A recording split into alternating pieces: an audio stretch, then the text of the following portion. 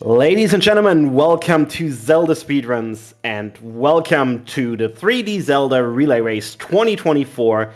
We are so happy to be back. We have 28 runners, we have 7 games, because Tears of the Kingdom is the new entry in the main series. So without further ado, let's switch to the layout. Let's enjoy the action for the next 9 hours, and let's welcome our first pair of commentators, Kadrin and the average Greg himself. Take it all away. It's yours, guys. Yo. What's up? Thanks for the intro, Trez. So yeah, it's kicking off is obviously Ocarina of Time. Not 80%, this is GSR. 80% is way too short to save me anything this relay, so doing this category instead. This is a classic category, a classic race category. Been around for a long time. Never 80% itself, but it's definitely beloved by the community. At least it was. I don't know about these days, but people still enjoy it. It's essentially a technically a no major glitches sort of category, as it was sort of seen as at the time. These days, it's sort of become a goal-based category, where the goal is to beat Ganondorf by getting light arrows. You may know this category as No I Am Ron Warp if you've been around for like a little while. That's what it used to be called, but we changed it to a more bull-based name. So instead of the restrictions of eye manipulation and Ron Warp, is just get Lullaby, get Bow, beat Bondo Bondo and Twin Rova, all from Source. Yeah, so it stands for GAN Source Requirement. Sorry.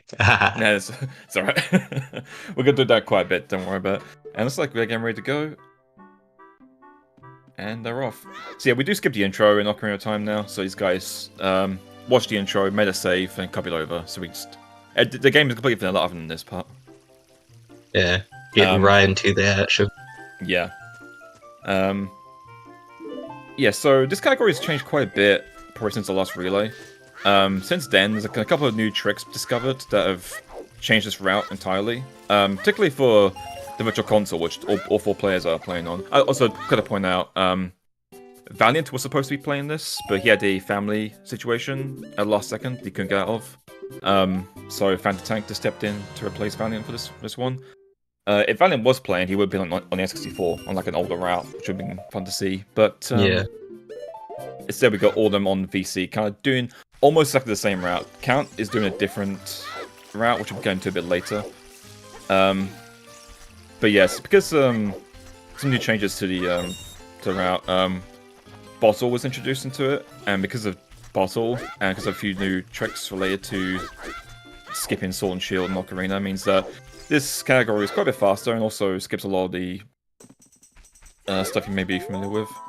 Particularly Bomb of the Well. We used to have to get Sword and Shield and Ocarina to get Bomb Shoes, but now you just need a Deku Stick and nothing else.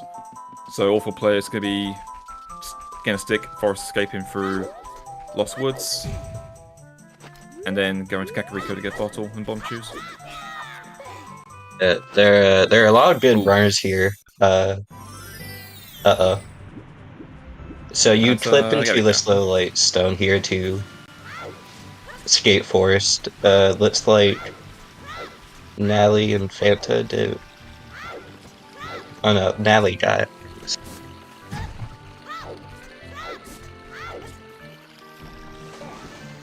Anyways, as I was saying, sorry, I keep like talking over you. No, go ahead. We got a lot of good runners here. Count is actually the current world record holder as of a week ago. He got world record by over a minute as he was like practicing for this race, so he's pretty wild.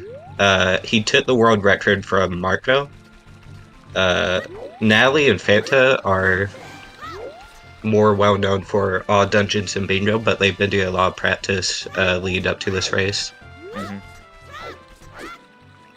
Yeah, so recently we had the Ocarina of Time Bingo Tournament 2024, and Fanta made it to semi-finals where he was knocked out by the eventual winner of the tournament.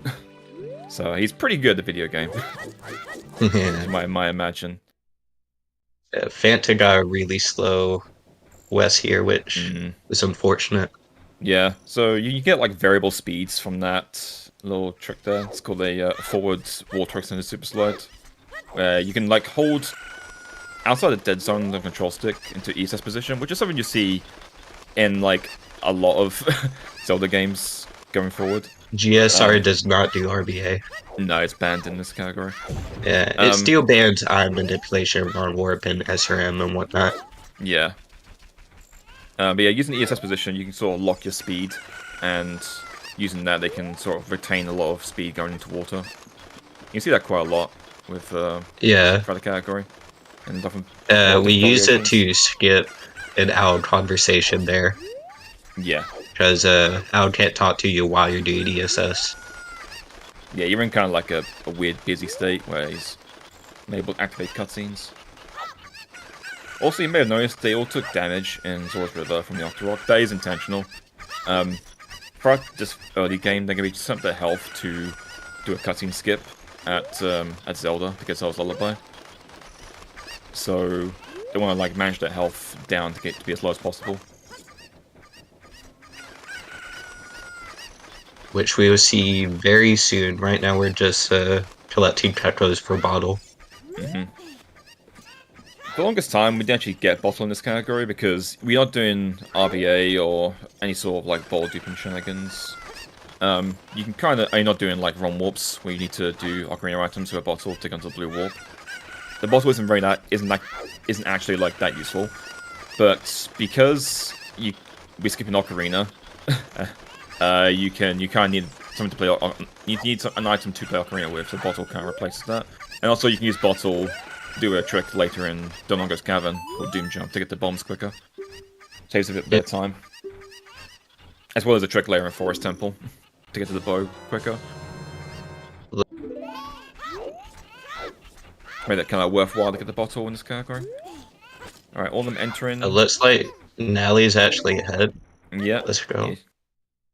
Cuckoos is sort of like somewhat mild RNG because the Cuckoos can walk around in different positions.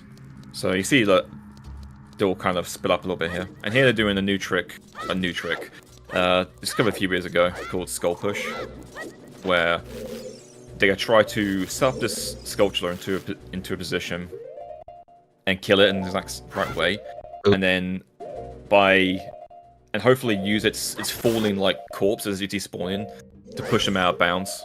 You see Marco almost getting here. So it's quite a precise trick. There's a lot of stuff you like need to be aware of, and multiple frame perfect input. So it's a little scary to do in a race, but looks like Marco and Count got just fine. Yeah, they're both very experienced with it. I said like World Record Holder and former World Record Holder, they're used to doing this in like minimal pauses. Alright, Natalie got it. And Jimmy should be good. Yep. Alright, see Count. See, this is where like Count sort of splits up from the others a little bit. Marco, Natalie, and Phanto are going to be getting this stick and then just using this Wallmaster to reload the area. Whereas Count did a little vine clip to fall out of bounds. And is going to be picking up another stick elsewhere. They do need another stick to get to Zelda. So Count is going to need one, but luckily it sort of ties into this route he's doing, where he's going to be using all his bomb chews like early on to go a bit faster, and then do a different trick to get to Mirror Shield later. Whereas Marco, Nally, and Fanta are going to be trying to preserve some bomb chews for later in the run at Spirit Temple. So Count will take an early lead, most likely because of that. If nothing goes wrong for him. But they all should... By the time they all get to Mirror Shield, they'll be sort of synced up. So if you watch pretty much any OT run, you might be familiar with this, but we're not looking at the castle chains here so that we can kind of get onto them, and then when we look at them again, they update how they're supposed to, and we just get shot up to the top. So that lets us get there at night when we normally wouldn't be able to. And they're also skipping the owl again by either reading the sign, which also puts you in a busy state to get out of the owl's trigger, or putting the stick on the right time. And another route divergence here. Count's picking up this Hylian shield now. Because he didn't get a stick and bomb the well, he's going to buy a stick here while getting Hylian shield. And the others will be getting Hylian shield after getting Zelda's Lullaby before going to the door. I do believe for this game, shoot and chop is fastest, because the alternative is getting it in like Brave or a different Yeah. shot. Because they can get the rupees and very easily, it's better to just buy the shield rather than get it from the graveyard. And here, doing owl skip. Well, Marco attempted it, but failed it, and Count got it. So similar to like the one in Hyrule Field, it's like Kakariko. You can sort of delay the owl talking to you enough to get out of his trigger range. We're gonna do a little precise walk up this corner called Seam Walk. This is just a little time saver. It's not really required for anything, but no reason not to do it. Yeah. A little bit of a slow one for Marco, but he made that up there in the end. And here's the damage boost that Count's doing to get to Zelda. Pretty precise one with stick. And he makes it. Good. If he fails that, it would have been pretty bad for him, because he's at such low health, he can't try it again. So he has to go get the egg. Or go like try and get a heart. Well, Marco didn't unbuffered. Very nice. Phantom makes it. Marco's just too good, dude. Just Nally. He lives on Ed. Okay, no, okay, Dill made it. That's good. That's one of those tricks where, like, if they fail it, if one of them fails it, they fall really far behind. So I'm glad none of them failed it. Yeah. It's not like a terribly difficult trick or anything. It is scary just for that reason, though. Yeah, it's a little bit precise. Yeah, Marco got caught by guards, but it solves the puzzle, like, once you get to that cross space, so even if you do get caught, it's not a huge deal. Yeah, so with guards, you need to be on the ground for more than one frame for them to catch you. So if you do frame perfect side hops, they can never catch you. And their vision hitboxes are a little bit janky. Oh, this is awkward for Fanta. He's trying to play it safe, but he's got to wait for his guard to come down. You can get behind him like that. Nally also got caught trying to do the side hops, which is fortunate. He got caught like right near the end too, which sucks. That sucks, yeah. Okay, well, three of them are in there. Fanta's showing Zelda his stick. He's modding.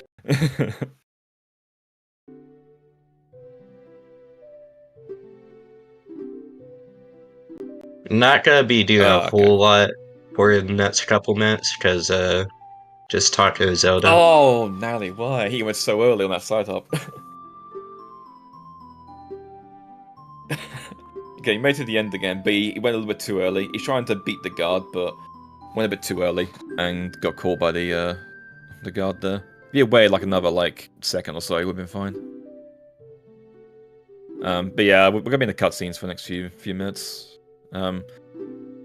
Honestly, like, this is kind of the worst part about GSR, is that, like, you have this Zelda cutscene, and then you have another cutscene after this, and Master Sword, straight away, pretty much. So it's pretty like top heavy when it comes to like cutscenes and stuff. But it also makes, once you get into the adult section, it'll start spacing itself out. Now he's getting punished by having a really awkward guard pattern here, where they're sort of right next to each other. Okay, you made it through. Yeah, it's fine. It's made it behind through now, but it's fine. GSR is a category where like one little mistake can turn into a lot of little mistakes, which can turn into one large mistake. So it's very, it's not super volatile, but like any sort of major mistake will set them back a few minutes.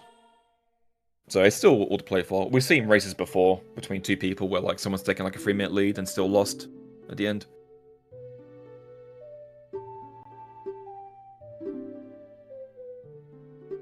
So, yeah, if you need a bathroom for like a minute or so, you'll probably be fine.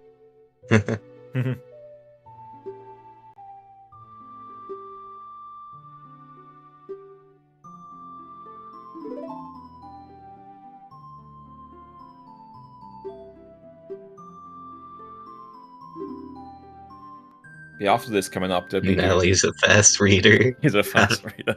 After this, they'll be doing the Zelda cutscene skip.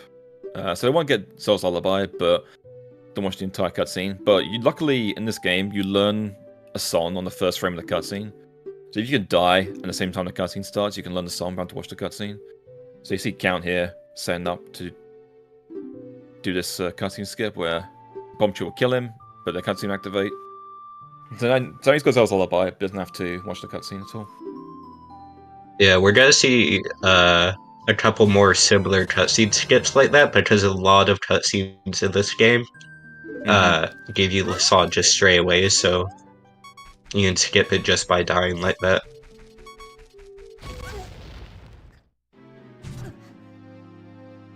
Okay, Marco gets it. Fanta gets it.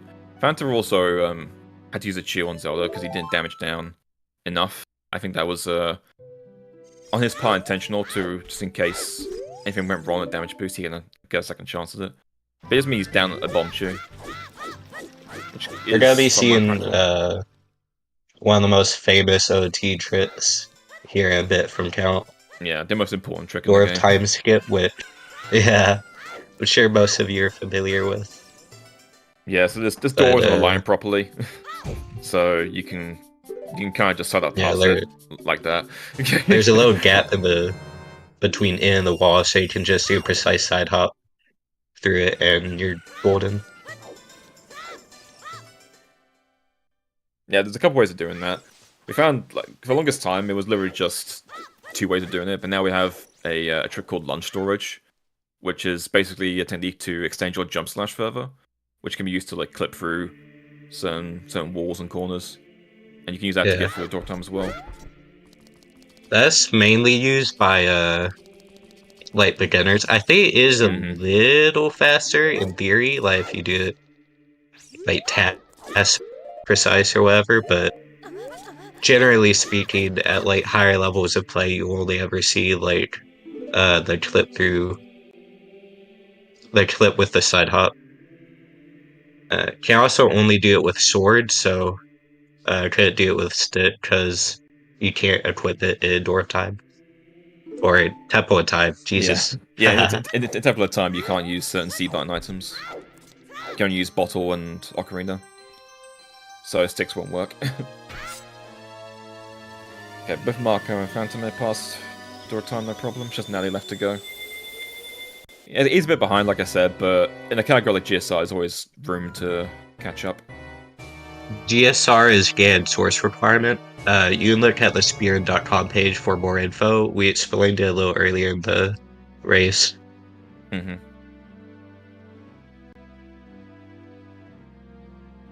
The general gist of it is that they have to um, defeat Ganondorf and then defeat Ganon, and they have to abide by source requirement rules, which means you have to get every item from its original source. So you have to get bombs from the Dongo's Cavern, you have to get bow from Forest Temple, and do ban certain glitches to make it an actual category rather than just um, using like RBA and SRM whatever to give you what you want.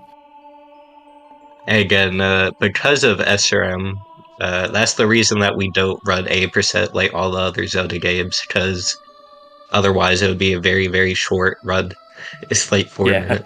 Yeah, yeah. The world record for any percent in this game is by count, and I think it's a 3 minutes 46 seconds. I think it is. I think it is in Yeah. that down to 3:46. So Would it yeah, be that fighting, as you can imagine? yeah. Not only will it not be that fun, but also it's a relatively volatile category, and if you mess up right at the end, you can just like crash the game or have to start over or whatever. So it could be like 15 minutes of people trying to do one trick to make it to glitch to the credits, basically. We just need a race of them doing 8% like 15 times in a row Yeah, to make up for the time. pretty much.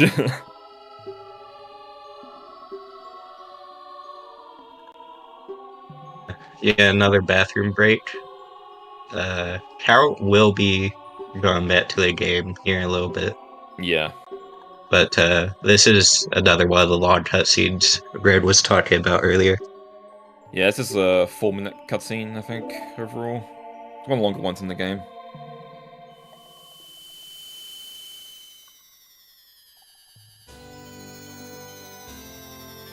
Luckily, this is the last, like, long cutscene for a while. We do have, like, some short ones, like Ender Dungeon cutscenes and Magic. But, like, those are pretty short ones in comparison.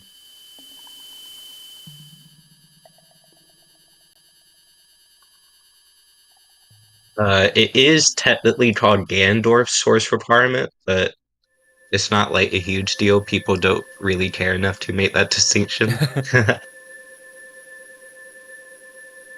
But yes, if you want to be technically correct, it's Gandorf.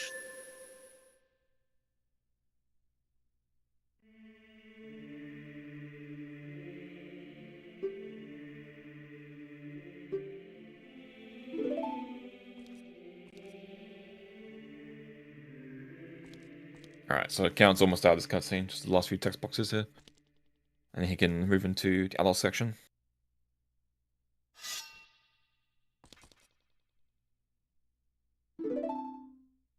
Yeah, you're like kind of right. I mean, people will say Gandorf source requirement, but they also say just Ganon.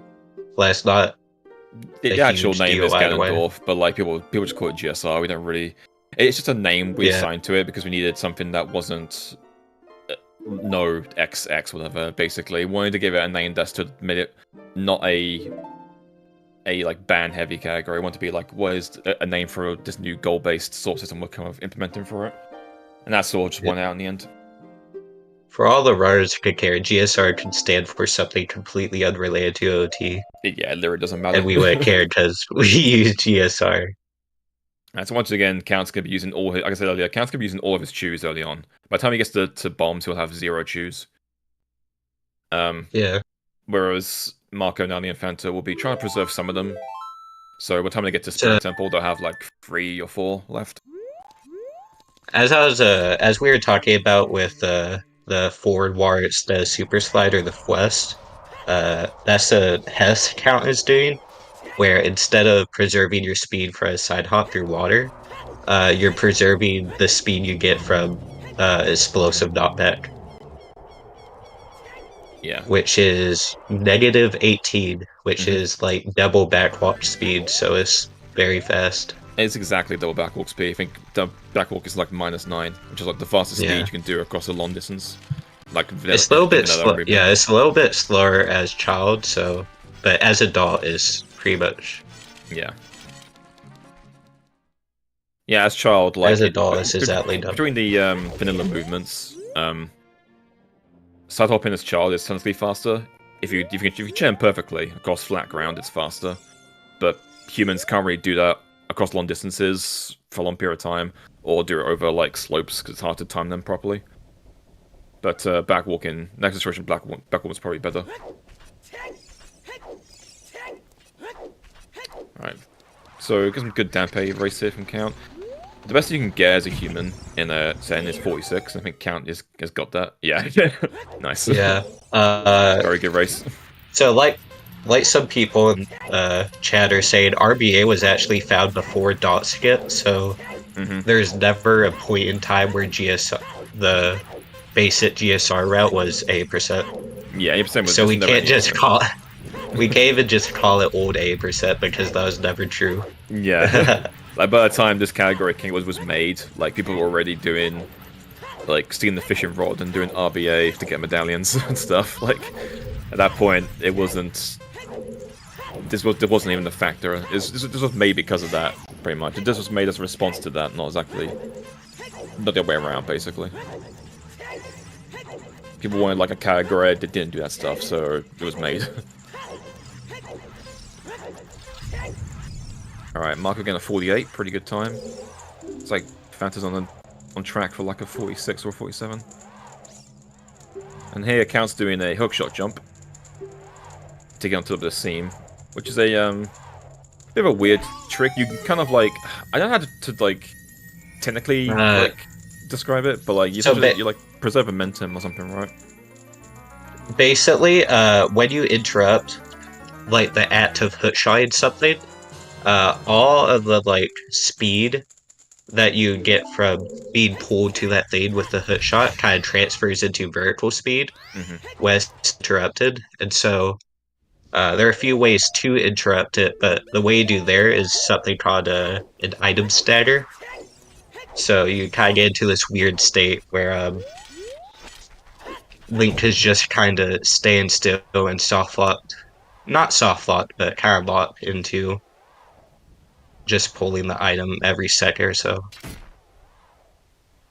There are a few other ways to interrupt a hookshot for a hookshot jump, and we will actually see one of those later in the run, but Yeah. no spoilers, teehee. Yeah, but doing that allows you to get into Shadow Temple early. Also, as we didn't point out, they're using a glitch called ISG, the Infinite Sword glitch, which is when you interrupt a crouch stab in the last frame of the animation, it makes so your sword is constantly swinging every frame. And when you have that glitch active, you can't fall off ledges, so that they can walk on the seam sort of pretty haphazardly. Well, Fanta got a bit stuck there, but he's made it for us. And then you're using this thing again to Shadow Temple early, rather to learn Nocturne. And here Count's doing boat skip. This is a new variation of it, using a triple slash clip. We use like slash 3 times. The third slash gives you a lot of recoil.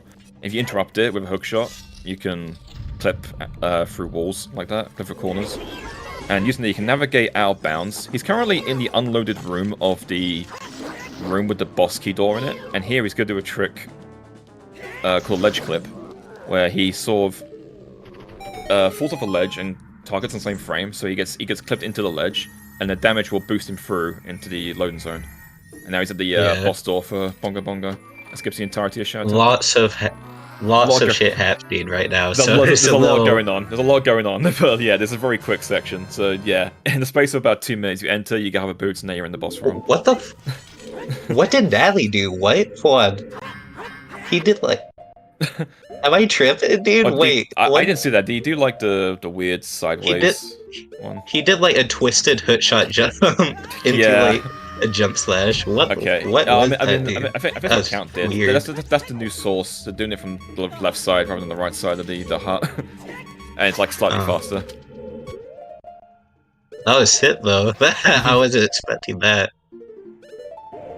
Here Count's fighting Bongo. We're using ISG again to just stun lock him. Yeah, ISG kill him very quickly. Yeah, also because ISG can't fall off ledges, when he hits the Bongo, you don't go up in the air, so you're free to hookshot him, like for him to get knocked up or anything like that. And also, we didn't talk about this, but in conjunction with ISG, you have something called Power Crouch Stab. So in this game, the Crouch Stab attack isn't programmed properly, and instead takes on like the damage and damage type of the last attack you did. So if you did a Master Sword Jump Slash, which is 4 damage, then your Crouch Stabs now do 4 damage.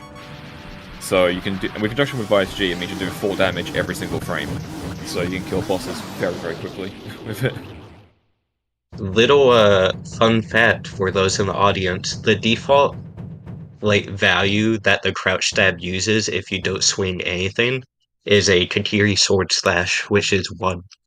It's actually not a Kakiri. It's actually different. The damage value, it's 1 damage, but like the damage value is different from the Kakiri Sword Slash. It's weird. No, it's like it's like slash. Quite literally Kakiri Slash. I'm pretty sure, because I remember Fig was looking into this like a little.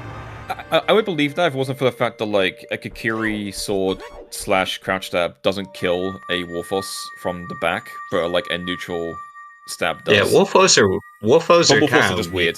Though. Wolfos are just weird, yeah. They're just weird enemies with weird damage.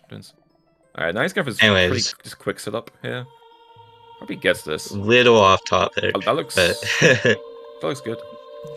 Yeah, we explained most of what's going on, I think. Yeah.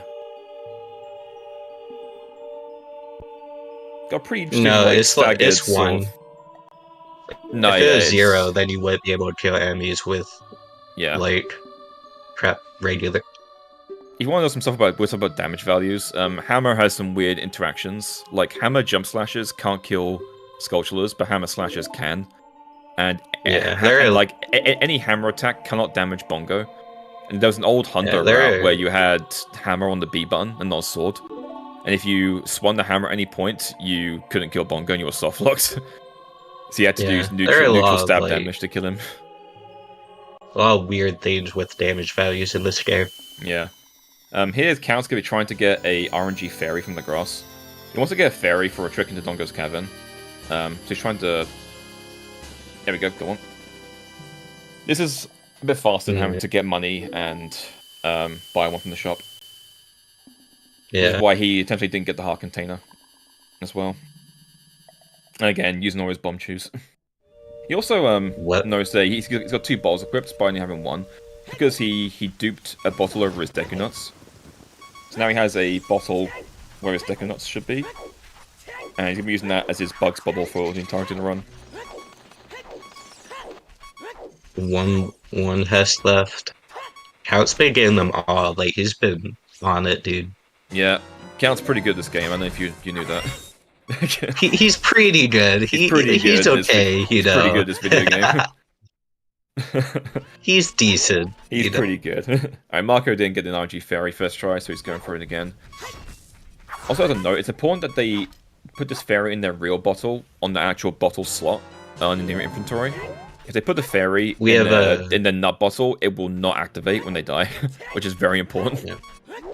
We have another type of hookshot jump coming in from Count.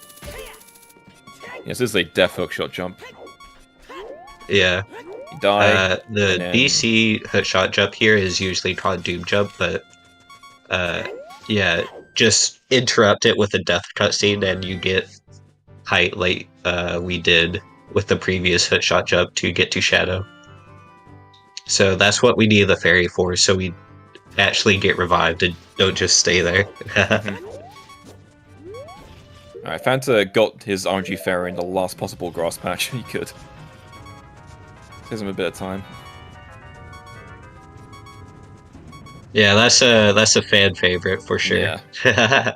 And it's also not the last hookshot jump we'll be seeing from Count. Well, there's still one more to go. True. Which we'll be seeing a bit later. I wonder where it will be. Yeah. Guess you gotta stay tuned to find out. I wonder what will happen.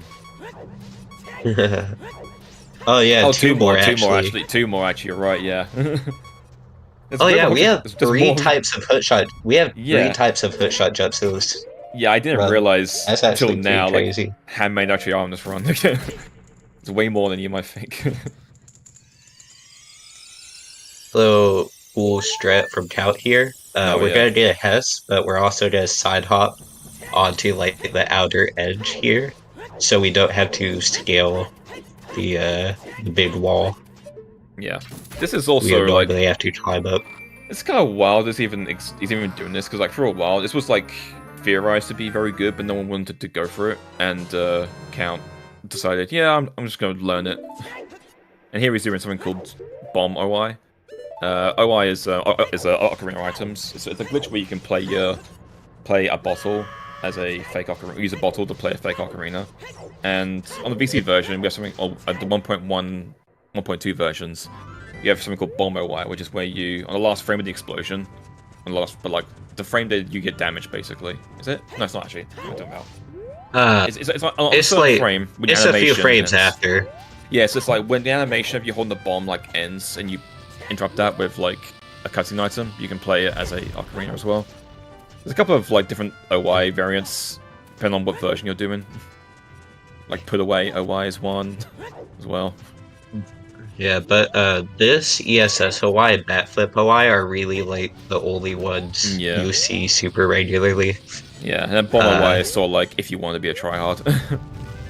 Yeah, but as Greg said, NTSC 1.0 is literally the only version where Bomb OI doesn't work, because it has something to do with how they patched Empty Bomb Glitch, which is a 1.0 exclusive glitch. They patched that, and that made it into like a more useful glitch, which is really funny. But you know, Count using the bomb there by accident. Marco also going for Bomb OI. The pause buffering it. Gets it though. Bomb OI is faster if you one pause it or do it unbuffered. It's faster than just doing normal background OI, because you have to like the reason it works is you have to dump it and then catch it. Yeah, you have to dump and then recache the bugs, which takes about 12 seconds. Count is blazing through this. I was about to say he's going like super fucking fast, dude. Like I said, he's pretty decent. Like he's pretty good at OT. He's okay. We're saying that as he gets stuck on Mido for about 10 seconds. Right. Yeah. Yeah, so If you got stuck on that you- for much longer, we yeah, would have been so like, you know, maybe he is maybe he totally isn't okay.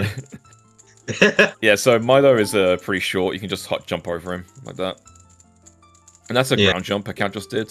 So when you can like store like a grab state with the bomb, and then if you try and backflip and all side up, you get a little hop, and you can use that to grab ledges. You can't always normally grab hold of. You gotta normally, There are like, jump up technically to. a couple other methods of ground jump, but those are like very niche. You won't really see them regularly. Here's another Uh, cutscene skip. Somebody's gonna save and no Yep. continue. That's gonna put him back a temple at a time. Save a bit of time over like save warping.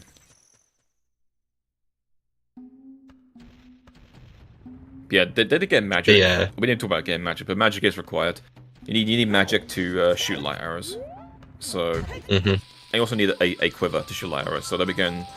So getting minuet. That's also is why for we them to get need to Forest Lullaby Temple is. later. Yeah, that's why we need Lullaby is to get magic. Yeah, that's the only reason. It's even required. Alright. And once again, now, we said before we need to be Shadow and Spirit Temples. The reason why is because you need Now Shadow we and Spirit need the medallions. triple slash club. Yeah, Fanta did that earlier. The reason why you need, the reason why we need these medallions in particular is because the only check to get light arrows is if you have Shadow and Spirit medallions. The game doesn't check for forest, fire, or water medallions. Because you have to get those to get Nocturne, so it just assumes that you already have them if you've got Shadow and Spirit. So by having Shadow and Spirit medallions, you can then activate the cutscene to get light arrows from Zelda.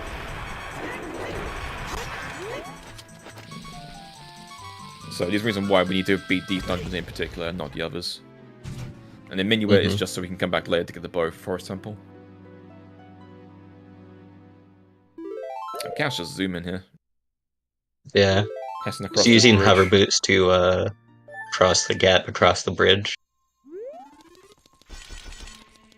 If you need an example of how fast Hess is, you just clear the bridge like super easily Yeah. with that.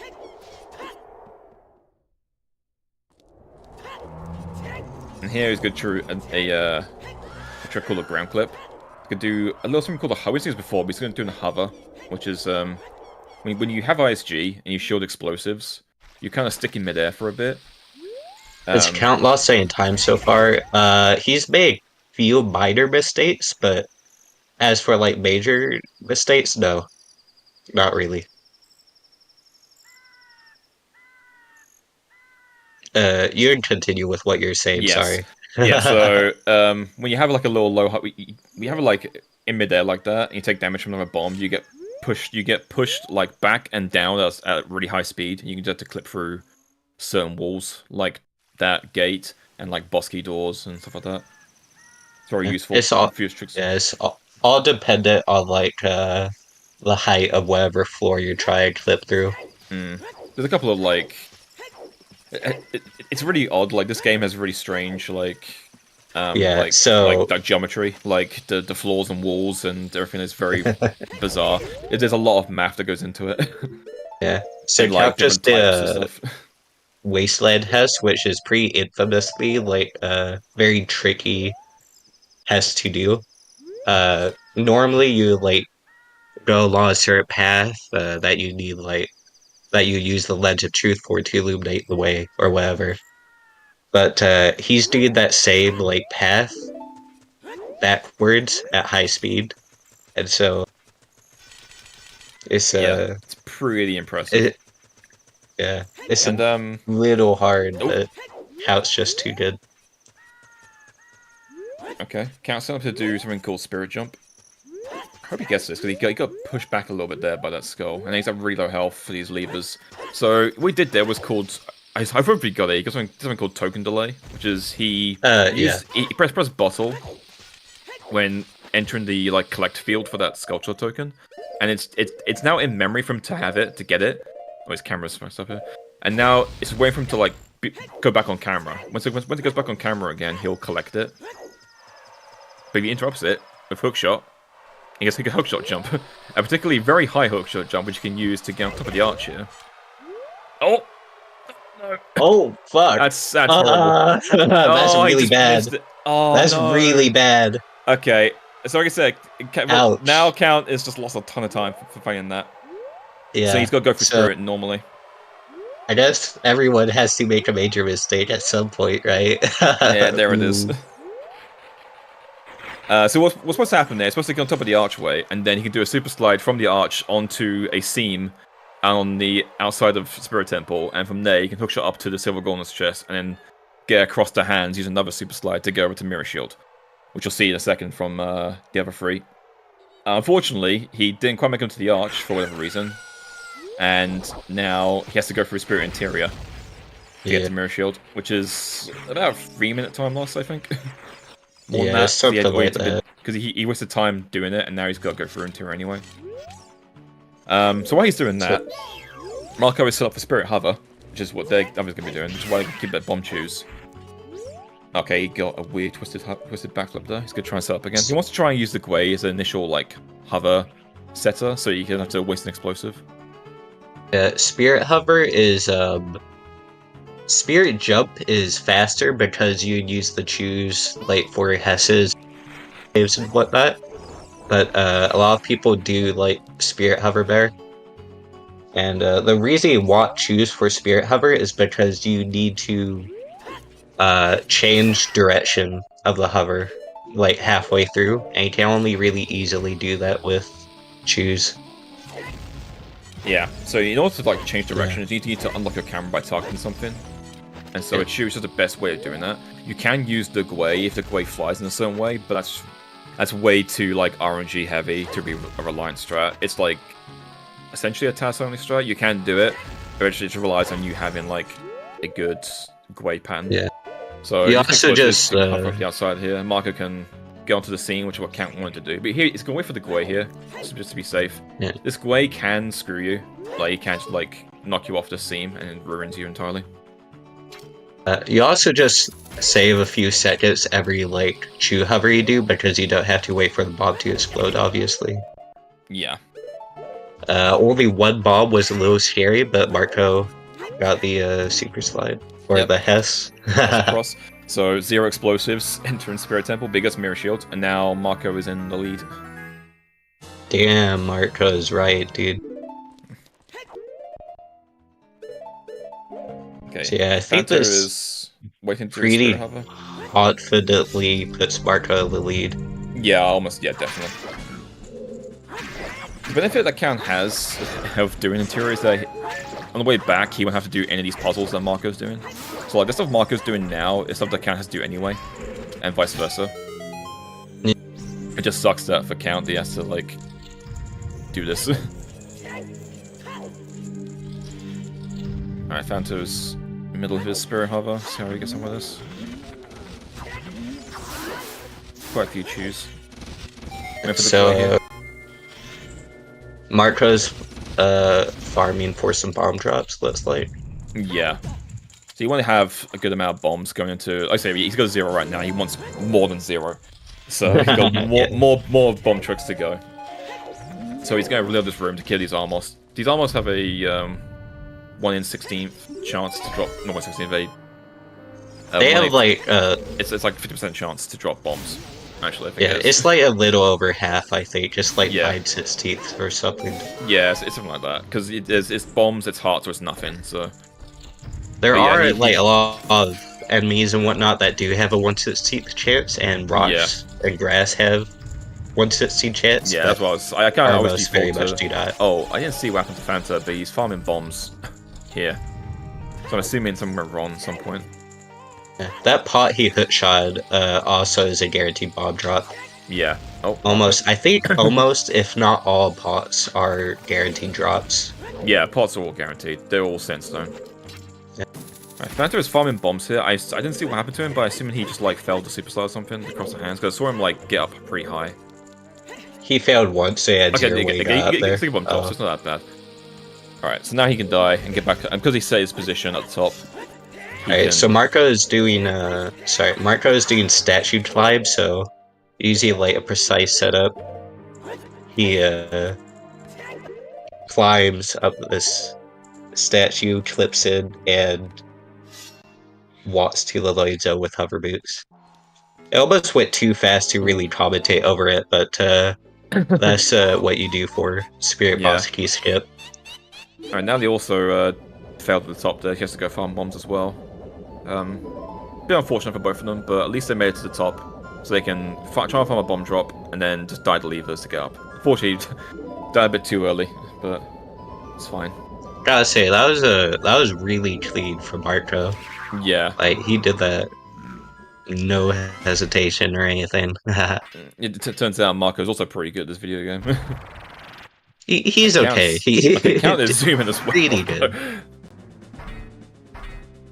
Okay, yeah, Count's just showing off at this point. That was very, very clean from Count. No hesitation, no nothing. Honestly, not as big of a lead by Marco as I thought there'd be. But I guess Count was just doing so well before he messed up that I say like he Count pulled such a lead because of using his bomb shoes to go a lot faster. He had like a solid like 2-minute lead, I think, going into that. So he had a little leeway to work with.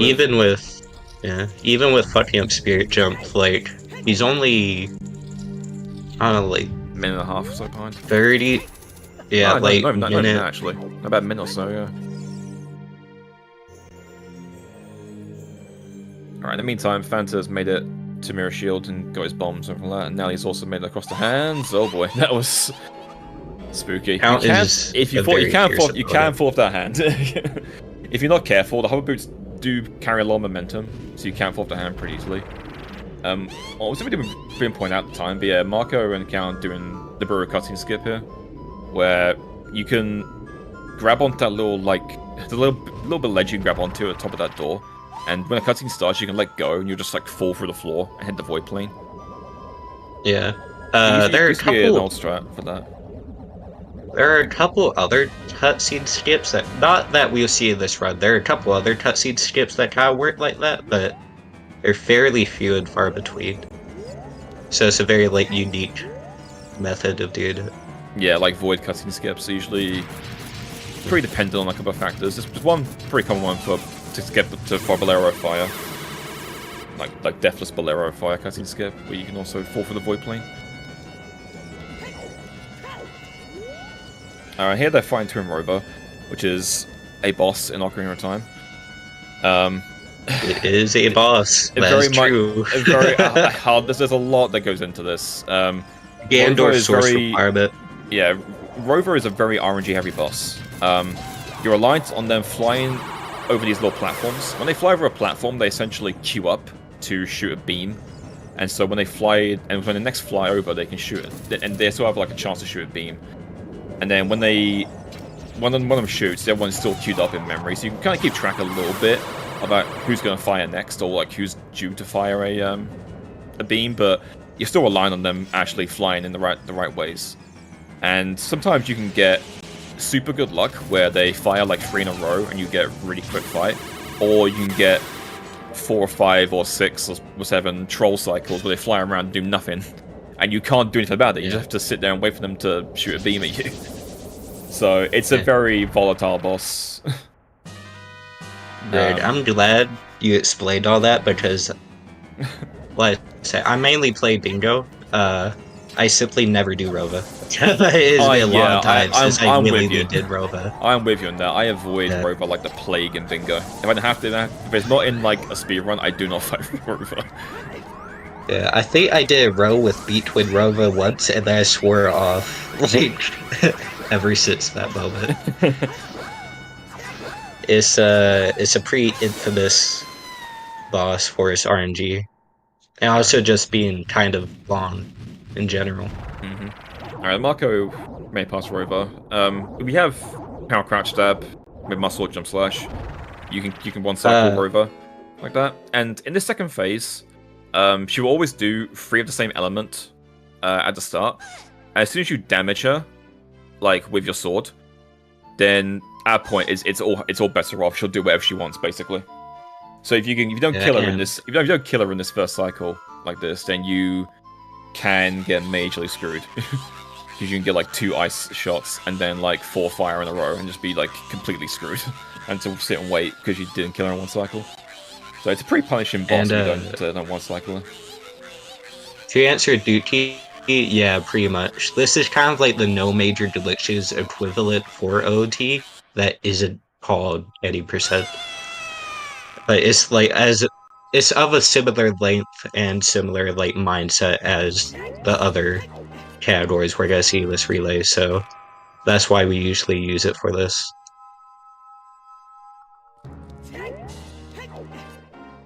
Alright, Fanta lost a bit of time there. He didn't get the Nibiru cutscene skip, so now he was able to catch up to him a little bit. So they're both kind of entering Rover at a similar sort of time. Only it's like separated by 1 cutscene. Oh yeah, also looks like Tout caught up quite a bit during that Rover fight. Yeah, Marco got trolled a little bit, I think.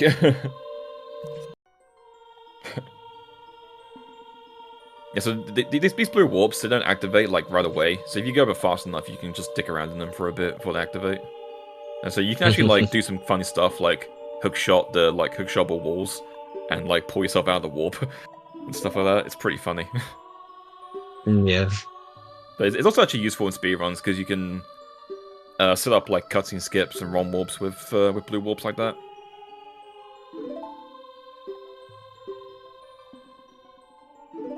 GSR does ban. I think it bans blue warp cutscene skips, yeah. right? Yeah, it bans blue warp cutscene skips. Yeah, I'm not a GSR runner, so I'm trying to remember if this was the one that allowed them or that it specifically banned it. I know we still have it or not, but there was a category, no iron ROM warp, which allowed them, and it was ran by about 5 people for about 1 week, and then never saw any action at all. And now it's sort of like just like dead in the category extensions like pit. Or will like categories go to die?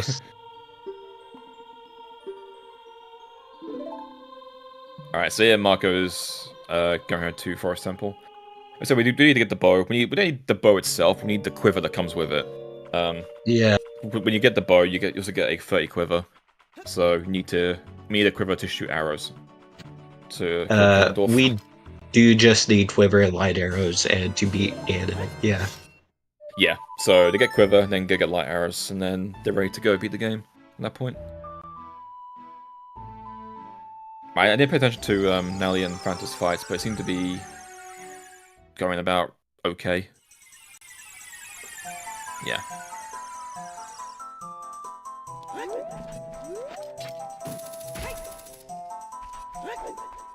Yeah, so depending on how fast things go, our first runner could be finishing the race at like 20-ish minutes.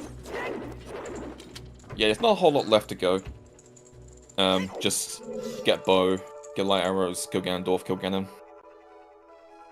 Sounds like quite a bit, but for speedrunners, that's like just this honestly wouldn't take that long. And Forest Temple is also the home of like one of the other major tricks that sort of meant getting bottle was a lot faster in this. Was the reason why getting bottle was faster nowadays in this route.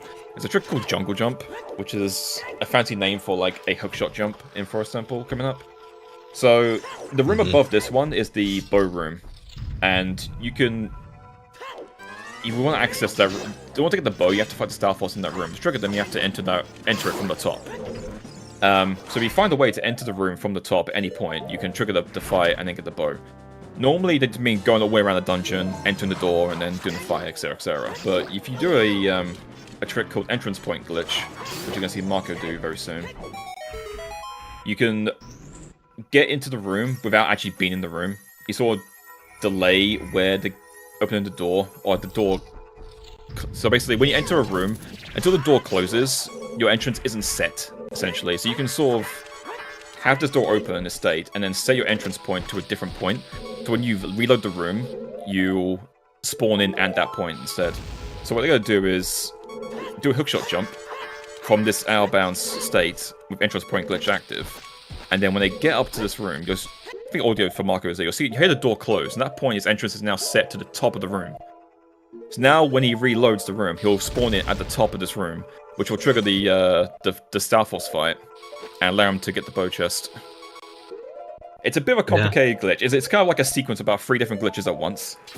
Yeah. But essentially, EPG and so now he shot. spawns in here, and the Star Force fight activates because he enters from the top of the room. And now he can fight the Star Force and get the bow. And this trick saves like 2 minutes, I think, over going through the temple normally. I want to say it's less than that, but it does say the free. It's about a minute and a half or something. We're ahead of stream. Way ahead of stream. Look, the streams are constantly coming back.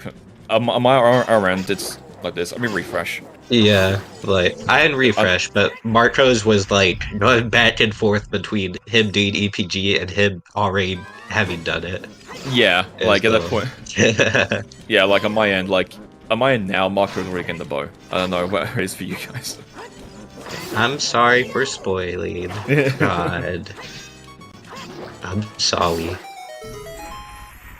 Alright, Marco did die as well. That's also intentional. He wants to get out of this dungeon. So it's the fastest way of doing it, just to die back to do a death warp and then leave the dungeon. And then save warp. You just beat Star Force? Okay. Okay, yeah, then we're about 30 seconds ahead then. On our end. Bow mode. Okay, we'll be good. Maybe we should put this in like random terms. On our end, Marco just entered Lax. So for everyone here, Marco is in light arrow mode right now. Yeah. No, Count's not ahead. Fanta and Ali are currently bow and light arrow mode. Yeah, so Marco and Count are about 10 seconds apart, I think, something like 15 seconds apart in Lyra cutscene. And Fanta and Ali are about 20 seconds-ish apart.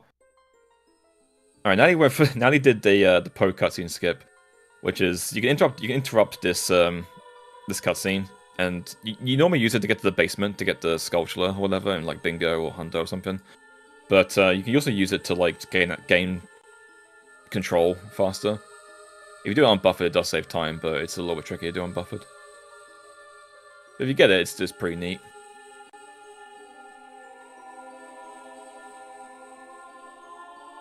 Oh, now you've got the heart by accident. He wants to be at low health here. Alright, Fanta going for his jump hit. One more for him, I believe. For anyone wondering, the reason they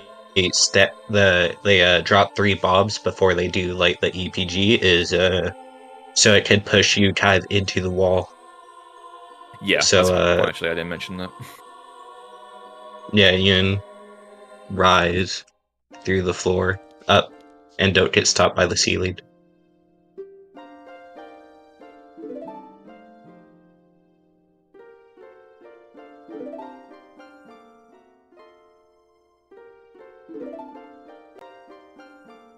Alright, Fanta got jungle jump. Let's go kill the bow Star Force now. And now Nally is just trying to get one more frame, I believe. Yeah, so as we were saying earlier, like when you dupe a bottle over like an item, like a nuts, if you pick up more nuts, then that bottle gets replaced by a deck of nuts again, which happened to Nally. But luckily, it's not important because it doesn't need bottle anymore, or it doesn't need bugs anymore, because he's just gonna death warp and then save warp back to simpler time anyway. Yeah. It's important to mention, I think that only applies to, like, stits and nuts. With any other item, like, if you dupe a ball over choose, even if you get more choose, it won't come back. So you just have... That's the case. Yeah, I believe that is the case, I believe, yeah. I'm pretty sure that's like that for every item except stits and nuts. Yeah, because like bombs, bombs is a weird one. If you have a bottle over bombs and then go open the bomb chest, then instead of getting bombs, you'll get a bomb bag item over your chew slot, which can act as like eye drops and stuff. It's a bit weird. I feel like this is strayed from the point a little bit, but yeah, there's like a lot of weird stuff with how it handles all of that. Yeah. It's actually pretty close between like our 4 runners are sort of like separated into 2 packs at this point, where like Marco and Count are about 15 seconds apart, and then Nelly and Fanta are about 30 seconds apart or so. Pretty close between like those 2 groups. Yeah. Yeah, they're both at 58 minutes. So true. Okay. They're all in lax at the same time, which is a reassuring sign they're not like completely like super far apart. Yeah. By the way, this Count is does the have the longest chance cutscene in to the win game. here. I mean, yeah, like the Count at this point, like unless Marco or Count make a mistake, Nelly and Fanta are not going to be able to catch up to them. But between Marco and Count, it's anyone's guess really at this point. But also, this cutscene, as a fun fact, is the longest cutscene in the game. It's just shy of 5 minutes. I guess excluding credits, I guess, but like relevant cutscenes, this is like the longest one in the game. I'm Team Count right now. I'm a Count believer.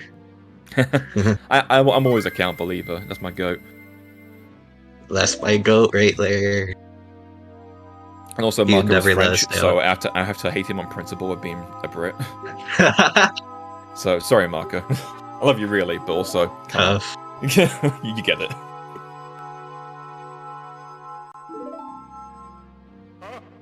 No commentary biases. No biases whatsoever. Yeah, you're right. Just national biases. I believe in each and every one of these runners to finish the run eventually. Whole continent. France is not a continent, Corpser. Behave.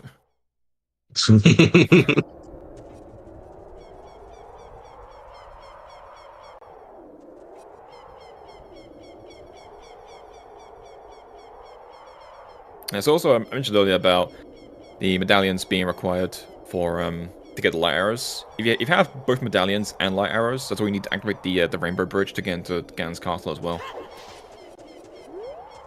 Yeah, so that's why we only get Shadow and Spirit Medallion, is because that's all the game checks for. Yeah. France tried to be a continent at one point. I guess that's true. I feel like every European country tried to be a continent at one point. Yeah. Like, don't pay attention to the fact that I'm British. Like, that's nothing. Like, don't read into that whatsoever. The Definitely. call is coming from inside the house. Definitely not a self-report.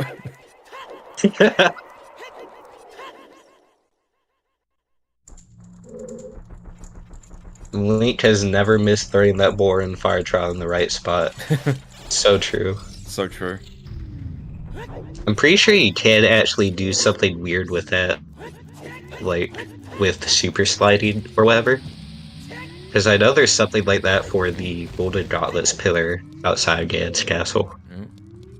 Marco, you good, buddy? He failed to get ISG there. He went to do a hover, but he's going to do this back up instead with a Mega Side Hop hover slide. So this, for some reason, the loading zone extends a bit further out for this tower. So you can sort of just, like, hit it, and you're now in the loading zone for this. Oh my god, they're so close. Yeah, they're like... I was, like, only a few seconds ahead. That failed ISG for Marco actually cost him, like, a lot of time. Yeah. Here they can kill the Demophos really quickly with quick spins and great spins. I believe in Cal LG. That's my goat.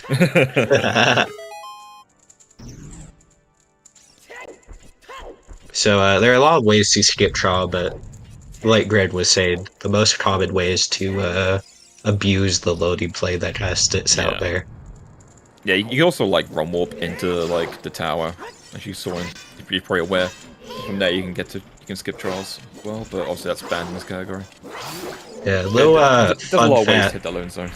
Yeah, little fun fact for those in the audience. Trial skip was found in 2003.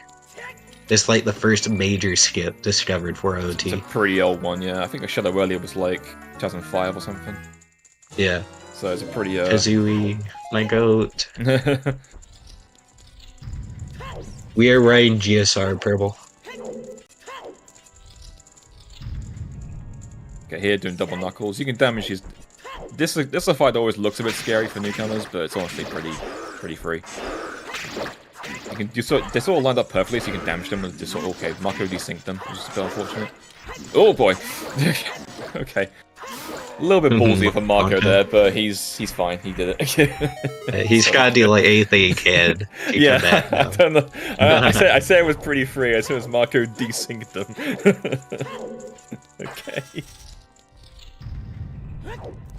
My voice is Lilo and Daisley right now. I'm not used to talking this much. Alright. Count doing a little hass up the stairs to get to this boss door faster. Marco can't really do it because he's got a very tight bomb count going to the end game here. You really want to have as many bombs as possible going into the collapse sequence and the Ganon fight. Yeah. I'm just overwhelmed. Too much hardcore gaming for me.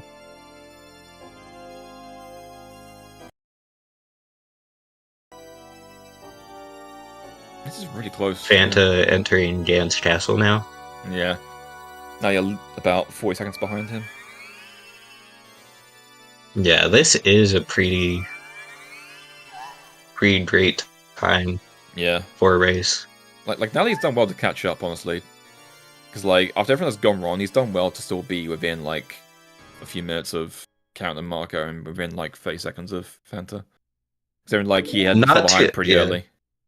Not to like jinx it or anything, because it hasn't finished yet, but yeah, all the runners have been doing very good. Yeah, they've all kind of made like some awkward mistakes, but they managed to recover like really well.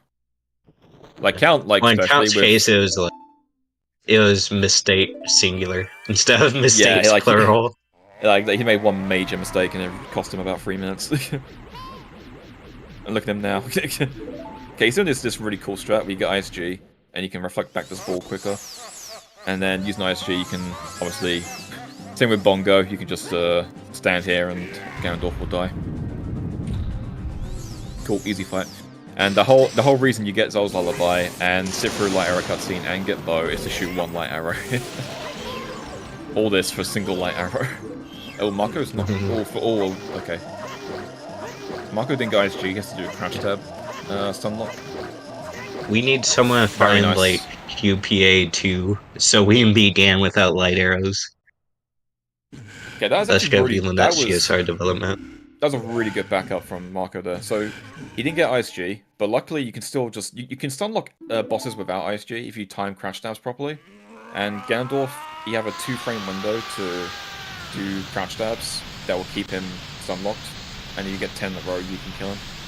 It's a. Is it really a 2-frame window? It feels more lenient than that. I believe it's 2 frames. I might be confused with Bongo. Bongo, I believe, is a 2-frame window as well. Maybe Ganondorf is a bit more lenient than that. But I think it's 2 frames though. Yeah.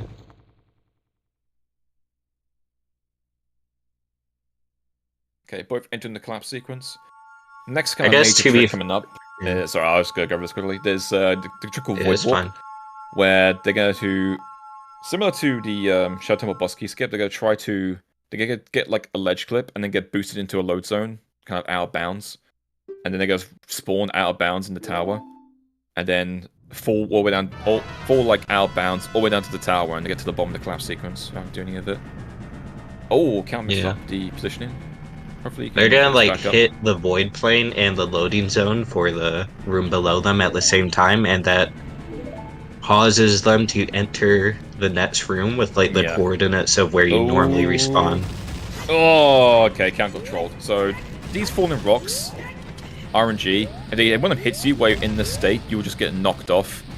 And he has to die here because you need like... Yeah, you need... so doing this will do 2.5 hearts of damage to you, because you take half from the bomb, 1 heart from Fom, and then 2 hearts from the void and from the full damage. So yeah, so you literally like need full health for this. Yeah. Marco got pretty cleanly though, so yeah, looks like we're heading for a Marco victory. And still Ganon can still surprise you. I say no face cursing again. all his fault, dude. And he got the kiss. Let's go. Oh, we're in there. That's beautiful. Count going for the... Oh, nice. The rock super slide. I'm blushing and Ryan, my Zelda fanfic share as we speak.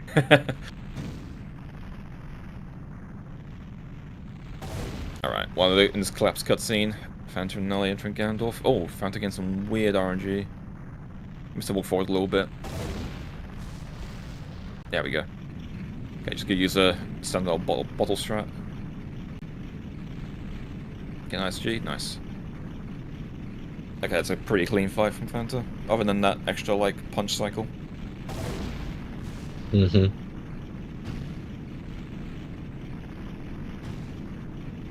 Ganondorf is one of those bosses that can surprise you, because his attacks do a lot of damage. So if you miss time, if you're going for like the bottle, you're using the bottle, which has a pretty good window to like fire back the ball of light. If you've mistimed that, you can just get one shot because it does like 3 hearts of damage. So you can get completely obliterated by Ganondorf if you're not careful. Yeah. But usually Ganon isn't really like a choking point, but you know, there is always the possibility to fuck up. Exactly. Oh, now they're also going for this fun ISG strat. This is one of those strats that like people saw like, oh, that's stupid, who would do that? And then Count did it and I was like, oh my god, he's a genius. Alright, this is the last trick of the run from Marco. If you super slide into this this cutscene and hold down and hold R, then Ganon will not knock the sword out of your hand. You get the Master Sword for the first phase of the fight, which is impactful because Ganon's damage table is very specific. He basically will take full damage from the Master Sword and sticks, and that's basically it. Everything else will do 1 damage to him. So you have to kind of Count doing a Count doing a strat is kind of like it's like when the kid in the same class says the joke louder than you. Kinda, because he did it like right next to the trigger, so he is like, if he felt that super slide, he would have just got like ground jumped into the recoiled into the trigger and failed it. Alright, time to scan his void warp. First try, nice. Yeah, having the Master Sword for this first phase is really handy because it means because if you have the Master Sword equipped, then it's 3 like jump slash power crash that hits. When if you have the sword, then you have it's like 10 hook shots hits, which is pretty bad. Are you asking when the Super Slide Keep Master Sword was discovered? It was a long time ago. I want to say it was like it was 2010, 2009, 2009, something like that probably. I'm pretty sure it was somewhere in the 2000s, but I'm not sure exactly. Super Slide was a pretty early discovery. I'll see if GFG and found I'm it. pretty sure it's soon after. Right. To ask ZFG about it. He did find it. At ZFG. It's like the one thing. Like, the one thing like early on that I found was like this trick. Yeah. Alright, Marco gets the kill, Counts not far behind. They'll be handing off this relay to their MM teammates while Nally and Fanta are just finishing off. GG's Marco. GG's Marco to win this section of it. Very solid times for both Nelly, him and Count. Nelly, no, Nelly! I thought Alright, he's good. He has a core heart. He's good. He's good. He's fine. He's chilling. No! Why'd you say anything? No! Why'd you say anything? Yeah. I was wondering when it was gonna happen. I was wondering when he was gonna just Nally himself. And he did it. At the end. Oh, he took a damage for that. Oh my god. I should have said anything. I should have said anything. My bad. Well, something fun that we can point out, I guess, is that if you reload the collapse sequence, you basically remove all the lag. Yeah, I'm gonna have to like apologize to you for that one later. You just completely jinxed him.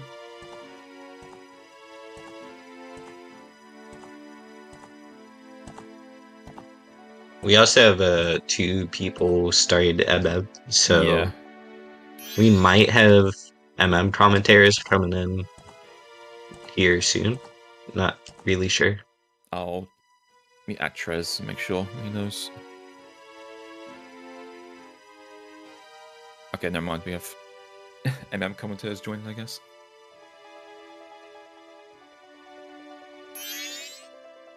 Hey, that's me. What's going on? Hi. What's up? Hi. That was a fun race. I enjoyed watching that. Me too. Was All right, if you want to talk about you can go ahead. We've basically done everything we can for OOT. No, I'm just going to keep talking about OOT. Oh, excellent. Go ahead then. the secret third By all OT means. commentator. Yeah. Out of nowhere, from the top rope. Alright, Fanta's almost done with his fight, I believe. A few more hits. Oh, that's first phase, never mind. Shut up, muted. I didn't even see that. Nelly got your ass.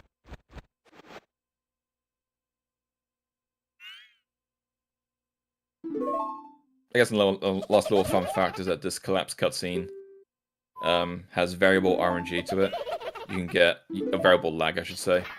So people who ran Defeat Ganon, the old 80%, the actual old 80% category for OT, would have a split just for collapse lag RNG, and it would be surprising. Sometimes they would like gain about like 2 seconds. Sometimes they would lose about 3 seconds. It was like surprising amount of variance.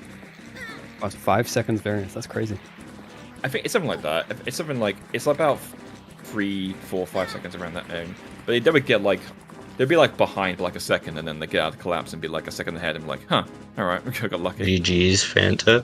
All right, Fanta's done, and hand off to Morpheus to take over. It's actually pretty close. Nelly they're all within like is- 5 minutes of each other.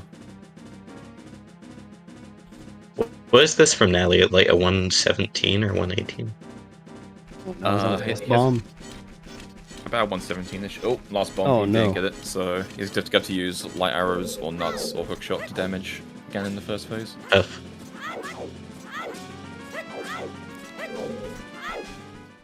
By the way, anyone familiar with speedruns knows there's not really much to say at this point. Yeah. There are some cutscenes going on.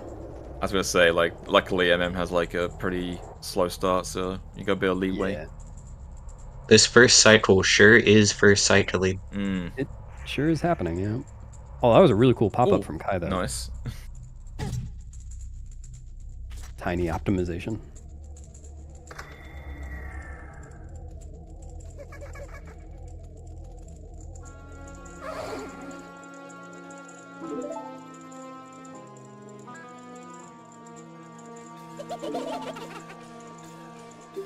Alright, it's a bit of an awkward fight from now. Yeah, 7 nuts, which is fine. Nuts are actually the fastest alternative if you haven't got sword, or a way to do sword damage like a stick or hammer or something like that.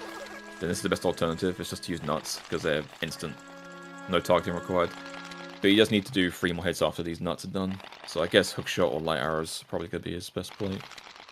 And he's using light arrows because he's already equipped already.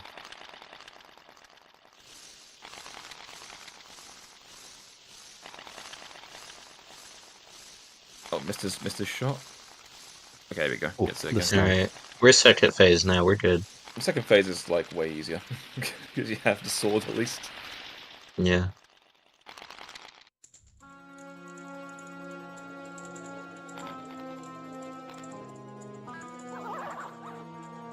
Yeah, he failed the super sliding and doesn't have any more bombs, so he couldn't do it with sword.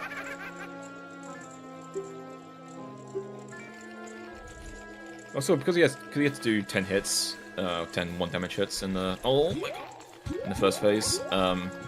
Ganon's health is a little bit desynced. Normally, it requires 5 hits in the second phase to kill him, but because he's a little bit off on damage table, it needs 6 hits. So, But you get now that Nelly's run is about ending, yeah, we'll I hand it say- off to the commentators. yeah. GG's to Marco, Nally, Count, Fanta. It was a very good race. Marco and Yeah. Count were like super close. Yeah, very. If Count didn't get trolled by Rock there, he probably would have won. But yeah, it was fun. Good luck, guys. Thank you for having us, Trez, and the rest of the ZSR community. Yeah, best of luck to hope the commentators and runners going Yep. forward. Thanks, we'll need it. hope the hope the rest of the relay is also fun. Thank you so much bye-bye. for being here. Thank you so much. All right, thanks Thank you having for us. commentating. Enjoyed the commentary, guys. All right, best of luck, y'all. Bye bye. Peace. Peace. All Oh, there's right. Matt. Yeah. Oh, what's up, Jake? What's up? So yeah, I got some intro cutscenes going on. Just like OOT, we're not actually doing true 90% for Majora's Mask, just because we want to see a little bit more of the game. True 90% is about 17 minutes long. So 90% NMG is like hour to an hour and a half. Let's go with hour and a half-ish. Actually, you might see a little optimization on Zax's side here. Not quite. Went for the Tattletale skip. Just missed it. So yeah, it's basically an all dungeons category. A few glitches are banned, but basically it means they're going to beat all 4 dungeons and then go to the moon and beat Majora. I'm interested to see, there's a bunch of different routes for this category. The fastest one being very difficult, especially in a marathon setting. So I'm curious to see what routes the runners decide to go with. Yeah, it looks like Zax and Kai are on English. I didn't actually notice whether Morph and Riddler are. I believe everybody is on English. I Okay. think the standard now is English. Japanese isn't really used for NMG anymore, except for like absolute beginners, because there is an alternative to the Snowhead Hess, which is why English is faster, and the alternative is faster than Japanese's alternative, Oh, okay, I didn't realize that. which is cool because it means you can be a beginner and do pretty much the same route as the world record. It's just a matter of what strats you do. So we see a cutscene skip from Zax and Kai. Just pause buffering through the Happy Mask Salesman cutscene because it takes 2 frames to activate. And both resetting to skip a little intro cutscene because the game automatically saves there. Which is something that is exclusive to English. Japanese actually wants to watch it there because it's a little bit faster, but English text makes it slower. Yeah, it's such a small difference. Yeah. In general, language differences. Well, so there are a bunch of language differences in this game, but text is really not a major one. Right.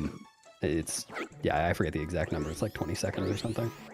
And it's offset because English has faster load times, so it really doesn't matter which version you're on. It's just about which glitches are exclusive to which version. Yeah.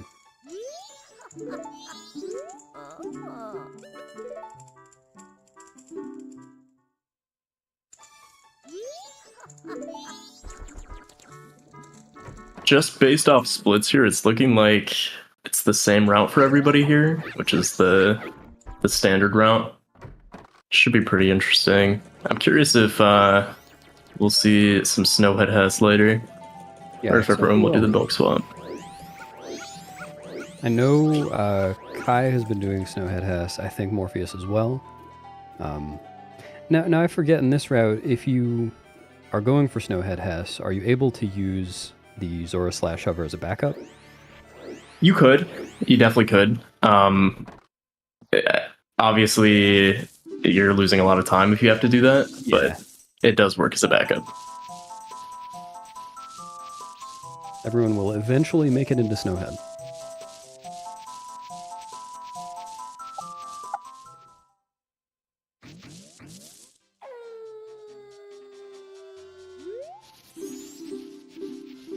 If I had to imagine, I mean, all of these runners have PBs with Snowhead Hess, so I would imagine they would go for it, but some may value the marathon safety of the other strat instead.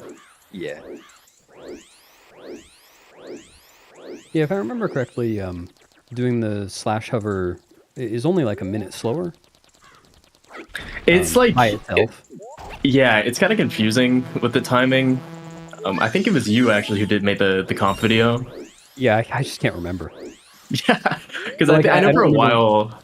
No, go What ahead. else changes in the route because of that, if anything? I don't think anything changes. It's Oh. it was confusing because there was like 2 main strats for the / hover and we didn't know which one was faster. And I know like 2 yeah. minutes was floating around, but I think it is a minute. Yeah, I think it was closer to 1 minute. I can't remember the exact number though. Yeah. But I don't see many people doing that, so I kind of doubt we'll see that today. We'll see. Yeah. I think it was a little more common when the route was a little more new. People were trying to get their footing with everything else. Yeah, it makes sense. Zach's in chat saying 50 seconds. Oh, I believe Zach.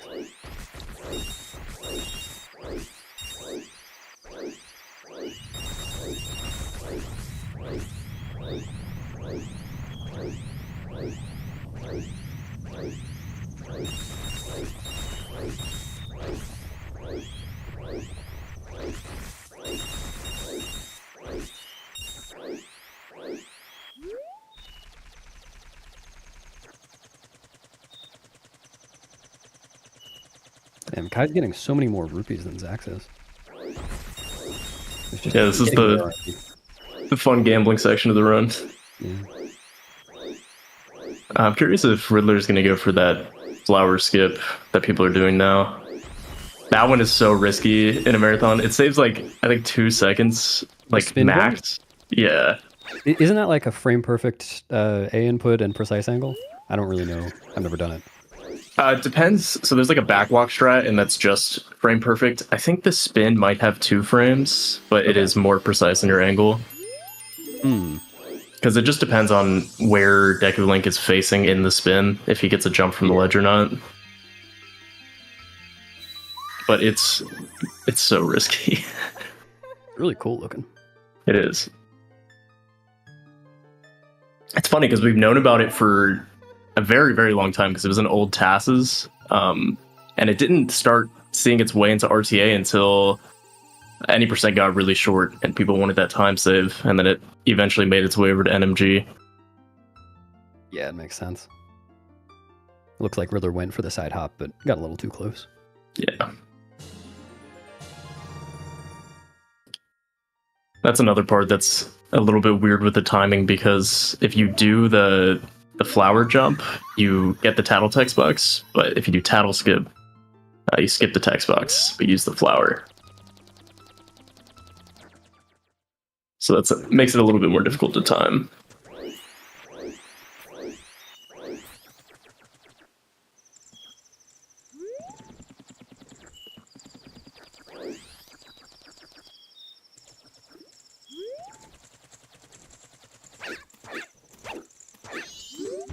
That was a scary HMS from Riddler. Yeah. I went into this just dreading seeing someone like fail HMS and then instinctively reset. Has that happened, I wonder, in a marathon run like this? I have to imagine it has. It's so like instinct, I feel. Yeah. I can't think of a time, but I wouldn't be too surprised.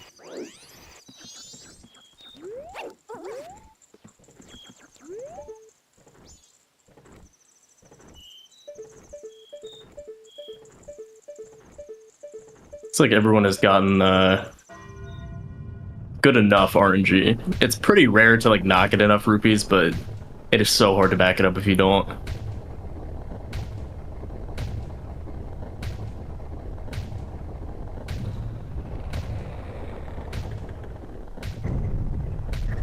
See if Morpheus gets enough here. It's looking good so far though.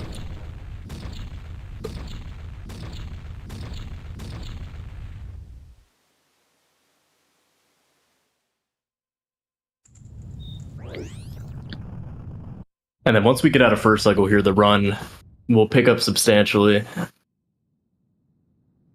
Yeah. The structure of this run is like first cycle and then 20-ish minutes of prep and then a dungeon rush. Yep. And then an incredibly long cutscene in the end.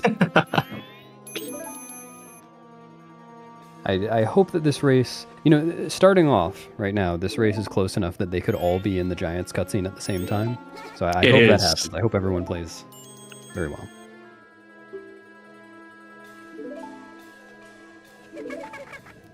well. You know what? That's not quite true. I'm like a minute off. Or Riddler's like a minute off from that. Well, if they're all playing on Switch version, maybe it'd be close. Yeah.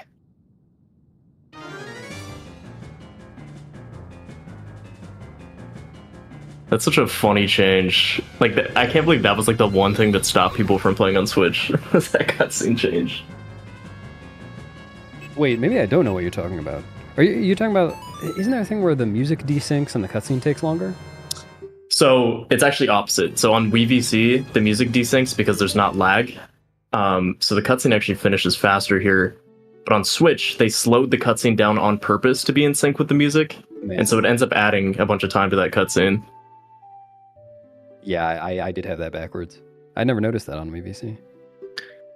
It's not really that noticeable, which is kind of weird that they changed it. Like, I feel like if you didn't specifically try to listen for it, you would never know. Yeah. I'll have to check that out sometime.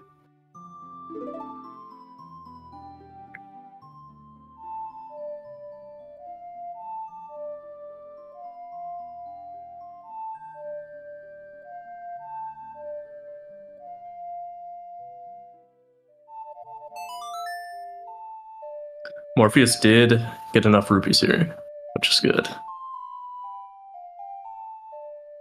If you don't get enough here, you have to farm the Keaton bushes, and then most of the time you end up being late to the clock tower.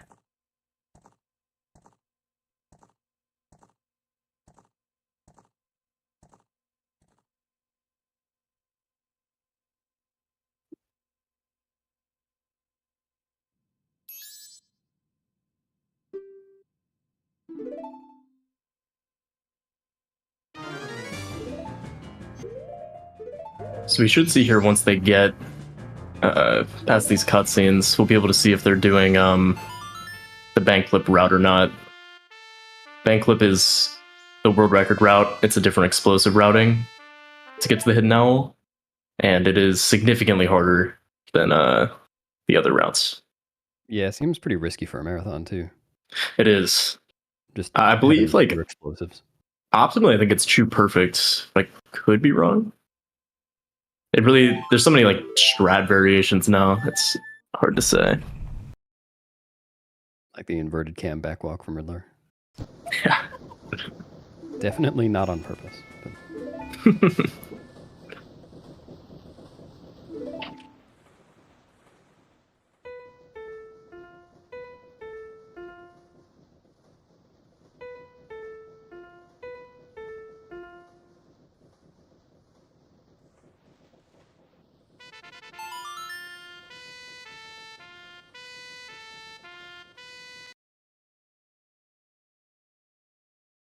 First try song from Zax. Keeping the lead.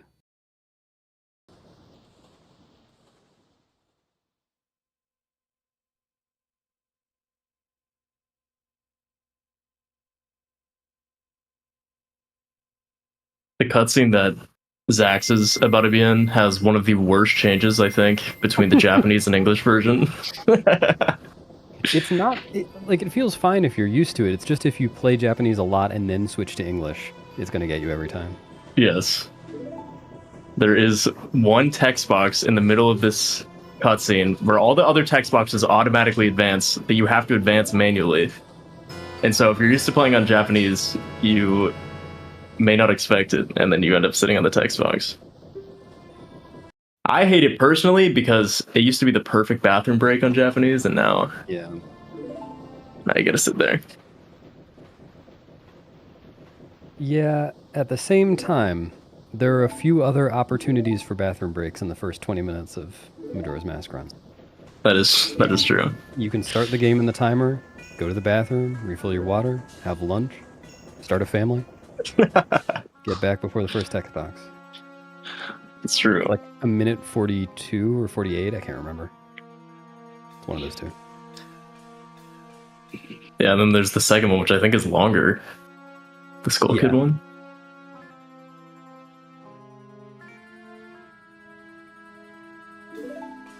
I don't think that's longer without text, though. True. Yeah, it's definitely a longer, like, cinematic total.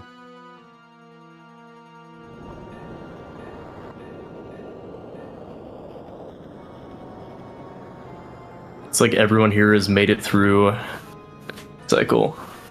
Yep.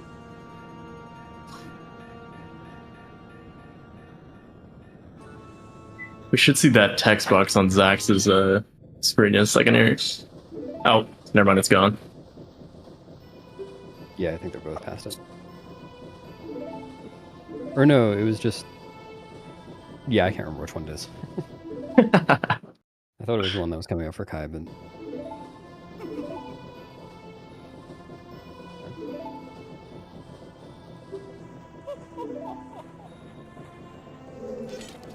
Zax is in the game now. He gets to play. Yep, got stuff going on. So as I said, the first 20 minutes here after first cycle-ish are going to be just preparing for the dungeon rush at the end. And the most important thing, a couple of things that they're going to need are explosives for doing a bunch of bomb tricks, and the hidden owl statue to do index warp, which will let them warp to any owl statue in the game with a few limitations. Yep. And then they just have to go and collect the handful of required items for this run, which is mostly the Zora Mask, Sonata, and New Wave.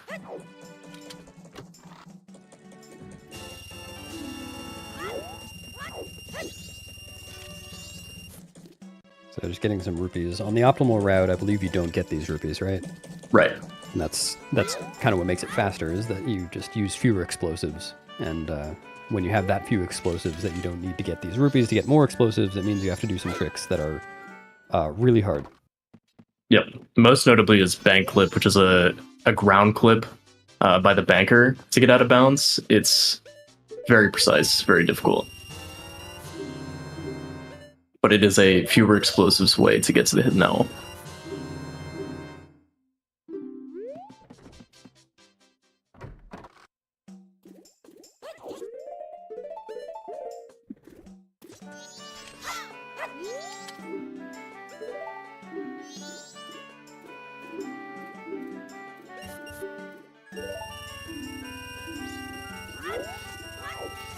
So we'll see Zax here.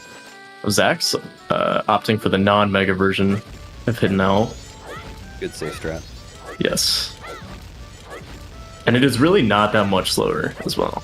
It's a very good marathon strat. So you can see this this owl here.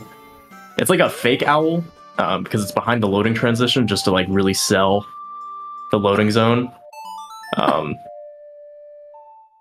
And it actually acts as a real owl with a real index. But since it's not on the map, it offsets the index on the map. It's a little bit complicated, but essentially, if you highlight a location on the map subscreen and then play the Song of Soaring, it will let you soar to the owl index based on the map. It's a little bit confusing, but essentially, you can warp to the wrong owl. And without hitting any owl statues that you haven't hit yet, go to places you haven't been, but you have to get certain map points on the map to be able to do it. I don't know if you have audio on, Jake. I was laughing because Zax played a meme song on Ocarina. Oh no, I did not. I was so confused. Yeah, I noted that in your voice. Yeah, so Zax now he can't just warp anywhere right away because he needs to get other map points first. The hole in one. Can do though is get to yeah, I got the hole in one of the grotto. Very nice. Oh no, it's gonna have to try again. I was gonna use this grotto to do an alternate exit. All of the grottos and fairy fountains in this game are on one map. So if you can get out of bounds in one, you can exit through the load zone of another. He's gonna do that. Ooh, kindness to root hover. This is one of the hardest strats in the run in this route. Yeah. Looks like Zax's gonna clip through this. Oh, he's doing another hover here. Okay. Yeah, if you've ever watched people do NMG attempts, you've probably seen a number of runs end right here. Yeah.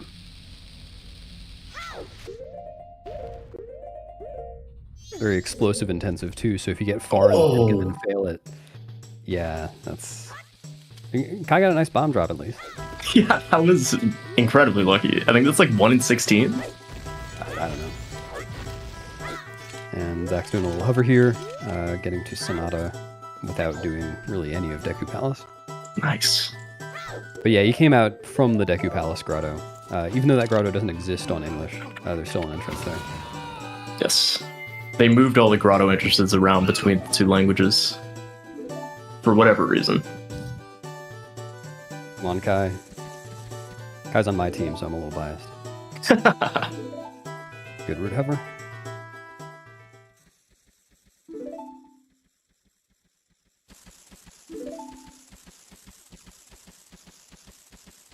That looks good. Unbuffered megas in a race. I could never. It is scary. English is faster for this category.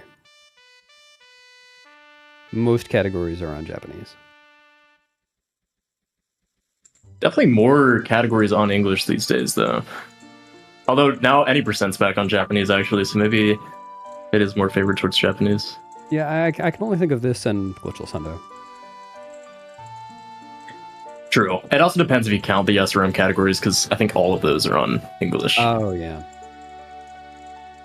So English is better here because it allows... It makes Snowhead Hess RTA viable. Snowhead Hess being the fastest way to get into Snowhead. There are a few other effects that it has as well, but there are also a few other downsides, so that's the big one. Yep.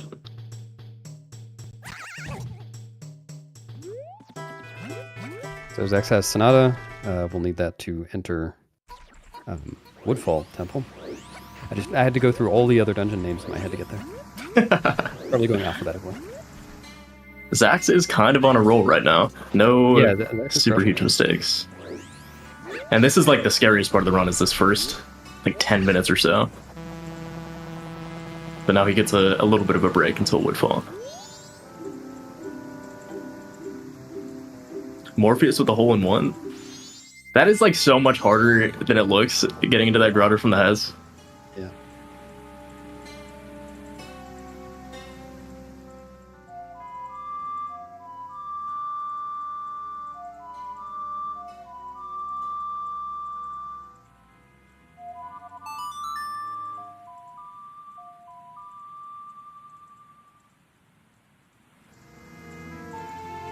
Oh, right. That was another reason they couldn't just warp anywhere right away. They didn't have Song of Soaring.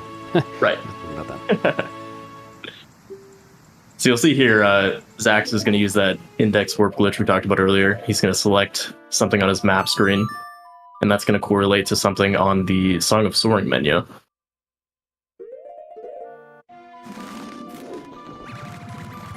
And yeah, hopefully I'm not speaking this into existence, but if anyone were to do that and then try to choose a location after playing the Song of Soaring, the game would crash. Yes. But it's kind of hard to do that unintentionally, but commentators curse. I'm a little bit scared. Yeah. It's easier for coming from Glitchless, but none of these four are. Right. Or maybe Hundo, since Hundo does a lot of normal warping. Nice True. little recoil flip from Zax off the tech tight. There is a Hess you can do here. It is probably the hardest Hess in the game. Seems pretty tough, yeah.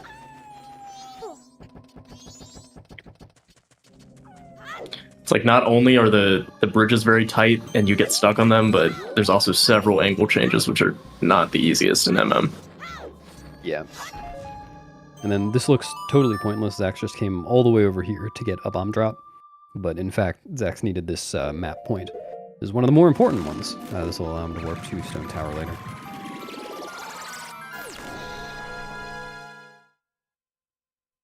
Yeah, that's got to be like one of the bigger time saves from a glitch in this run. Is early Stone Tower. Yeah, for sure. I mean, even just hovering up Stone Tower takes an infinite amount of time. There is that funny jump, but you still have to get all the way to Stone Tower in general, which is also pretty slow. Oh yeah, that's true. Oh, and I didn't even notice. Yeah. I was nailing the Hess, but then Hess right into the ice. Don't die, Kai. I think that still saves time. Maybe. I don't know. It was very cool.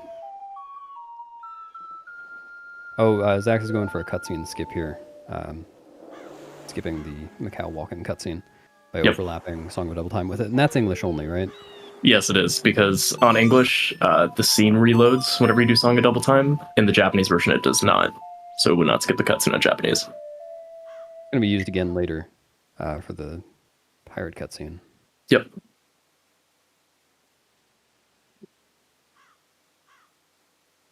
Looks like Kai is going for some extra bombs.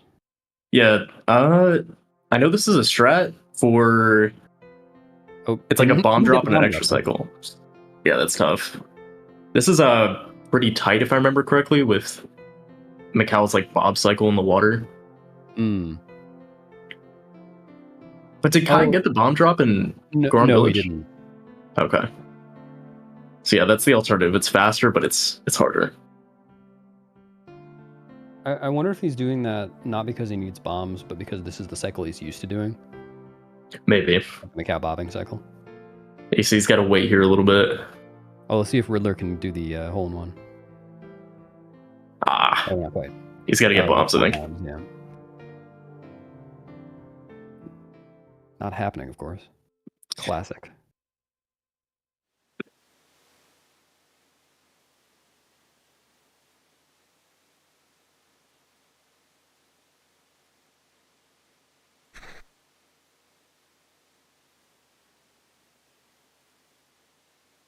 See if Morpheus goes for the Hess. Doesn't look like it. That Hess is scary, man. I can't blame anyone for not Yeah. going for it. Might go for the super slide? Yeah, there we go. Yeah. Nice. I want to see if Zax does the lever super slide here. I think there's like a really good setup for this now. Mm.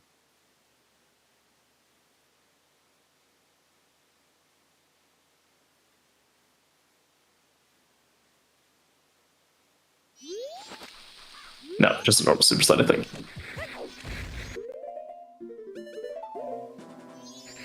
Oh no. Oh, no. That is a shame. Doing a super slide there is so awkward because the talk radius for the Macau's grave is huge. Yeah, and then you have to avoid hitting the levers too. Yep. Going for the super swim? Maybe? No, no. Nah.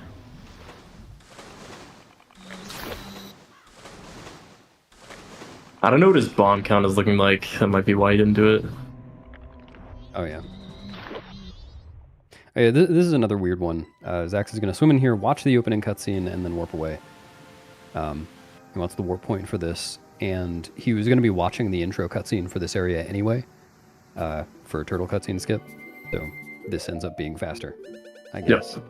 I've never actually seen a timing comparison for it. I asked about it at one point, but no one had one. It was made, if I remember correctly, back when we were doing the big rerouting for NMG. I want to say Sausage was the one who put it together. Didn't dig it up. Oh, Riddler did get a pretty clean alternate exit there. Hopefully he can get the palace over. Always good to see everyone pass that. Oh, going for glitchless backup strats. Oh, Key doing a Hess there. Nice. Speedy. I think Key is going to go for the Super Swim here. Oh. Yeah, the lever Super Swim, nice. Nice. It's kind of hard to tell just watching it, but super swimming is significantly faster. Oh, Wait. where is he going? Oh, for bomb drops. Oh yeah, I'm gonna enter from back here. Smart.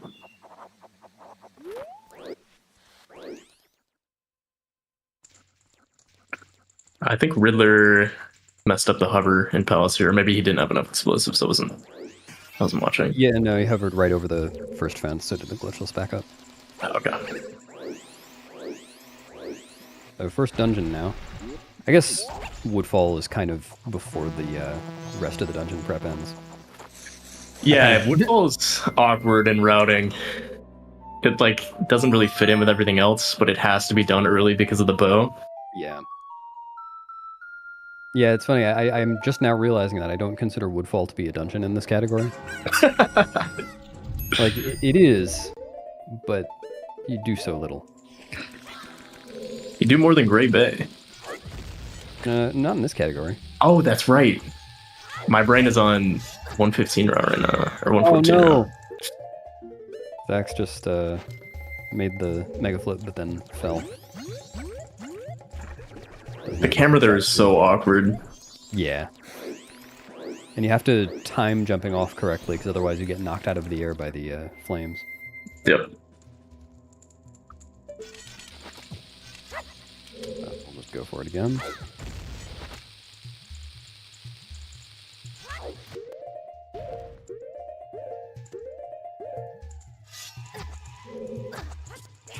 Taking a second to turn around there. Made it up, that's what counts. Yeah.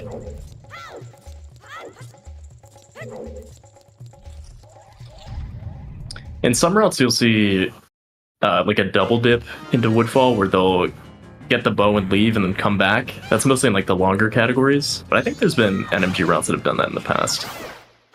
But in this one, they're just gonna go straight to Adola with, I think, probably one of, if not the hardest boss key skip. Yeah, it's... I found it pretty tough anyway. It is hard. I'm pretty low health here. Oh yeah. Probably gonna get some hearts before Zalfos.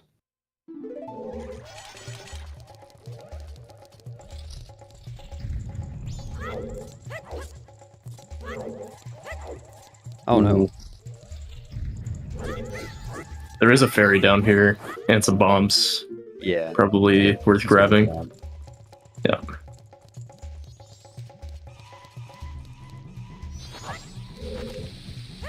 Alright, we see Zax going for Woodfall boss key skip here. Yep. Yeah, just like an OOT, all of the boss load zones are active at all times. Nice unbuffered ledge clip. Yeah, that was clean. So he's just got to get out of bounds and get to where the boss door is to get to Adola. And he's going to be very careful not to crash here. Yes. The bow here can help you recenter your camera. The camera gets a little weird out of bounds sometimes, especially while hovering. So it's pretty useful to have that. And he's Very in. good. Yeah, it sucks a lot to fail that, so he's Yes. buffering to make sure. Though I know he didn't buffer the Mega Side Hop in the middle. The Mega Side Hops, I think, have a much higher frame window to get, which is why people do them there. It's not a higher frame window, it's that... Well, it's that you don't have to switch the control stick direction afterwards. That's right. So it's just easier. But I guess I should mention that I don't remember whether there were any mega flips in the GSR run we saw earlier, but you'll see MM runners buffer mega flips and mega side hops where OT runners don't. Just because in Majora's Mask, when you're doing a mega flip, you can't just keep holding down afterwards. You have to release to neutral or flip to up in some cases. And the earlier you do that, the more speed you retain. So buffering is just a way to do that frame perfectly. Yep. Whereas I want to say, keep holding down. if OT does boat key skip, I think that's still a mega flip, but I could be wrong. Yeah, I don't remember whether that was in the run. I'm not that familiar with GSR, and I was only half watching.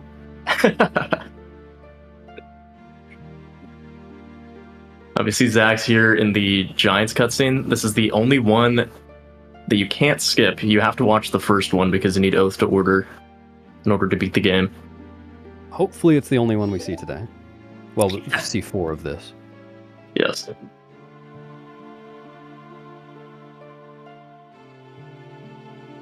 Oh, boat key skip has triple slash clip now. Thanks, Cam.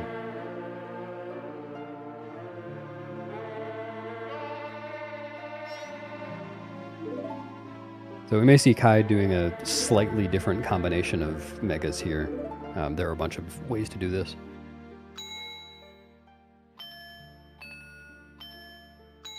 Ooh. That was scary. Yeah. Nice.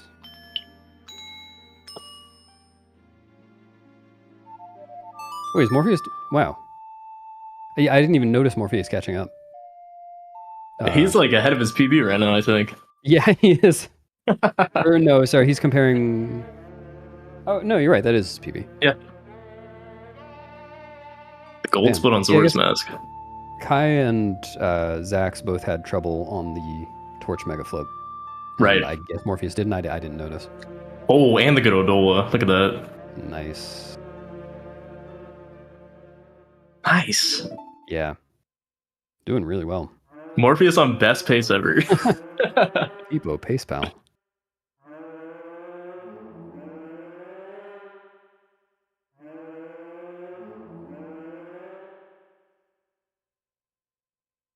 And we're about to see on Zax's screen why Woodfall is one of the reasons Woodfall is sometimes split. When you finish this dungeon first, specifically, there's an extra cutscene afterwards where Tattle apologizes for being mean. And if you beat this as like your second dungeon, third or fourth, then it's not there. It's only if it's the first, but it just works out to be faster.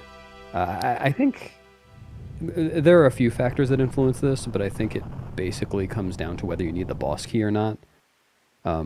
Like for glitchless, because it takes a while to get from the boss key to the boss key door or the boss door. It makes sense to just death warp and then come back after when you have hookshot. Yeah, it depends a lot on what you have to do in Woodfall. Sometimes it does just work out because the Woodfall Rising cutscene, which is that cutscene we just saw, or not Rising, sorry, the Purification cutscene where the water changes, is one of the slower ones. It's actually faster to beat Great Bay Temple first because that cutscene is the fastest. It just oftentimes doesn't work out to do Great Bay first.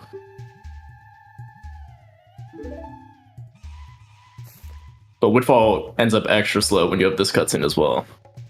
Yep.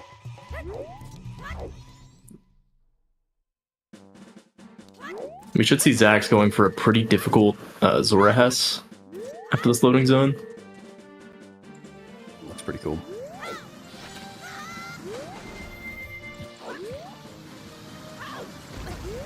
Oh, barely.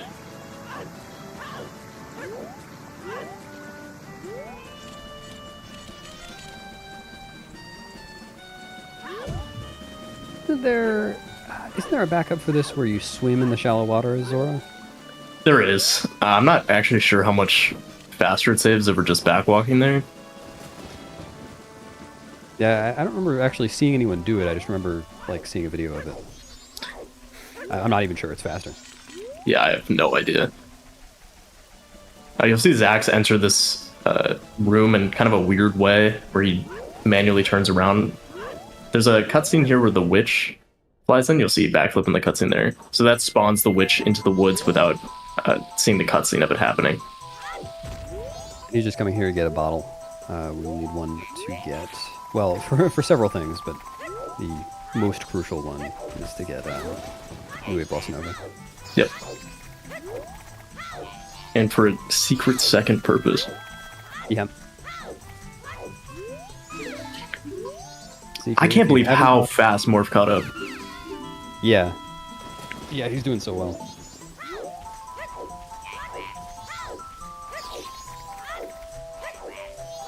I feel like Riddler's playing really well too. It's just Riddler had a 6-minute deficit starting.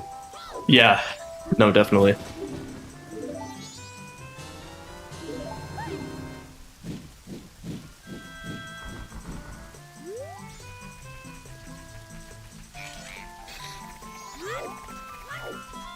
Riddler's still on 120 BPT, which is pretty good time. I don't know what their sum of best was, so.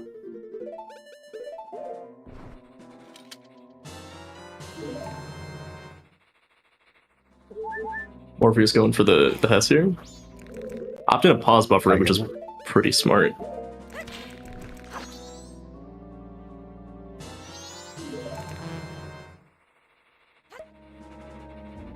I had a little trouble with the equip swap.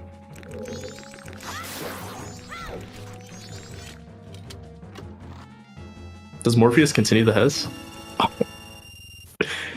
Sick. Neck and neck with Key now. That's Yeah. crazy. Oh, and guy's leaving. Oh, did you miss the cutscene? Yep. I've never had to do this in a category, so I don't actually know how this works. How can you It's tell? it's very awkward. Like the witch actor is on top of the hut, and if you look at it, then it loads the cutscene. So I think what you try to do here is you backflip at the same time as you look at it. But I'm not really sure what happened in this case.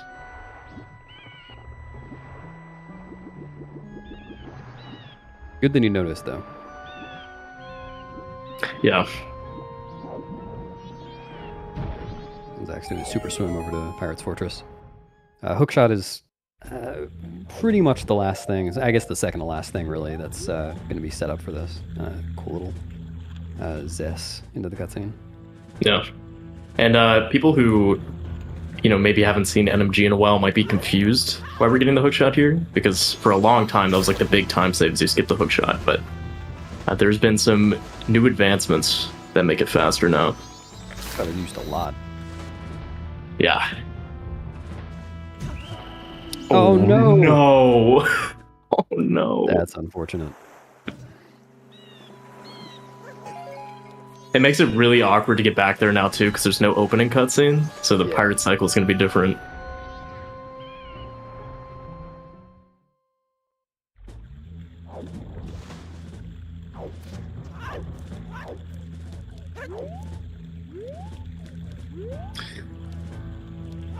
Morpheus taking the lead over Key here. That's. Do we know what the deficit was between runners?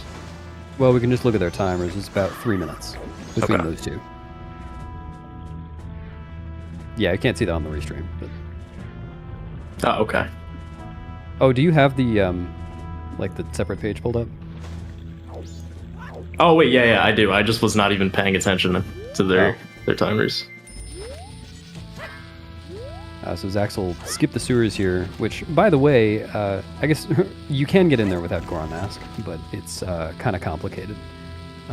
But none of these runners are going to be getting the Goron Mask at all.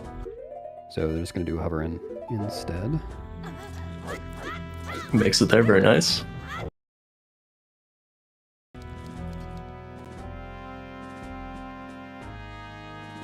Looks like Morpheus messed up the super swim to Pirate's Fortress. Yeah. Yeah, just missed the recoil. There is a really difficult Hess you can do here to get to the second level.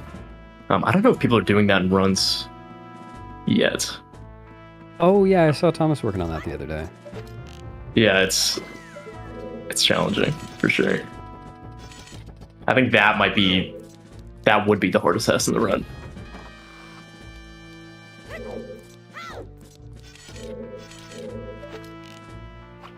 Zax, you're shooting the hive from kind of a arbitrary looking spot, but there's actually like a giant cutscene trigger there.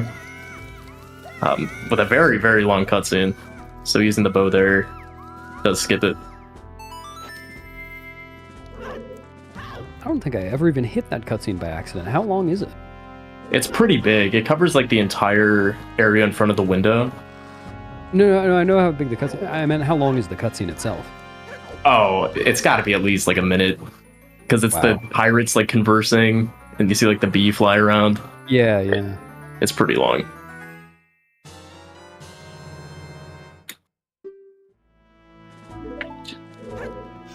So one benefit of getting the hookshot is there's a Zora egg right here, so you don't have to go into Pinnacle Rock like older routes used to do.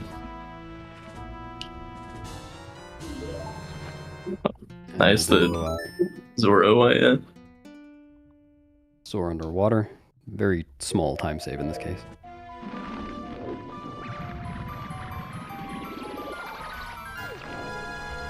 But wait, he only got one egg. He needs to get all 7. What's he gonna do? The run's dead. Oh, shit. Sorry, Team A.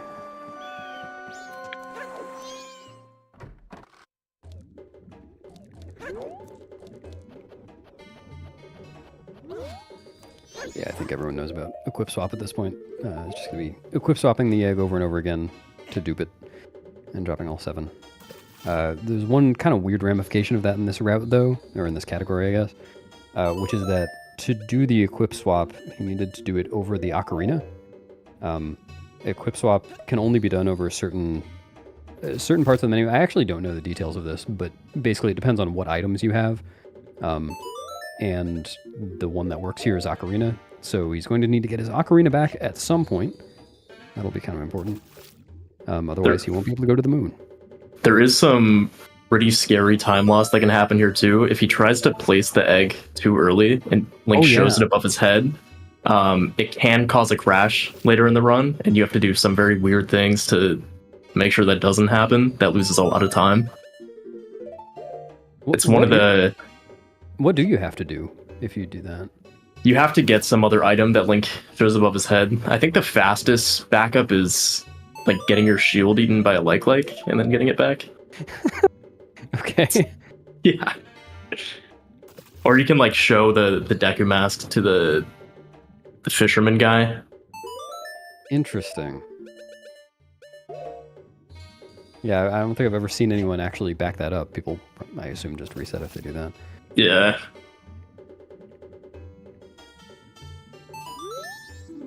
And we got the egg sink. 3 runners to get egg at once.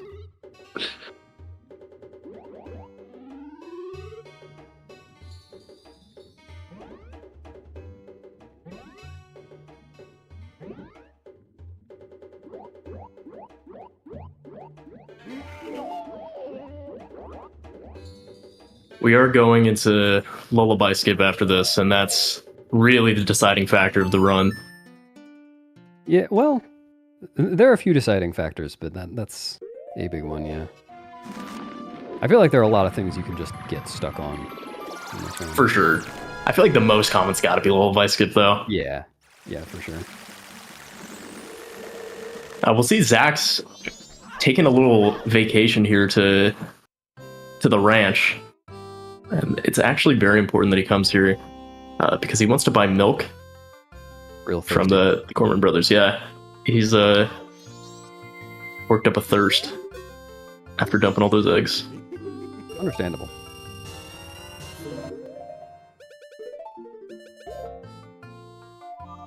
And milk's got to be in like the top 3 most broken items in this game for whatever reason. It's crazy. It's like, it does one thing, but the one thing does like 5 things, and those 5 things do like 20 things. It's, yeah, we'll see a bunch of milk use coming up. Though, hopefully not right here. Unless he's intending to. No. Yeah, he's going for it. So, hopefully we will see Zach's Hess all the way into the entrance of Snowhead. This is as difficult as it looks, or more. He's got to avoid getting hit by snowballs. Anytime he goes to the side of the ramp here, he will get stuck and not fall off, so that's nice, but he will get stuck, which is less nice than not getting stuck. Yeah, if you get like pretty unlucky up on the 2nd level here, you can get stuck and have to drop the Hess and restart it with the wind. Yeah. It's really scary. And then it messes with like the snowball cycles. A lot of things can go wrong. Really good start here for Zach, though. This is where you can get stuck, I think. Oh, he's good. And Kai and Morpheus are both heading for this now, too. It's like Kai has pulled ahead. I didn't catch exactly what happened. Oh yeah, I'm not sure. Probably failed equip swaps, if I had to guess. It loses more time than you would think. Zach's intentionally dropping the Hess here. Wants to see where the snowballs are. Play this safe, I guess. Yeah. That's a very smart move. Really good Hess from Zax. Yeah. Oh, Morpheus off cycle here. I think he waited for the backup cycle. Let's see what happens.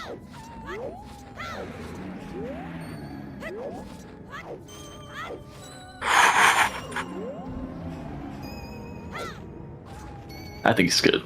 And Zax is in. Nicely done. That's so impressive. Yeah. Key up the ramp as well. Zax also just did a frame perfect trick to get action swap. I will talk more about action swap probably when it gets to GOAT. Oh, the recoil. I hadn't seen that before. That's so cool. Yeah, it was clean. So Zax actually won't be getting the fire arrows. It's just basically going straight to goat. And the way to do that is to skip a floor using this pretty precise hook shot, and then do this neat hook shot jump.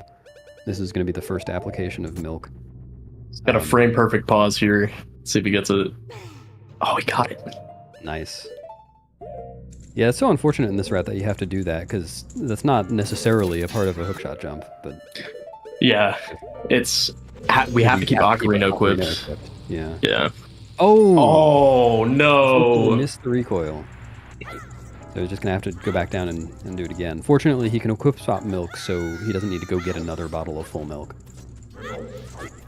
Is there enough explosives in this route to back it up by just going to the snowball bridge? I'm assuming not. I don't know. I would assume not as well. It's got 7 shoes. Yeah. Morpheus making it in as well.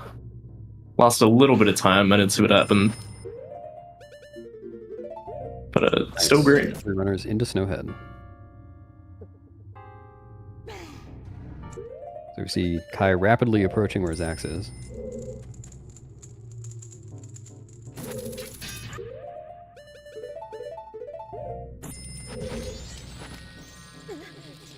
Oh, nice.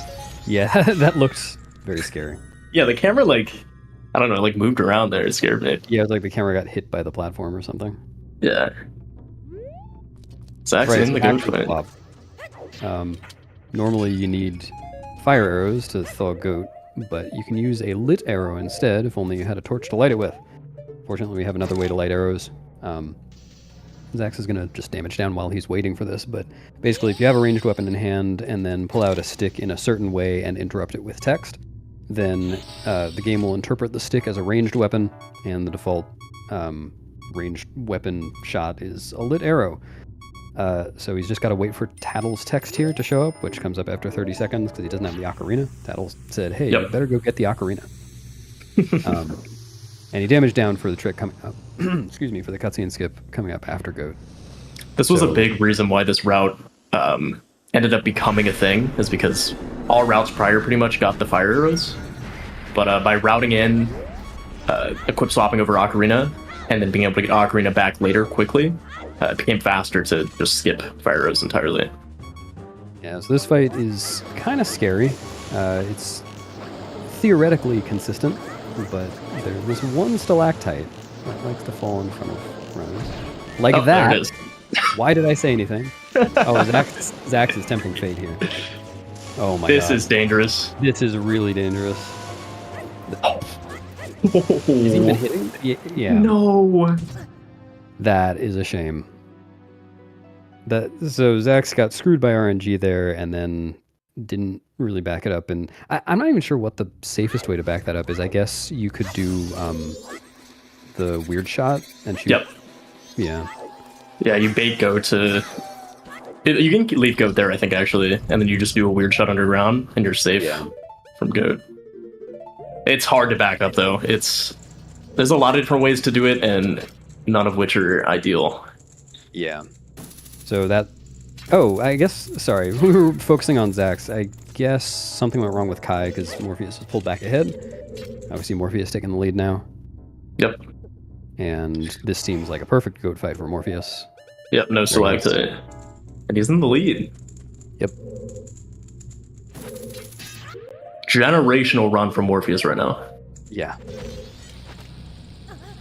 Yes, fortunately, Zax can just do the exact same thing again. Oh no. I was going to say, can do the same thing again until he runs out of chews.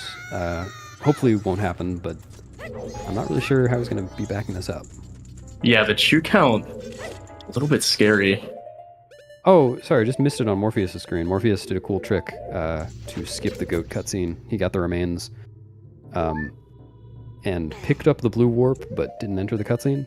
It's kind of complicated, but basically the remains cutscene can't start when you're in other certain action states. So he took out the hookshot, picked it up, and died before the cutscene started. Yep. That is a relatively new discovery. Before we would do Song of Time storage. Yeah, and this has the benefit of not, playing Song of Time, so you don't lose all of your explosives and stuff. Yep. Zach's back into the goat fight. Yeah. 4 chews. I don't know if that's enough. Is it? I have no idea. All right, Kai defeats Goat as well. We'll see Morpheus going for a cutscene skip here.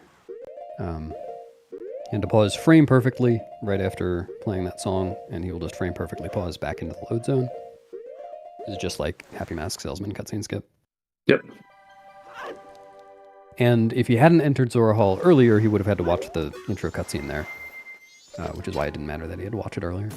That trick is a real like nerves check too. Yeah. Having to pause out of that cutscene. And then he's gonna do his song a double time cutscene skip to skip the second cutscene here. I didn't see Zax get stalactited again. No way. It's... So Zax looks like he's going down for some more arrows. This is spooky. Once Goat starts running around, it's pretty safe. Oh, it's coming from that side? Oh, no. No. Holy shit.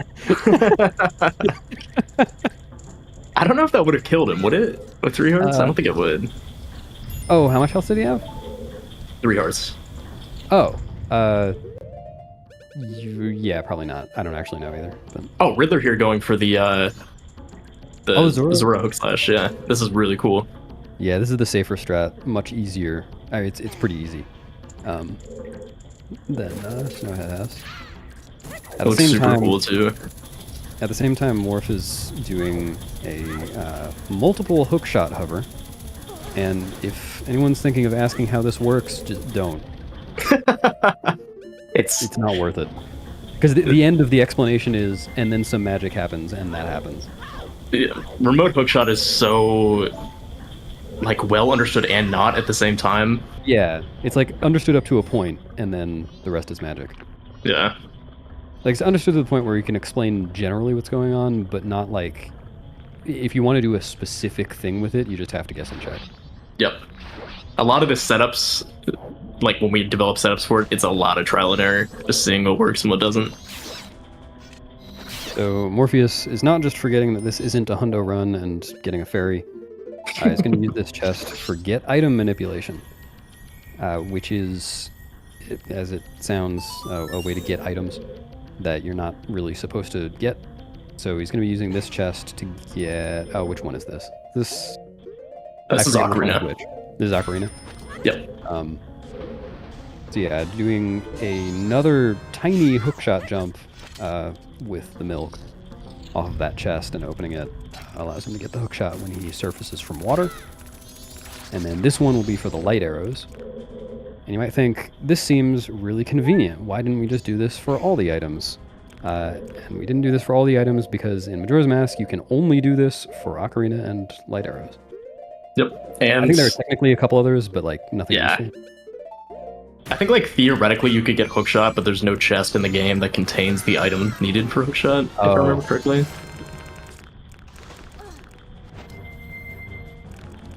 But you can also get a bunch of like glitched items, I think.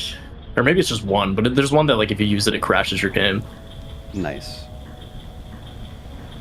Yeah, but for, useful purposes, all you're getting is Ocarina and light arrows. Yep. And they have them now. And again, the reason that he had to get Ocarina at all was because he had duped a bottle over it, because he had to use that slot. So he's now swimming out of bounds to the boss load zone. That swim is kind of tricky because if you swim over any water that has no floor beneath it, swim through any water that has no floor beneath it, then you void out. So he had to follow a tunnel there that was off screen. Clean little weird shot there, a little bit scary on English.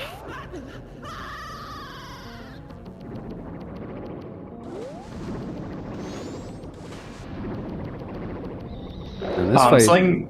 Oh, sorry, go ahead. I was just going to say, this fight has some cool choreography in this category. Yeah. Just because he needs to be taking damage while damaging Gyorg. I was going to say, so get item manipulation, you may not have seen it prior to remote hookshot. There were methods to do it, but I don't believe there were any to get light arrows like quickly at all, because there's only a handful of chests. It's like boss key chests and map chests that give light arrows, and the Zora method of doing get item manipulation, I don't believe has ever really worked in any of those areas. So it's never really been used outside of like some non-main leaderboard categories. So it's cool to see it in one now. Yeah. Yeah, it makes the route pretty interesting. I like that there's a little bit of Great Bay Temple in this route, because, yeah, it used to be, and in other categories you can still see this. You just enter Great Bay Temple, do the boss key skip from the first room, and that's it. Yep. So Morpheus just did Remains Escape again. Yep. Same thing as last time. Key into Gyurg as well.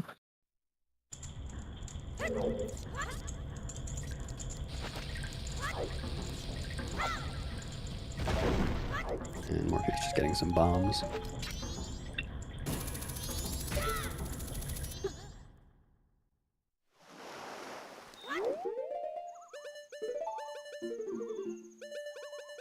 It's like Morpheus is going to do the... Oh.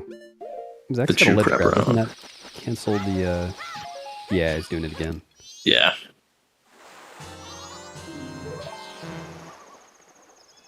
So you see Morpheus doing a glitch known as... it's doing Bomb Crap or True Crap. I don't remember what you do in this run. I think it's Bomb Crap. Yeah. So by equip swapping bombs and then duping over bombs, you can have bombs while not having it in your inventory. And that means that your bomb count won't get cleared when you play Song of Time. And that'll be important for what happens after Stone Tower Temple.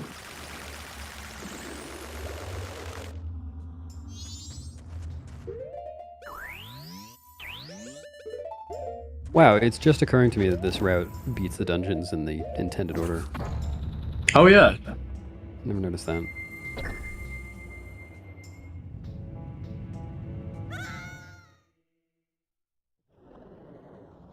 Morpheus doing a cool trick to invert Stone Tower Temple without actually moving the blocks. Well, he did move a block, but didn't use Elegy.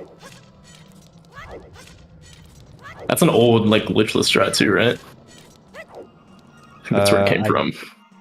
Maybe, I don't know. I think something similar is used in glitchless. Oh, well, it's a different setup because you're not coming from the owl. Right. But yeah, same idea. And it's allowed in glitchless. There was some stupid reason. It's like the arrow doesn't clip through the block because the block, there's like, it's on one side of the block in one frame and the other on the next, and it's never in the middle of it or something. I don't know. Classic glitchless rules. Yeah. You'll see Morpheus there storing the Song of Time, similar to how they stored inverted Song of Time at the beginning of the run. And the reason for that is because Morpheus is not going to do Remains Escape after Twin Mold here. He's going to do the OG strat, Song of Time. It ends up being a little bit faster.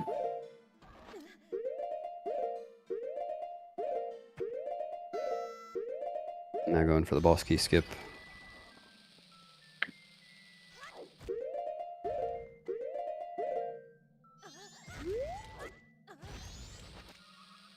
This boss key skip can be a little bit tricky. I think he's got it though. Yep. Nice. Best pace ever by 40 seconds. Yeah, Morpheus is having a great run right now. Twin Mold though, this is where paces go to die. Lots of RNG in this fight.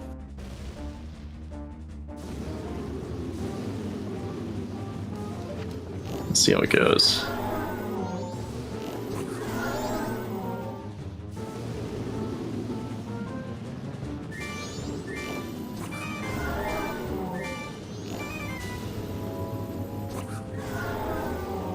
The hitbox on these tails are deceivably strange. I actually have a picture of it on ZSR for this fight. It's literally like a sphere towards the middle of it, so like half the tail doesn't have a hitbox.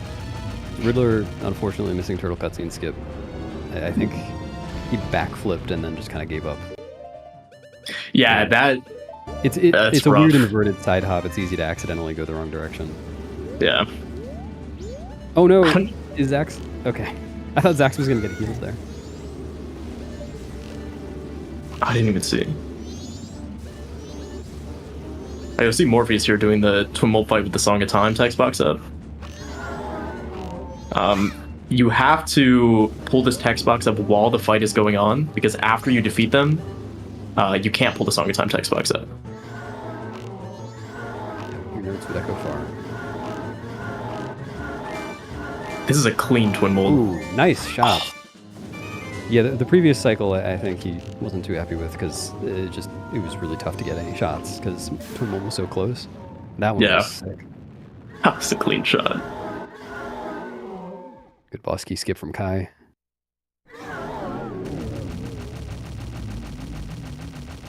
And so Morpheus is just going to touch the remains, and then as soon as the animation starts, he'll press yes to save and quit. Yep. I'm just going to reset his console here. So in the past, that's how we skipped all the other remains cutscenes, but now it's just that one. You can technically do remains escape and then soar back to Clocktown, but it ends up being a little bit faster just to do this because Song of Time is going to put you right back by the clock tower. Yep, and he still got bombs because of the bomb crap he did earlier. Well, because of the equip swap he did earlier. And you can just hover into the clock tower.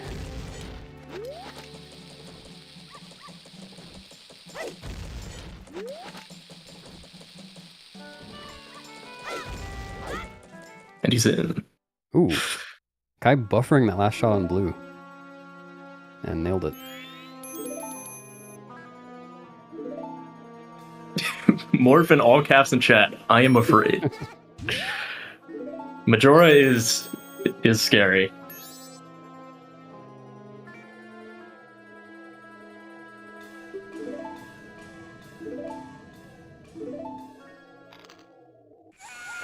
He finishing up Twin Mold as well. See how this fight goes. Nice shots. Oh. You're really cursing people today, man. Yeah, I should just stop talking.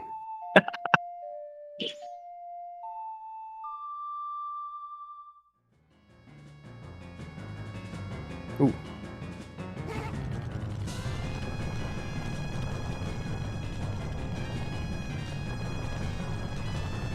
Morph also entering that incredibly long cutscene we were talking about at the beginning of the run. Yes.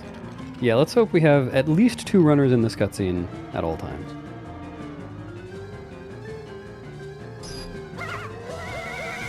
I think he is on pace to get into it as well. Let's see.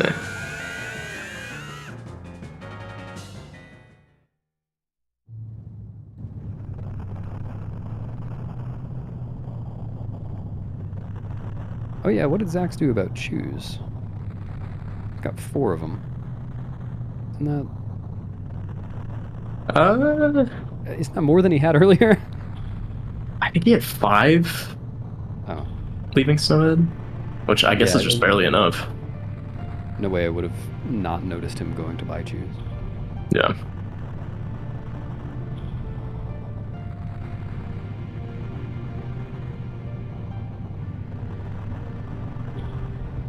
Ooh, Key messing up the hover here. And Zax is in. Ooh.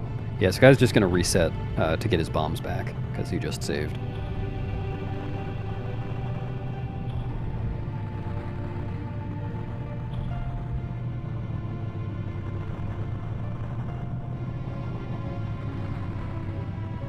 See Riddler here getting the light arrows. Oh yeah, I was talking to Kai about that a couple of days ago. I hadn't realized that because you don't have Milk equip swapped over Ocarina there anymore, you really only get 1 shot at that Gim. Yes, it's really scary. As long as you pause buffer it though, like, should be good. Yeah.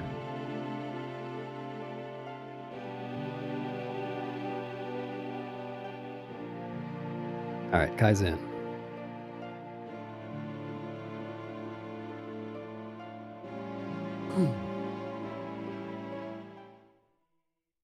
All runners still on pretty decent pace. Yeah. Yeah, again, it seems like Riddler is, significantly behind, but Riddler also had a what's the opposite of a head start? Whatever the opposite of a head start is. Foot stop. Yes, that's what it is.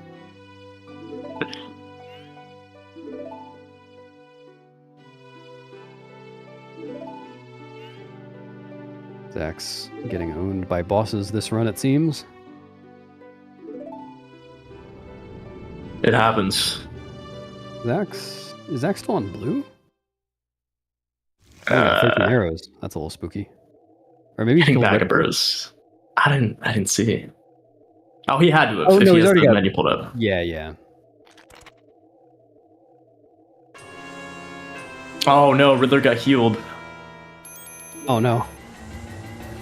Gotta use some extra bombs. Yeah. Didn't get healed to full, thankfully.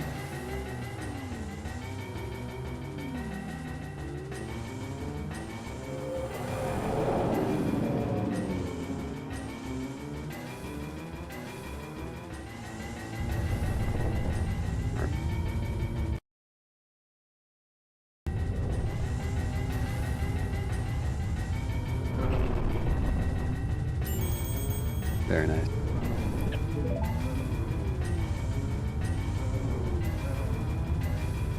So yep, we got Kai kind of near the beginning of the long cutscene, Morpheus right at the end. We'll see Zach's entering the cutscene as Kai gets around the middle.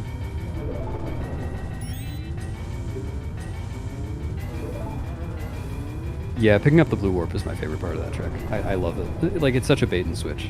It looks like you're going to pick up the remains, and then you pick up the warp instead.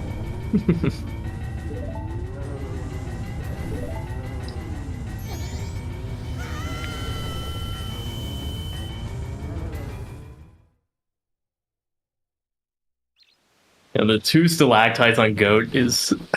that's crazy. Yeah, that's brutal.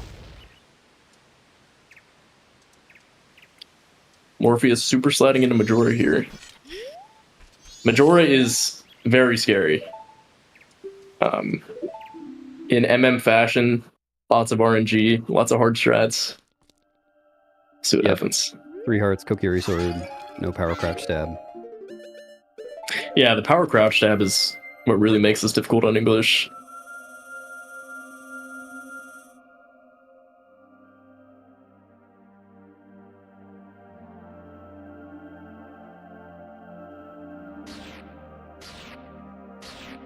Oh, Riddler unfortunately missing the light arrow shot, so we'll have to go for a backup.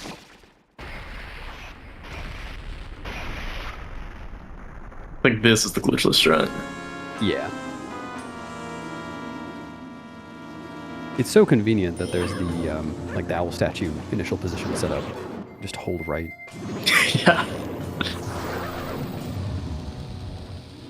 Mask phase, pretty simple. Sometimes the mask hitbox can be weird, but so far so good. Whose clip was that? I was just rewatching a clip the other day of someone shooting multiple light arrows directly through mask and then not hitting it. Whose was that? I can't remember.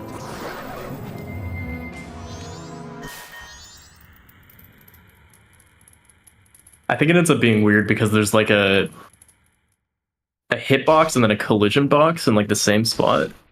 I could be wrong about that, but I have no clue.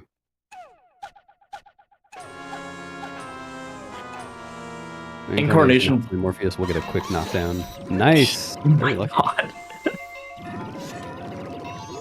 No, just going for a stun lock. This is probably the hardest phase. Wrath is...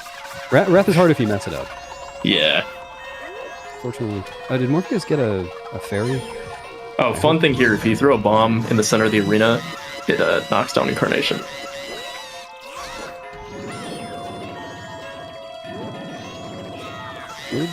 Good management from Morpheus there. Really handling this well. Yeah, he's got it. I don't know if he's still on pace for 17, but definitely on pace for a PB. Yeah.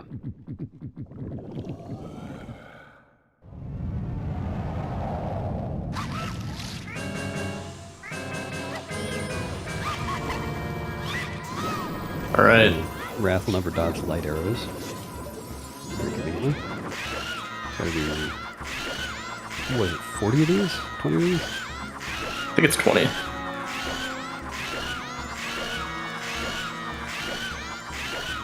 Just spinning his stick to cancel the animation each time. Nice. GG. Wow. Morpheus PBing in the relay. Casual. We'll see EJ starting Wind Waker. Good job, Morpheus. That's crazy. Yeah, sick run. Kia also entering Majora here.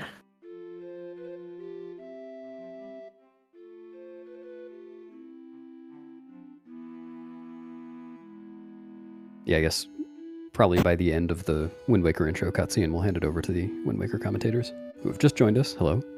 Hello. Hello. Oh, they just kind of put me in here. I guess Wind Waker is happening, and I have to like say stuff about it. That's kind of crazy. Happening is kind I of a love strong Wind word at the Waker. moment. It's, lore is happening. That's fair.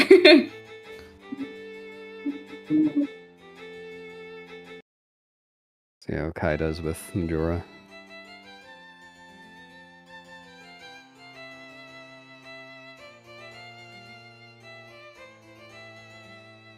Zach's also on his way to Majora as well. Almost done with the cutscene.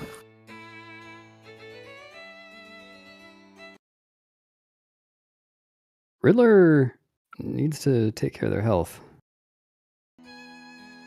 Health management can be pretty tough in Twin World because you really don't know where it's going to spawn or go, and you need to be aiming. Yeah. And you can't. Your movement is limited as well because you can't press A with the text box on screen.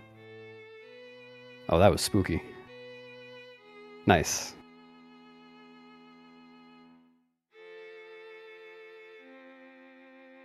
Oh.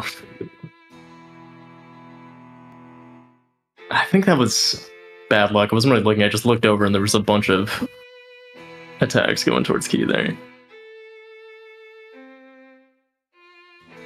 Yeah, Wind Waker does have intro skip, but we're not using it for this marathon. We have multiple methods, including like an ACE code or a save file.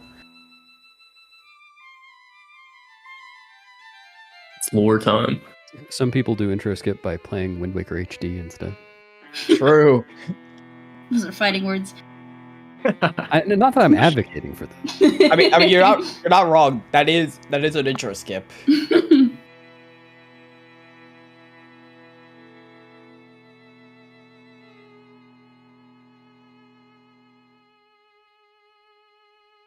Oh, the bomb didn't hit Wrath there.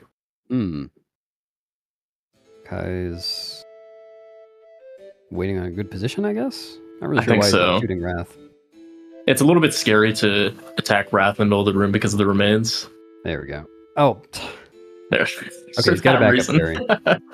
So Kai's gonna manually use this fairy for health because it's in a duped bottle. It wouldn't have actually activated upon death. That'll only work if it's in a normal bottle slot. I thought if you have it equipped to C buttons, it's automatic. Maybe I'm wrong. I haven't heard that one before, but that might be right. I don't know. I think it has to be. I think what it is you have a duped one in your C buttons and then a real one in a real bottle. And it'll use the dupe bottle, I think. That makes intuitive sense. Right. I'm having a little trouble on Wrath, but it seems to have gotten it now. Hopefully we'll be finishing up in just a moment. Zach's having a... Oh, no, good. A little bit scary when Mass does that attack. Yeah, GG's. So we see EJ's team now about 4 minutes ahead of Kai's team.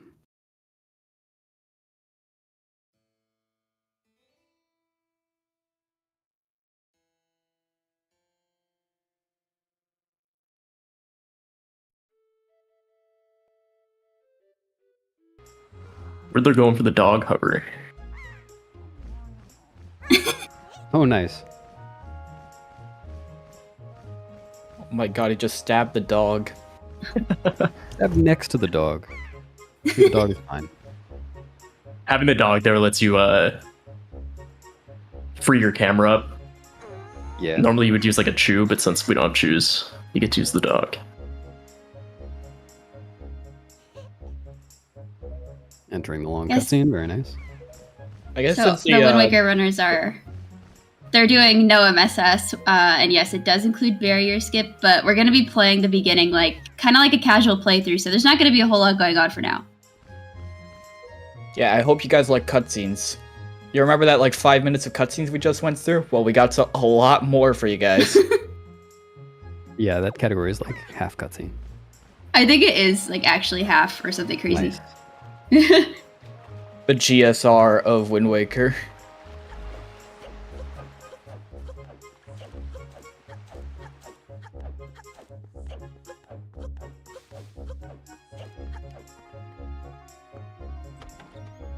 Nice stun lock. from Deal Zax. with Puppet Ganon skip because like that was just discovered like 2 days ago, and it's not technically allowed in the category, but like are the runners going to be doing it?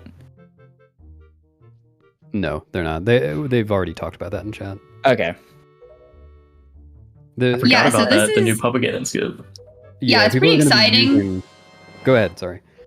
No, you're good. Yeah, it's pretty exciting because we can use that same glitch. We just got a glitch discovered a couple days ago for chatters who don't know, but we're gonna be using it to skip Morth Hover though, just not PG,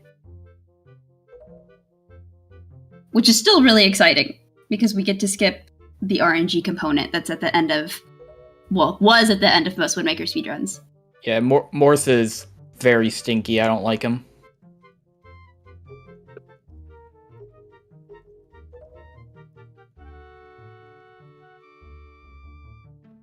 I see Zach's going for the stun lock on Wrath. Didn't quite get the position. Going for the he's crouch going stab for back crouch up. stabs, even though these aren't power crouch stabs. This It'll is just take a little bit longer, but he won't have Yeah. to chase Wrath around again.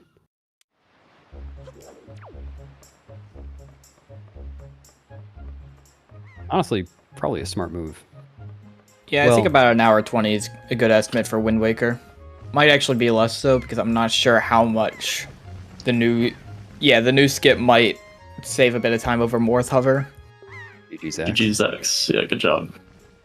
GG's. Despite 2 stalactites, he still gets through.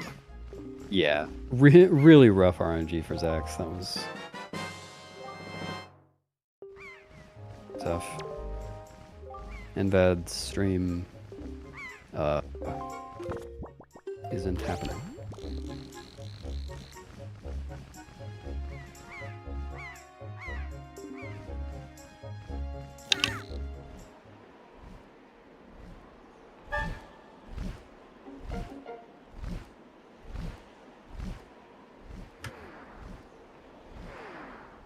I hadn't even blamed you yet, Trez.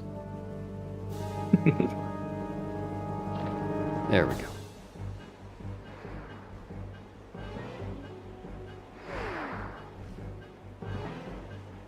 You can't even watch Majora's Mask to avoid the cutscenes. Everybody's just got cutscenes right now. Gotta love cutscenes. Yeah, before we had the Majora fight, it was like Subway Surfer in the corner.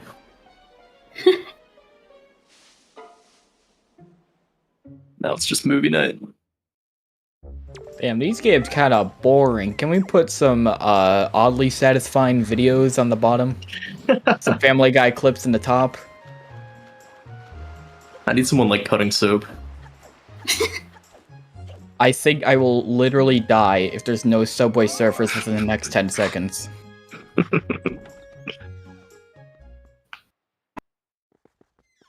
EJ is about to learn to use the sword. It's pretty cool. You also got to get the TikTok TTS voice over everything. Orca is pretty cool in my opinion because the combos, they kind of feel good to do. So this part of the tutorial, normally Orca just tells you to press B, but if you see, it looks like EJ is not just pressing B. That's because if we hold specific stick directions, we can get a cool combo that makes it go by faster. There's also a cool optimization on the parry section. I don't remember what it is. What is that? Yeah.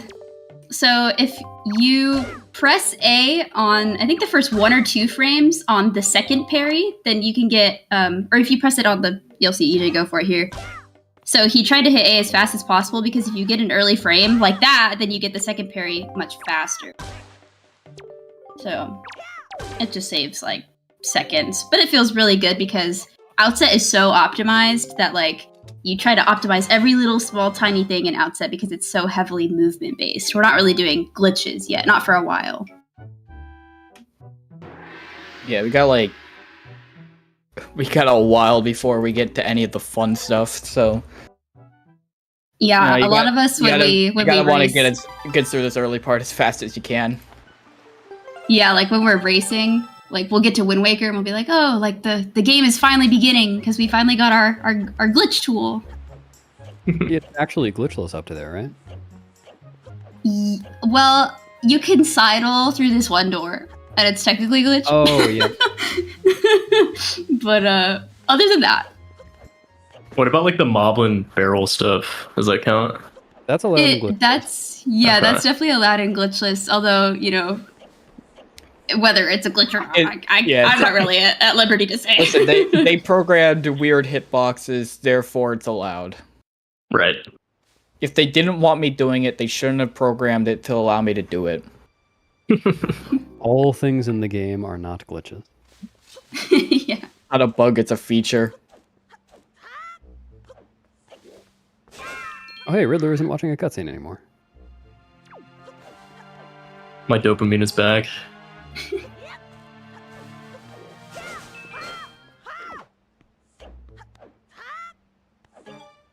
So this combo that EJ is gonna go for is also really cool and satisfying. So he'll like hold upright in the stick just a little bit, take a couple baby steps, and then hold some specific stick directions, and he got it, and it's so cool! Whoa! It feels really cool to get, so.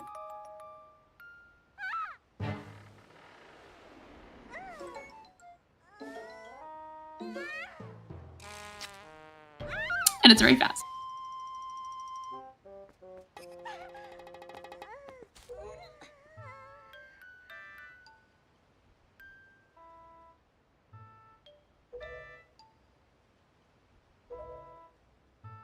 Riddler's starting incarnation is human. Can't go for that quick knockdown, but gets the bomb knockdown. Nice.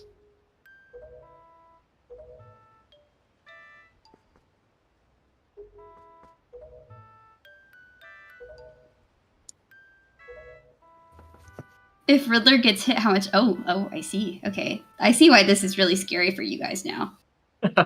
Yeah. I remember when I first played this game, Majora it took me forever to beat the fight. I It's can't hard. imagine You run doing it at the end of a speedrun. They really encourage you to complete more of the game. Yeah. Glover's, that's really funny. That tree that Glover's was rolling by has like a deceptively big hitbox, and so he bonked into the tree, but it looked like he was just bonking the air. So Glover's champion bomb. I love hitboxes, man. They're so cool. Majora's Mask in a lot of ways is Breath of the Wild. I mean, they both got Link. They got... You're right.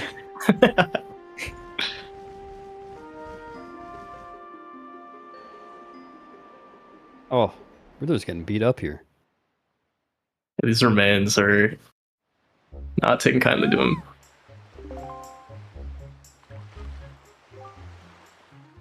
The Quiff Swap is so nice here. Being able to use infinite fairies. Oh, well, what's going to happen next? Maybe a bit of damage. Yep.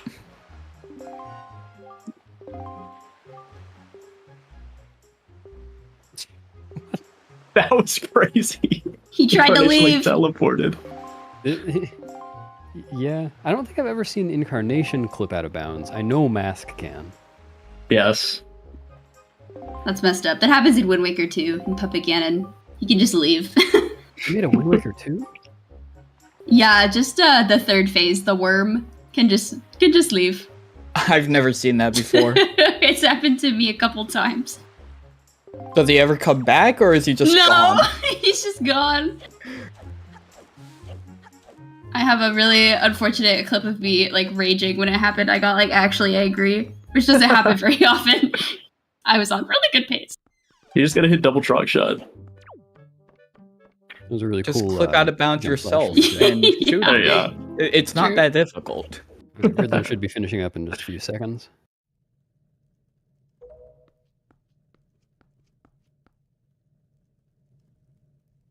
Yep. All right, GG. Yay, Nice. GG. GG. All the MM runners did pretty good there. Yeah, there's only one runner over an hour and a half. Yeah, not bad at all. Like that is a very difficult run and not very marathon safe. Yeah. And they had to do a lot of backups. Very cool to see. Yeah, like watching that run, it looked insane.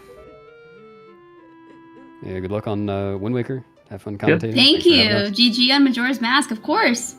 Good luck, everybody. See you next time. It's Wind Waker time. I think that the most entertaining runner to watch right now is probably Minnie. So you guys should just watch Minnie screen and nobody else.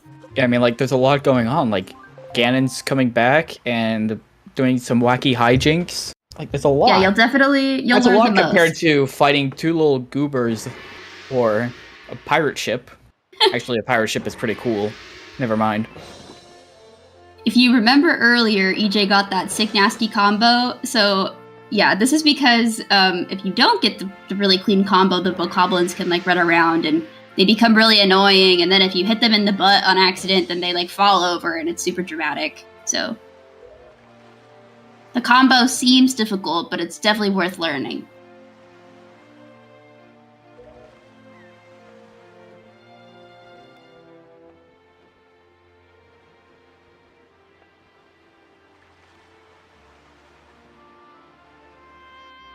But don't worry, EJ is gonna get the Wind Waker soon, and then he'll be able to actually do some tricks, and it'll become a lot more entertaining much more quickly. Soon. We're halfway there. We're halfway there to the fun stuff.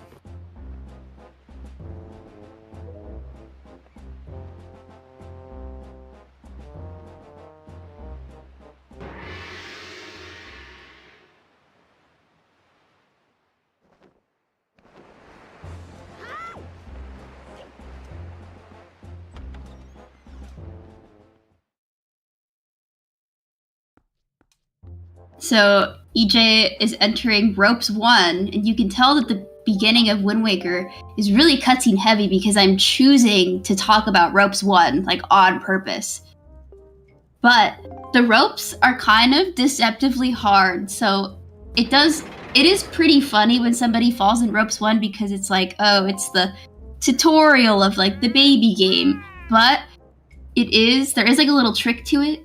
So if you mash off the rope, you get like the perfect distance of a hop like to the next platform. But sometimes they're just weird and you just go flying off to the side or you go flying over the platform and then it's really unfortunate. Yeah, this game was really well programmed. Yeah. And then in HD, they took the ropes, which were already bad, and then they made them worse. Well, they're worse in HD? They're worse in HD. Except you can do the thing where you can turn while you're moving, which you can't do in SD, which is nice, but the hitboxes are like way wackier. In my opinion, I've done both games. If ropes are so good, where's ropes 2? Oh, don't you worry. Oh boy. Oh boy.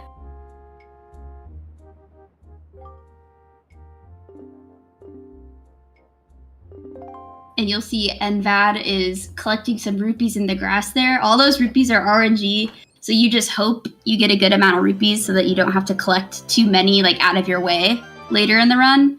But we're just saving money right now so that we can buy the sail, because there's exactly one sailing portion. EJ just got the most important item in the entire run. Oh yeah, the spoils bag. Actually, it's pretty unfortunate that we have no choice but to get the spoils bag in this route, and So later on, like enemies can drop like joy pendants and skull necklaces and stuff like that. And it's a time loss to pick something up because the first time you collect one of those things, Link does his like dramatic turnaround. So if you like pick up a joy pendant, you like have the complete opposite of joy. You're like, no, a joy pendant. Imagine like not doing Deku cutscene skip and having to deal with all those chew jellies Yeah. just everywhere. That happened to me recently, actually. I accidentally bonked, like normally, and all the chews just fell, and it was really sad. Because yeah, you just collect all the chew jelly. Yeah, I think my PB got like 3. Like the red, the green, couple extras. Sucks.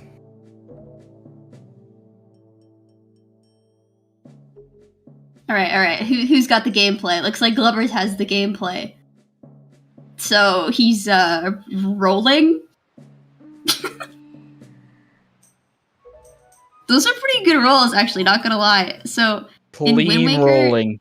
yeah, you have. It's not like Twilight Princess, where I think rolling in Twilight Princess is frame perfect, like Yeah. optimally. In Wind Waker, I'm pretty sure you have 2 frames. Yeah, it's 2 frames in Wind Waker. And you know, it's crazy how much an extra frame could make a difference in how making it easier. Yeah. Yeah, there's definitely a big gap between, like a trick being 2 frames versus just 1 frame. And then if you're like really curious, you just absolutely love to nitpick people's movements, you can look at while they're rolling, if the text on the A button like is invisible, like while they're rolling, then they have frame perfect rolls. But if you see the text flash, that means it wasn't a frame perfect roll. I don't know about the second frame. I think if you get like a 2 frame roll, then it shows up, but not for very long.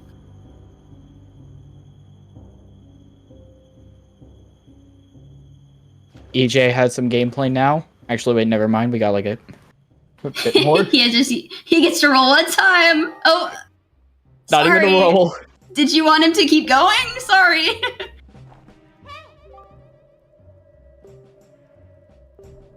You just gotta ponder the little stone for a moment, but now we're gonna get into the actual fun gameplay. Yeah. Okay, this is actually cool. So he's going for. Oh no! Okay. Well, maybe somebody else will go for it. But so he was going for the risky light cycle, which has like really precise movement. Like if you miss a roll, it's really bad. So, but it's okay. We got caught, but there's a really easy way to get back to where we need to go. So it's actually not that big of a deal. You know, stealth missions are about being quiet, slow, and sneaky, but Yeah. that's kind of hard to do in a speedrun, so we'll just kind of have to hope that we can avoid the stoplights.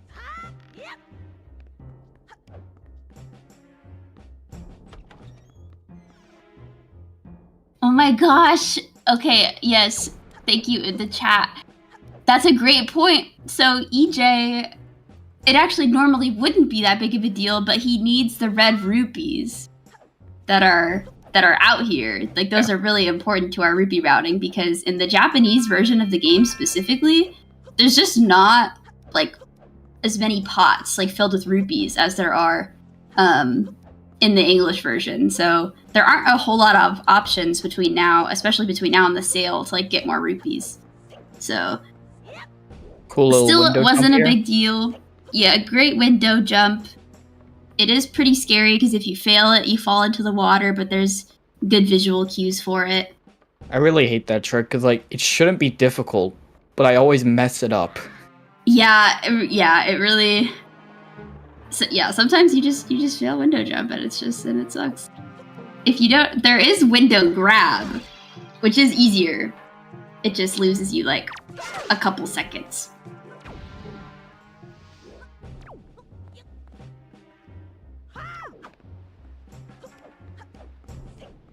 But EJ, thankfully, didn't get caught the second time. He got his rupees. Not a big deal. Or rope. There, EJ rolled into the wall because he had analog glitch, I think is what it's called.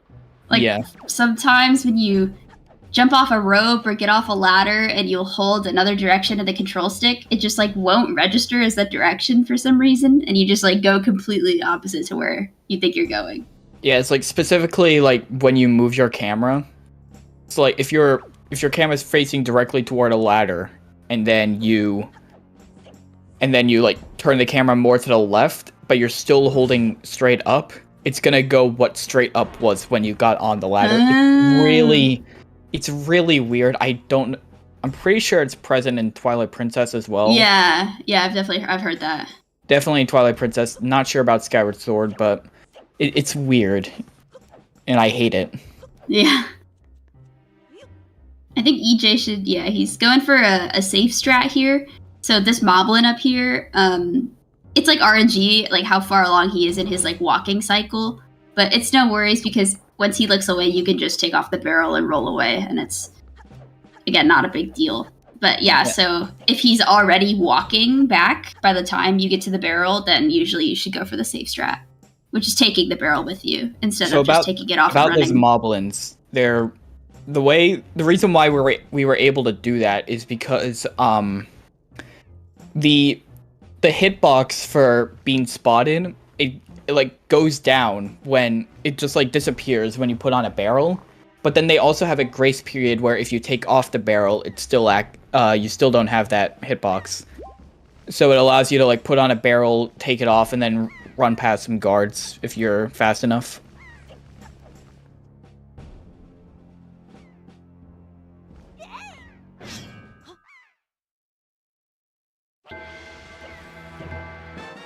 We got a really tough opponent right here. We got a Bokoblin. There, EJ is utilizing one of those really cool Orca combos on the Bokoblin just because it makes the fight a lot faster.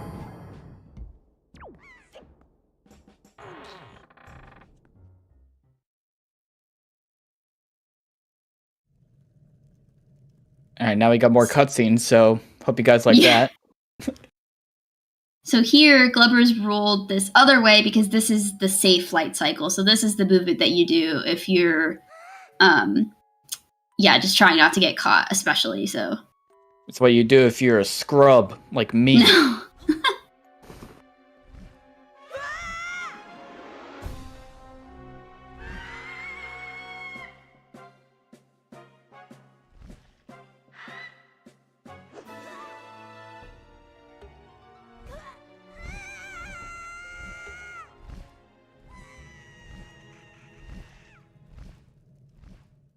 Oh, the Bokoblin didn't see Glubber's. Oh, he does it a different way. That's interesting. I don't know if this is like the new method. Yes. So there are multiple like stoplights in Forsaken Fortress, but you only need to take down that one because otherwise you will be spotted sidling along a wall.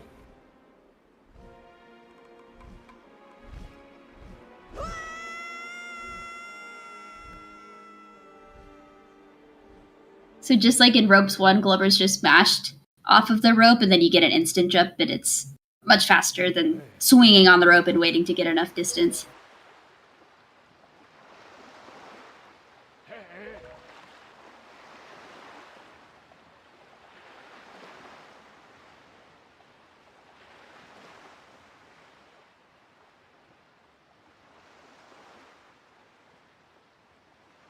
I really hate this room that Glubber's is in. It is really stressful. Sometimes I swear I think I had a really funny time where I got hit by a rat and lost all my movement and then got caught. Yeah, that's really unlucky. I've definitely like seen the rat like come close to me and I'm like, oh my god, please, because the rat can just show up. It's really unlikely, but sometimes you just get rolled. Like, you need to be very good with your movement in that room or else that final Moblin will catch you. Yeah.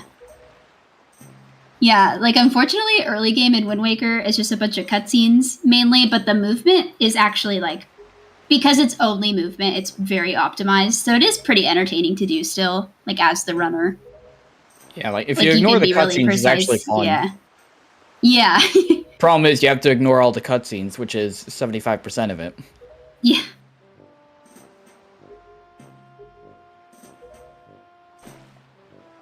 This category, though, for people who are curious about Wind Waker, is definitely the best category to start with. And we have, like, this route is also really doable, but we even have, like, easier routes that are more approachable to people starting out. Yeah. Very fun category, except when it's not fun, but I definitely recommend giving it a shot if you want to. And just the other day, we figured out a way to skip the RNG component that's at the end of this category normally. True. That made it, like, way worse than it needed to be. But now it's gone.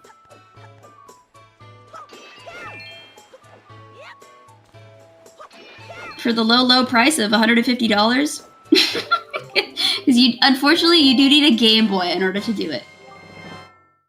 True. Just buy a whole new console. Yeah. Anyway, yeah, now we got the sale on EJ. So we're gonna finally be able to do the sailing. The one and only sailing section of the entire run. Also love how it went from fast text to slow text, because why not? Just waste a bit extra time. So for EJ right now, the stuff that he's doing with the sail isn't just for fun, and it's like not like when you're backwalking at OT and you're like using your shield. It's not like for funsies.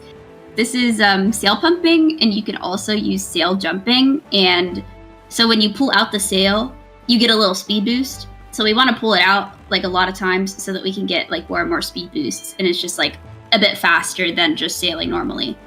Also, something you don't normally see in NoMSS, again, because of the glitch we just found the other day, EJ is getting some rupees with barrel game because the trick that we're going to be doing at the end of the run costs money. Because we use, if anybody remembers maybe from their childhood, like using the Tingle Tuner while playing Wind Waker, we're going to be buying something from Tingle's little Tingle Tuner shop. Pay to win in real life and in game. That's insane. Yeah. This We is need an a new version expensive of Wind speedrun. Waker where like you could buy rupees with real world currency. That'd be crazy. Speedruns will go crazy for that.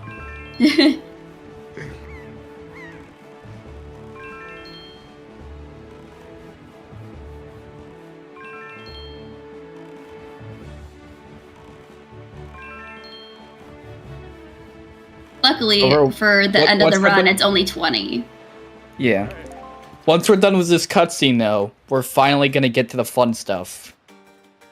Yeah, we're finally getting the Wind Waker, which, like, makes the, you know, the name of the game very appropriate. It's also, like, our main method of doing glitches in the speedrun, whereas if you are more familiar with HD, it's more so, like, item sliding, so, like, the grappling Yeah, hook. it's mo- In case you guys forgot, this is not a glitchless relay.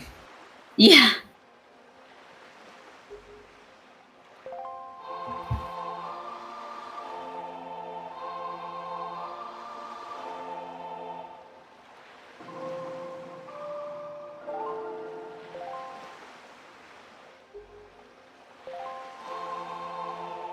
So, you guys have probably heard the storage spiel before, but I'll give it in short again in case some people don't know. But EJ is about to be getting storage, which allows us to do the most useful thing in NoMSS, which is super swimming, where you do a Wind Waker dive, and if you hit B 3 frames before you hit the ground, you get storage, and then it allows us to do all this crazy stuff. I won't get into the weeds because it's, like, confusing. Real So, quick, though, you got if it first try there. anyone has Yeah. epilepsy, I would recommend looking away during the super swims. That They too. are very, very bad for photosensitive people. Yeah, so like look away now, if you need to.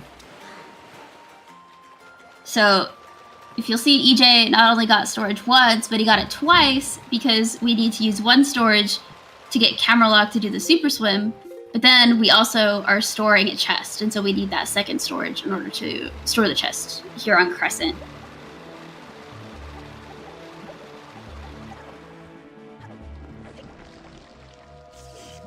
So we don't want to get hit by the chews because they'll eat your storage and it's really unfortunate, but he's fine, so it's fine. And don't worry, even though the screen went dark, it's totally normal. Yeah, this is because when you open up a chest like that where it's got the special animation, the whole world turns dark as it plays the special jingle, and that just happens when you get storage because it's not fully playing the cutscene.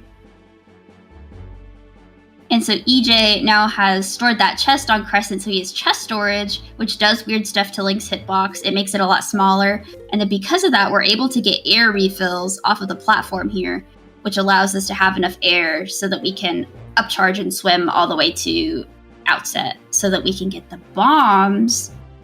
So weirdly, if you don't reload the ocean between just at any point before doing this swim, then the pirate ship is still at Outset, which makes the run a lot faster than if the pirate ship was at Windfall, like during Endless Night.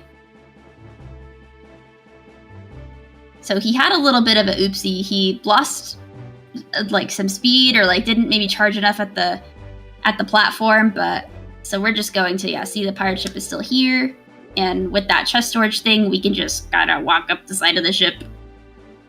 Yeah, so it's very important that you don't reload the ocean at all, whether that be through a save warp or entering a building, between finishing Forsaken Fortress or between finishing Forsaken Fortress and here. If you were to, say, drown or accidentally enter a building somehow, I've done that before, but if you were to have that happen, there is a backup where it's like you enter Great Fish Isle, like, on the same frame you drown, and that triggers Endless Night, which puts the ship on Windfall. And then you could use a clip to get in and get bombs that way. Anyway, if you guys liked Ropes 1, you will not believe what's coming up right now. Ropes 2, the sequel! Woo! Ropes 2 are definitely more fun than Ropes 1 because there's like a little setup you can do. And then here, if you hit A, like as you're swinging forward right there, you'll get like a little hop, and then it like allows you to like build your distance like faster while you're swinging on the rope.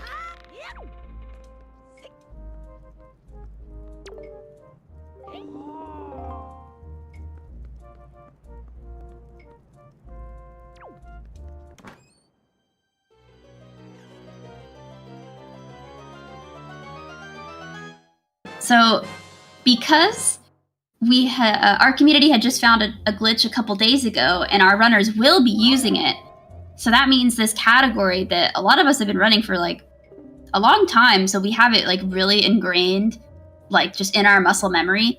This new glitch that we found has some interruptions to like that flow that we're still like so used to.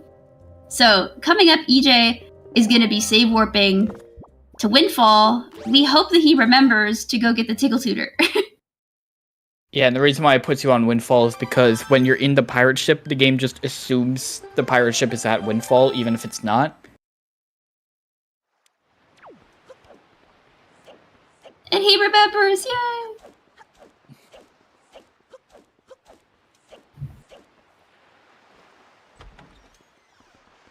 So here, again, we don't want Glubbers to get hit by the chews because they'll eat your storage. Oh, and they're scary. Alright, he's okay.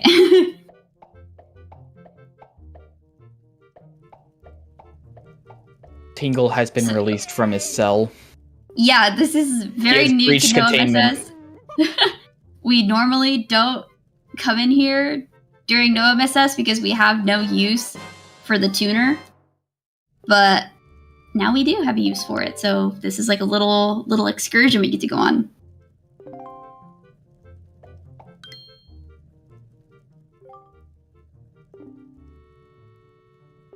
And, you know, having Tingle released is very essential for when we will have to definitely decipher the Triforce shards. Yeah, definitely. More pay to win stuff. More pay to win, let's go.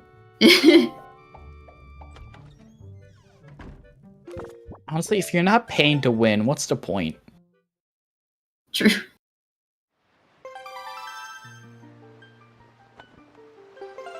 I think Glover's is holding off on releasing his swim. He's trying to avoid Beetle because you don't want to like lose all your speed by hitting Beetle.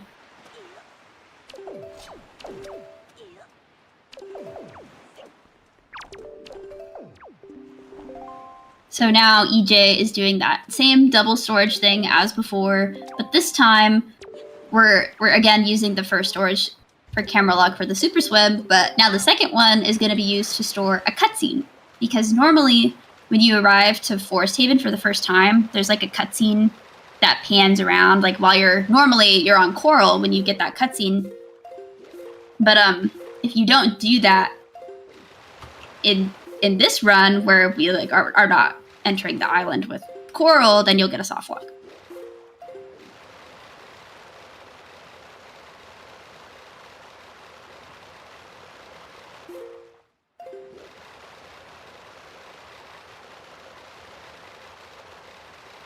Looks like Envad thought he equipped a Wind Waker, but you know, he took out the telescope, which normally doesn't happen at any other point during the run, so that's kind of fun. Shoutouts to the telescope, the best item in the game. Second only the spoils bag. Yeah.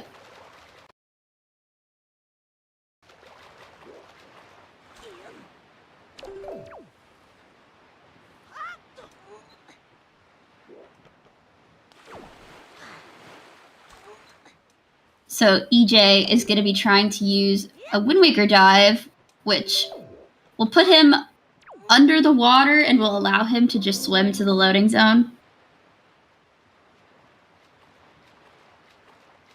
But before we go in the loading zone, we're going to damage down.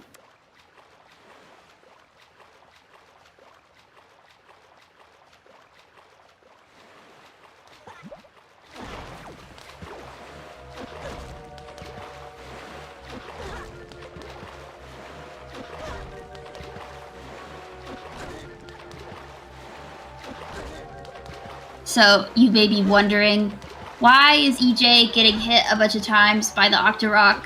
That seems weird. Normally, I try not to die in my video games, which would be a logical thing to think, but we get to do this cool glitch called a zombie hover, where if you take that last bit of damage, that last quarter heart of damage, and then you hit A to jump slash with your sword out, and then you hit B a bunch of times, you have to mash really fast and keep hitting B, then you can get a hover. And so that's what we need in order to get the leaf, because we never got the grappling hook. And normally to go all the way to the top, you need the grappling hook. Actually, EJ is just really bad at the game. You know, I wouldn't have done that personally. I wouldn't have damaged down so much. Yeah, I would never die in my speedrun. And here, now he's setting up a cutscene skip to do before the hover. Wind Waker has the second place title for most deaths in a 3D Zelda run, so... And that's all thanks to zombie hovers, which will be coming up in just a moment. Very fun trick. I like it a lot. I like hurting my hands. Yeah. Didn't really need them anyway, so... If I cause any long-term damage, that's fine by me. As long as I can save those seconds, you know. Yeah, this trick is notorious for hurting some people's hands. There are more ergonomic ways to do hovering, for sure, but for some people, it's kind of hard to do. So here, EJ has the most deaths in a Zelda run. Oh, wow. So EJ is trying to push this Chew out of bounds, and then the Chew is in that weird glitch state, and it's like gonna be sliding like toward, I guess, like before it voids, which counts as it dying. We're gonna try to void out ourselves on the tree at the similar-ish time that Chew dies, and then that allows us to skip the cutscene, which he did. So hooray! So no Koroks for you guys, none. So sad. Alright, time for the zombie hover.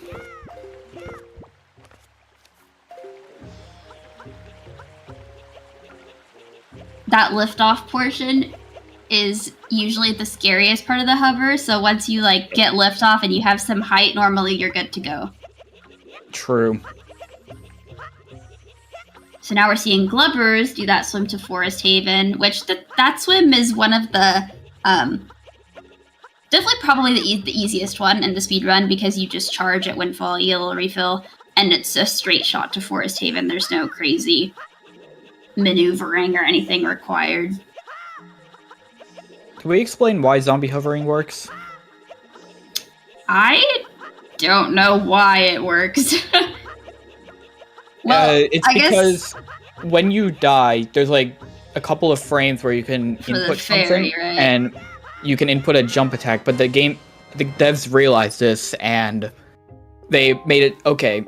Instead of making it so like there's just less time in between you dying and the death animation to prevent you from inputting, they decided we'll just cancel the jump attack. The thing is, if you keep mashing B over and over, it'll keep canceling the jump attack, but you'll still gain a bit of height. So you just mash B over and over, and then eventually you can get as much height as you want. Yeah, I think that those few frames, or at least I've been told this, or whether this is actually the case, I don't think we really know, but that the few frames that you can make an input after dying are so that if you have a fairy, yeah, then it has a few frames to be able to heal you before you like actually die.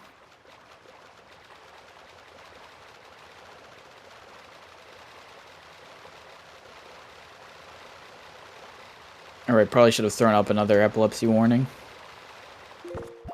Yeah, lots of super swimming. Pretty much, if you're photosensitive, then you just... It's probably kind of hard to watch. If you see any runner doing storage, just look away. Yeah. Oh. Nice, okay, going right in for the quiver. Except yeah, failed. EJ, he's going for, we call it the hole-in-one strat. So... he got caught in the vines there at Thorn Ferry, but if you have a perfect angle and get there at like a time like before the thorns load, but after the island loads, then you can get a hole-in-one. You can go into the loading zone before the thorns show up. Yeah, it's pretty tricky, but it allows you to get quiver much faster. Yeah, so luckily this is like one of those tricks that you only do if you're trying to be like really fast. There are other way easier ways to get into Thorn Ferry. Basically you just get chest storage and it's much easier. But luckily we have like really smart people in the community who are able to come up with these crazy super swim setups. So if you'll notice, like EJ was just holding straight up that whole time, like while charging the swim. So normally when we're charging a super swim optimally, you want to charge like at an angle, like up, left, or upright, and he gets it. Yay! Nice, there we go. But he's holding up so that he spins around in circles, and then if you pause buffer to a specific frame, then you know like what angle you have, and then you know that you're gonna have the perfect angle to just like scoot right in there. Some people might be wondering why we have to get quiver, and the reason is because if you get light arrows but you don't have a bow or a quiver, you just can't shoot them. But getting the quiver will nullify that, and you'll be able to shoot light arrows when you need them.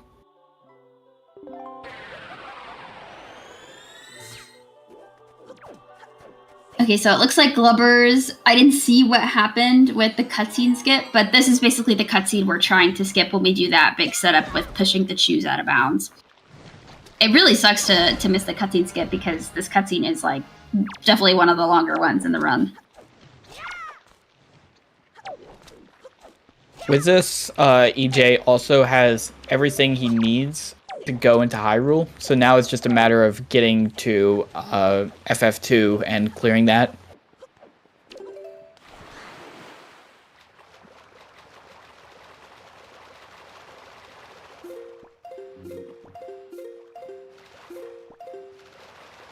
It looks like Minnie is doing his bomb swim.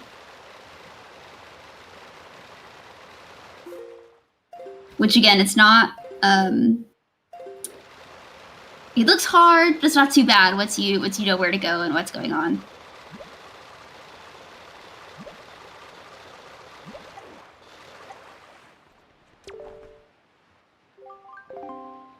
Now we're activating the Tingle Tuner. Good old classic item. I'm sure every single one of you have used multiple times in your playthroughs of this game, especially if you played HD. Yeah, so here, EJ activated the Tingle Tuner while he's in camera lock from swimming to Private Oasis, which apparently saves a few frames. As opposed to activating the tuner when you're not in camera lock.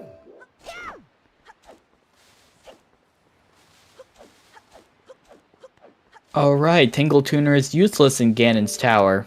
Oh man, such a crazy slip up all the runners have made. Yeah. Oh well, I'm sure they'll find another use for it. Yeah. Looks like Glover's got liftoff, so that always feels good. That's the scary part.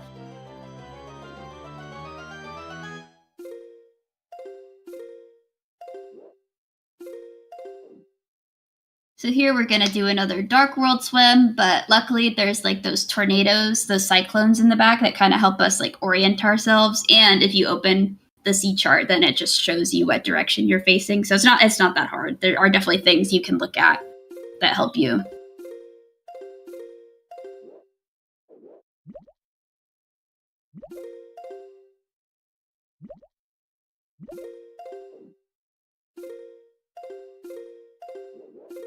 And Glubbers gets the leaf safely.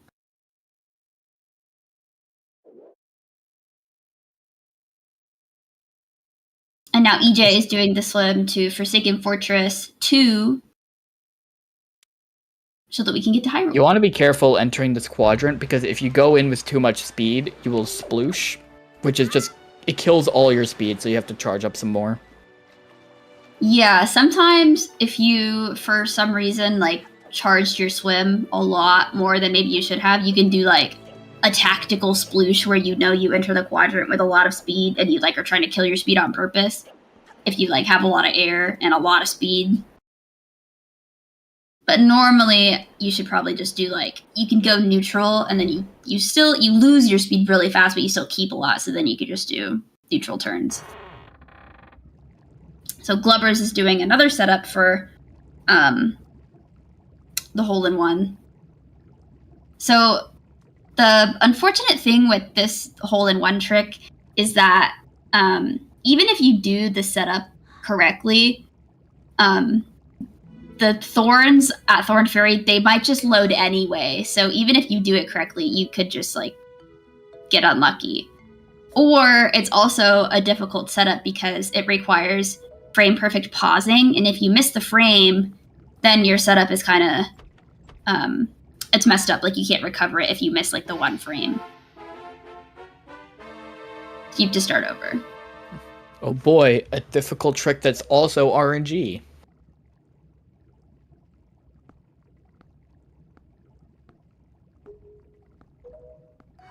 Also, so when you pull out the Wind Waker and go into camera lock, Link can either have a down left facing angle or a down right facing angle, and depending on which angle he has, it changes how you spin around in the water. So there's a different setup depending on which angle you have, which is 50-50. So you don't know which one you're going to get until you just like you pull out Wind Waker and you're like, oh, I guess I have this angle. Yeah, so ideally when you're running this and you're doing a super swim, you don't want to be spinning around in a circle when you're charging up your super swim. So what you have to hold slightly up left or slightly up right depending on which angle Link is facing.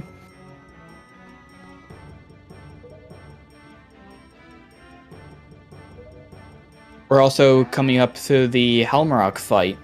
Now, some of you might be wondering how we're supposed to fight Helmarok. EJ did not get the Skull Hammer.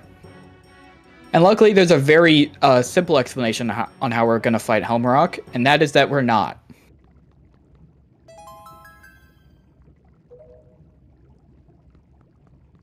We will be doing a skip to completely skip the fight, and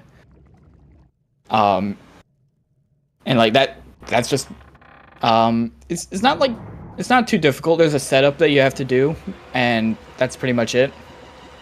So, if you're looking at Mini's screen, if you happen to have been watching for those few seconds, he did... It's like... It's really fast, and it's like kind of like the swag strat there. Like earlier, you saw EJ do like the Wind Waker dive under the island and just swim to the loading zone. But Mini had camera lock, kept camera lock, and then did a bomb, a ledge clip in camera lock, which is really hard. And then because he kept camera lock, he could charge a little bit of a super swim and then swim really fast to the loading zone.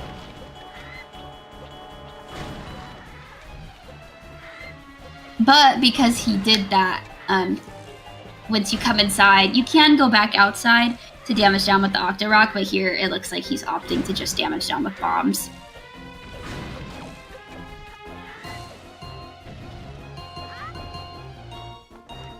So we just gonna leaf around Helmarock. Don't worry about it. He'll be fine. I really hate leafing around Helmarock. I always fail it. It is really scary. Yeah, if you fail it, you have to save warp out because you can't get up. Because I'm pretty sure you need the grappling hook to, to get back up. Yeah. And in case you didn't realize, we don't have that.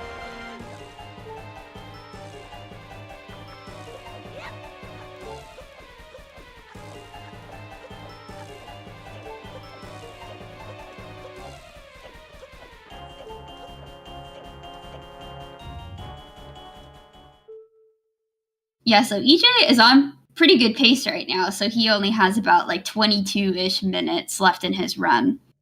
And we can even say that with way more confidence than we could have like a week ago because of this new trick or new glitch that the community just found a couple days ago where we totally skipped the RNG, so it makes the run way more consistent.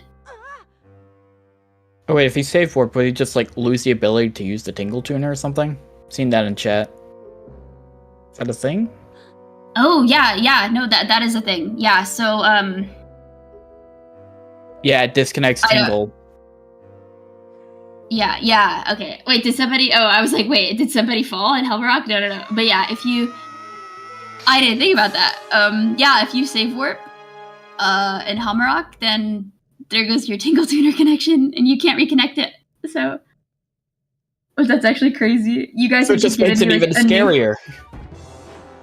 Oh, you can death warp. We all need it, really. We all need it to be a bit scarier. Yeah, that actually it makes it really scary. But yeah, you can death warp, and then if you death warp or drown, okay, it's actually not so bad because you can back it up by doing, either of those two things.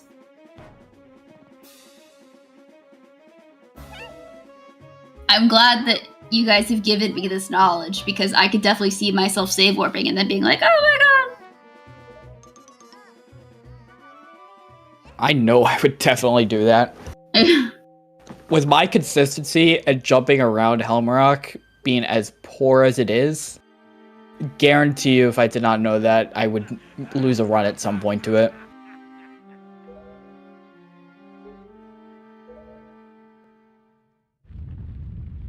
No, it looks like that's another unfortunate thing that can happen with hole-in-one. Because it has to do with like how fast the island is loading, which can be just dependent on like your Wii or the disc, or I don't fully understand it, but it's like, it's not RNG per se, but it is like random because it has to do with load times. But just, I guess the island loaded in such a way where he clipped through or, yeah. So, unfortunately he has to set it up again. Even though the setup was probably correct.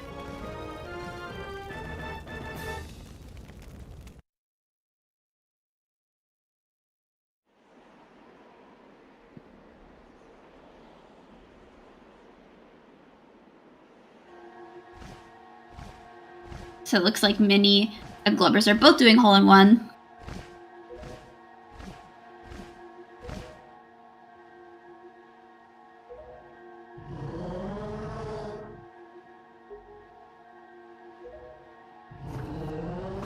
So we'll see if Mini is fortunate. And he is! Yay! It's kind of unfortunate that like the beginning has so many cutscenes, and then the middle is just jam-packed with gameplay, and then the end also has a bunch of cutscenes. Like, granted, not as much, but you've still got, like, the pre-Helmarok cutscene, the entering Hyrule cutscene. Just so many cutscenes.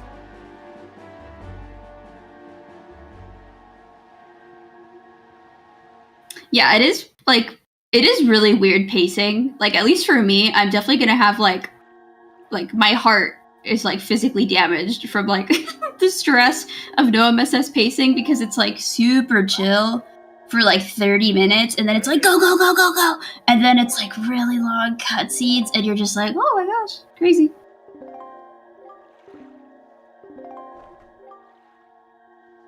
So the storage that Minnie is getting here, we're still trying to get storage, but we have to, unfortunately, get it off, like, this peg here. So if you roll at that corner of the peg, and you pull Wind Waker at the right time, you can get a dive off of the peg. So that allows us to get storage. Yeah, it's a really funky one. Like, if you look at the peg, you wouldn't even think that you could get storage off of that, but you can. Yay, Glover's got hole in one!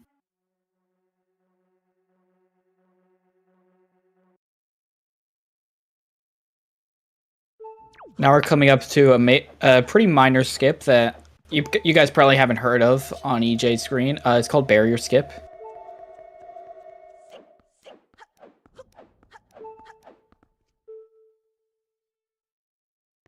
So Barrier Skip is this pretty minor trick where you skip, like, the entire game. It doesn't save too much time, only like 3 hours or something. Yeah, so minor that it saves 3 hours. So Minnie luckily remembered to turn on the Tingle Tuner. It looks like everybody's got all their mental and emotional capacities are working just fine.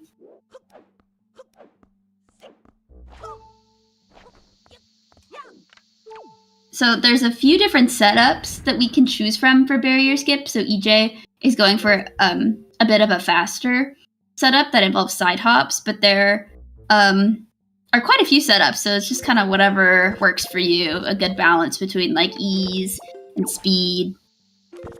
Yeah. Also, like, you go through that whole setup. Nice. First try.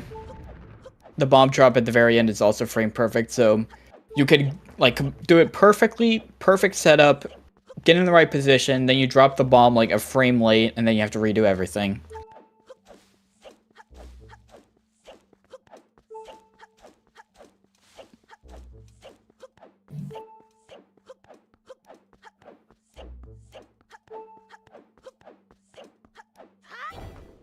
Oh, I didn't see what happened to Minnie, but I think that he closed the text box, and so you need that last section of the text box still open, like, on the same button press that you open the chest.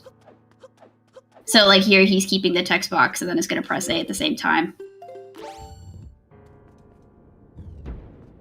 Alright, so now we got the trials, which you might be wondering how we're supposed to beat if we don't have any items.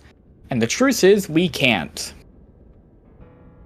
We're not going to be beating those trials. We're just going to do a quick little clip and avoid doing them entirely. Yeah, so right now, all the runners have turned on their Tingle Tuner at Private Oasis. I didn't see if Glubbers did it, but I'm assuming he did. So basically we have the tuner plugged in and on, like, this whole time. But if at any point while we're in Ganon's tower it disconnects, then the glitch is just kind of GG. Like, you can't reactivate the Tingle Tuner once you're in Ganon's tower. EJ just did a quick little clip with a bomb and a ledge. And yeah, with that, we skip all of trials. Very convenient trick. Skip all the trials, and luckily, Wind Waker is pretty cool in that, like, even though a lot of the glitches are, like, kind of challenging, a lot of the time there's, like, different options for setups you can do. Like EJ, you just saw him do a ledge clip for trial skip, which is usually what we consider, like, the easiest version of trial skip, but if it's easier, it's, like, more consistent. So that's the one that I like as well. But you'll see, like Mini, for example, is probably going to do a roll clip instead, which is frame perfect, whereas a ledge clip is 3 frames. And but then the roll clip is like more generous with your magic, so it's like a trade-off. Yeah, like if you ever want to run this game and a method just isn't working for you, I highly encourage that you try a different setup. Yeah, normally there's like tons of different ways you can like do the tricks in Wind Waker. Like everything has like 3 or 4 ways of doing it. It's crazy. Yeah. Even stuff that you expect to be so precise that can't be possible, like barrier skip. Unfortunately, Glubbers is getting reefed. So like sometimes when you're swimming and we use the reef to get an air refill on the way to Forsaken Fortress. But sometimes you just clip into the reef while you have chest storage, and it's really obnoxious. And then once you're in the reef, you're like, oh my god, where's the exit? And then it's really disorienting because all of the sides look the same.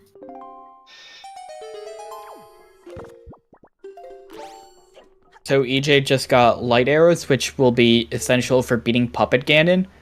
And that's because there are ways to skip Puppet Ganon and thus light arrows. However, those aren't going to be implemented in this run. There's currently going to be like a round of voting in the Wind Waker community as to whether the new Puppet Ganon skips should be allowed in no MSS. It's up for debate, but we'll still get to see it. We'll just be skipping Morse Hover instead of both that and Puppet Ganon. Yeah, when we get to that area, we'll differentiate like where the different starting point of the hover would be. Because if you're doing Puppet Ganon skip, then your hover is a lot longer than if you're just skipping Morth hover at the end. True. But it's still doable. So yeah, for this category, PG skip is banned.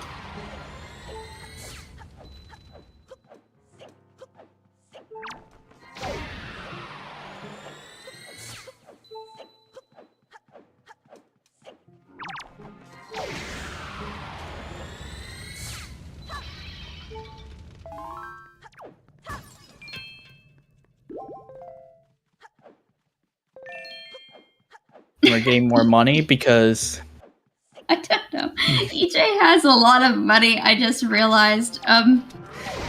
He's just got extra just in case, you know? So if you only come in here with 20 rupees, then that's like it. That's like your one chance to get the trick. Otherwise, like if your money gets like taken by Tangle and for whatever reason you don't get the trick, then that's just kind of it. Also, I didn't see what happened to Glubbers, but yeah, it does look like there's a different reef than earlier that's by Forsaken Fortress that looks like he also got, reefed by.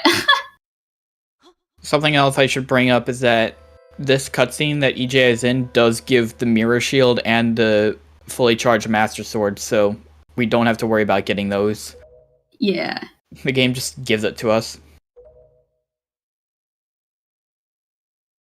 And Minnie just casually skipping the Helmarock fight. No big deal.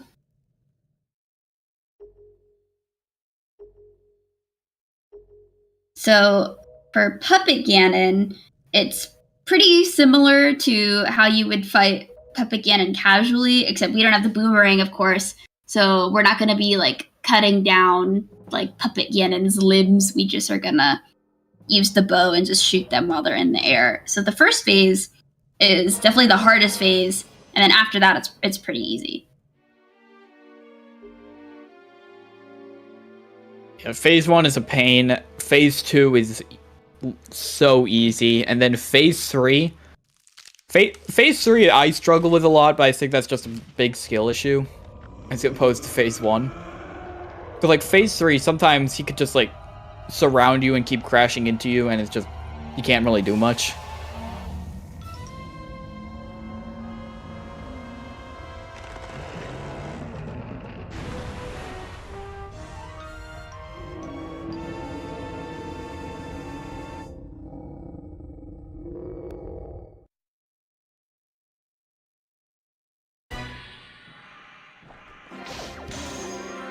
So that first hit is good and feels good to get. It's like it's consistent the way that he wags his tail the first time, so you can just like hold down left and get it immediately.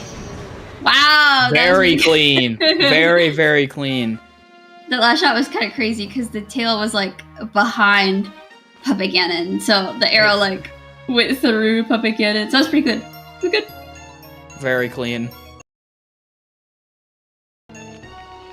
You can lose a lot of time to just like having a bad Puppet Ganon, so it's definitely one of like the weirder things to get. So bad at Puppet Ganon. It's I unreal. am too. I don't, when his tail is moving fast, I don't even bother trying. I just wait for it to slow down. And yeah, then this phase is incredibly for the easy. spider phase, you can aim up and go for a second shot. You can also go for like a third hit as well, but that's a lot more difficult. Getting like the 1 and the 2 shots is well, he's got a pretty second shot consistent, at the 2 shots. but it is still a bit of tricky timing. Hey. So he gets it the second time, which is nice. If you miss it the first time, you just go for it again. Yeah. Oh yeah, that's a good point in the chat. Also, you want to pay attention to your magic, because if you're low on magic, then you probably don't like want to go for single or double crypt, depending on how much you have. Now he's damaging down with bombs because we need to be low health coming up pretty soon. And also using the bombs to stun Ganon, which I should definitely be doing that in my runs. The problems I outlined earlier with Phase 3 is literally just because I don't stun him at all.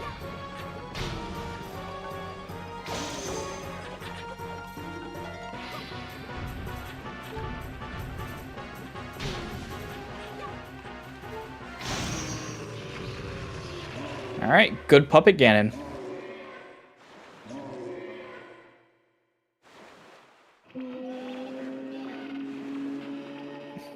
Alright, who's ready for the Morth Hover? Oh yeah, no more, thank goodness. But I was like, oh my gosh, the audio is all gone. It's so quiet. But no, I can hear everything now again.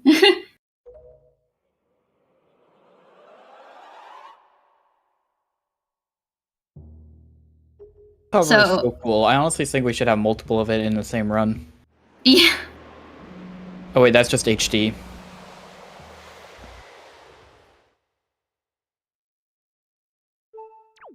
It's actually great timing that they discovered the stuff with Tuner just the other day, because normally at this point in the run, EJ would be like, oh no, I have to do the fourth RNG, and it's 1 and 3, and sometimes it takes forever, which is really not marathon friendly because it, like, you very quickly deviate from whatever estimate you gave. But now, with Tingle Tuner, there's no RNG element to this. It's just you just do it.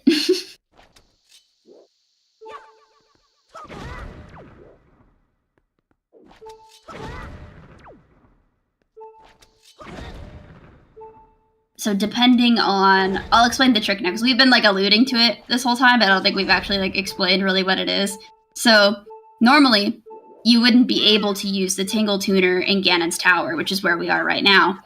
But for some reason, if you unplug and replug, and then unplug, and then replug it again, now magically you could use the Tingle Tuner again.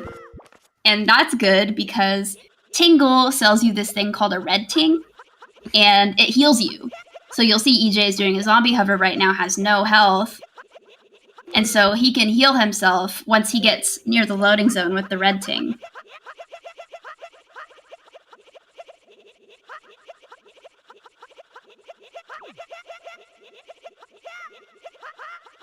This is a technique that you see a lot in other categories, like all dungeons 100%, but it's not really been used in an any percent category until now because of like just how you have to go out of your way to get Tingle Tuner, and it's just not worth it in the end until now. Because like you wouldn't use it for a leaf hover, and until now you couldn't use it in Ganon's Tower.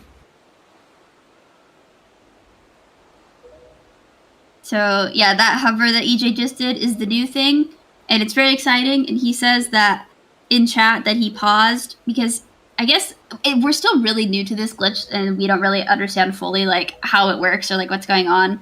And so some runners are having some like variation with like how fast Tingle actually like gives you the red ting, because you can cue the red ting like by pressing it on the Game Boy, but then it's like it's been kind of not random but inconsistent with like how long it takes for the red ting to actually like activate in game.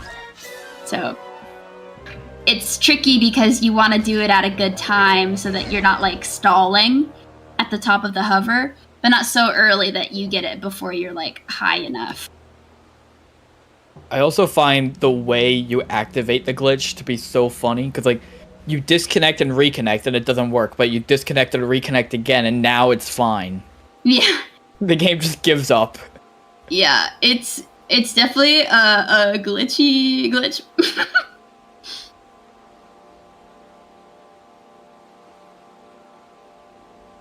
How was it discovered? Someone posted like there was like a forum with like a deleted post, but a comment mentioned you could do it from like 11 years ago, and someone found it and was like, "Hey, wait, should we test this?"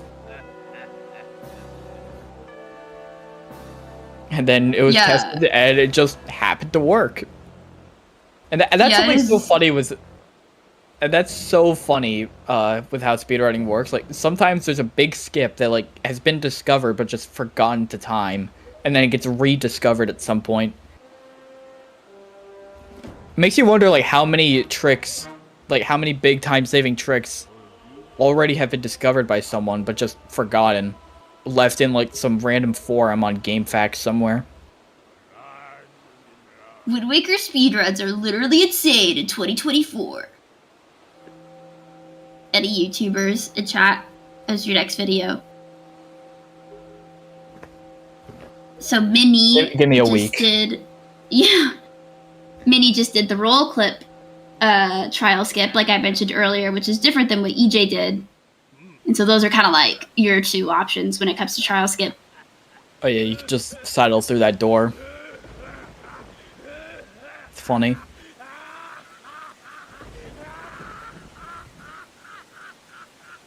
The good thing about the new Tingle Tuner strat as well for the Ganondorf fight is that you have more than one heart, which means you don't have to do the fight damageless. I'm sure there have been tons of cases where people have had really good runs that they lost because they got hit by Ganondorf. I know I've gotten hit by Ganondorf before in runs, and you know it sucks. But now we don't have to worry about that.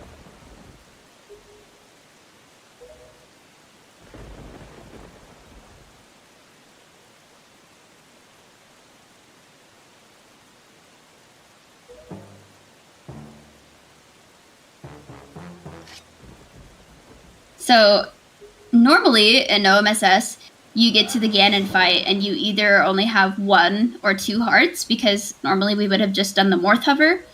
But with the red ting strat for hovering, you get 3 hearts. So this fight is no longer scary, like at all.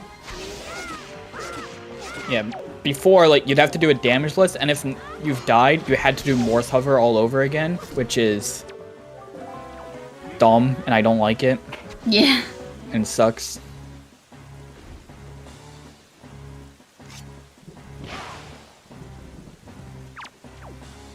But now we can get hit like a couple times and it's not a big deal. Because Ganon does just 1 heart of damage.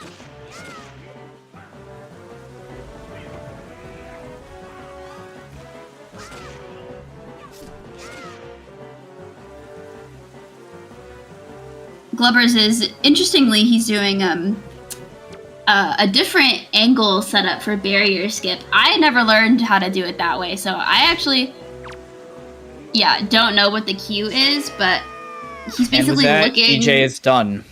Oh, EJ's done, GG.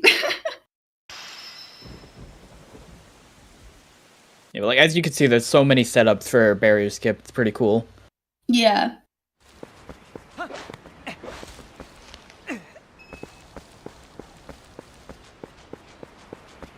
All of a sudden, there's just Twilight Princess there. Crazy. Whoa, a better game. Oh, Anyway, Twilight Princess is a funny one. I'll let the commentators talk about it, but this run will be like a third of the entire relay.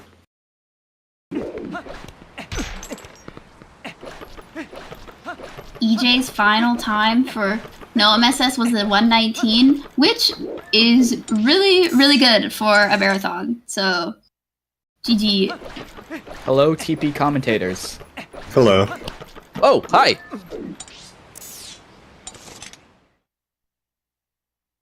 GG, EJ.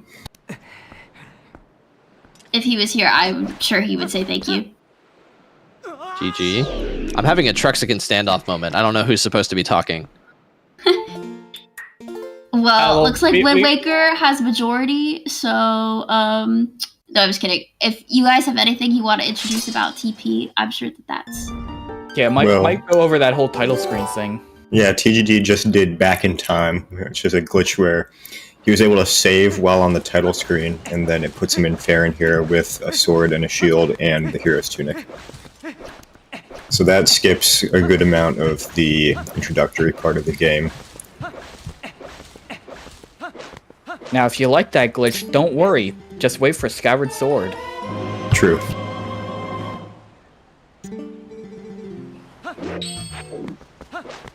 Yeah. Yes, you will not be doing any manual super swims in TP. So if you're I mean, all of the super swims are over on the Wind Waker side, but Yeah. look at TP anyway. Yes, obviously the undisputed best 3D Zelda. Now, the best 3D Zelda is Breath of the Wild because it sold the most. Yes, sales. I mean, yeah. That's true. There were super swims in Majora's Mask. I'm pretty sure super swimming is a thing in Twilight Princess, right?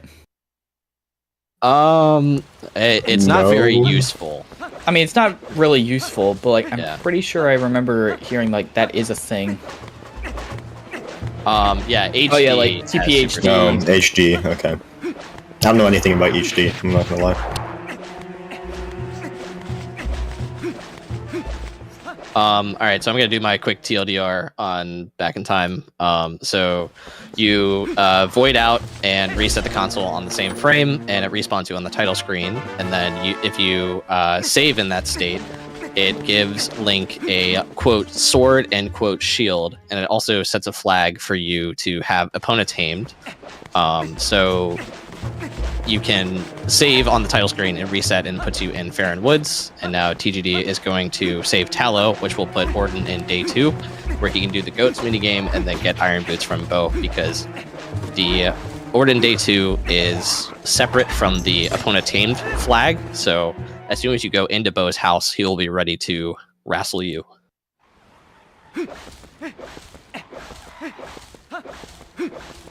I believe it's Orden Day 3, isn't it?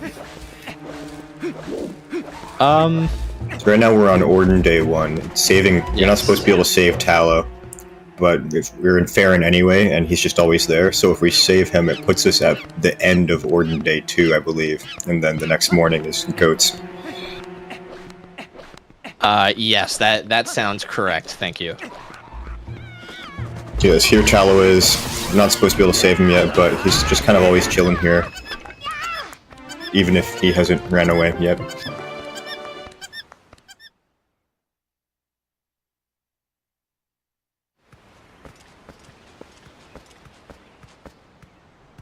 So the moral of the story is, if Link jumps off a bridge, then Tallow runs away.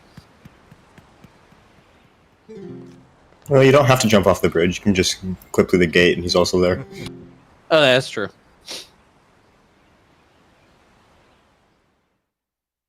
Schrodinger's Tallow.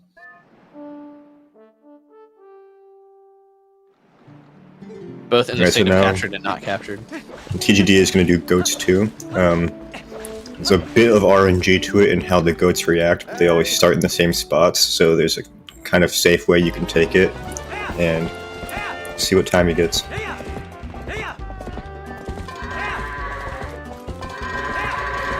Looks good so far. Oh, everybody's facing the right direction. Oh, besides one. looks like we're coming back.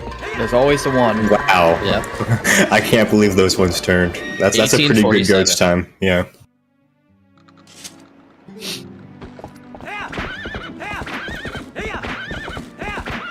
No, anything no, under Goat's wall 20. is really bad. So they just Anything skip under Goat's 20 wall. seconds is really good. Looks like Minnie is finishing up the final phase of Puppet Ganon, and so he'll be trying the new strat soon. Because TGD did the back in time trick, it set Epona as being tamed, and that allows him to get the iron boots now instead of way later. But he has to progress through a bunch of glitchy dialogue with Bo, because Bo is way behind on the story. Gotta get him up to speed. Gotta give him the cliff notes. What, the kids are in Kakariko Village? How'd that happen? How does Link know? That's a good question. The kids are all in Kakariko Village, but we're also about to see them. The kids cloned themselves. Alright, so this is Bo, which is just weighted rock, paper, scissors. And you want to get a slap, and he did. Nice And one then it's cycle. just mashing.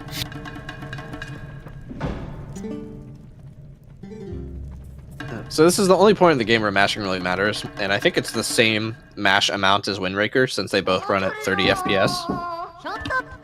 You want to mash at, I believe, at least 12 times per second in order to be able to one-cycle him with a slap. And see, now he's getting some bad RNG. Got pushed around by Bo. And yeah, a lot of runs die here. Oh, it was so fun. They made you have to do him twice.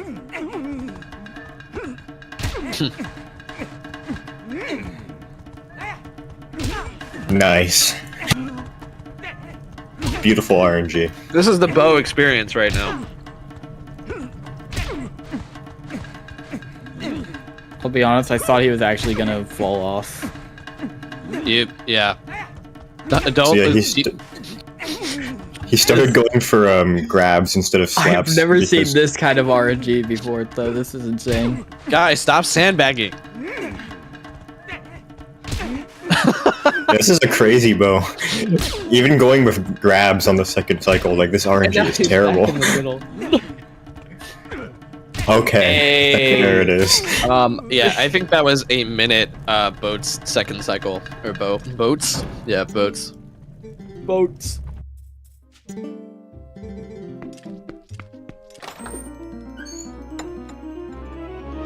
Now we got the iron boats. The So iron outside boats. of a race, that would be a reset.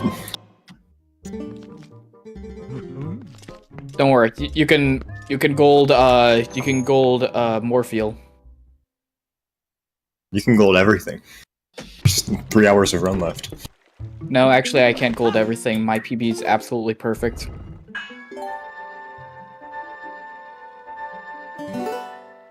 Yeah, so Mini is coming up to the same tuner strat that we saw earlier with EJ.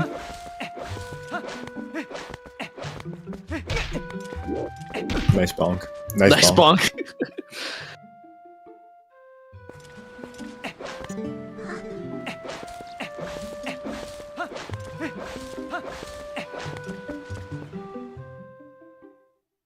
So now Guy is going to do the sewer segment where you get turned into Wolf.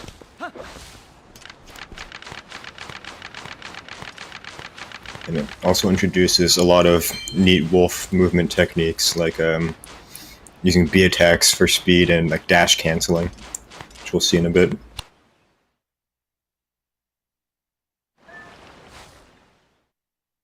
It also has the most important trick in the run. Box breaker. Yep. So yeah, this is box breaker. Saves frames? 3 or 4 frames, I think. Oh, not even 10. Excuse me. And Yay, if you so it looks start like an attack combo at the right moment, the cutscene will start while you're still in your attack, and I believe the chain doesn't hold Link back during the cutscene, so if you start an attack at just the right time, you can hit that box.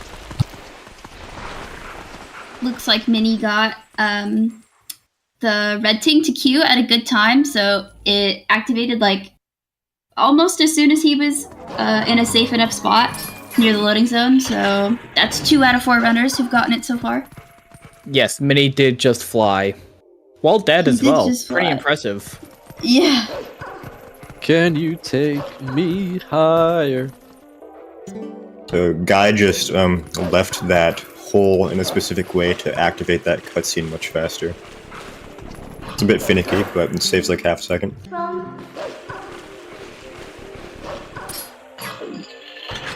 Is the 1 frame void still in the run? I believe he's talking about Gorge Void, and yes.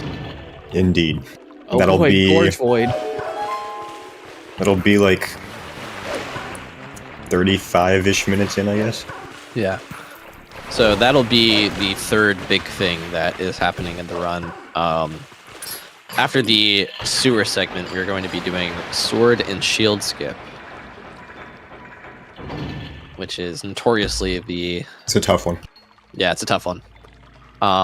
It is a bit of a gatekeeper of a trick, although there is a beginner route that does not do sword and shield skip and kind of follows the 100% route of doing Orden Day 1 and getting the slingshot and then going to save Tallow. And then the flags are there for you to be able to go get sword and shield in the town, but that's 5 minutes slower. Now, TGD's gonna fall here because he's bad. Yeah, get wrecked. Actually, he has a chance to get... He got it, so... There's a 1 frame after Minna talks to you during a Minna jump that you can jump early before she actually flies over where you're gonna jump to. And you can only do that... On Puppet Ganon from Glubbers. You can only do that whenever there's text. Except for 1. Yeah,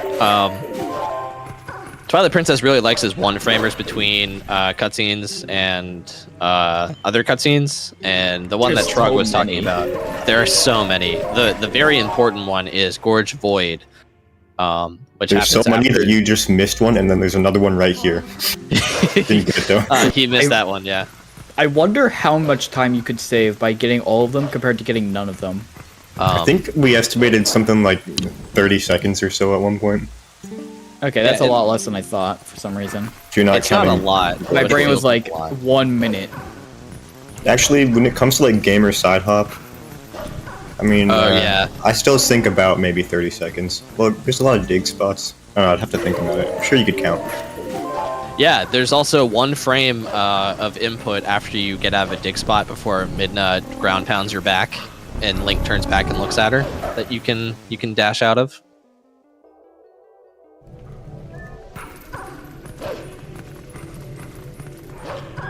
Who is this mysterious woman in the cloak? I guess we'll We'll never know. Princess Peach.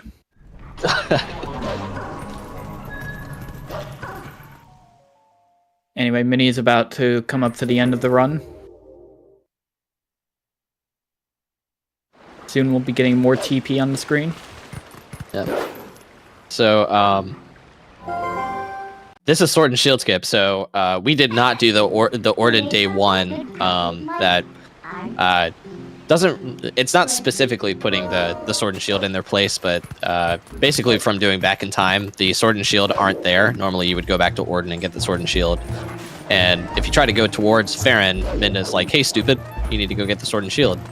And apparently, she's blind because she doesn't see we have it on her back. As Wolf, by the way. Yeah, so we have them equipped, but we don't have them in our inventory. Yeah, so if you press the start button, the Sword and Shield will not be there. So he's luring this Boblin over named Hugo. I'm just going to get Hugo into a very specific spot. Then he is going to attack Hugo to send him flying in the air, and then during his arc in the air, attack him again to try and hit a air trigger on the other side of a ground trigger that we want to skip. Hugo being very nice. There we go. Beautiful. So he made it look really easy.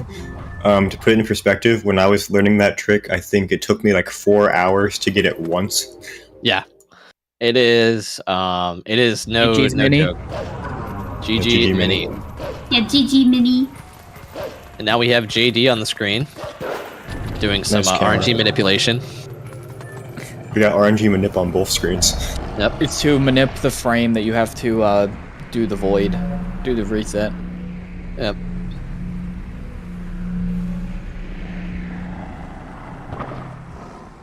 So now it's Glubber's turn to do the hover with the tingle tuner.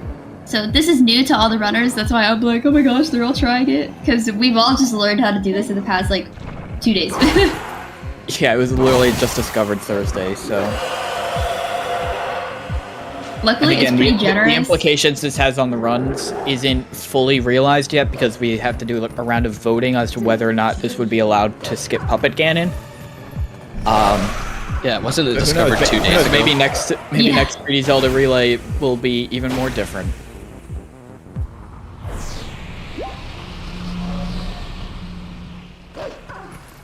Something I feel like we should also bring up, I don't think we did with those hovers, is that because the way the tingle tuner works, you have to activate it, do the hover, and then time it so that there's a delay between when you say, hey, I want this healing potion or whatever, versus when it actually takes place. So you want to do it way early.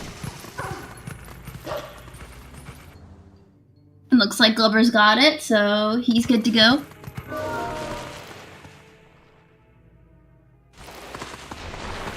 It might have looked scary that he was getting really close to the loading zone, but I've been told that it doesn't matter, like you're not going to activate it while you're hovering or whatever, and there's a wall in the back. So right now, TGD is just making his way through North Farron in order to get to the North Farron portal fight where some shenanigans will occur. Yeah. And if you notice, he did not pick up the vessel. How is he going to clear Farron Twilight? He will clear it, right? Yeah, surely. Does he know? At TGD, you forgot the vessel. No. What?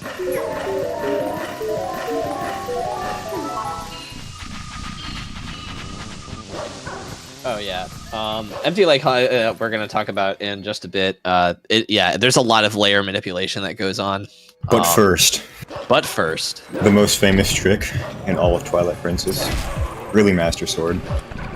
Get this guy named Jamal over to this right over here, and then use him to do a super jump. Just barely didn't get the right angle on it. And then kill another one of them to wake this guy back up. Try it again.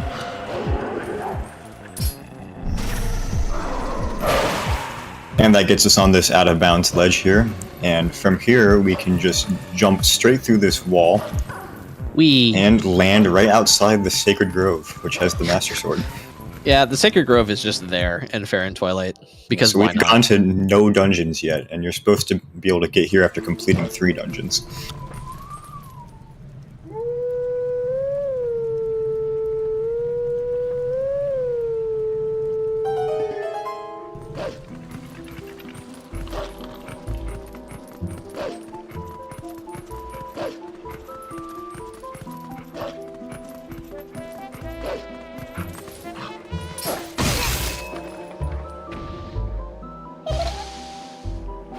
So through this sequence, you get the Master Sword early, but more importantly, you get the Shadow Crystal, which is the one that lets you transform from wolf to human at will.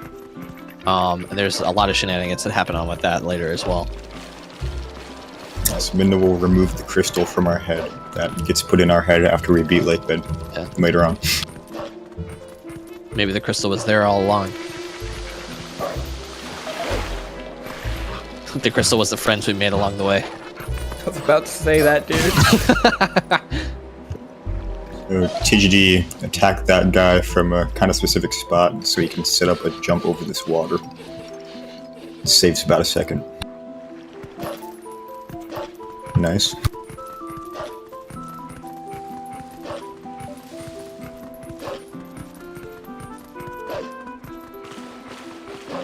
Alright, we got JD about to do goats too. Want to place your bet for the time, Powder? Glubbers is about to finish up with the Ganondorf fight as well. The power imbalance between Wind Waker and Twilight Princess is about to be skewed in TP's favor. Yeah. And there's a lot of ground to be made up in Twilight Princess too. There are quite a few tricks that can lose you multiple minutes from failing, unfortunately, and they're pretty early on. Some indecisive goats there. Oh, one of them is goats too. We love goats too. What do you call a goat that's like annoying? Harold or something? Howard. Howard, okay. I remember I was once like practicing for Twilight Princess runs, and no joke, I got like a 1 minute 10-second goats 2. I don't know how I managed that, but I had like 3 goats disobey. So we have annoying names for a lot of the things that annoy us in this game, and Harold is one of them, but it isn't for the goats. Yeah, there's somebody else's Harold, okay. There's Jamal for the Shadow Beast that we did early Master Sword with. There's Hugo for Jamal and Hugo are lovingly though. We gave them those names because we love them, not because we hate them. It's Hugo's birthday today. Happy birthday. Nancy, however, like, fuck Nancy, okay? Like, what other ones do we have for names? Paul. I know I know on Wii there's a wait, what? Jake. Wait, what just happened on I don't know. So he played the cutscene to show the arrow being shot at Ganondorf, but then it just didn't hit him. Okay, now it hit him. Now it hit him. That was actually kind of scary. Because he had gotten hit twice. Yeah, GG Glovers. GG Glovers. It was so awkward. The cutscene played and Ganon's just there like, Welcome in, Blood Beast. I've never seen that before. No, me either. You see some new shit every time, man.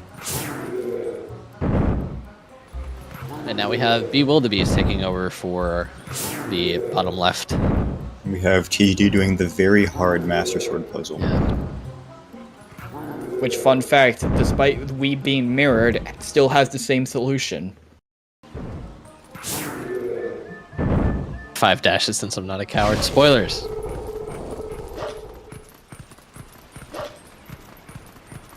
So what TGD is referring to is the fact that he will dash 5 times before pressing A to pick up the Master Sword, risking dashing around the Master Sword and doing a quite embarrassing sword up. Yep. Nice. Again for RNG manipulation.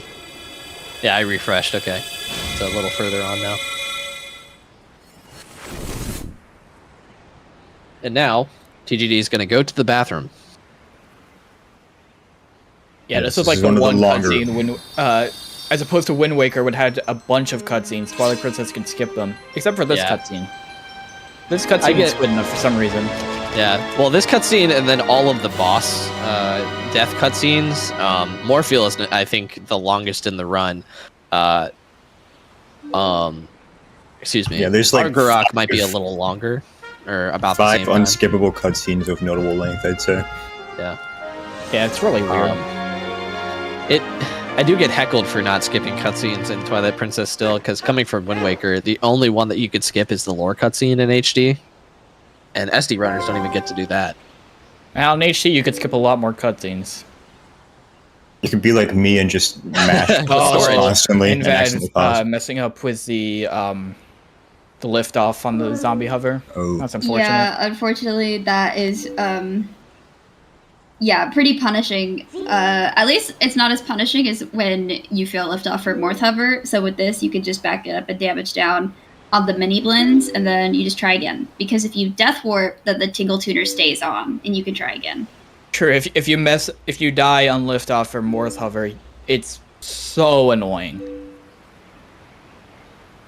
Yeah, because then you have to go through that whole process of like getting the Morth up to the position again, and it takes a long time. So now, we're just gonna call him Guy, the guy downstairs. He rolls off the tongue a little bit better than TGD. I'm gonna call him Guy. You can call him whatever you want. So we'll Guy is, call him downstairs. Call him Mr. Stairs. He loves that. Call him the. Wait, hold on. Actually, wait, no. The already finished his run. Yeah, but that would be irritated if we called the. Yeah. So Guy is making his way towards the Forest Temple. Still hasn't beat Fair and Twilight, by the way, but now that we have the Shadow Crystal, we are able to transform into human, which will let us... normally the monkey takes the lantern from you after Fair and Twilight, but since we are still in Twilight, we still have the lantern, and we're going to be able to go through the purple mist as human here. Yes, and it's going to look really glitchy. It's going to look like the purple mist is not clearing, but it is. Yeah. In reality, Link puts the lantern on his face and uses it as a respirator.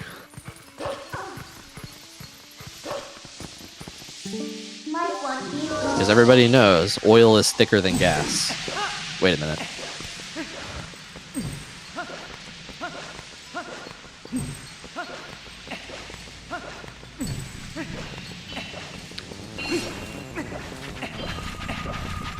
He's going to make his way to the Forest Temple.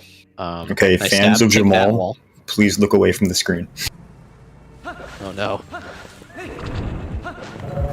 Jamal, look out! No!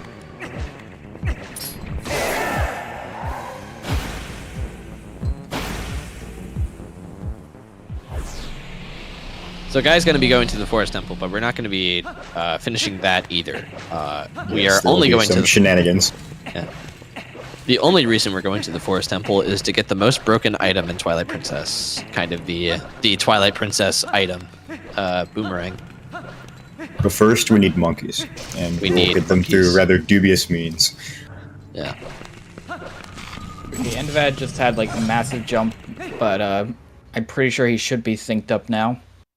He's a bit behind because of internet issues, but we should be back. So Guy is going to do a jump attack here in a specific spot. Was that early frame? Yeah, it was. That was early frame, yeah. So he's going to try and do back in time again because the wall ends like near this load zone, so he can just kind of jump into the void here. That was a good frame. There we go. Yep. And he's going to save in the Forest Temple and then continue to void out and reset on the same frame such that he gets the back in time glitch. And now he will jump into the void, but as he jumps into the void, he will load the file select screen and then load the save he made outside of Bo's house earlier. And that will put him in the King Bulblin 1 fight. And then he will Hi, reset KB. during this cutscene and skip the cutscene as it resets. Bye, KB. And that will set a flag called Early Boss Fights to a high-ish value. And that flag also happens to correspond to how many monkeys you have in the Forest Temple. So right now, TGD has many monkeys. KB1, why don't you just beat KB1 and go right over to Kakariko? Wouldn't that be faster? Clueless. Clues. So, unfortunately, you still need the boomerang. That is required to finish the game. Besides some maybe zombie hover shenanigans in Hyrule Castle, that would be very annoying. Please, nobody rat out boomerang. So this Also, just beating Waltula is KB1 kind Nancy. of causes problems. Yeah. This is one of the mobs that we don't like. It looks like TGD is not going to go for that. I wouldn't either. Nancy Hopefully was doesn't not paid bust off. his nut. Oh, Oh, he busted his nut. Oh no. as you were saying it. So that just kind of happens sometimes. The nut just kind of phases straight through Nancy and hits the wall behind her. No, see Well, what he at did. At least you got good RNG. Yeah.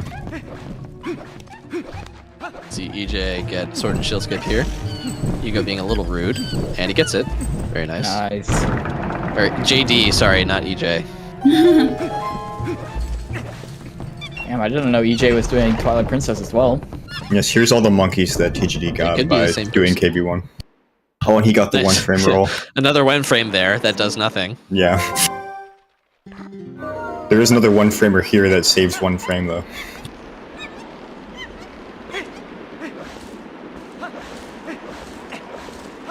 Beast getting a sub 730 iron boots, very respectable time in a race.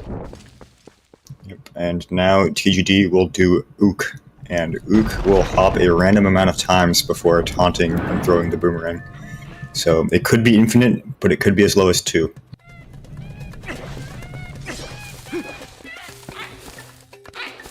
GG Envad, I think.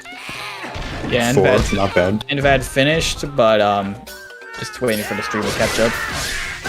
Okay, GG and bad. GG Envad. So he got 4 hops, which is the statistically most common amount of hops.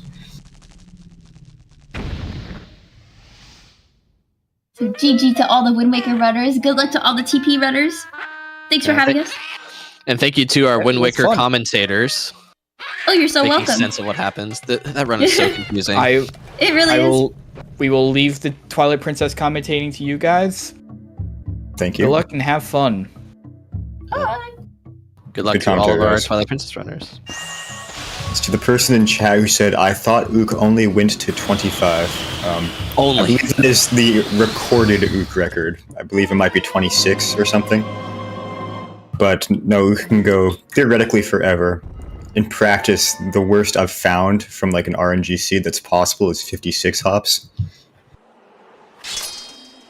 Yeah, the RTA record in speedrunning terms, I think, is 25. So now Guy has the boomerang, and he's going to promptly leave the forest temple. And again, Midna has a little thing where she's like, "Hey, stupid, you need to go beat Diababa." And luckily, the boomerang is very broken. TGD just mentioned in chat memcard strats. What he means by that is that he has a memcard that has like 8 different partitions on it, so that every single time he saves, he can switch to the next partition for the next save, so he won't have to do like a confirm prompt on the file select screen each time. I believe if you have 10 different memory cards, this can save up to 4 seconds throughout the entire run. Yeah, we were just talking about Wind Waker pay to win. Twilight Princess is really pay to win.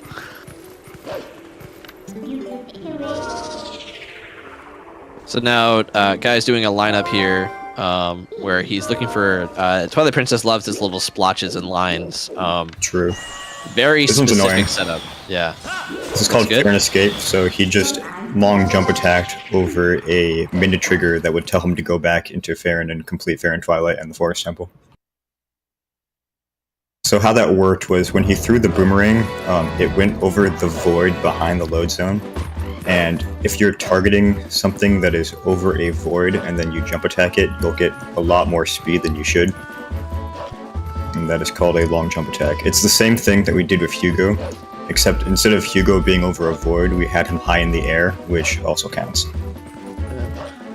Chatter just mentioned, no, Twilight Princess doesn't have a specific language, really. There are 3 different ones, and it looks like nobody's running out of French, so we'll just talk about English and German. German saves 2 seconds over English in the run. Yeah, something like that. It's not a lot. Yeah, it's just the text box where you get the lantern from Koro. That's it. Oh, Jeez is running in French. Yeah, Oh, he is? Okay. Jeez has a bit of a different route he can do because he's running in French. He doesn't actually have to pay for the Sky Cannon. It's a bug only in the French version where Fire will just let you through without paying, so he will not need to collect any rupees. So the routing doesn't really vary a lot. It just means that he gets to go faster in other parts of the game because you don't have to worry about the rupees. Specifically in Snow Peak, everybody else is going to be getting 2 oranges that requires an extra save warp. Or not an extra save warp, but going back into the ruins after getting ball and chain. Yeah, but since the trick itself takes some time to do to skip having to pay, and French text is slow, it doesn't end up saving time over German. Oh, Guy going for Human Gorge Void. Yeah, so this is Gorge Void, and he's doing a safer version of it. As It might be human. Gorge Void. There we go. All right. Pause So sham. this safer version gives him 2 frames instead of 1 frame, but it's a little bit slower. We'll see if he gets it. Did not get it. Okay, Unfortunate. that is, yeah, that sucks. So that was that's the gonna 1 lose frame. a minute or so. Yeah. Speaking of things that lose a whole minute on a frame perfect trick, and you only get 1 chance. So now, fortunately, he does have map warping, which if you get the Gorge Void, you have to go back for map warping later. But you have to do Fair and Escape in extra time, and I think optimally you go and do go get the Zora's Domain Portal in Lanayru before going back. But I think some people opt to go back and do Rupee Roll again, just to, not so they don't forget about it. We got some Howards. Although on I don't know Gs. how you could forget. Oh no, geez. Bit of cleanup here. Big old spin come on. around. Yep. Oh my goodness. Really? Okay. 31 goats.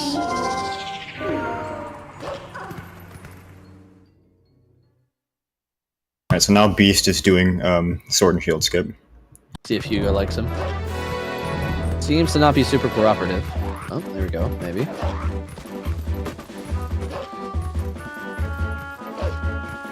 Beast being extra careful. Very nice. Nice. Oh, a guy has to do post. Oh, he's going to Linearu. I was gonna say he has to do postman skip again, but he's going to Linearu.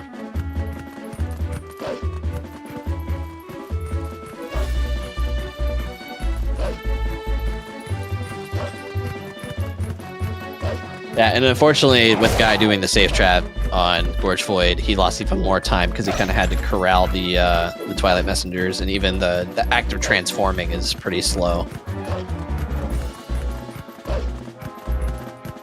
And now he's going to do Pillar Clip. Clueless.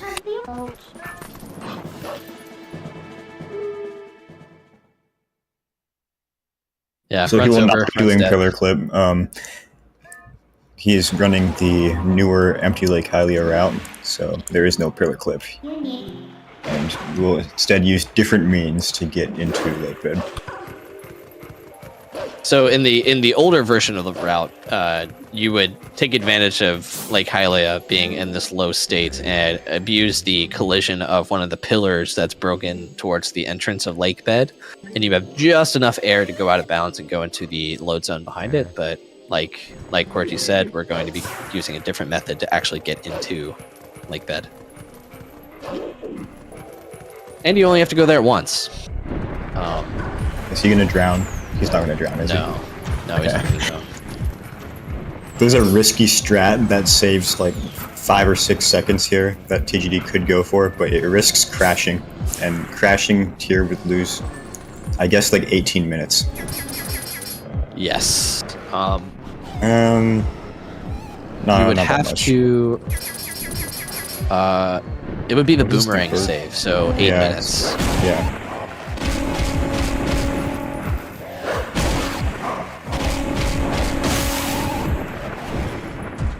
Eight minutes plus you have to restart your Wii. Yeah.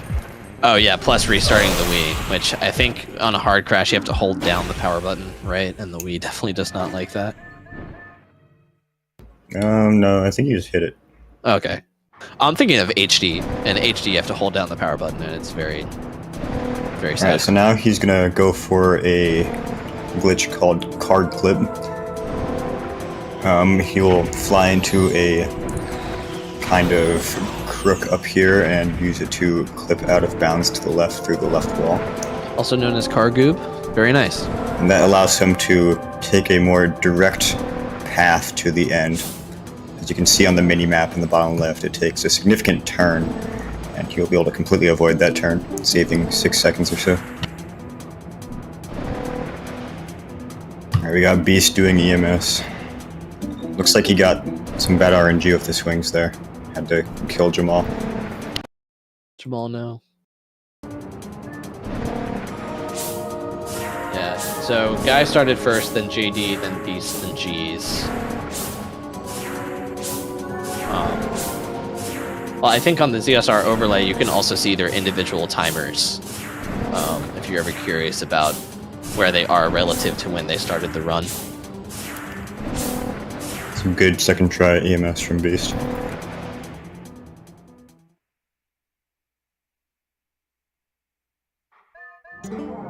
What you need.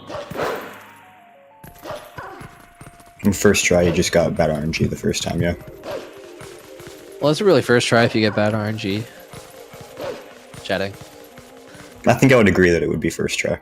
Yeah. Because he didn't mess it up. The game said no. Yeah, so Jamal can either give a good swing or a bad swing. It's technically possible to get it on the bad swings, but it's just not worth going for it because it's just so precise.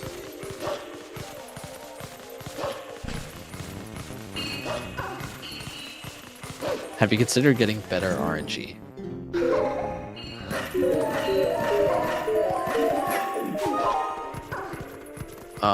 So since we got map warping and got sent back to Farron, it's just a little bit faster to go ahead and bite the bullet and go up to Lanayru to get the Zora's Domain portal, and then go back and do Rupee Roll to get to Kakariko and do Elden Twilight to get the not meteor, the giant rock, and then you can melt Zora's Domain.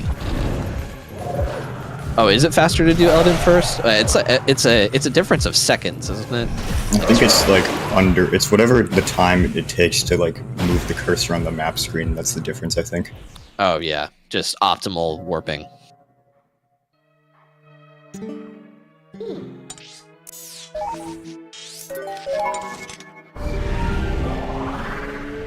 So now he's gotten the portal and he's going back to Elden Gorge. JD got the late frame, but there's a backup, and he got it. Very nice.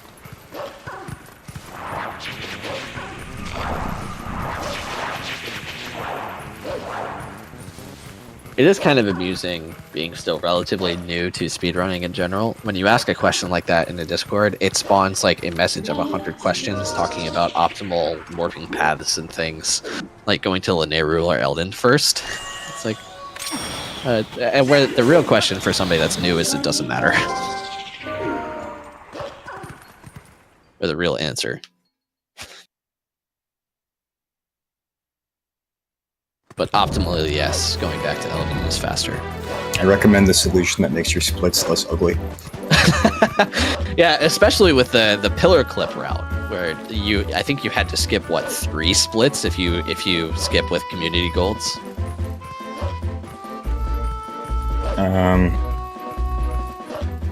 You mean like if you fail a gorge void? Yeah. I mean, you only have to skip class shot. Oh, I thought. Oh well, some people have like enter. If you have more splits there, then you have to split more splits. But I think most people just split boomerang, class shot, vessel.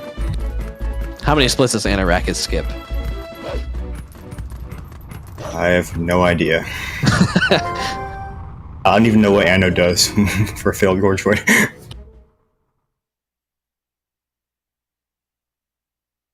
Okay, so JD is hoping that worked, which means may have skipped the cutscene a bit early. A little scuffed. I wasn't watching, but we will only be able to find out if it worked after the next room.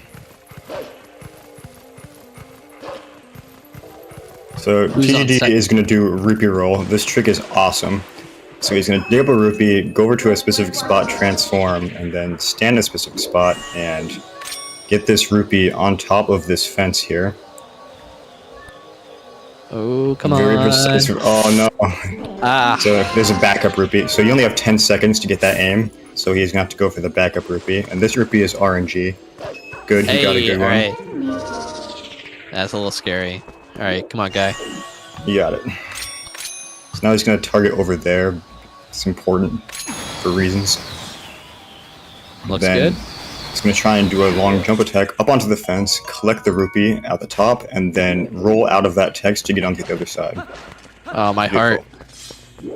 Yeah, that was very good recovery from Guy. And now it's not over. Monka side hops. And then epic LJA all the way over the gorge. It's my favorite trick. It's just so cool. Yeah.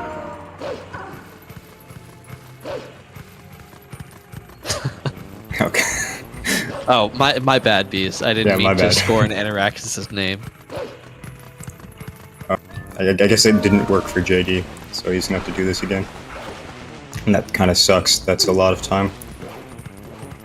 So now Guy has to go around a King Bublin trigger here.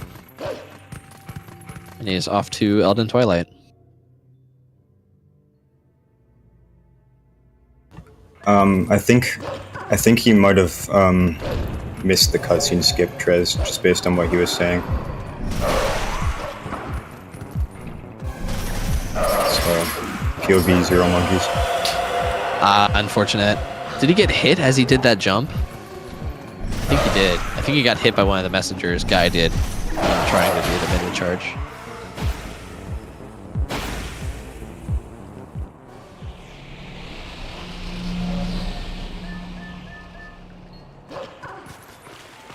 Oh, it was Guy's fault. Guy's fault. JD doesn't have monkeys.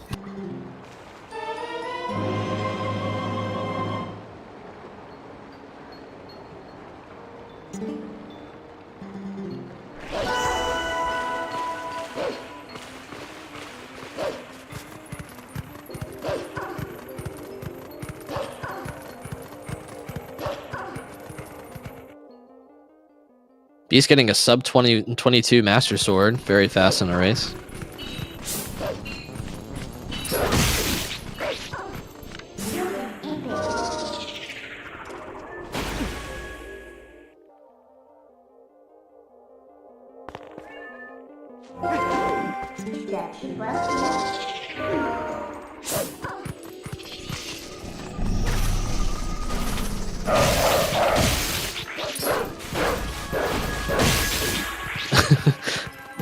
Getting the runaround from that one basement bug there.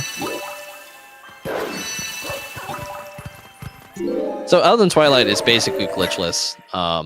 There are a few things you can do to make it faster. One is bomb house skip. That is the one major glitch within the section. Guy almost forgetting the tier, but not.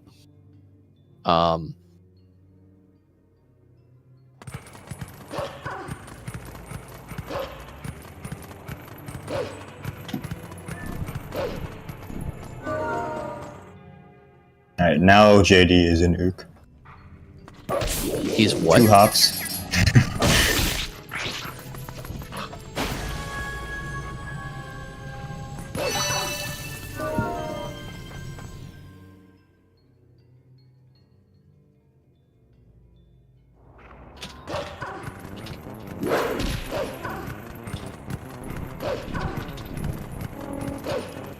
Now TGD is entering Eld in.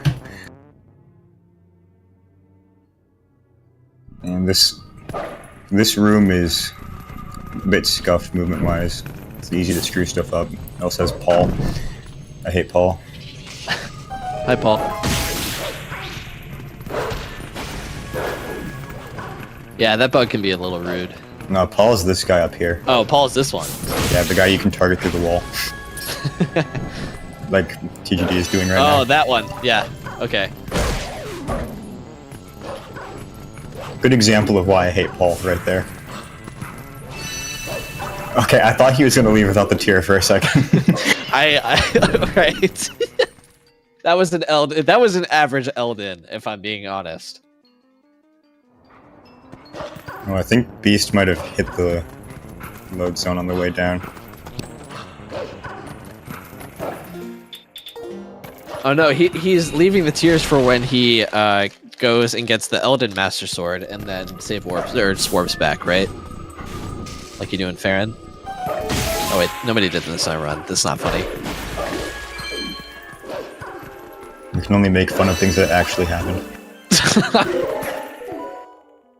Bite's cool.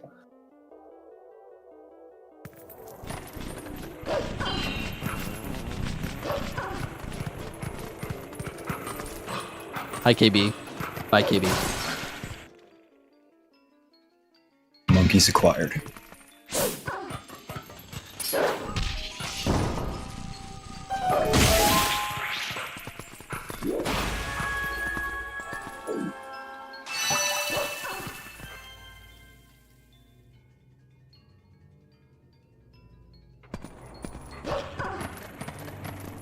Alright, so Guy now doing wolf bomb, or human bomb house skip, excuse me. So you can do a LJA around this trigger and intercept the bug before it goes into the house. And if you do that and the bug dies outside of the house, the game assumes that the bomb house has already been exploded and it just disappears.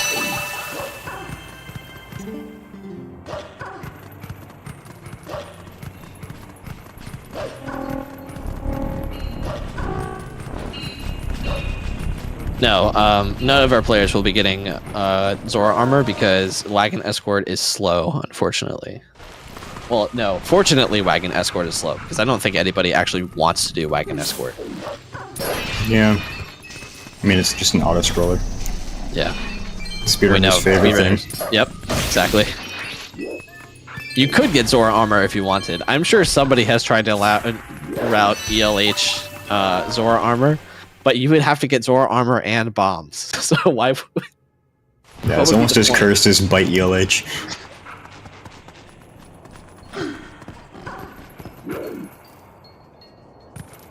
I haven't seen theory for Bite ELH, so I don't know if that's specifically cursed. I think Glubbers might have had something for it, but I don't remember. But I remember it wasn't fast and it was weird. The wrong any percent plus DLC. Interesting. Nice failed break slide from TGD. Losing swag points. The fans wanted it. Alright, let's see if JD gets Gorge Void here.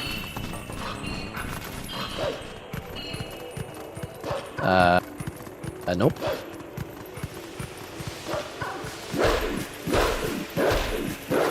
Yep, that's a wall. If you want to convince anyone of that, Ukyo, it's going to be TGD. This, the reminder, this is a relay, so there are still 3 more runs after this. So, memeing and losing multiple minutes is probably discouraged.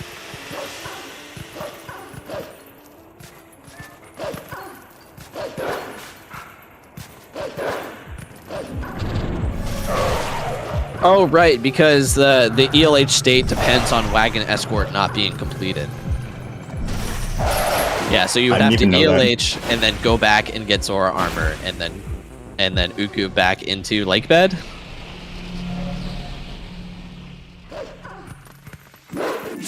I've heard so many things about ELH being super specific in particular, so I wouldn't be surprised if going to get ZA would break something.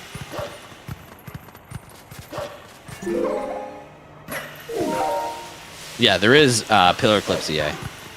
21:27 Master Sword from G's. Nice. Yeah, a lot of really good Master Sword times.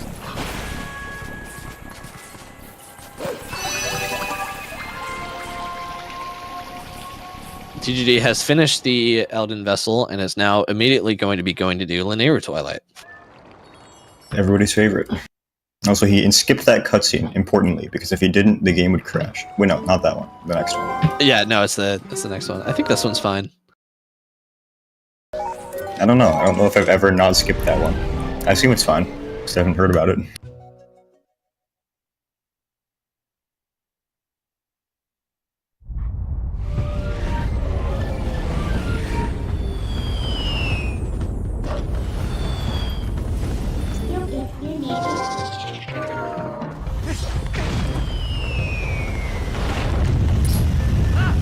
Take that, Goron.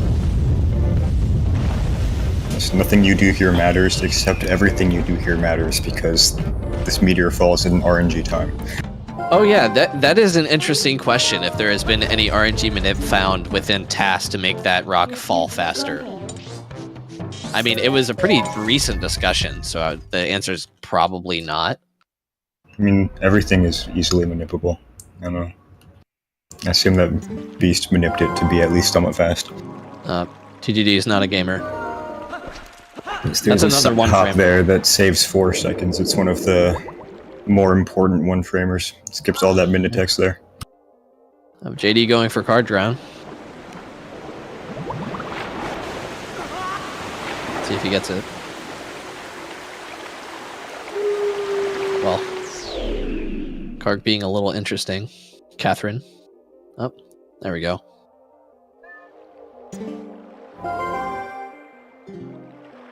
And you can sink really low and still get grabbed, so you gotta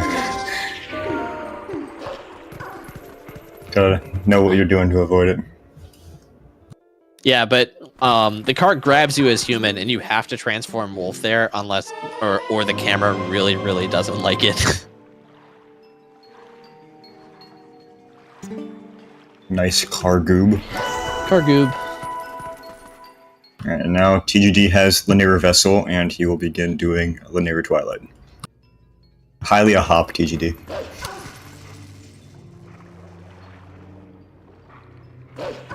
Oh, did he get the little hop?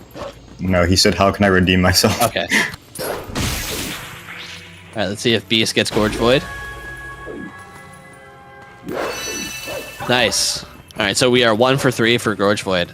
So now Beast, the consequences, well, the benefits of that is Beast respawns in Gorge and does not get pulled into the map warping cutscene, so he can do Rupee roll immediately. Yes, and then he will go get the Elden portal. So then when he does get map warping later, he can just warp back to Elden later on instead of having to walk all the way back.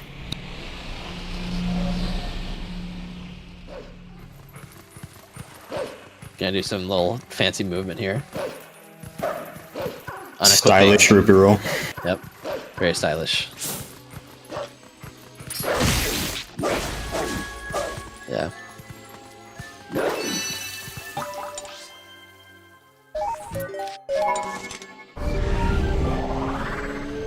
The beautiful gorge skip. Yeah, Prince, I'm not doing bingo again, sorry.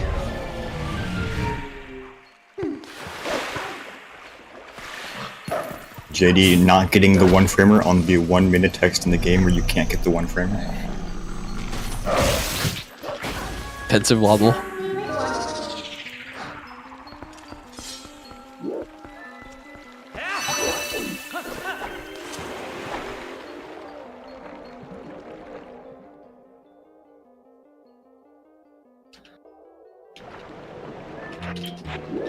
Going for a waterfall side hop. So there is a window if you hold L and right, 4 frames of input there. There's a little 3. platform. 3? Yes. And it is a bit risky on ELH because you don't have the claw shot yet. If you fail it on pillar clip, it's faster to back it up with the claw shot, but on ELH, you're losing a good amount of time. But fortunately, Guy got it, and now he's that was a doing very lily pad interesting bugs. jump. Yep, lily pads. I don't actually know what happened with that first jump. I think he jump attacked before targeting the bug, and he just jump attacked the wrong way. Well, I mean, could have gone worse. I mean, Yeah. lily pad bugs has definitely gone worse. Yeah, those bugs they're dumb. It's literally just RNG hell. He's rich. It's RNG hell, but also with a high skill ceiling, so you just feel bad.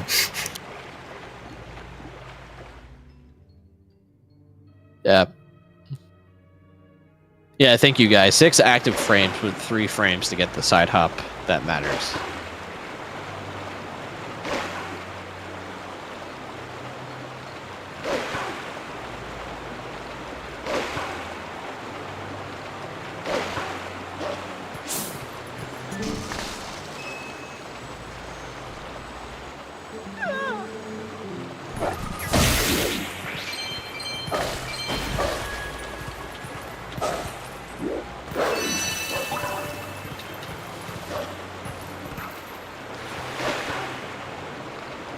I replaced the gameplay with the glitchless task.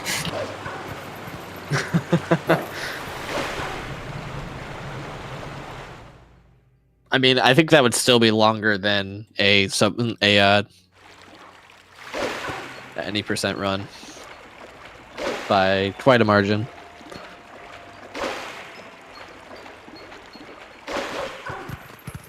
Yukio just really wants people to invalidate their runs, is what I'm hearing.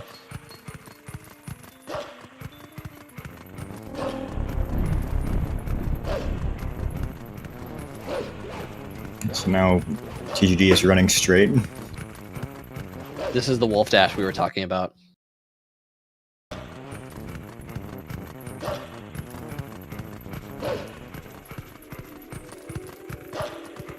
JD's doing rupee roll now. Looks good to me. Nice.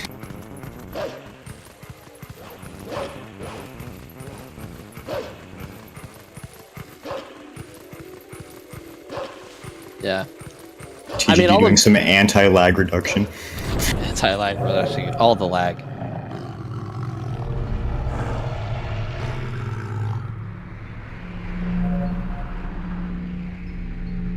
Yeah, the load zones in Twilight Princess are quite long usually, so you know, if you just have your cursor in the chat, you can fire off a quick meme between scenes. I don't know if we've mentioned this yet, but watch JD. He's walking around this area in a weird way because there's a King Bulblin trigger there. We don't want to fight King Bulblin right now. Yeah, Hitting that it would is- lose like 90 seconds or so.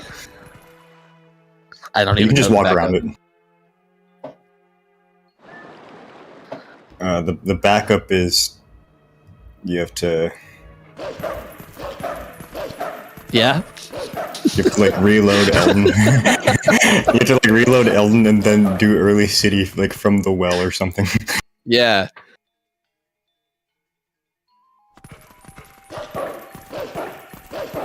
Believe me, every single time I've hit that, I've just like gone blank. It's like, what am I supposed to be doing? Yeah, that's one of those where it's like the solution is don't hit the trigger. And you would really only do the So backup true, in a base Prince. situation. That's so true.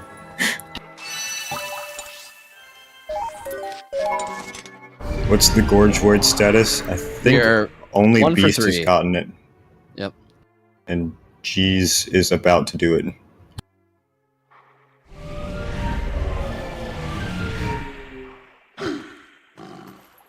Brilliant card group from Beast. Oh yeah, one thing we didn't mention that JD just did is you can transform to human and clip into the top of the well, so you don't have to go into the sanctuary and watch that cutscene and then turn on the torches.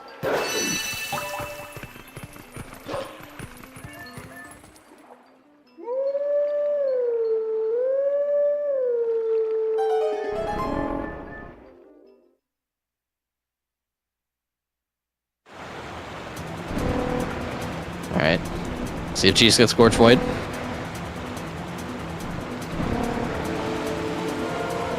Very nice. Nice. We are 2 for 4 on Gorge Void. Indeed.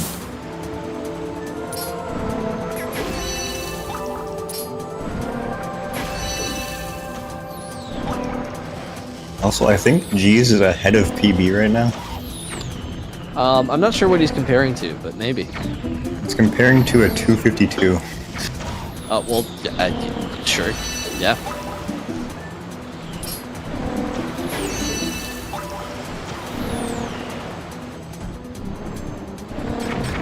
Yeah, and Beast is 9 minutes ahead of his PB, clueless.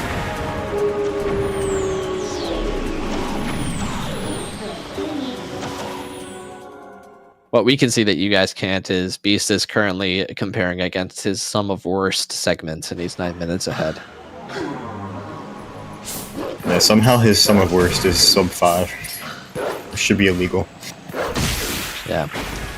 And yeah, slight risk of jinxing it. The races seem to give G's superpowers. I think he has PB'd by multiple minutes in 3 different community races.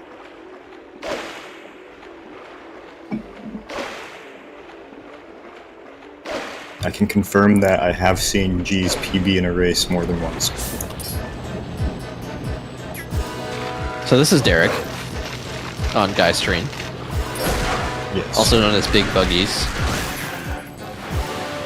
So TGD is going to put the camera in a specific spot to kind of manipulate when Boss Bug will turn to attack him, and that'll allow him to back hop twice and hit Boss Bug early and then latch on him again. Oh, but he latched on the second time a little bit too early. And Boss Bug was still a little bit clipped into the plank there, so it didn't work.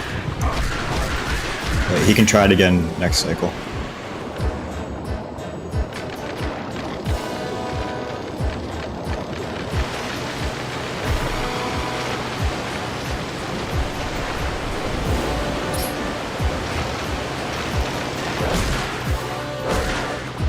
I'm surprised. Oh, sad. I was about to say I'm surprised that worked, but it did not. Now he'll start a minute charge in a specific spot, or he'll release it in a specific spot so that he bonks on Boss Bug and he ends this animation early. Since when is Boss Bug named Derek? I forget who gave it that name. It sounds like a Glover's name, but maybe it's someone else. I named him Derek. Basil? Okay.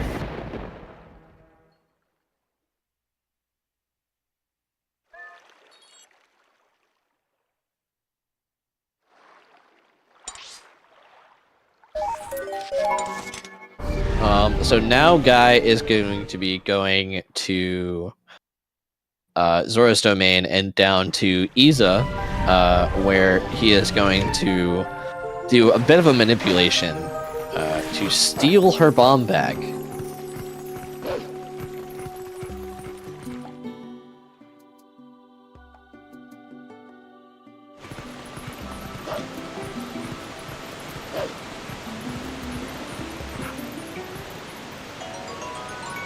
Yep, he's gonna get some yellow rupees here for later in the run. Nice. So if you've been wondering what all of this empty Lake Hylia stuff is about, it's time to start watching. Yeah. Yes, he's intentionally damaged down to 1 heart. That will be important in a bit. Yeah, so the first step, as I said, is to get a bomb bag, which we are going to steal from Iza. Oh, but first he needs to howl at the stone to have a golden wolf spawn after Minda's Desperate Hour, since we did not get the one in Northern Farron.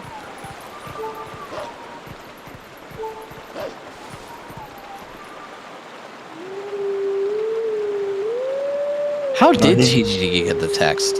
He got Waterfall South Hop. I guess he just didn't get the yellow in the inn. Oh, he had to do the backup rupee for rupee roll. Oh, true. So, in Twilight Princess, the first time you get a rupee of any denomination besides green, you get a text pop up, and that's how rupee roll works. And we were confused because usually it's the yellow rupee, but he got the text later. The backup rupee is blue, which also works for a rupee roll because it gives you a text box.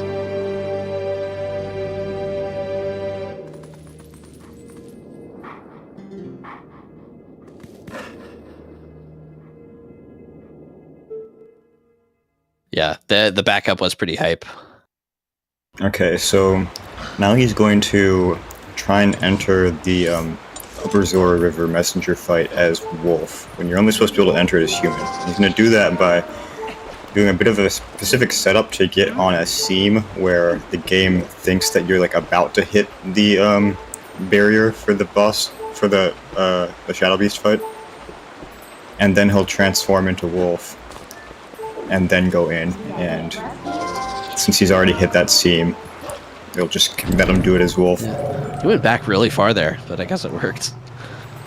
So yeah, you're not supposed to be able to be in here as Wolf. And then, more recently, what was discovered is that you can actually complete this as Wolf. So, you don't have Min on your back right now, so you can't do like a Minute charge. And you're not supposed to be able to beat them without a Minute charge. But it turns out that if your last attack is an A attack, and you do it with precise enough timing after you kill the second to last one, you can still kill them like that. But it only works with the A attack. Yeah, it's a pretty specific window, too. Now Iza will call us in as Wolf instead of human, and we can get her bomb bag. But since we're Wolf, we can just warp away. And we'll actually warp back to UZR. And she'll call us in again and give us another bomb bag. And something with how being given the second bomb bag works means that we get to keep it permanently. I don't know all the technicals behind it, but this is called bomb bag duping. And now he is getting the second bomb bag. And now he will warp to Lake Hylia, where the shenanigans will begin. Let the games begin.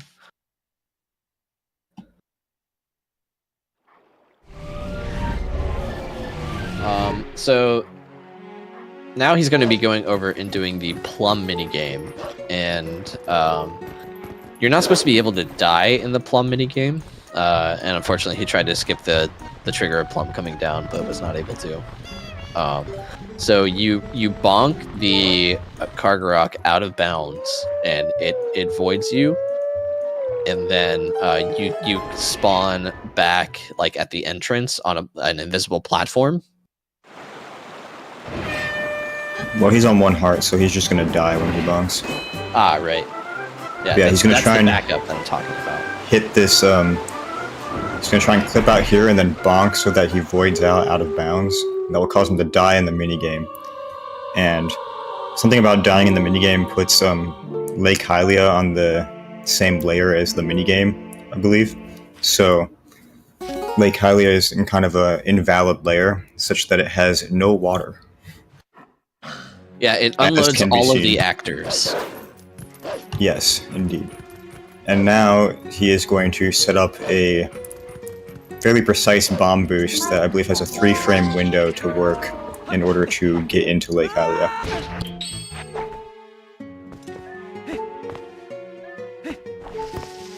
As Prince said, the minigame sets the layer for the entire game, including the river map. Well, the entirety of Lineru. I'm not sure if it's the entire game, but this is the only place it's useful anyway, so... It looks like he's going to do the old setup here. Yeah, he might have failed his inputs for the, Yeah, it looked like he bonked, but I didn't know that the bonk was irrecoverable.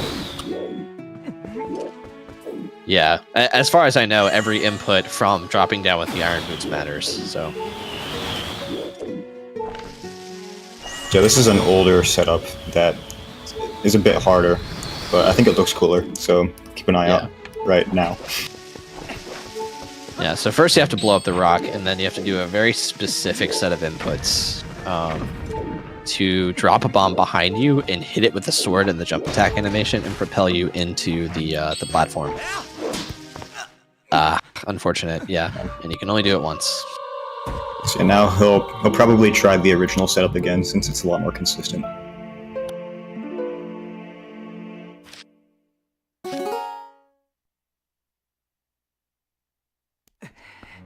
I actually didn't know that.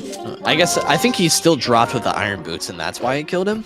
According to Cass, the bonk can change your angle. That makes a lot of sense.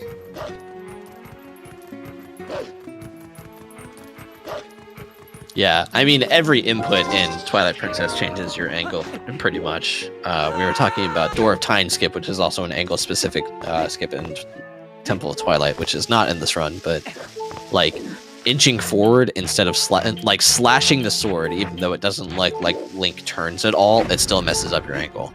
Yeah, so he got the good angle here. He's trying to do ESS side hops to make sure that he doesn't walk at all before he side hops. And this looks good, so as long as he gets the 3-frame window, I think this will work. Nice. Very nice. That's what you want to see. And now You he's take in second Lake try Bay. all day. And that was ELH. 12 minutes ahead of worst. There's a losing time to mem card strats. Guy, I think you lost more time looking for a blank memory card.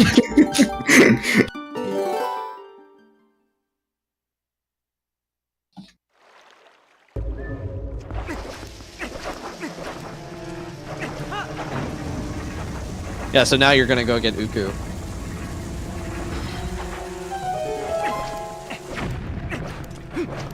So the reason why Empty Lake Hylia is so good here is because you don't have to get Uku and you don't have to Uku back. But it is a bit slower. I think ideally it saves like 10 to 15 seconds, like at optimal. LJ is here. Stalactite skip. Being There's trolled by Jake. Jake a bit. Yeah. Yeah. Luckily, Jake is not in the optimal reroute anymore, so Yeah. it's not much of a nuisance anymore. Yeah, that Helmosaur got a name because that's where you would do an enemy LJA to skip the stalactites.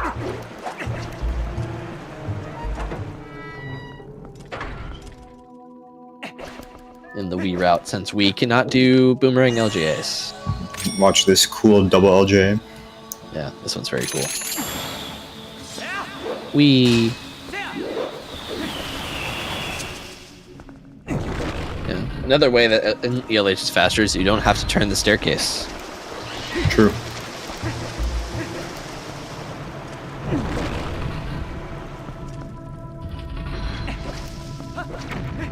Oh, sorry. Yeah, we can't do that. GameCube! I'm just gonna yell GameCube. Ready? GameCube! So now TGD will be fighting Toad, and he's an extremely precise. By precise, I mean it's a bunch of inputs that you have to do really quickly in a small window of time to zero cycle Toad. So we'll see if he gets that. That's another benefit of having the early monkeys there.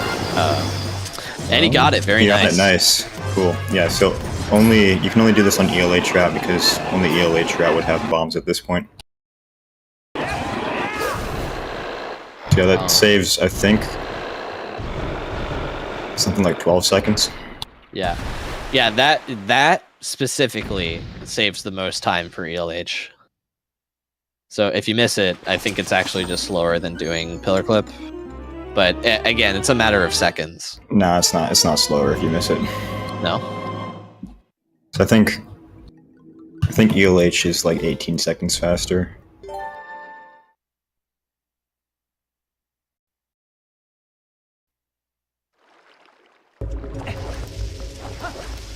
So now that guy has a claw shot, he can go and fight Morpheal. I've refreshed.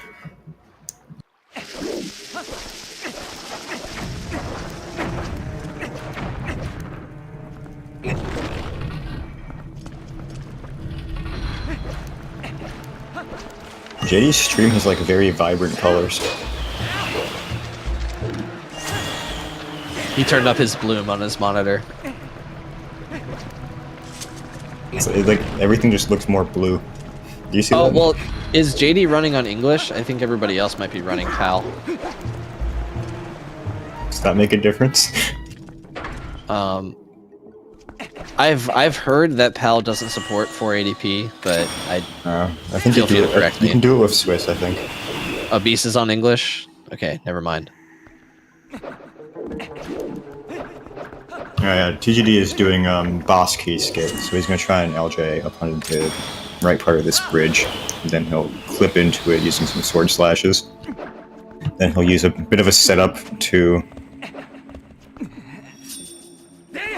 Oh, he just has a better, what's the word? Nice, okay, that was boss key skip, so that skips almost all of Lake Bed. Yeah. Yeah, this is the only temple that has a boss key skip, because in this temple, the boss door is a hole inside of a room under the staircase instead of an actual door. So you may have noticed that TGD is underwater, and he does not have Zora armor, and he has an entire boss fight to complete. Yeah. So, I'll let you explain Morpheal and go to the bathroom real quick. Alright. Because I know you like Morpheal. I do like Morpheal. So luckily that cutscene refills our air, which is good because we only had 6 frames of it left when we hit the bottom. And then what TGD just did was, right before the eye went back into the socket there, he pulled a bomb, and then as Link was in the animation to pull out the bomb, he opened the item wheel and equipped something over Iron Boots to forcibly unequip them. And that's a glitch called swimming with water bombs. You're not supposed to be able to swim with them, but if you're taking them out and then you start swimming as you take them out, you can keep swimming with them.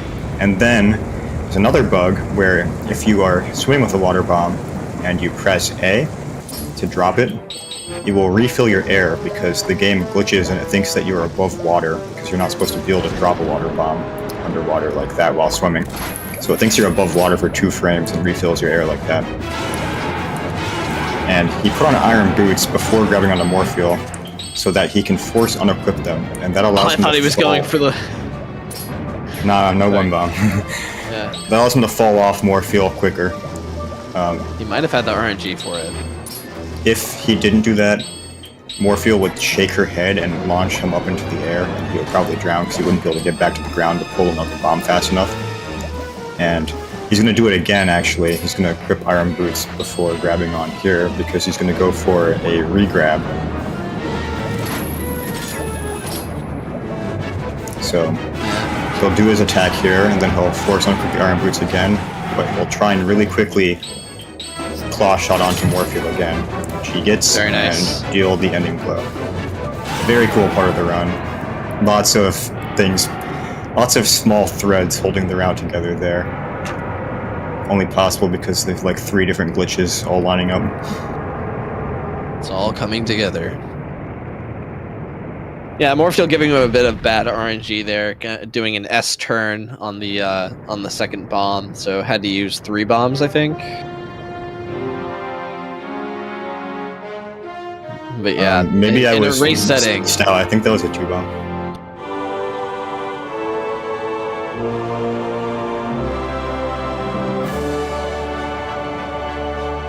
It was 3 because okay. I remember him swimming up and then dropping back down.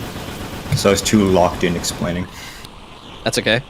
But either way, in a race setting, you even if you use all of your bombs, you still, want to beat Morpheal the first time because Morpheal's just a very slow boss. Yeah. Like dying to Morpheal, that's like 4 minutes of time loss. You have to do boss key skip again. You have to do that entire long cutscene again, the whole drop down, so... Generally, surviving Morpheal is good.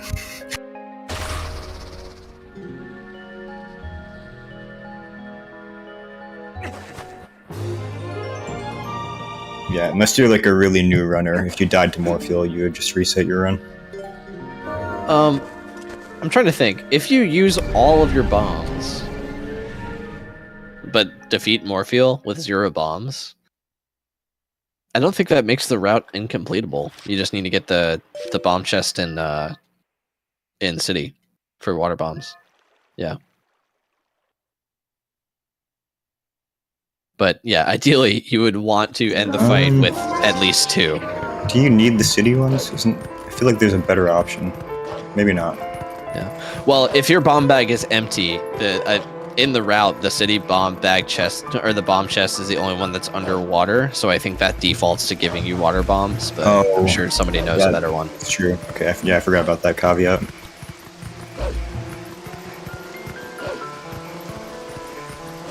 I'm sure that's not the only case, but the only case that's relevant. Yeah, so we need water bombs again later for another underwater fight. You can just buy them from Barnes Clueless. Yeah, so now TGD is doing Midnight's Desperate Hour. Nothing too special about it, just a bit of some cool wolf movement. There'll be a couple cool things in a bit. JD is currently doing the bomb bag duping fight. See if he does the faster strat. He's damaging them down He very does. specific ways, and he gets it. Nice. Nice grass.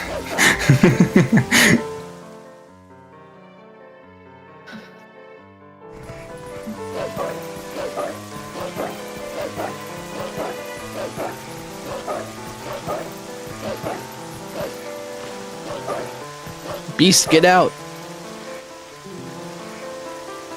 Oh, I guess it... What is it in German? I have no It's idea. like, what? A wolf? Get out of here!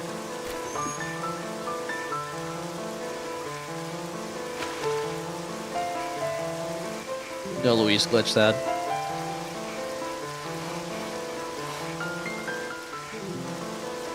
So there's a glitch you can do there that locks the camera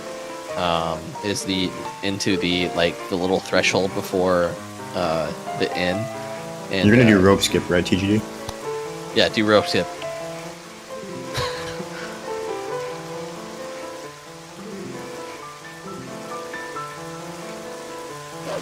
Yeah, Beast is gonna be told to get out 4 times this stream. He's really unwelcome. What if somebody does Beast Get Out skip? Beast get out skip. Is that possible? Is there a way that you can clip it into the door? I have no idea. Probably not, or Tass would No do it. rope skip from TGD. He gets the jump over that pot though.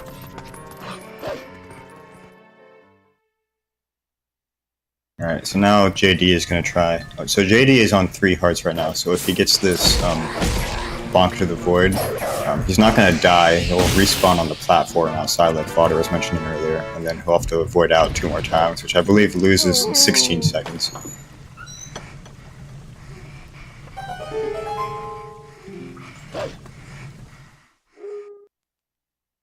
I'm not sure if he picked up some hearts during the Shadow Beast fight or what. He just didn't damage down.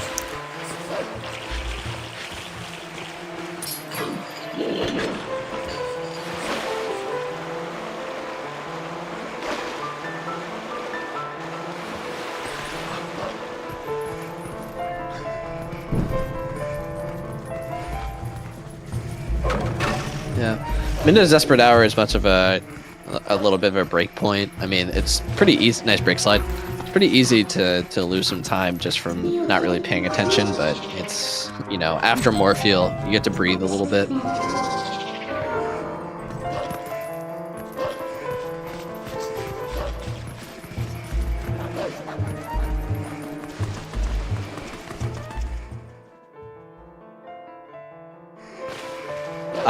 JD missing the window for the Yeah.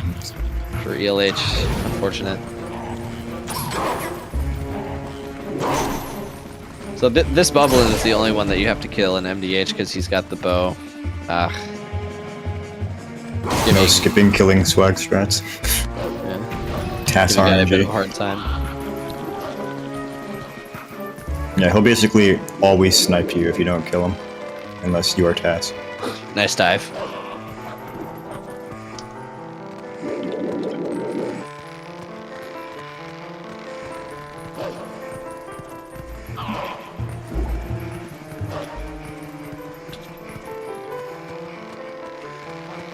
Yeah, TGD's gonna go for some... I guess he doesn't go for that one, but he might go for a jump attack here to get off this rope earlier. Yep, there you go. And then here, he's going to try and optimize his movement as much as possible to try and make a earlier wind cycle. But the bridge that the wind cycle applies to is a bit troll, so he might get trolled, we never know. Second try ELH from JD. Movement looks good so far, so I think he'll probably go for it. Did not get trolled by the bridge, very nice.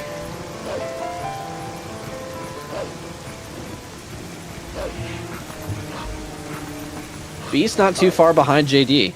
And Beast is on like a nice run actually. He's only 2 minutes off of his summit best.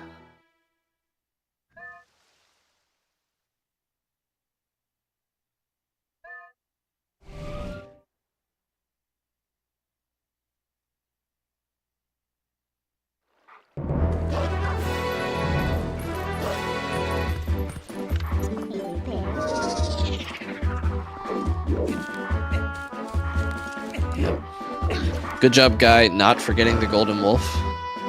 Yes, this is the only required hidden skill. If you do not get this, you can progress through the entire rest of the game, and you can knock Ganon down, but then you will not be able to do the ending blow on Ganon, and you can't finish the game. At Simikins. Yes, it has been forgotten by people. Of course, It's it takes a about a mistake. minute to get, so it's like, oh my god, I'm on like super PB pace. It seems pretty common. Nice ELH from Beast. It seems pretty Yeah. common in Twilight Princess. I mean, probably in speed games in general. The phrase "mistake you only make once." That is definitely one of them. True. What are other mistakes you only make once? Killing Jamal and his friends. I've definitely done that more than once. Yeah, definitely didn't do it during a race.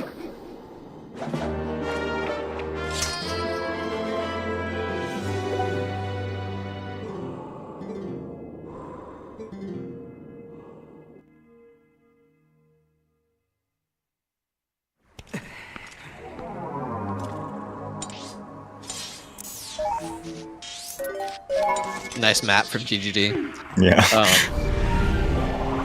Oh yeah, doing waterfall side hop before getting linear vessel. I haven't done that one, but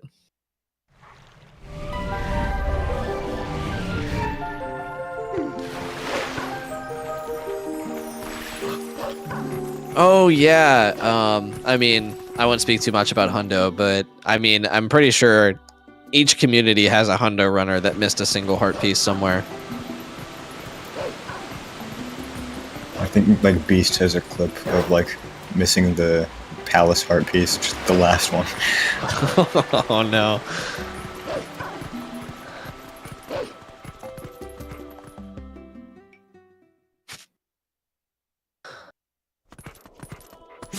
feel familiar with Guy, what do you? There we go. Yeah, a guy just did map glitch. I think he tried to do unbuffered first. Yeah. So basically, map glitch happens when you try and warp away and you call Midna. Oh my god. Okay. What? Sorry, Did that I was miss very something? scary. What? He landed very far on the edge of one of the one of the Oh, platforms. I mean, that's only a big concern if you're on one heart. I know you've done that, right? It still voids you. Yeah, but you don't like soft lock unless you're on No? one heart. Oh, I thought it was You just if you have to do void map at glitch all. again.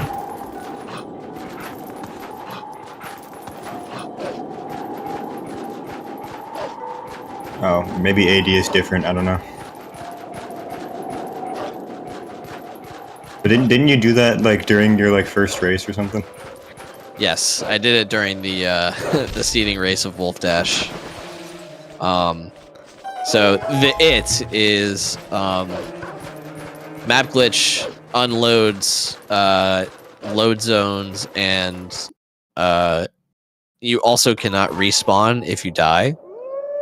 Yeah, and it also removes most voids.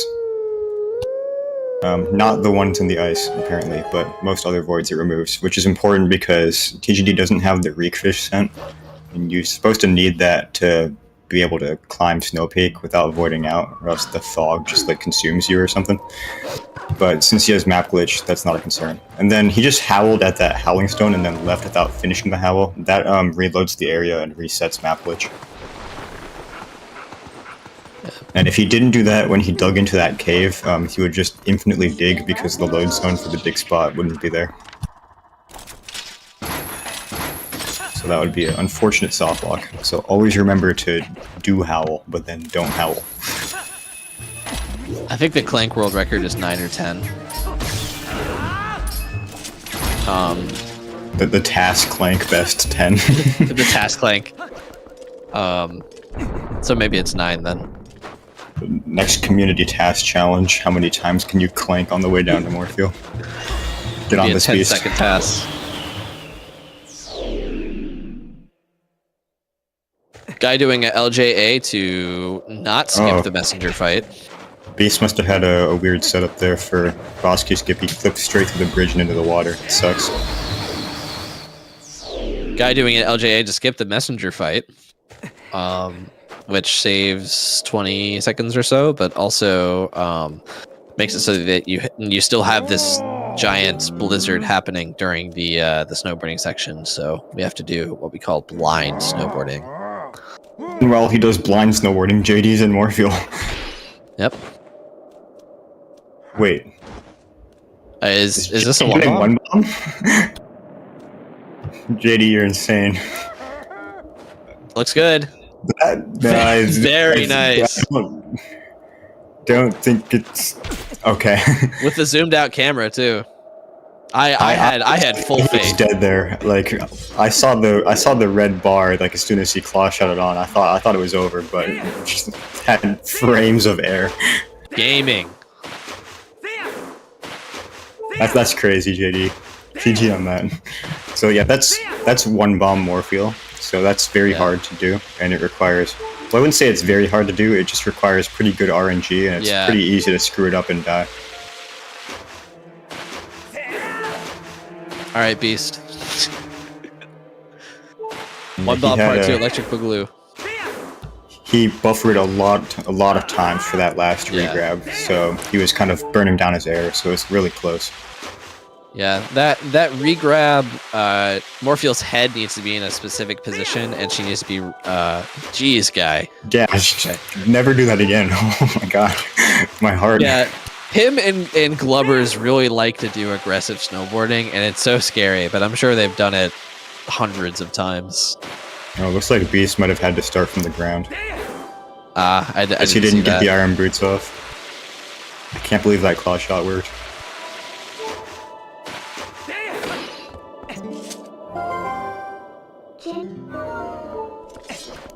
Oh, just Glubbers, we were talking about taking an aggressive line on snowboarding and how it looks really scary.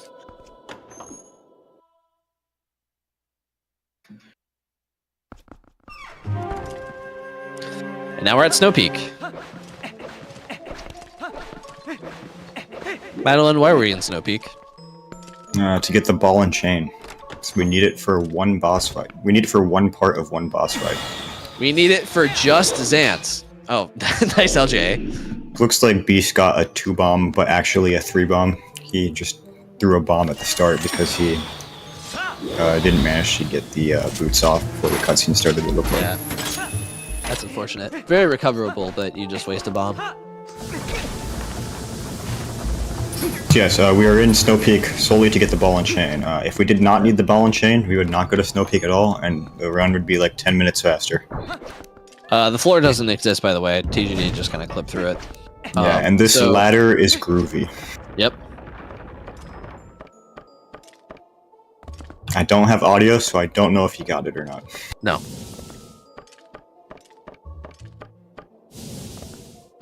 So the first drop is frame perfect. There you go, you got it. And there's a specific sound cue. That creaking noise that I totally heard means that you got it. And then there's another drop you have to do here, which is less precise. He missed it. Yeah.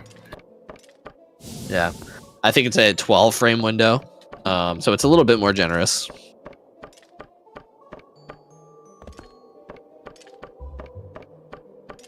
So basically you drop down from the ladder at a specific frame, which makes the Freezard think that you are. Oh my goodness! We have question marks in chat.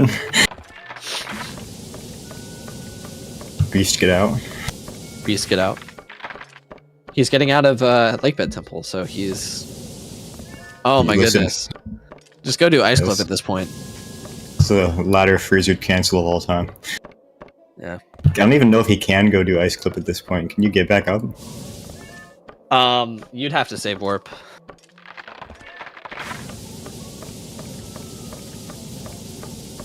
Yeah, this trick could be very annoying. There we go.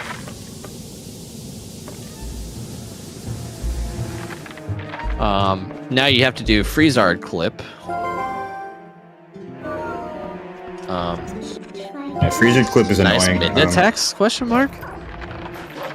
It's theoretically consistent, but it's just jank. Yeah. But It abuses the hitbox of this Freezard in front of the door. I'll open this door from behind. And now he is in the Dark Hammer fight. And Dark Hammer has the ball and chain. Yes, he does. So we'll be grabbing that and then grabbing some rupees and heading out. He did not do bomb strats here since he's no on bombs. Oh my gosh. His Dark Hammer's hitbox is really janky. Yeah. And his hurt box is Let's really hope. small.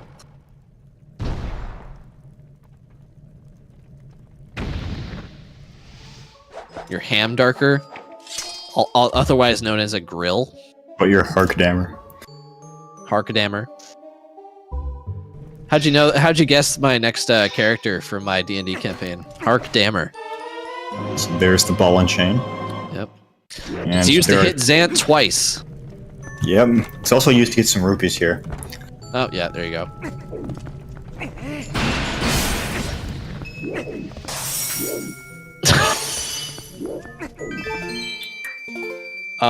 So we need 300 rupees to get the Sky Cannon. You get 200 of them from Snow Peak. That orange and then the orange in the beginning of the zone. Yes, but they are a Monka W, as they can either not spawn or they can clip out of bounds. Yeah, The bubbles that have the rupees. You have to hit it in a specific spot. Three of the Reners need 300 run piece. Are you okay? I'm having a strunk. Alright, will Beast do rope skip? Place your bets. Place your bets. I say He does yes. it in every race, so I'm going to say yes. Yep. Yes, and he gets it. He gets it. Never punished.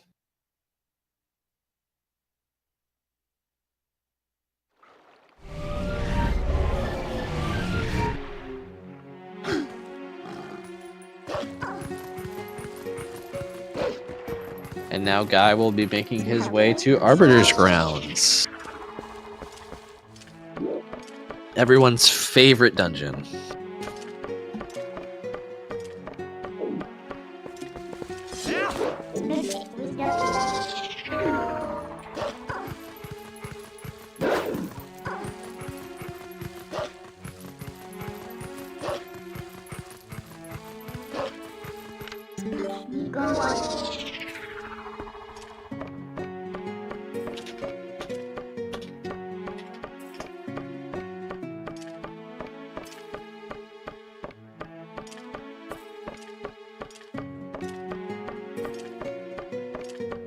What a thrill. Yeah. Was it 20-second long ladder? Yep.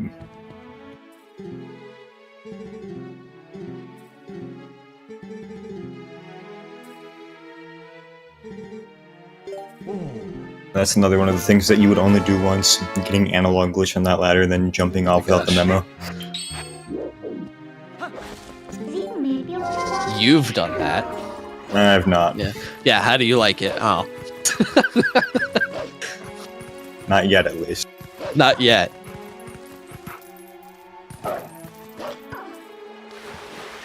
TG went for the cool jump, didn't quite get it. Saves 1 second if you do get it.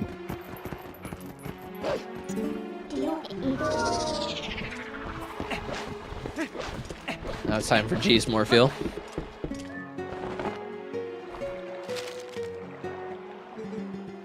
Jorfeel. Jorfeel. G-Fuel. G-Fuel. This does not look like one bomb RNG. Oh my goodness. He might go for it. Yeah. He could do it, but it'd be scuffed. Yeah. He's trying. Yeah, no, nope, he's not. Nope. Yeah. Thought better.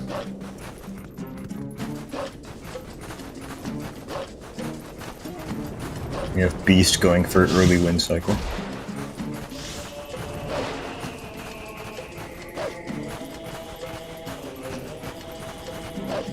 Just not get bridged. Beautiful. Looks like a good Morpheal from G's. Yeah, looks like this better be a nice 2-bomb.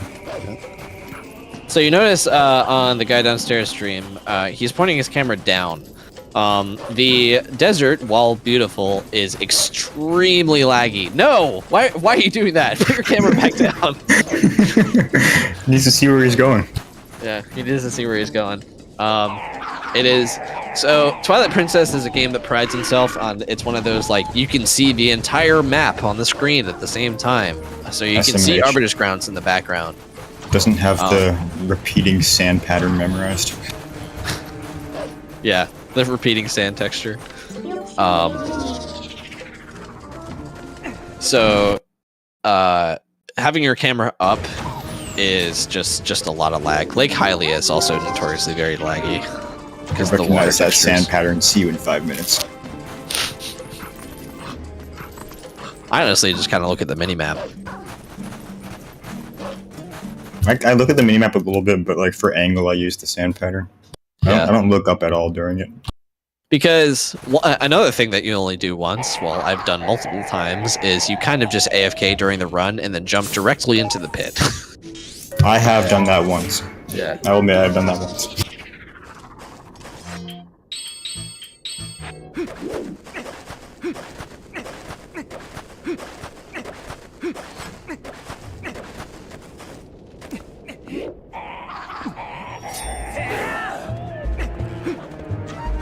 Yeah, G's is still ahead of PB. Yeah. Good luck, G's. Man. Yeah, he must have had a hard. I did map glitch again, and now he's jumping out of this void here. Yep. Go hit the King Golden 3 trigger from below. Didn't mess up the controller reset this time, GG. Then he will try and not get hit here, because if he does, it is a soft lock, and the run is dead. Yep. You cannot die with map glitch. Oh, well, if you can't die with map glitch, why do you worry about taking damage, Clueless? This will end up in a infinite purgatory. Yeah. He goes to the dark place.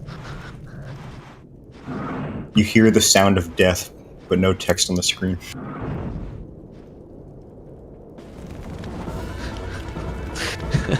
It is kind of a staple of Twilight Princess runners, hearing the drowning sounds in the background and just having a game over screen after a Morpheal goes bad.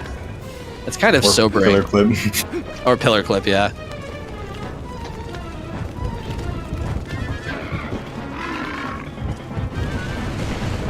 Alright, and now he will enter Arbiter's grounds. So Arbiter's, also known as Bullshit Land, or the Hard Dungeon. Yeah. So Arbiter's Grounds is the longest, scratch that, second longest. I think City's a little bit longer. But it is very movement intensive, and there are some RNG elements, which the first thing we're going to do after this room is Po 1 skip, which the moldworms, the little sandworms, can really screw with. Those are some really nice micro adjustments on the claw shot. Nice recovery. Also, yeah, I think Palace is longer. Yeah, I didn't consider Palace of Twilight or Hyrule Castle dungeons. Palace is like 23 minutes or something, isn't it? Yes.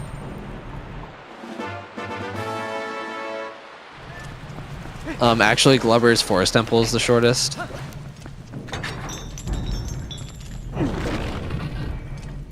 Alright, no, I guess that by that logic, it would be Snow Peak, then Forest Temple, then AG, then Palace of Twilight, then Hyrule Castle. Or maybe Palace of Twilight is longer than Hyrule Castle. I also didn't say Lake Bed. Yeah, I think Lake Bed is the shortest that you complete.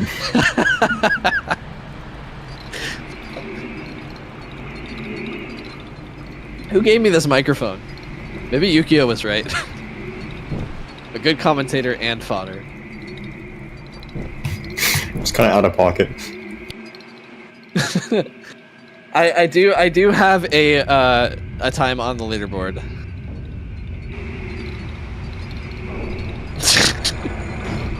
Good one, Glovers. I knew what you meant. It's okay, buddy. They can't all be winners.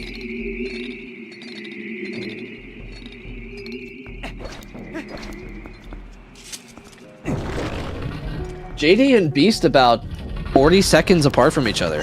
Here's Po 1 skip, by the way, on Guy's screen. Yep. I'm gonna try and pop up on the pillar. Unlucky. Slightly too far angled right. Didn't quite get the ledge grab, but it's pretty quick to try again. Yeah, Fair and Twilight is the second shortest dungeon in all dungeons. There it is. Yeah. And nice LJA, using the stairs to clip the boomerang out of bounds.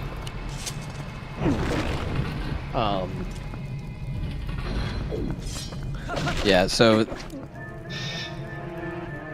Arbiter's Grounds only checks 3 of the 4 Poes. It kind of omits Po 1 from its check to open the Po door because it assumes it's right there. Why wouldn't you? So we can do Po 1 skip to get up on that pillar like we saw, and do Po 4 first. Even if you have to get all 4 Poes, I think doing Po 1 skip is still faster because it skips like 4 rooms.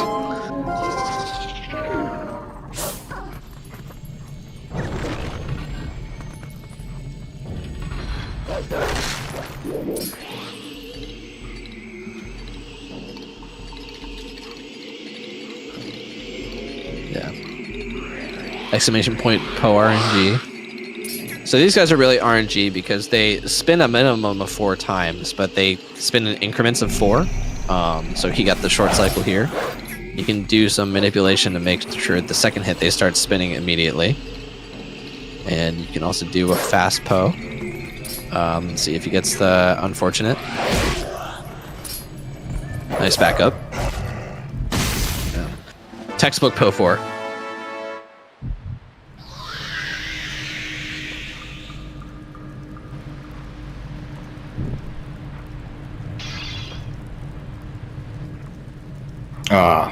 Beast went for the mid-attack skip, just barely touched it up the edge.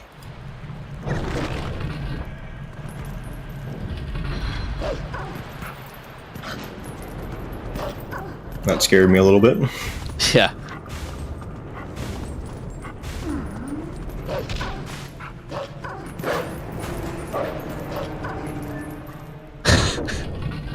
I think I like Fart Vessel Yukio. That's a good one. Also, looking at Beast here, the floors in Snow Peak just kind of don't exist, but the doors do, unfortunately.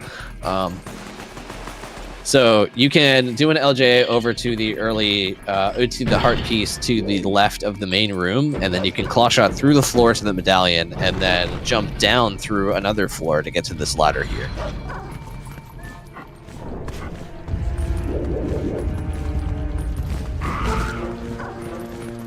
Floors and doors.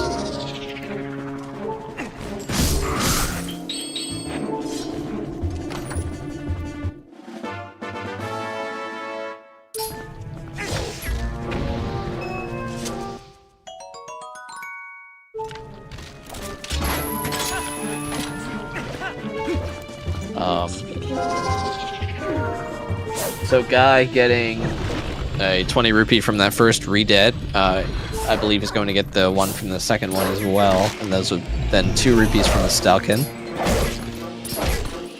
You're supposed to watch this poke heck W. Okay. Stare. I'm watching intently. This is the most normal Po 3 I've ever seen. Or Po 2. You got the one frame. Okay, so that's another one framer going from one cutscene to another. I hit it before it was vulnerable. Interesting. Oh, interesting. Yeah. We don't have an instant replay, sorry. Will he do Remy? Looks like he might. Slaughters Remy. He missed Remy, but I guess Remy didn't feel like hitting him.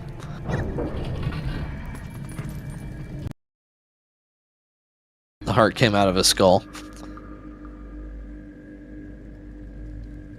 It's such a normal Bo 3 that it's in fact the Po 2. I mean, it's the second Po that you get. I guess that still makes it Po 2. We call them Po A, B, and C instead. Poa. Mapoa. Pobe. It's Pobe. I christened that Po Pobe. And then we're going to Poek.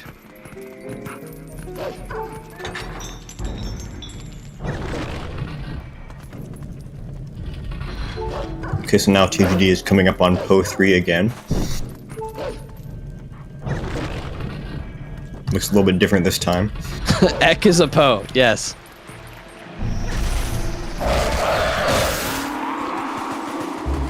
Nice RNG from the Stalkin there.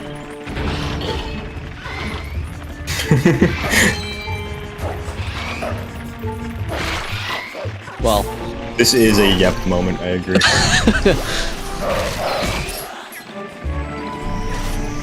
This room can be a bit annoying because those Stalkin follow you everywhere. Yeah, Po 3, as some would call it, is dumb. Yeah. As some would call it. I like Poek. Or Poke.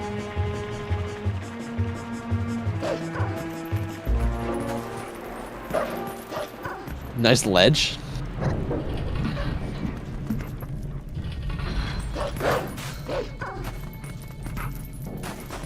Oh, oh no. Nice top.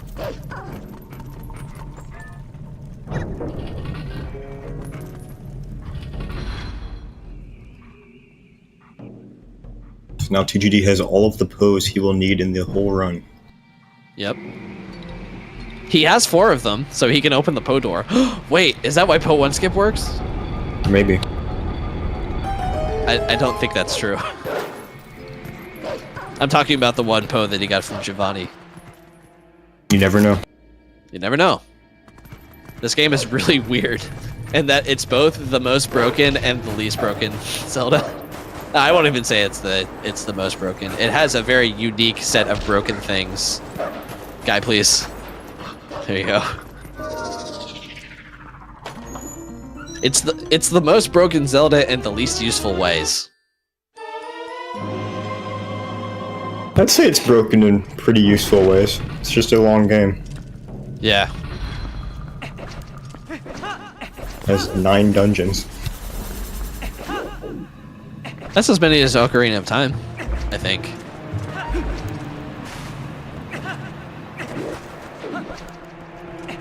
But they're also just long dungeons. True.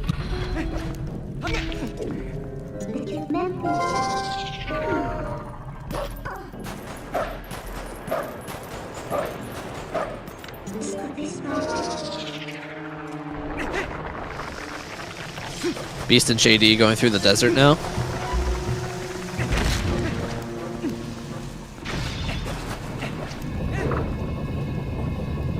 Take that.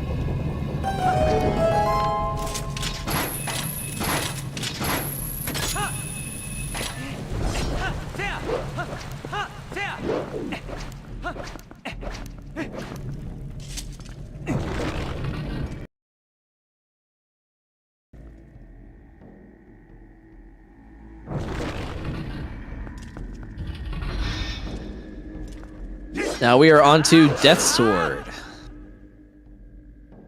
We will hopefully be skipping him. We shall see. So, like early Master Sword earlier, where we used a minute charge to send us up onto a ledge, we'll be doing that again with Death Sword. This one is a bit harder. By a bit, I mean a lot. 2-frame window, question mark? I think it's like 1 or 2 frames depending on your position. Yeah.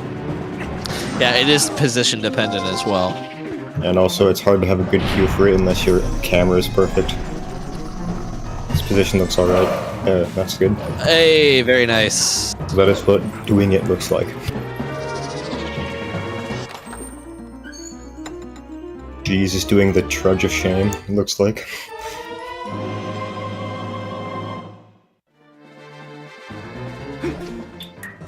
Does get the mid-to-tech skip, though.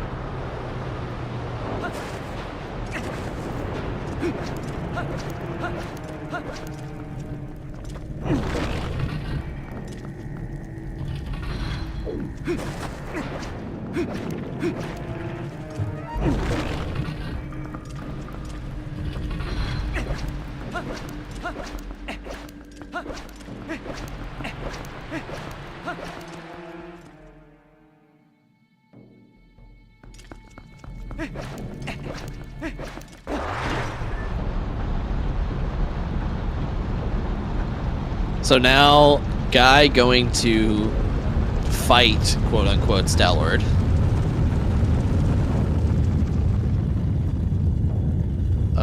So this is another relatively recent discovery.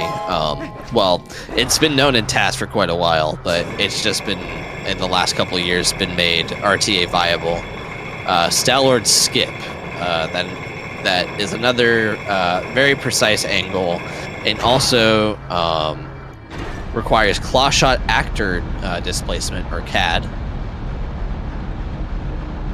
So what he's going to do is get a specific angle and then claw shot one of the Stal warriors into a spot in the corner on the gate leaving Stallard's room, and then it is going to throw a bomb and claw shot on a very specific set of frames, and that will hit him through the second wall once he's out of bounds and get through Stallard.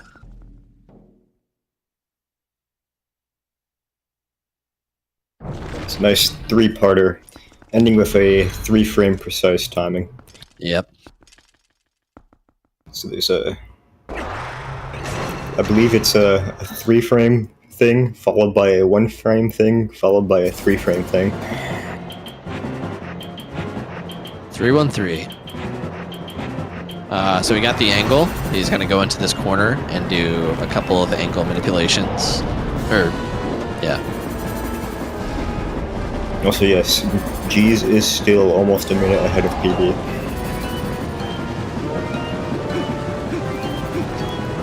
Oh no, not the sync. Okay. So he's in a good position. Now he's gonna target the very bottom leftmost part of the Stall Warrior, right? Get him into a spot in the corner here.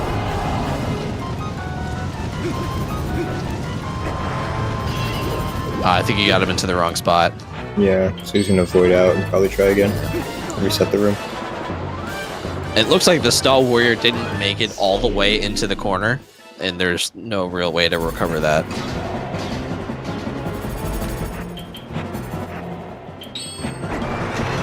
Yeah, it's still faster to retry than to just do the fight normally.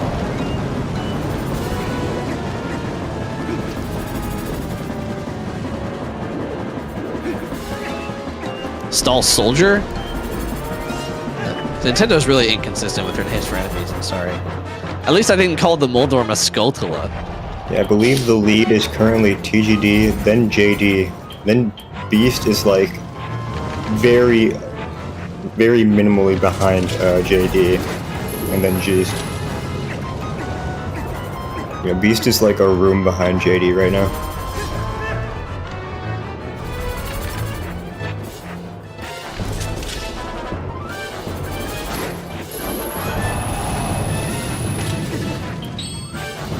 That was good.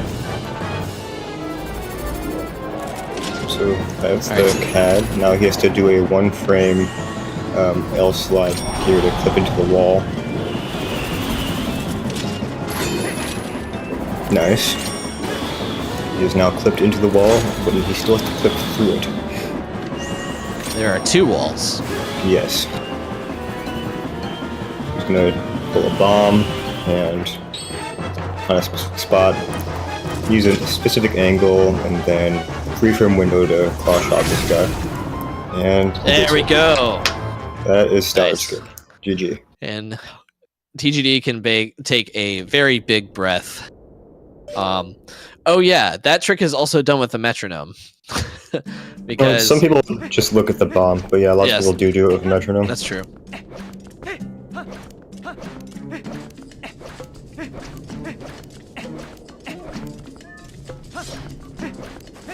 Yeah, to be noted, Beast did finish a couple minutes after JD and has caught up pretty swiftly to him, so it's going to be an interesting outcome of those two. Yeah, Beast has been playing really well. Both Beast and G's are doing a really good job of taking the leads back for their teams.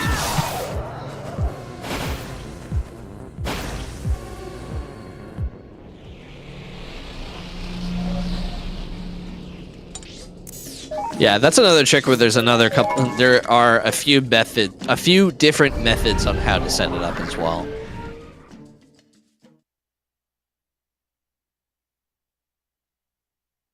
As is the case with most pause buffer strats.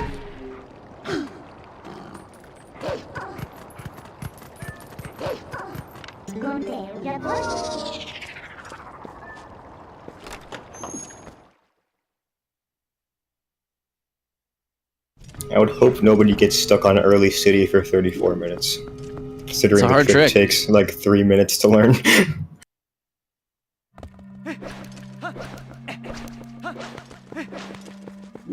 Just don't run out of bombs on Silver Rupee, clueless.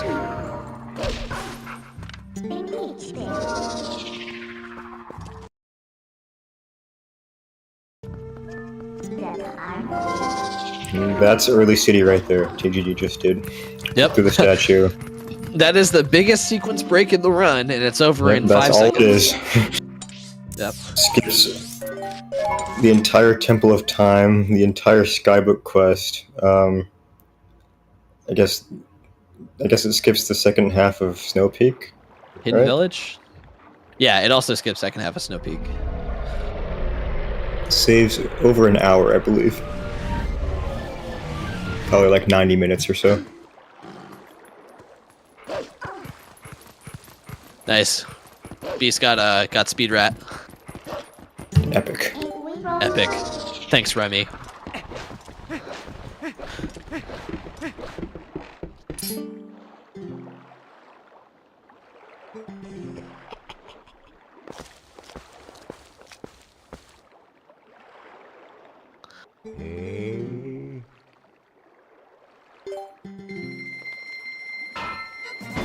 G's is in an unfortunate position. He can't do the normal setup because he'll target these bowlings. Oh yeah. This always sucks when that happens.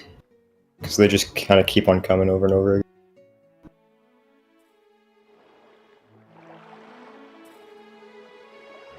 So yeah, we'll have to probably do it setupless. It's a little scuffed, but... It's not awful, but yeah. There it is. There you go. And fans of jumping into voids, watch Jesus' screen now. Oh, sorry, GameCube.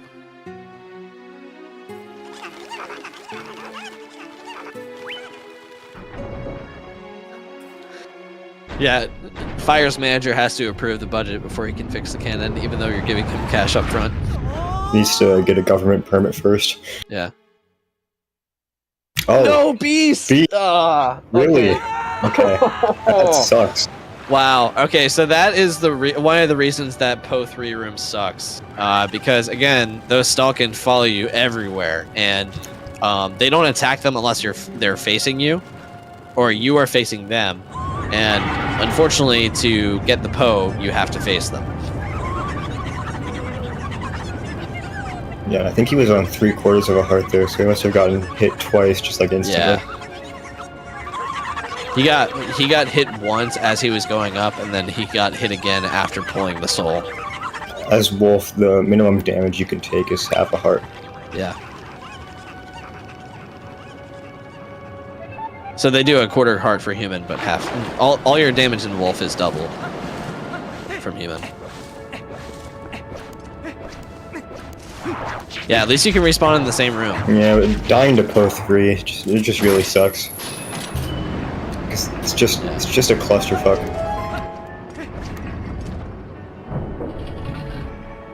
Now, guy in City in the Sky. Yes, there will be many an LJA. If you're a fan of LJAs, watch the screen now. GameCube.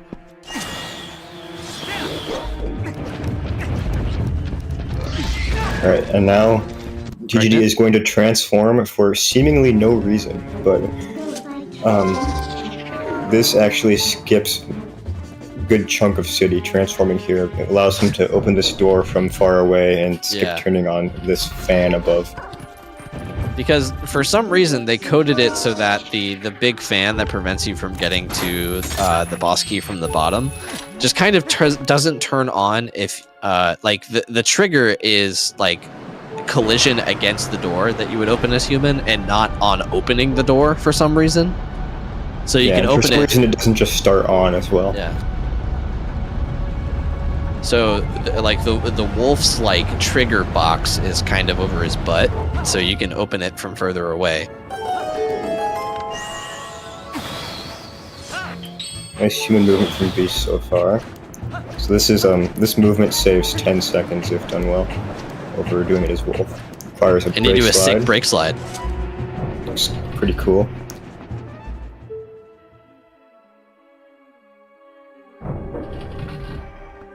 G's only about 10 minutes behind Beast and JD now.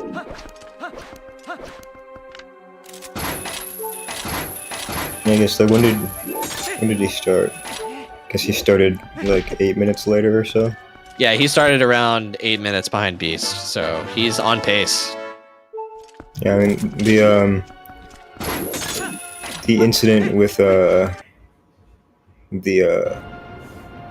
Po 3. What do you call it? Bowling camp. Oh yeah. Lost a lot of time on that, unfortunately. So he's behind his PP now, but he could still PP.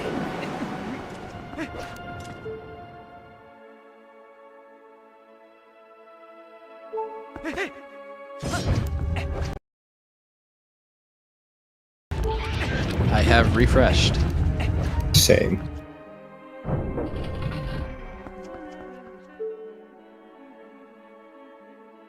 Unfortunate Discord skippant from Beast. Yeah, so missing death for skip, and then getting it second try, it takes about the same amount of time as it would take to just fight Death Sword normally.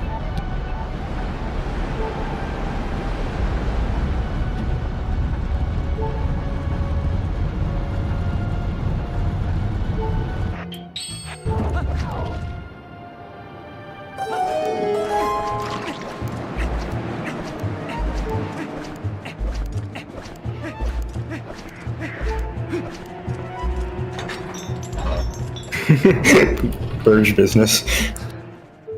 Burge.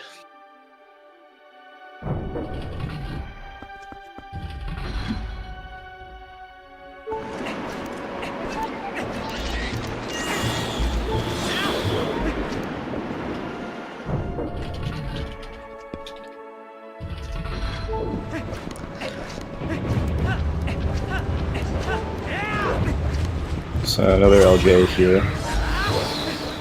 And another one here. So just LJing through all of City. GameCube. Also, I'm guessing that TGD misses a spin here. Wibbin. Well, I'm kind of a prophet. Oh no. Yeah. Not too bad of a backup there though. Yeah. So that room is supposed to be scary, but you can also just kind of hit them off the side into the void. Or you can scare them with your super scary claw shot and they just Oh, jump yeah. into the void.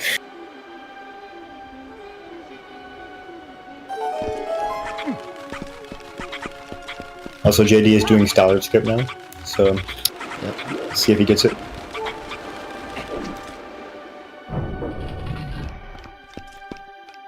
This looks like a slightly different setup than what Guy did, but he's going to be doing the same position for CAD, it looks like.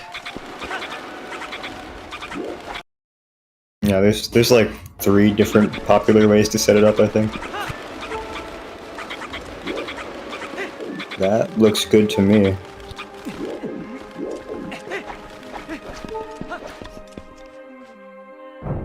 $312-person raid, nice. Yeah, welcome in, Raiders. Everyone, if you guys want to know anything about Twilight Princess speedrunning, feel free to ask. We are in the 4th leg of the Zelda 3D Zelda any percent race. Yes, and you Relay. came just in That's time, the word. Yep. as this is the best 3D Zelda, as everybody knows. Yep. And we still got an hour to go.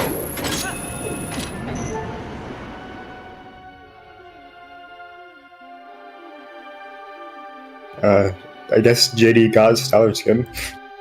Oh yeah, that happened. So everybody who just came in, JD just did an extremely hard trick. Yay, JD. And now TGD is doing a Ralpho skip while Beast does Stallard skip. So poorly thought out placement of that claw shot medallion allows you to just claw shot straight past a Ralphos and get the double claw shots. There you go. Looks like Beast is free-handing the CAD. Oh, lost his angle though, so he's gonna void out.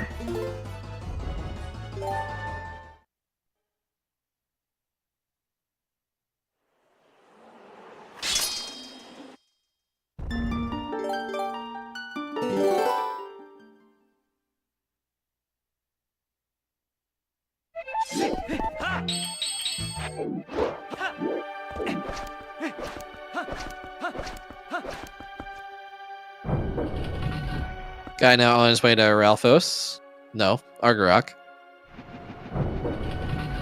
Yes. He already did. He skipped the Ralphos. That CAD looks like it'd work for Beast. That looks good.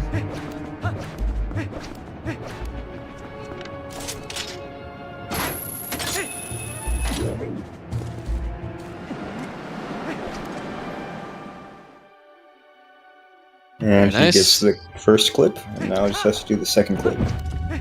Oh, Nice Stallard. hopefully he's still okay. Yeah, he's fine. Know that you can get knocked out of the first wall sometimes, so... But yeah, he's good, and... Now just Metrono.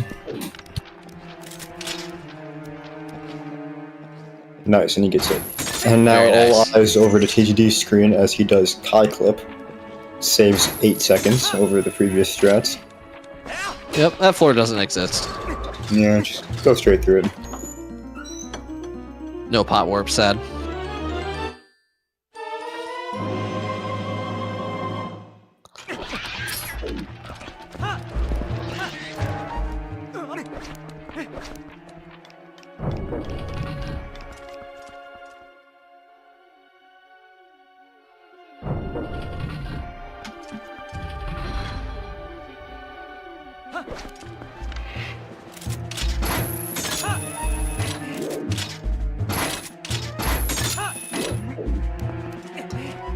So guys setting up for a fan skip here, you can claw from above onto the top of these grates, and it has you grab onto the ledge.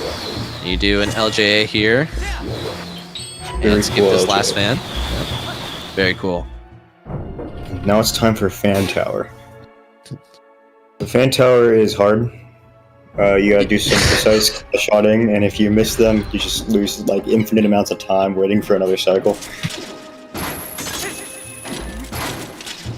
He's gonna be doing some techniques to be able to pull out the claw shot sooner. He's gonna fire it without aiming and then aim again to pull it out quicker.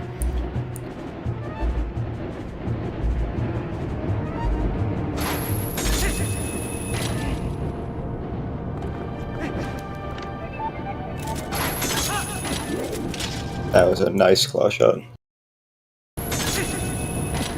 Alright, and then So far. if he claw shots the right spot on this one, oh, that's not gonna do it though. He would be able to no scope this one. Still a pretty fast fan tower. Yeah, that was about as good as a fan tower as you could ask for.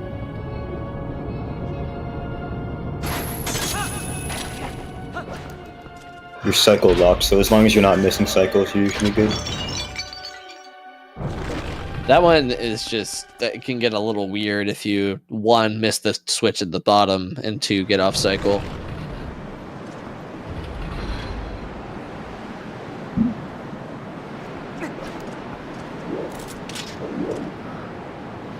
And now for Rob Shot. Nice.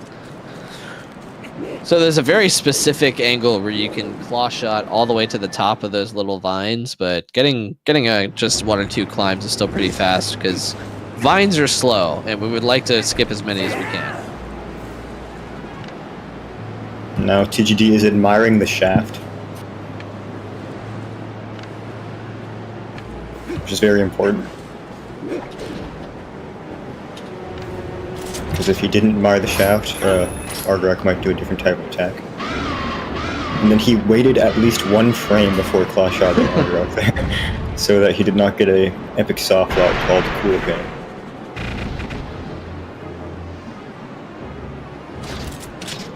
Yeah. That is the one frame you don't want to get. Yes, if that happens, then I believe Argorak just flies around infinitely with you attached. Something like that.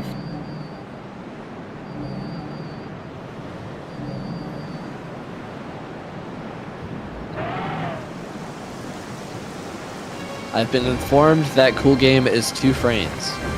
Good to know. I'll make sure to wait 2 frames next time. Thank you, Ek, for tassing the soft lock. Cool Game RTA. Cool Game RTA. I mean, I imagine in a task context, you want to hit the tail on the first possible frame you're able to without soft locking, so I guess that's Cool how we know Game it's RTA 2. is just any % minus ending blow minus ball and chain.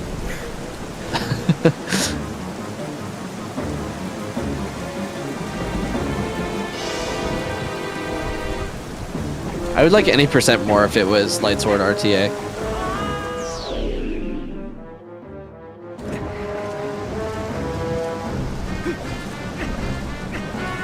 Or maybe Argorak RTA. Yeah, I guess that would be Cool Game RTA. Alright, so now Guy is going to be doing a get up to the top of this pillar very fast. He's going to wait for the scream and then drop down a bit with Iron Boots on this P-Hat, and it drops down just far enough for Argarok to kind of lose track of you, and he goes into his stun animation, and you're able to claw shot him a lot quicker. Yeah, he assumes that he hit you because you fall down when he does his fire.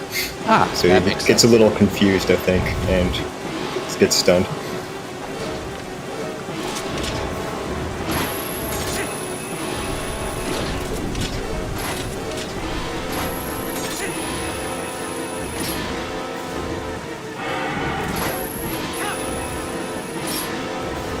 So now he'll do it again.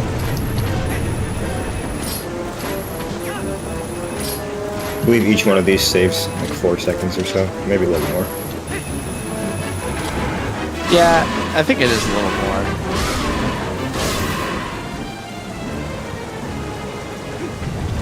This third cycle is the one that really matters. The third cycle you have to do it a bit differently because Argarok's attack is a bit different. So he'll claw shot 3 P-hats, and then he will turn to look at the other one. And then as soon as the flame passes it, he will put on Iron Boots to drop down. And then as soon as Argarok starts the second flame, he takes off Iron Boots, and then Argarok is vulnerable. I don't know where how it works, but it does. I assume it's a similar principle to the first ones. She's having a little bit trouble with the L slide for Argarok, or for Zellard. Could be tricky. It's usually a one-framer, I think. Luckily, it's pretty quick to retry. There it is. Yeah, the problem with that one is Stallard is trying to shoot you while you do it, so... That's the problem with this whole trick, is that Stalk is trying to kill you while you do it. It's almost like it's a boss fight you're trying to skip or something. That's a weird camera.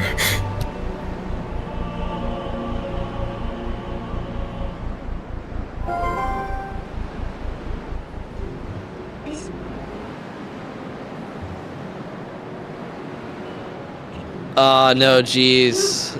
Unfortunate.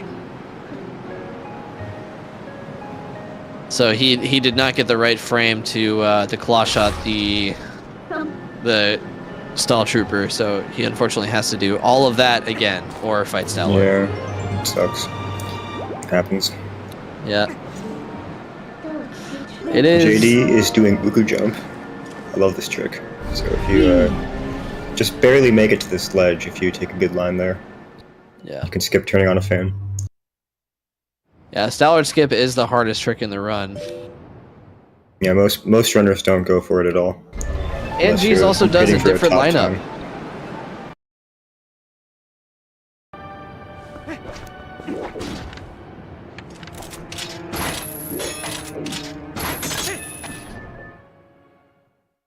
Oh yeah, Stallard skip also makes the rest of the run faster because if you don't raise the mirror, which in any percent we don't, oh nice tile worm LJA from Beast.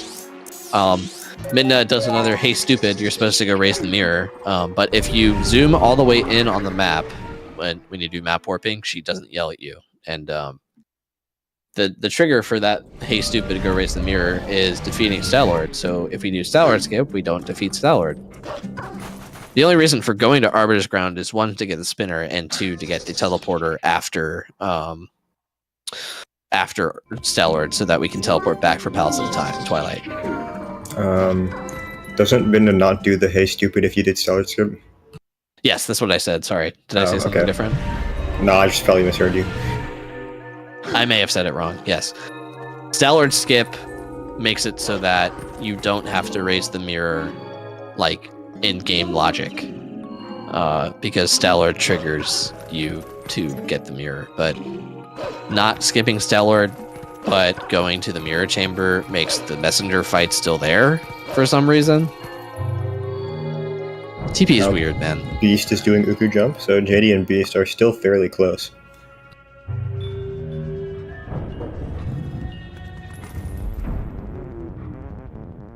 So JD's probably about 90 seconds ahead of Beast.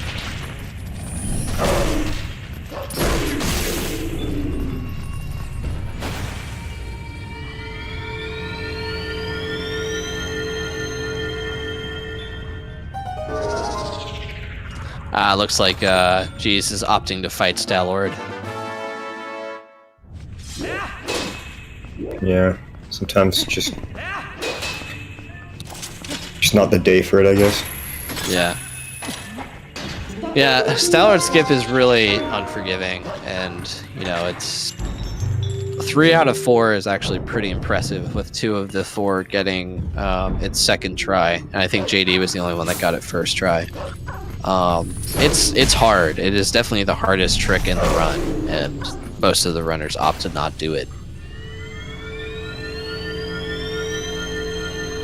But it saves 2 minutes, so maybe 3,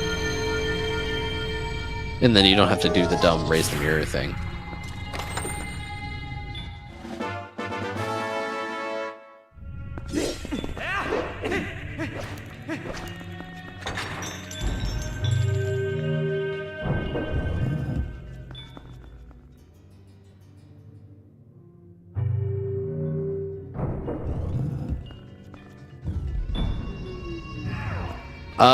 Palace of Twilight.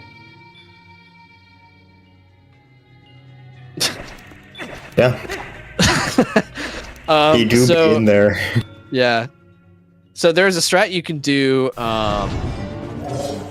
Thanks for not talking so I can hear Zant. Hey, no problem. Yeah, so this Phantom Zant fight, you can do without him, like, you can actually do too much damage to Zant. So Guy is doing something very specific, a poke and 2 spin attacks, and then a poke and 3 spin attacks on the end. So that he one, doesn't, like, teleport around the room, but he also doesn't spawn any enemies. Yeah, I don't know how much time it loses if he teleports all around the room, but it feels like years. Yeah. And there is a way to save it if you get good RNG. He can teleport to the middle, and you can catch him with the spin attack, but yeah, again, it's just slow. And then most runners will at least put on headphones for that part, if not for any other part, to kind of hear where he goes. Leroy almost messed up Beast there. That was really close. That's Jenkins. Oh, is that Jenkins? Yeah, Leroy's the one on the bottom, I think. Oh, yeah.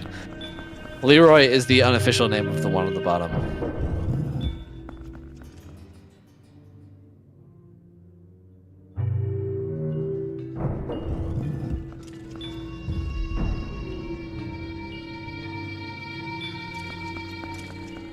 Was Leroy named first? I don't know.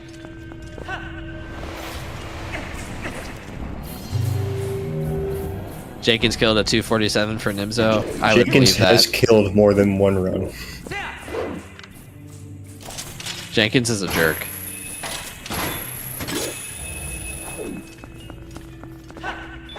Yes, I believe Glubbers did name Jenkins after losing a run to Jenkins.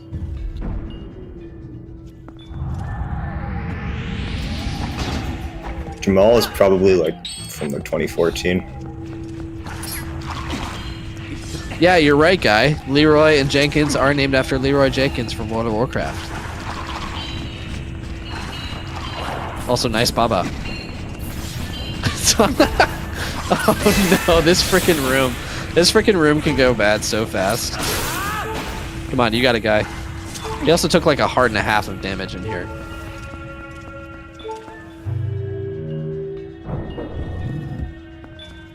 Alright, well, I have to go. I'm going to let Spicy Juice take over for me. But I've had a lot of fun commentating. And I'm going to wish you all good luck on the rest of the race and the rest of the relay. See you, everyone. Yeah. Thank you, QWERTY. You did a great job explaining many things that I am less knowledgeable about, and just generally being a great commentator. Appreciate it. Alright, thank you. Enjoy Spicy Juice. Thank you very much, QWERTY. Yes. And now we put QWERTY in the juicer and get Spicy Juice, who is somehow German. Hello, that's me. What do you think of the run so far? Have you been watching? I haven't been watching the whole thing. I've watched the start of it and then went to do something else. So yeah, how has the run been so far? I see Beast and JD are pretty close together. Yeah, so JD started about 8 minutes before Beast, and Beast has caught up. They're both in the Argrok fight right now, and then G's started 8 minutes behind Beast, and he's going into City of the Sky. So it's been pretty close. G's unfortunately had some issues with Stallard skip. Oh no! Did he do the normal fight then? He did end up doing the normal fight. Let's see. Guy and JD both failed ELH once. G's and Beast got it first try, I believe. Oh no! Guy just died in Palace. That is a bad one. Well, classic Palace, I guess. Yeah, classic Palace. At Guy, if you turn on the senses, you can see the messengers better. Palace of time loss. Exactly. Yep. Palace of practice.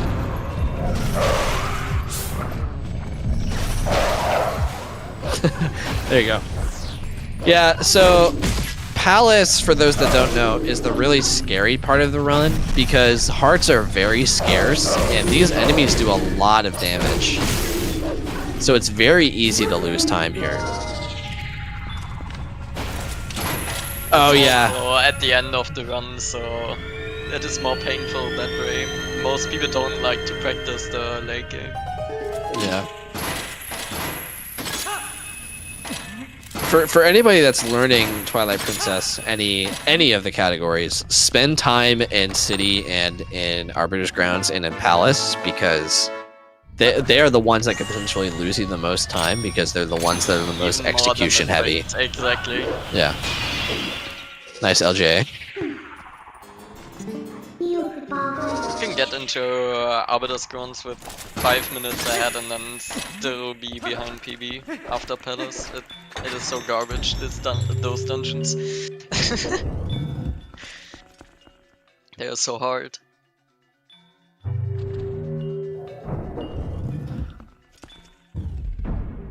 Yeah, practice the run is basically what I said, Glubbers. Thank you.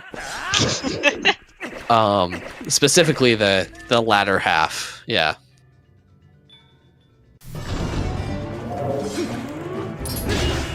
Because I'm sure anybody will tell you that play speed games is practicing the early part of a run, like specifically the early part of a run, isn't as important as practicing the late game because the run doesn't always get to the late game. So if the more you're familiar with it, the less you have to worry about it.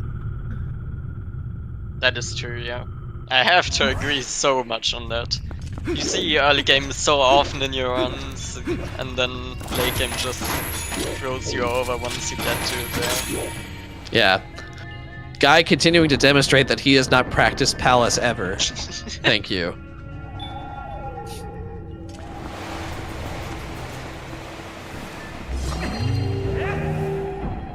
Yeah, this is actually a casual playthrough. None of these people have played Twilight Princess before. Ooh, nice L slide. Yeah, that was a good L slide. Palace is full of hearts everywhere, so be careful if you could die.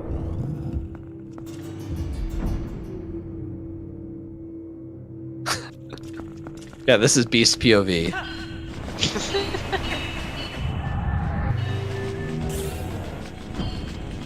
I would believe that Beast is a dragon wrangler in real life. He's a dragon charmer.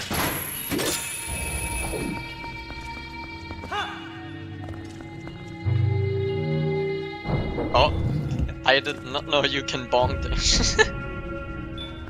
Oh yeah, you can bonk on that staircase. It's actually pretty easy. Are you talking the JD bonk going into... Yeah. At the very top of it. Oh, Guy. That is stupid. So we didn't talk about it earlier. Yeah, this is stupid room for a number of reasons. The sand is very close. This is a reverse stupid room of all time. He's oh my god, him. he got caught! He got target! Alright, take your time. go. Yeah, and we'll talk more about Stupid Room when JD goes through it. But yeah, Palace is the dungeon of moving platforms, and this one mostly so. But there's also one called Early Platform, which is in the latter half of the dungeon.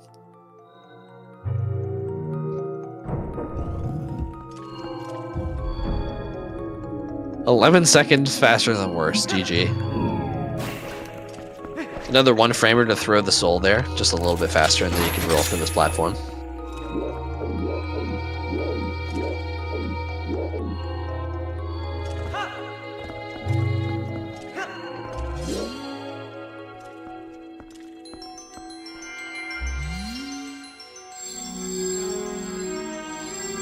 And now the sword is made of butter. It is glowing.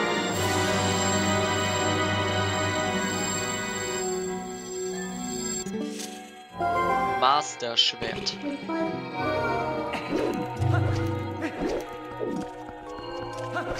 Nice break slide. Don't fall off the edge though. Nice break slide. Screwed that card.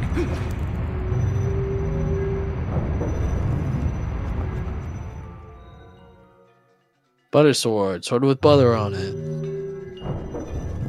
Would have guessed. The butter sword. This is a room. It's called Double Soul Room. Of being able to throw both souls as well. Never had Yeah, there's a pretty specific thing you have to do to kind of throw one of the. I mean, even if you throw it end line, it's just very specific. Nice heart grab. Let's see if he gets the LJA here. The boomerang needs to go out of bounds. Nice.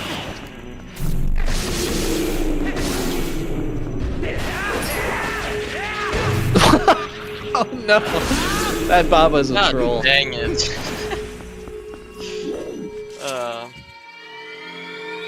Baba.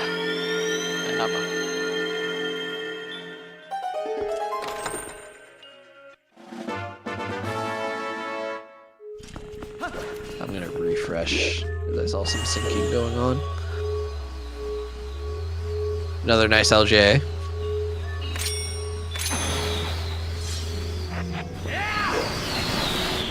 Very nice.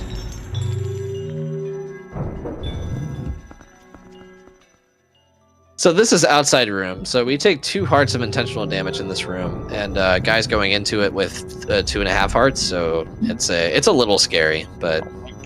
She says has this room of all Oh time. no! What is this? Losing like 40 seconds or something like that. Yeah, Ouch. this Uku jump room can really be a troll.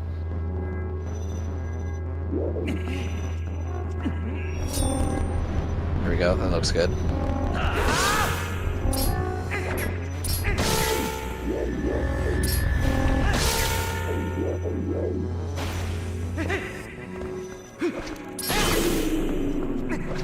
Now we intentionally void you to respawn at the door, which is faster than riding the slow platform back.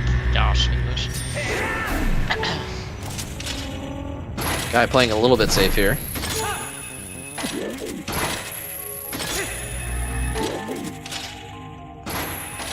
You have to on 1.5 hearts.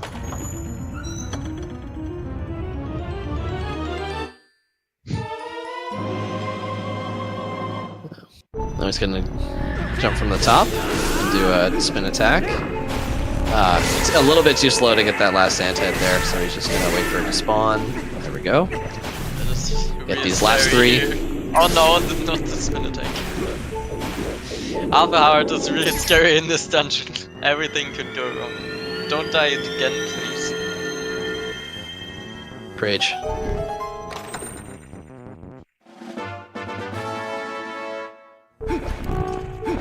So JD is now in what we call Stupid Room. So Zant his head can spawn in 4 different locations. Looks like he got a good one. There we go. Yeah, that was very good from JD there. I think that's the second best spawn you want to see. But it can get a lot worse. We'll see it again when Beast goes through it. And now we are in what is called early platform cycle room, or just early platform room. So there is a cycle there's a platform that starts its cycle when you enter the room, and every movement. Oh no! Yeah, that's.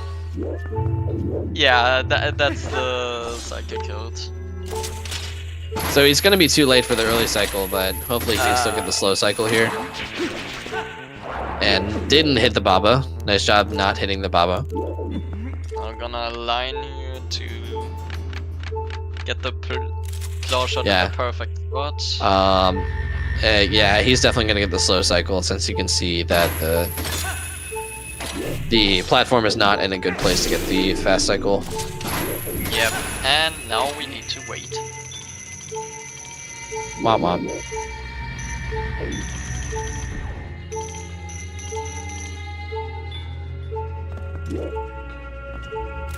Yeah, Beast is in the stupid room. Yep. See how Beast's stupid room goes. I waited for this. A calculated pause? I don't know if that was intentional. That honestly looks like a strat.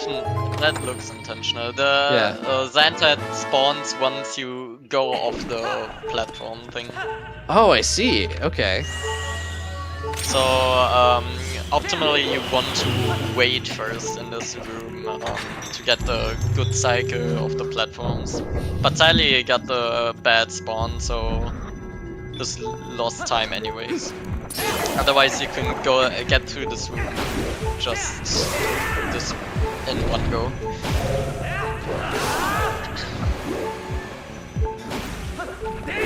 And guy's basically home free. There's no chance of dying in this room, really.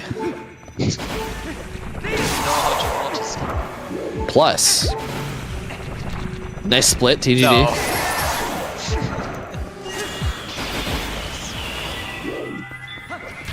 Yep, and there's a fairy right there, so. Oh, nice Spidey shot from Beast. Don't see that all days.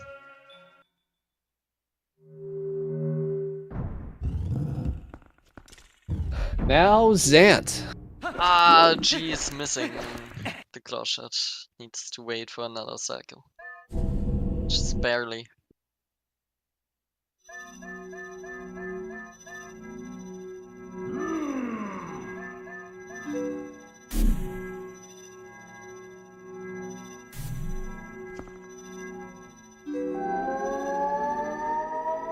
Yeah, Xanta has a few interesting strats on how to defeat him quickly.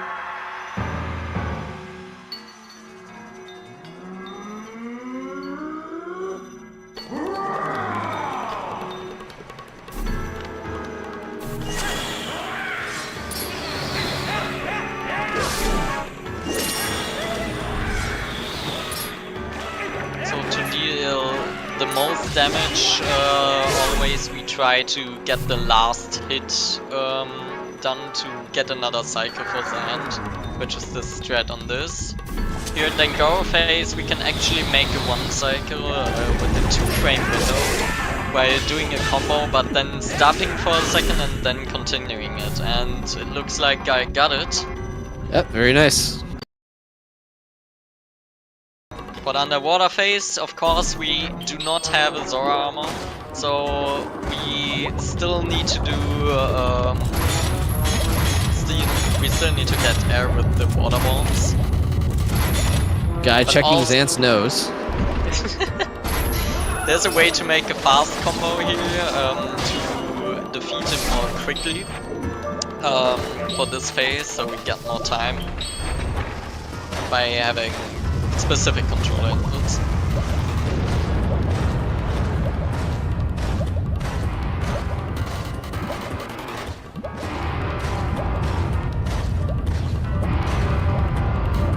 And Zant is is always on the furthest away Xanted, so we are gonna wait here for a bit and then just already speeding to the Xanted. Yeah, sounds good.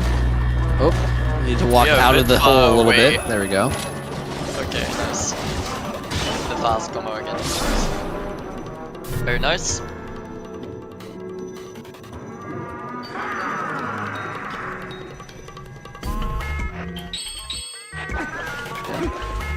Nice little tech to unequip iron boots by equipping ball and chain over them, and then you can get it just in time to roll into this, this totem here. Ball and chain can knock off sand from this totem as well, which is also neat. But we do need the ball and chain specifically for Blizzard phase. If Blizzard phase wouldn't exist, we wouldn't actually need to collect the ball and chain at all. Yeah, someone please find Blizzard skip. I don't want to go to Snow Peak at 90%. What do you mean? It's my favorite dungeon. It's a good dungeon. The tricks are bad. That is correct. In practice, they always feel good, and then if you're in the run, it's the worst.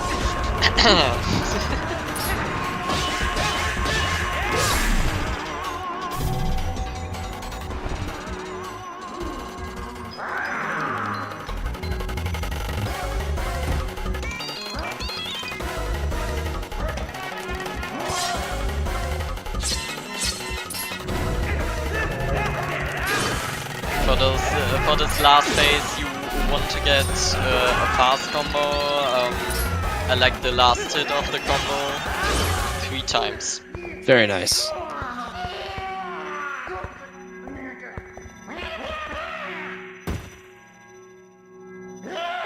no, Zan just died.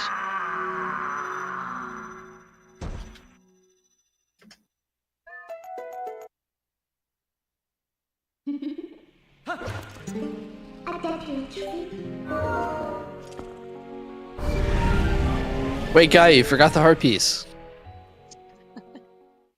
It's not even a heart piece, is it? Container.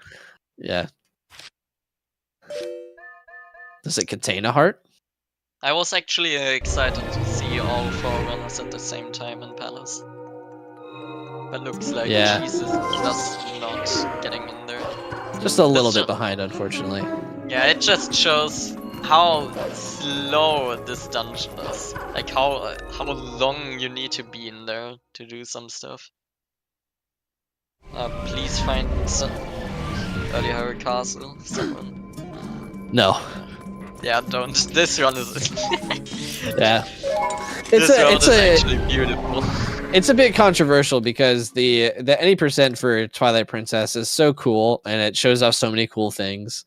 And a lot of people who actively run it think that, you know, for the sake of speed, it's going to be very cool and very good. But it's also going to make the run kind of sad because a lot of the stuff that we learn, it's a lot of, you know, sunk cost, all the strats and stuff that you learn, and then barrier skip is going to invalidate a bunch of them, it's found probably.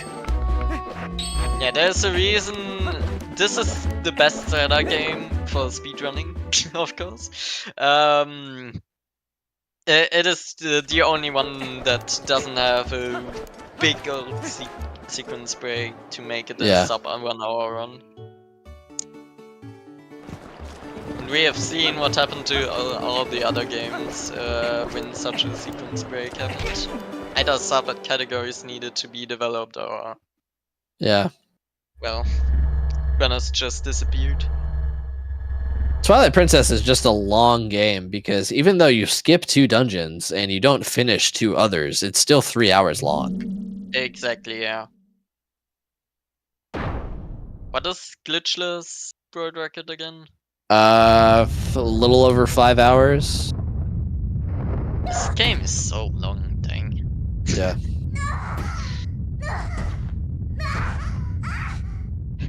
No Squidna cutscene skip, who said it? Forgot to pee during Squidna. Good job.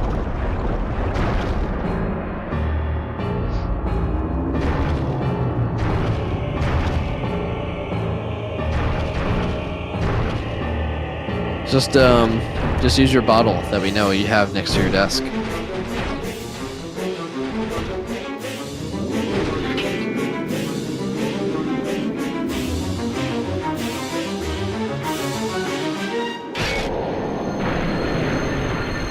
now also entered Palace of Twilight. All things considered, the runner's not too far apart coming up on the end of Twilight Princess, because this is a game that can definitely widen the gap, so to speak, for a relay like this. You know, G's unfortunately having some trouble with Stallard Skip and then messing around in Bubbling Camp, but otherwise, you know, all the runners have very solid runs. Unfortunately, Guy no longer on pace to sub 3, but very possible for Beast and for JD, I think. Yeah, I do think so. Maybe not for JD. It might be close for JD. Oh, well, no! yeah. Unfortunate. That is early platform room for you. Yep, this is another example of early platform room just kind of being bad. Okay, so for Guy, on the screen we are now having Hyrule Castle, and we still have some bombs to spare, so these bokoblins take a lot of hits to go down, but thankfully this game programmed them so they just get one hit by bombs. And this next upcoming barrier, it can be skipped, of course. Yep, Barrier there you go. Barrier skip in Hyrule Castle. Beast. No. He missed the claw shot medallion and missed the cycle. Unfortunate. And we have another waiter.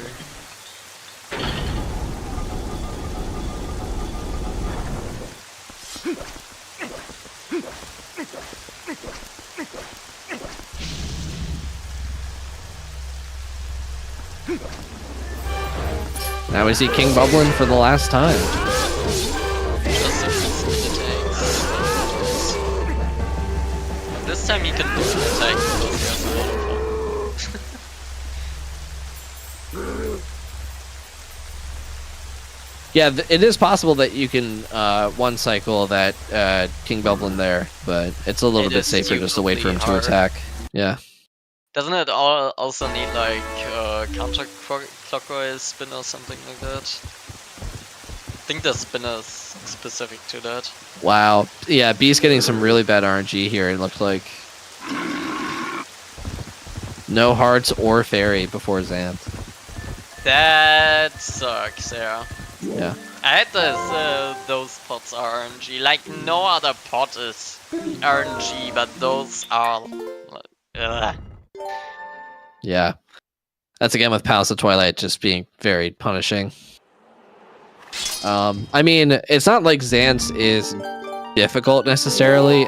There are just some strats you can do to make him faster, like damage boosting off of his little orbs.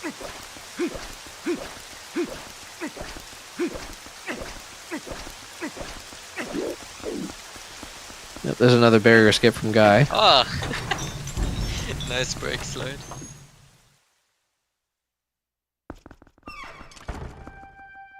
Oh, wait, am I a bit behind? I'm getting some snapback. And now he's skipping the barrier for me. Okay. Well, he's entering the Dark Knight room for me. I just reload page. Some inside Dark Knight room now, right? Yeah. Yeah, this is another use of the ball and chain here. You can set him up to do the second phase of this Dark Knight fight a little faster. Up, and now we start entering the room again. What? Ah, and now he's not back to fighting. Yeah. Commentary page. Small indie company.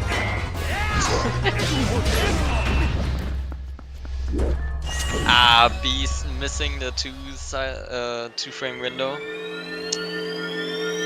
the Denghost cycle. Only being on half a heart now. Be careful, please. Yeah, this could not be great. Let's see. He just has to play it a little extra safe here.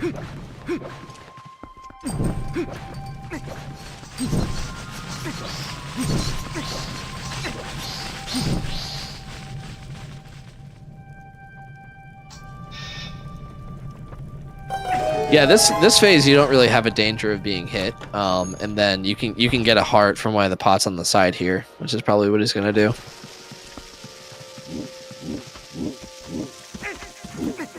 Yep, there you go. No longer in danger of death.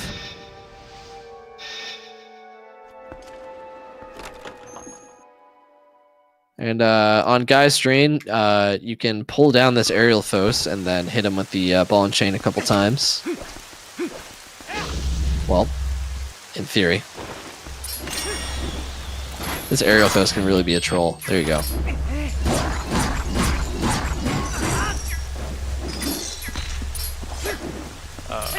Oh my god. Oh my god, it's a Ralphus. God.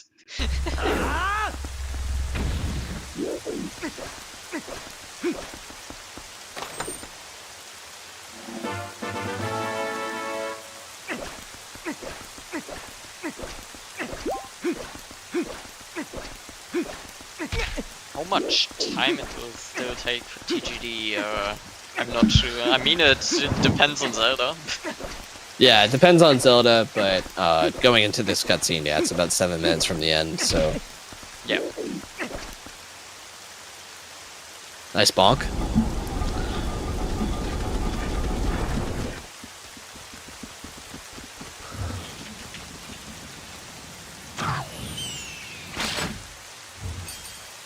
Best possible time for Guy is currently like a 3 or 5.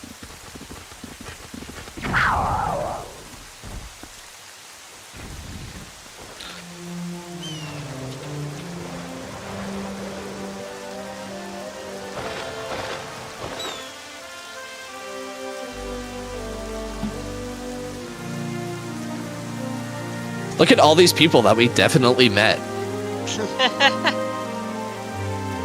Hi, Ashay. I always just love Oro with the big old bazooka. Like, where did he get this? Who gave Aru a bazooka? Where did he get it? I want a bazooka.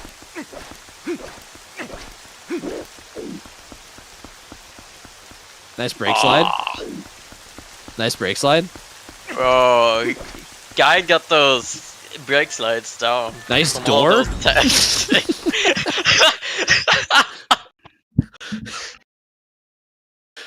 Guy sandbagging again.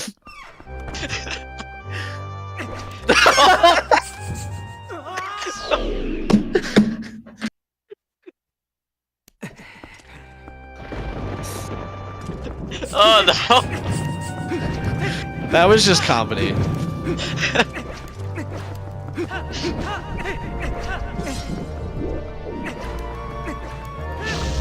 Yeah, it's 8 minutes now that he's done that. Yep. TP time loss. Very nice.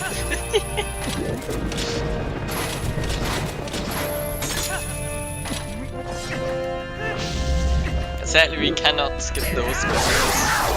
I got snapback again.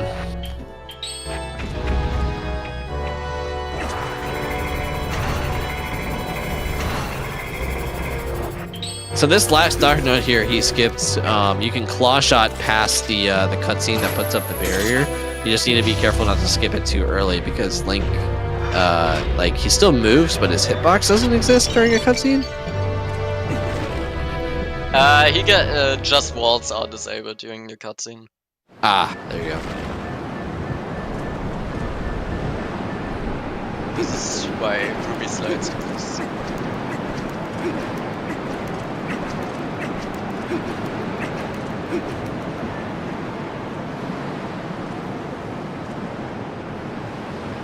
So now we are up to Zelda. We want her ball attack. And the S cycle we can get is a 7 cycle on Zelda. And the worst is infinite. Yeah. I don't know, what is it? 17 is the worst RTA? I have no idea. I only know about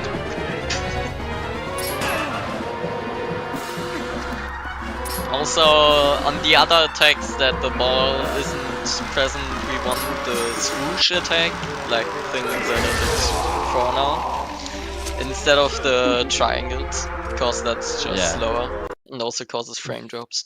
This room is very laggy.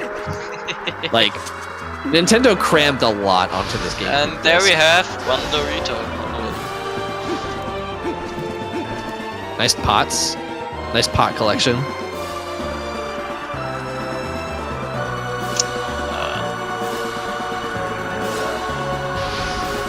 No, not the pots. No, only one of them got destroyed. Did it get destroyed by leeches?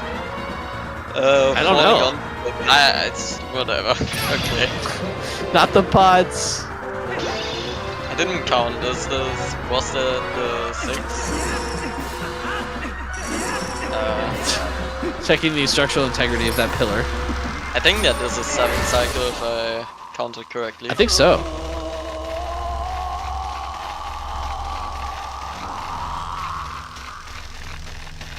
But that is good RNG, I guess. Yep.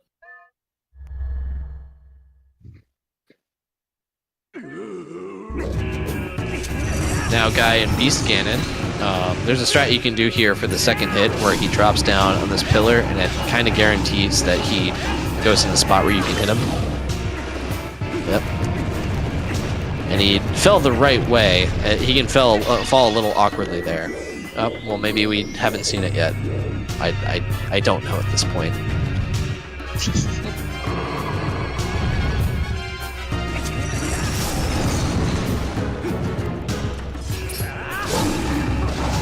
And with those specific combos we are doing, we can actually get him so close that we can free cycle him very quickly. That after this attack we only need a dash attack.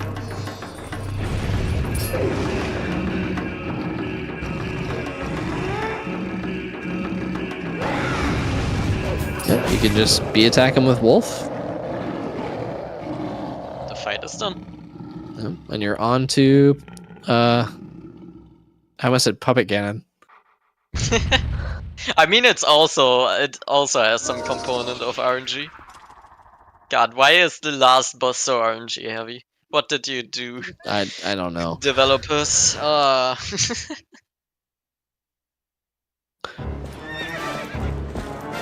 I mean, there are a lot of games developers that think hard just means irritating and random.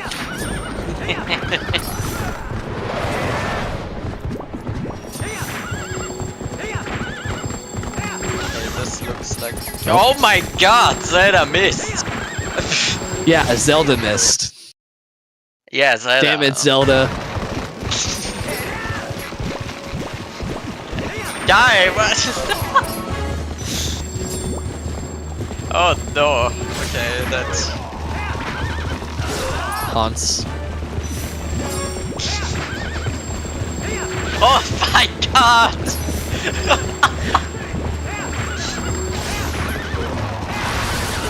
Alright. Okay, we are on to the final phase. And JD having trouble to fight this. And Ganon's horse is dead. Oh no, poor horse. No, poor horse. It's gone.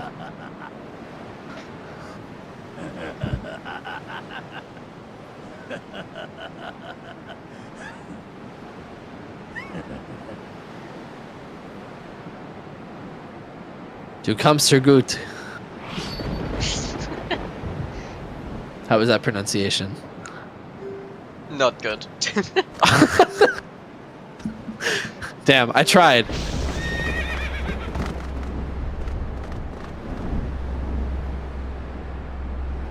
I know you did. It is hard to pronounce German. I'm American. Give me a break. Sure. Oh yeah, we can actually have the text here in German. Doing this fight. With quick spins we can somehow just do so much damage, so we can kill off Ganon very quickly. That is a GG to the guy downstairs, and now we are already off to Skyward Sword. Bam! Look at that. Already 26 seconds in. Well done. GG TGD.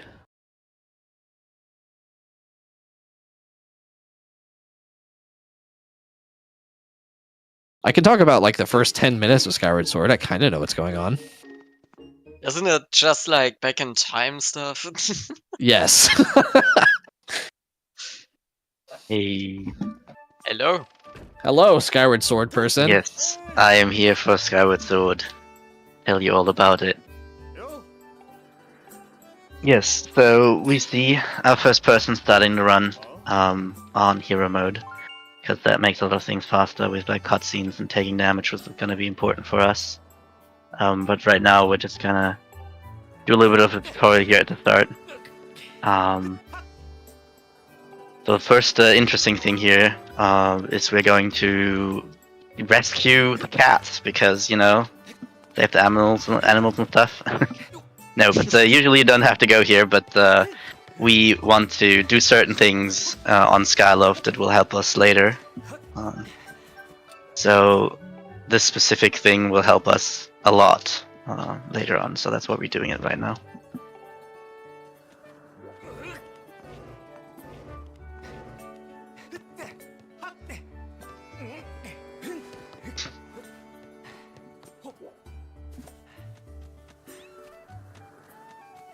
Yeah, there's a nice ramlet.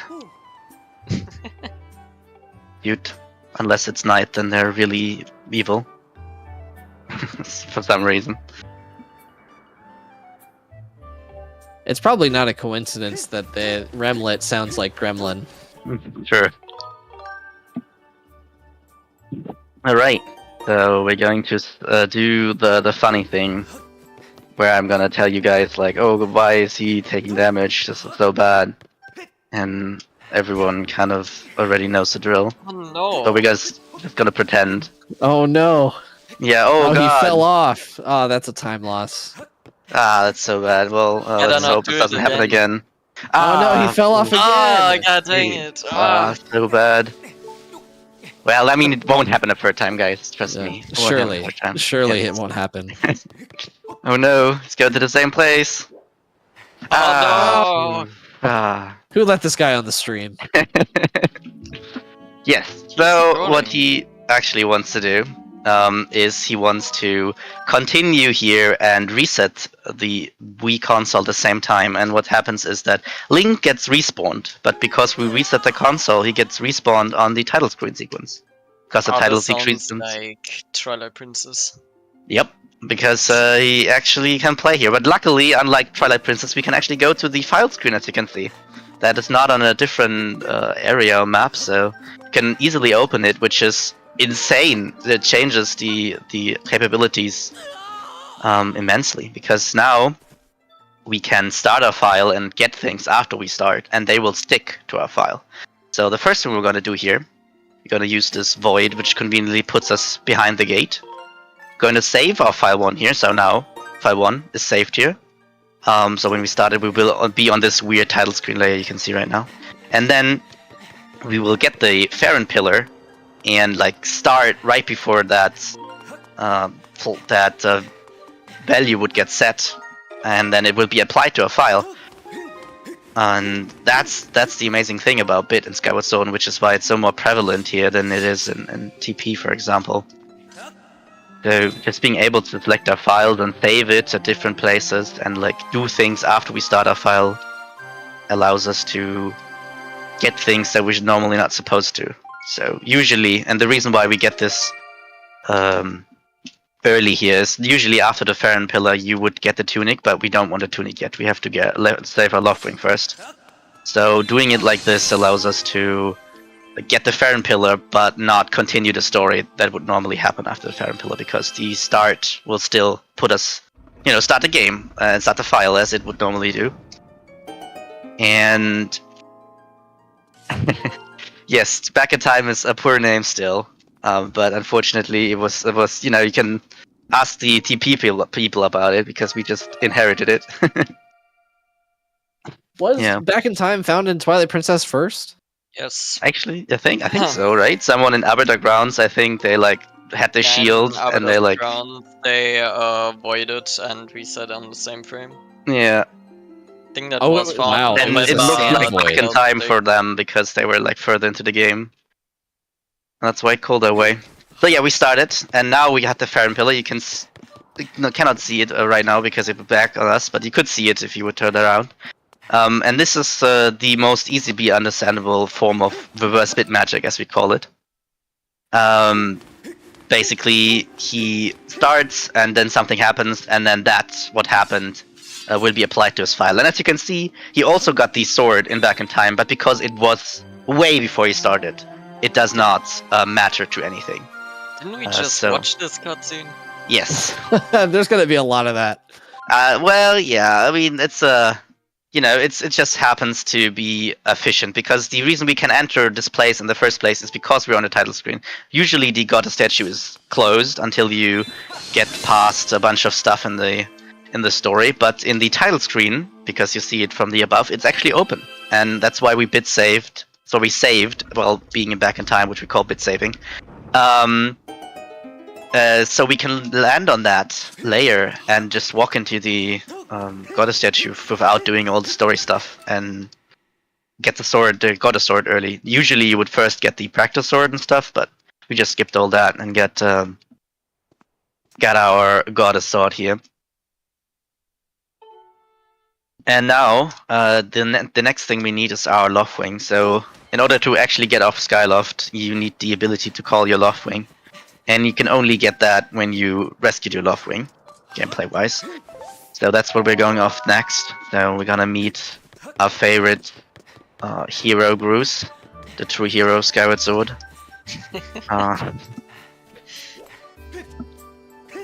And he's gonna tell us that he has imprisoned our bird, and we're just gonna free our bird again. In the meantime, JD and Beware the Beast are nearly finishing off. JD about 50 seconds off. Just needs to get a good quick spins off. Looks like a sub 3 here, for sure. Yes. That's nice.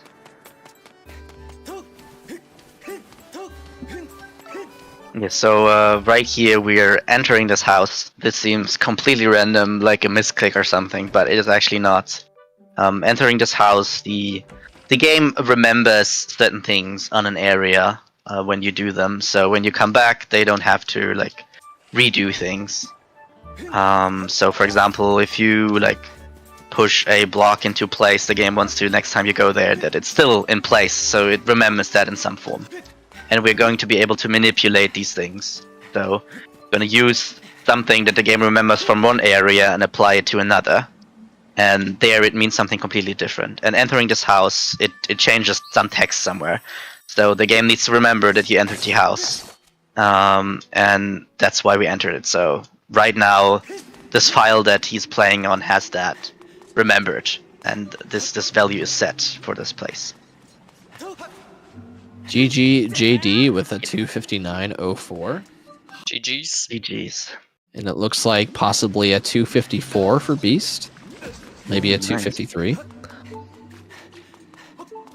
Yes. So sledge damage down because he wants to do Back in Time, and Back in Time can only be done with death here. There's no voiding Back in Time like in TP, because void works differently here. It just puts you back in place. It doesn't actually load out. 253.42 for Beast. He was able to shorten the gap a lot to team in the top right with getting a 59. So able to shorten the gap by 6 minutes between bottom left and top right. Not bad. Yeah, GG's. Alright, so we're going to save here for Sledge and actually go out to the title screen and copy our files, because in this case, being able to go to the file select screen means having different files means something. Each file is going to have a role to play, and we're setting up our first copy here. We're going to do a bunch more just to have everything into place. As we can load the information on each file, it obviously makes sense to use the most of all we have. It would be nice if we had more than 3 files, but unfortunately we don't. So we're gonna play with what we have. And the idea here, overall, is we want to be able... So Back in Time is very finicky. There's a lot of places that crash if we go to it, and we want to go to as many areas in Back in Time as possible, just because we have so much power with selecting our files that just going to different places is really good. And the only way to get into the sky and not have it crash is this place that we see on Sledge screen now. This is the Loftwing tutorial. There's basically nothing in the sky loaded. It's just this little tutorial area, which also is like kind of blocks you in. There's like invisible air barriers around. But it's the only thing that we can use to actually get into the sky and not crash. And the problem now is, to actually go somewhere else, you have this barrier around now. And to go around that, you need to jump off your Loftwing, but we haven't unlocked that ability yet. But luckily, there is a way for us to get that ability to jump off, but we have to get it before we get our tunic, because the moment we get our tunic, this layer won't be there anymore, and then we can't use it for Back in Time because it will only load the things that our file says it should load. So the first requirement for making this work is this right here. We need to side hop out of this cutscene. Very nice done by Sledge.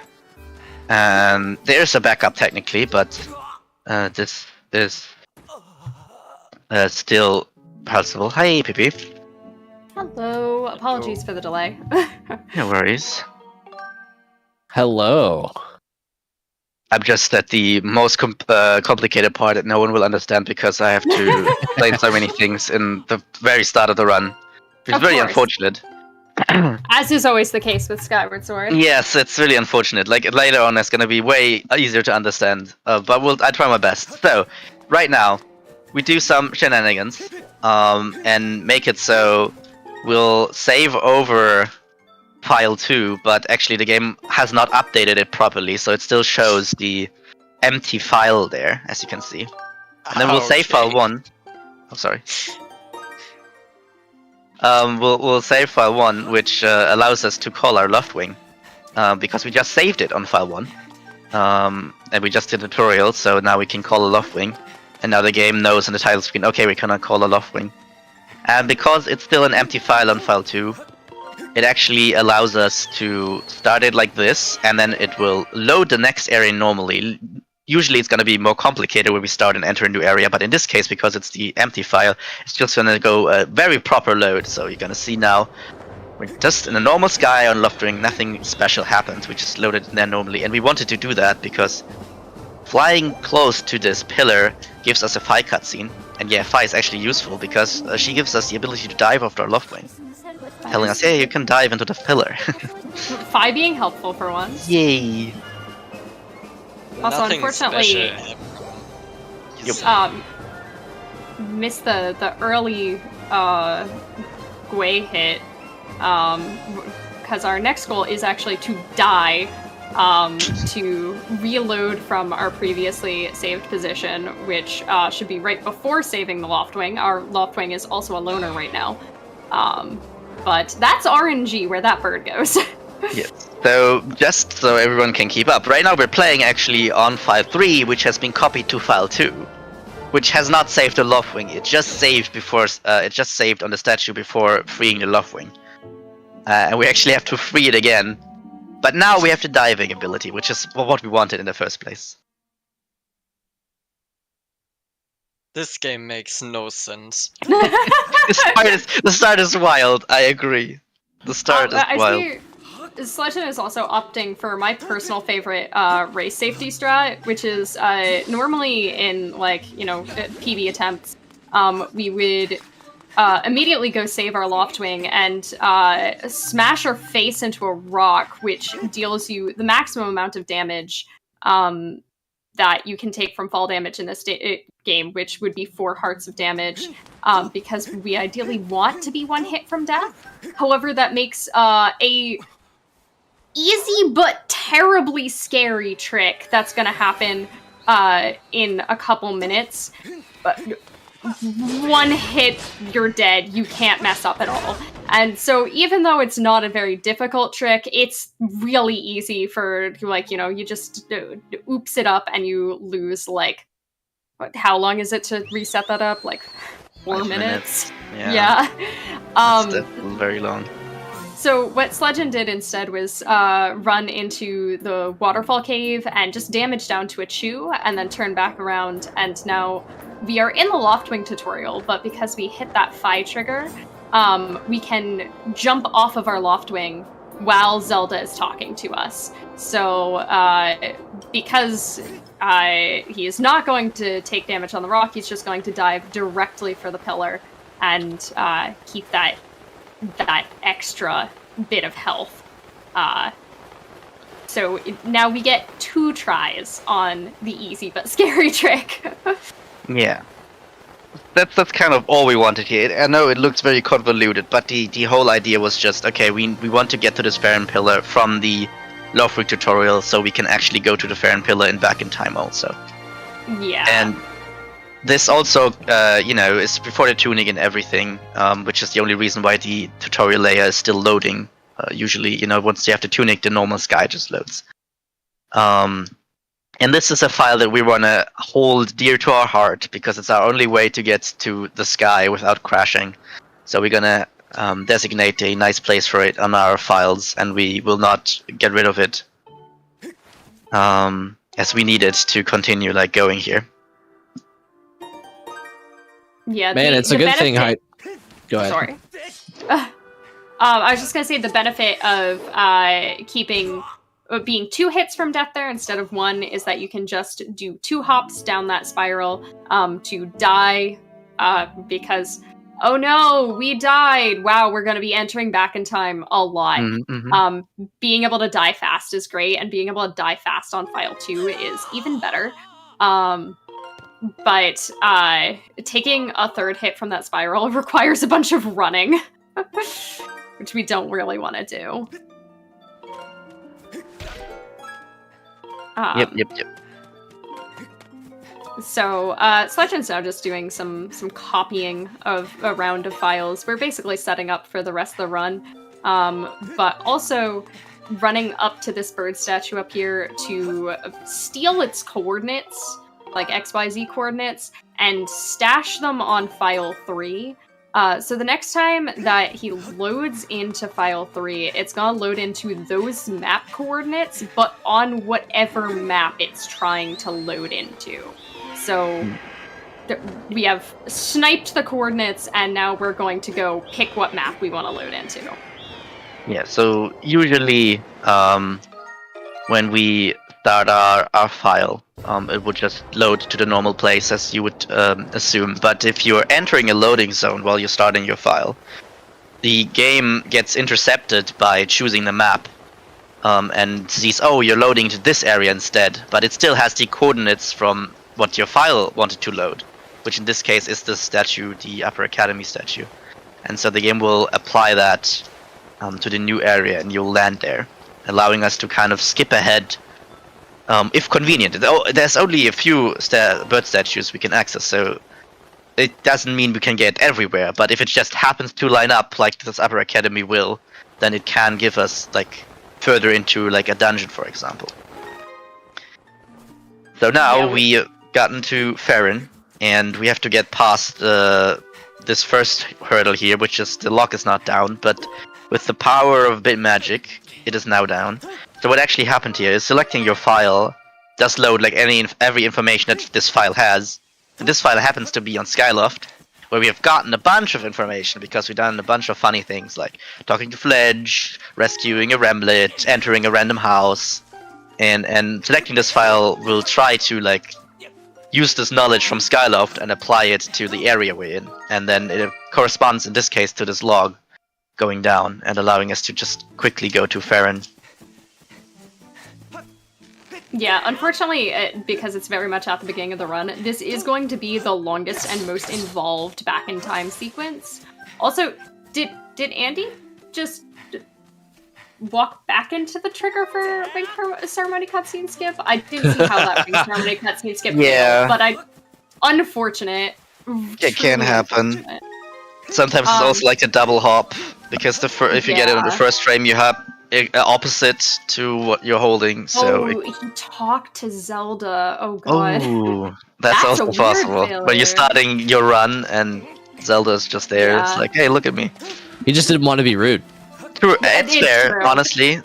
And now we can see the cool backup. Yeah, we're playing Donkey Kong on Andy's screen right now. Sledgen is currently Broke the barrel. Don't worry, you have This two looks more. so stupid. Yeah, you wanna get it, you gotta get up the hill, so it's gonna kill us while rolling down the hill. Andy, don't do it again.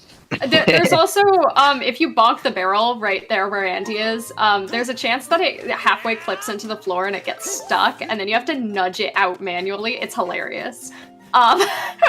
Anyway, Sledgen's doing the complicated thing at the moment, which is we're trying to get File 3 into the Deep Woods and then into the Skyview dungeon, which required reloading our map after selecting File 1, which is why he died there. That was not a skill issue. That was, in fact, skills operating as intended.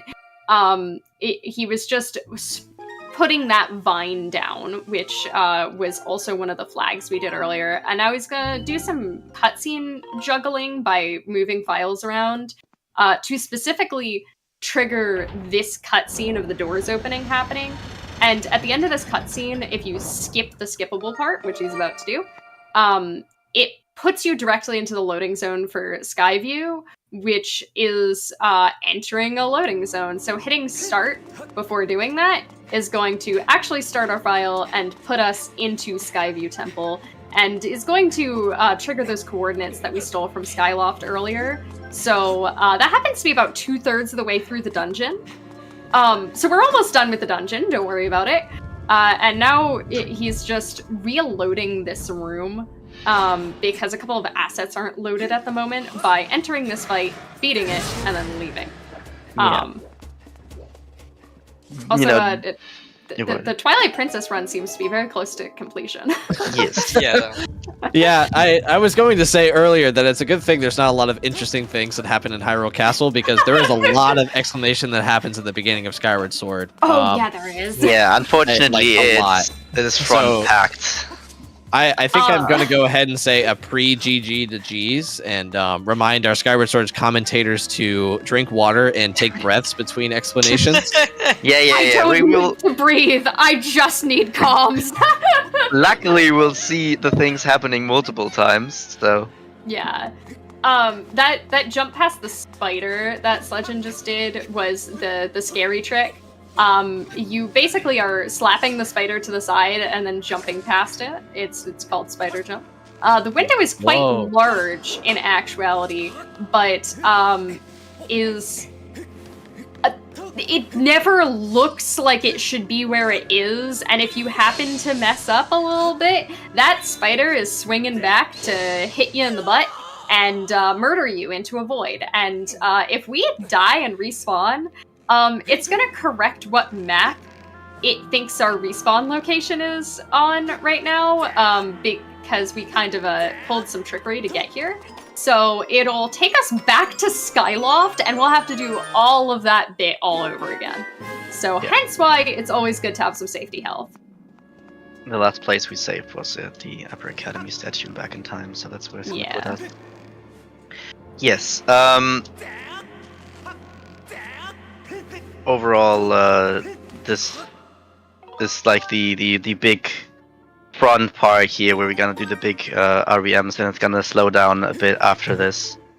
Also, so GG's don't to worry. G's. Yes, Yeah, GG. GG's. GG's, and again, I will bid you all adieu in the very capable hands of Pepper and Pippi.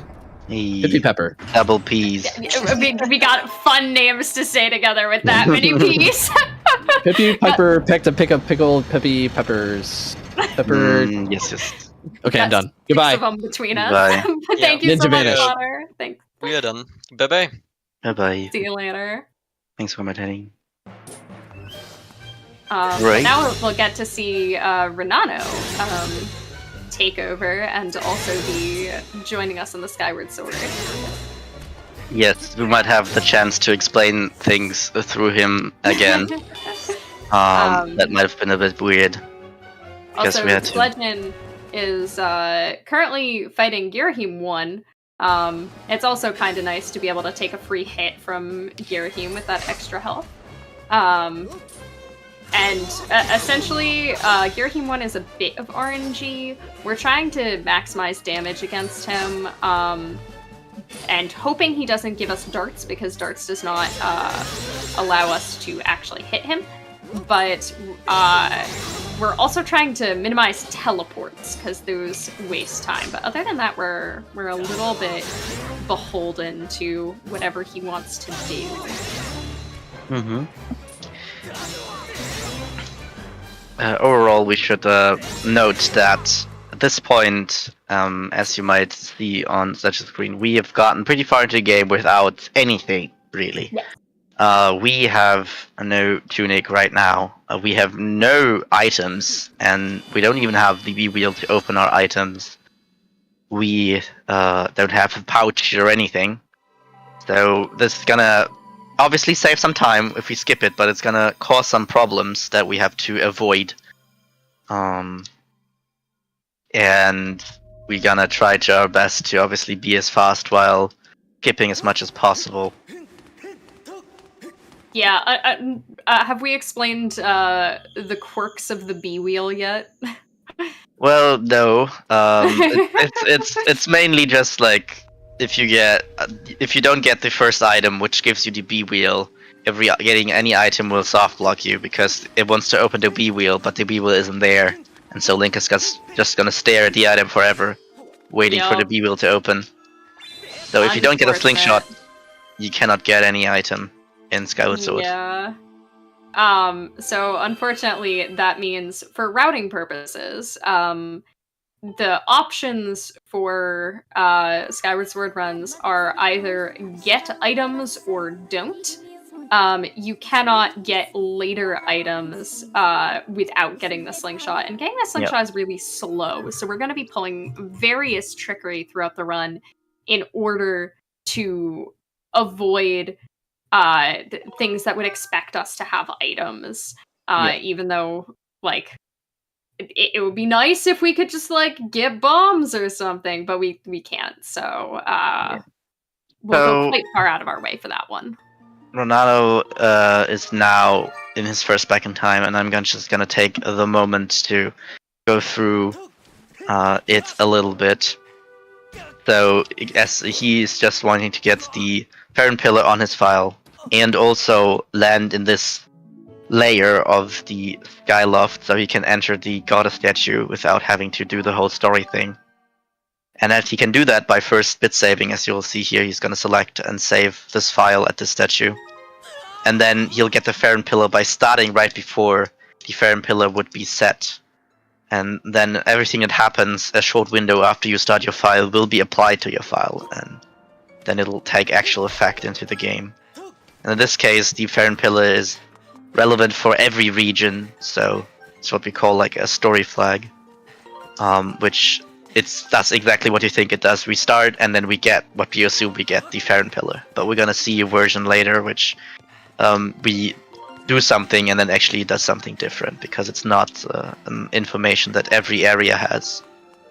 Like I see Andy wandered yes. into the Floria Doors cutscene. A fun quirk of this back in time specifically is that File 1 has a flag that says when you look at the Floria Doors, open them. Which is interesting. It's not the flag that we didn't actually open the Floria doors. It's reading and interpreting information from Skyloft in terms of the Farron Woods, which is why that happens, even though we have not done any interaction with Floria. But if you happen to be looking at File 1 and look in the direction of the Floria doors, you will be automatically put into the cutscene to show you the Floria doors opening, which is funny time loss. And also, if it happens twice, we'll take away your control of Link, and you have to start a file to get out of the soft lock, because it waits for you to see the Floria doors open. Why aren't they opening?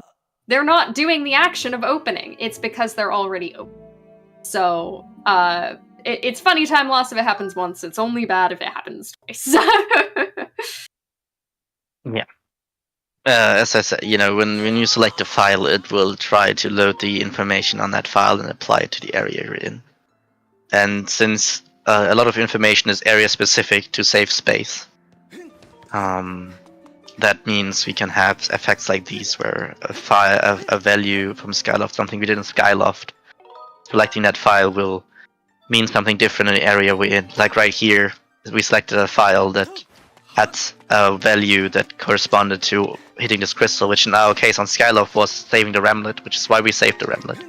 To able to get to this door, like opening, because usually the crystal, in order to hit that, you need a slingshot, and we don't have that, so we have to use the power of bit magic to get it selected. Yeah, and to check in on moving further into the run, so our general goal for Skyward Sword runs at the moment is to get to Lanayru. We would like to be in the Lanayru region because we can do a lot of stuff in the Lanayru region that helps us beat the game without doing most of the game. But unfortunately, to get to the Lanayru region, we need to get to the Farron region and beat the first dungeon so that we can get to the Elden region and beat the second dungeon so we can get to the Lanayru region and then ignore the rest of the dungeon. Yeah, speaking of going to Elden, Sledge is just about to do that. So he started back in time again after he did put the tablet in and has the Elden pillar now active. I'm sorry, can we give a shout out to Andy's spider jump just gave me heart palpitations. He got chased by the Boko and good recovery, really good recovery. Because there is no safety health on Andy or Yal's games right now. So if they had messed up the spider jump, that would have been bad. And getting hit from behind by the Boko, also bad. Also deals damage. Okay. So we saved at the behind the temple statue in Sledge, so we can use the same thing we did in the Upper Academy. We're going to use these coordinates from the behind the temple statue in Steel Grounds, and now we're going to fly to the Elden Pearl. But first we're gonna do like a cheeky little trick here to get some speed. If you call your Loftwing into a zipper in the Loftwing tutorial area, because the zipper is out of bounds, it's gonna try to pull the Loftwing back into bounds and continuously charge up these zipper speed. And once we get out, we have a lot of speed and get very quickly to the Elden Pillar. And then we're gonna do what we did in Sky, where we start and then load into Elden, and it's gonna take the coordinates from the behind the temple statue and apply it to this area, and we're gonna land out of bounds, allowing us to very quickly go to the dungeon. Yeah, a lot of this collision, you can just walk on. It exists and has like actual collision behind these textures for some reasons. Oh my god, the double H. A lot of collision. Oh, double H. Yeah, they were very close. That's definitely crazy how close they gotten. Thanks to the saving from TP. Just high-fiving.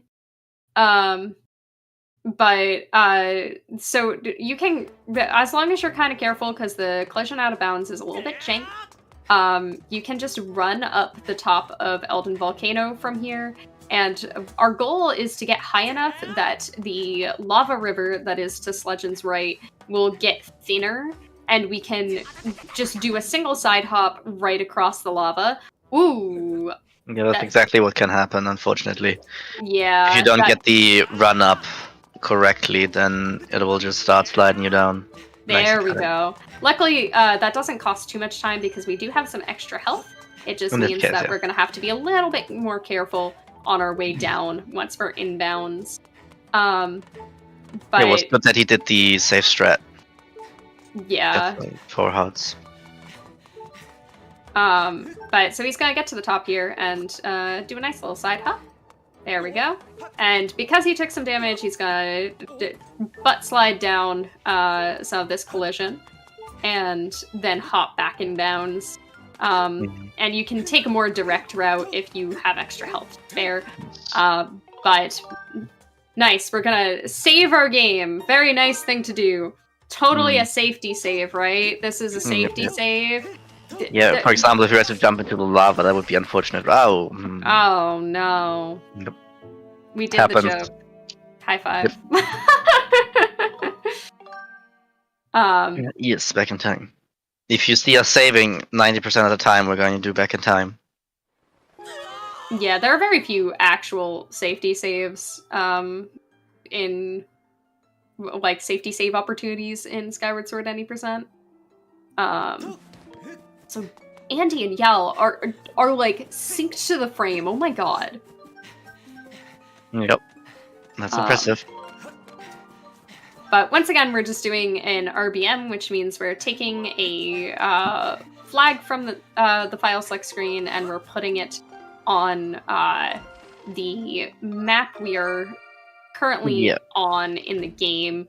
So we're going to be stealing the flag from Skyloft of interacting with the gravestone, which means we need to sleep tonight and then activate and push the gravestone, and that skips needing the digging mitts at all.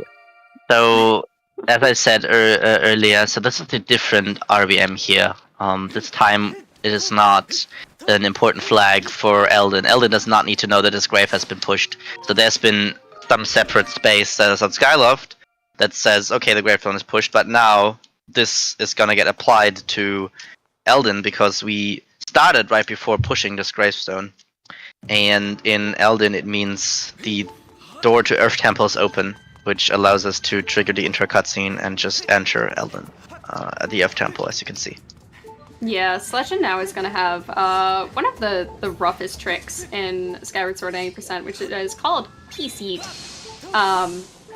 Because we're yeeting the keys. We don't have the beetle, which you should have because you're supposed to pick it up in Skyview, but we don't have items. So we're going to try to bait a Keese into standing between Sledgen and that rope that you can see towards the top of his screen when he...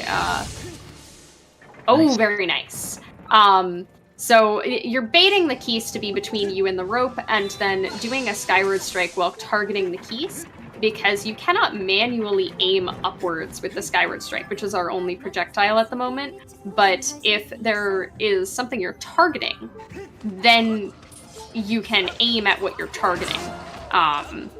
Which, if you're upwards, will aim the Skyward Strike upwards and will hit that rope. Yeah. It can be a little bit RNG because the Keese is not always super cooperative, but that was a very clean Keese. Claps all around. Yes, it's important to note that the only reason we can do that is because we have the long Skyward Strike from playing in Hero Mode. When you do Hero Mode, you do start with a Skyward Strike that is as long and as strong as the Master Sword Skyward Strike. Which is why it basically kills everything that we throw it at, and why it has such a long reach, which is very nice.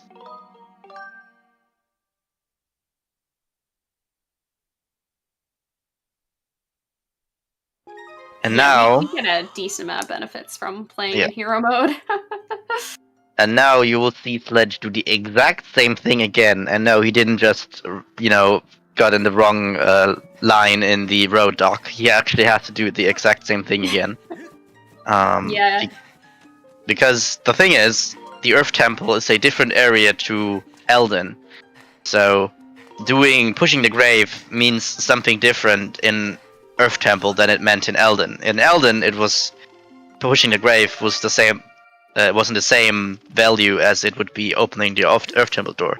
But in Earth Temple, it allows us to raise the bridge to the back of the dungeon, so we can get to the boss quicker. Yeah, if anybody remembers Earth Temple casually and remembers doing the whole ball rolling puzzle, I'm sorry. And also, that is slow and has items that we do not have as requirements.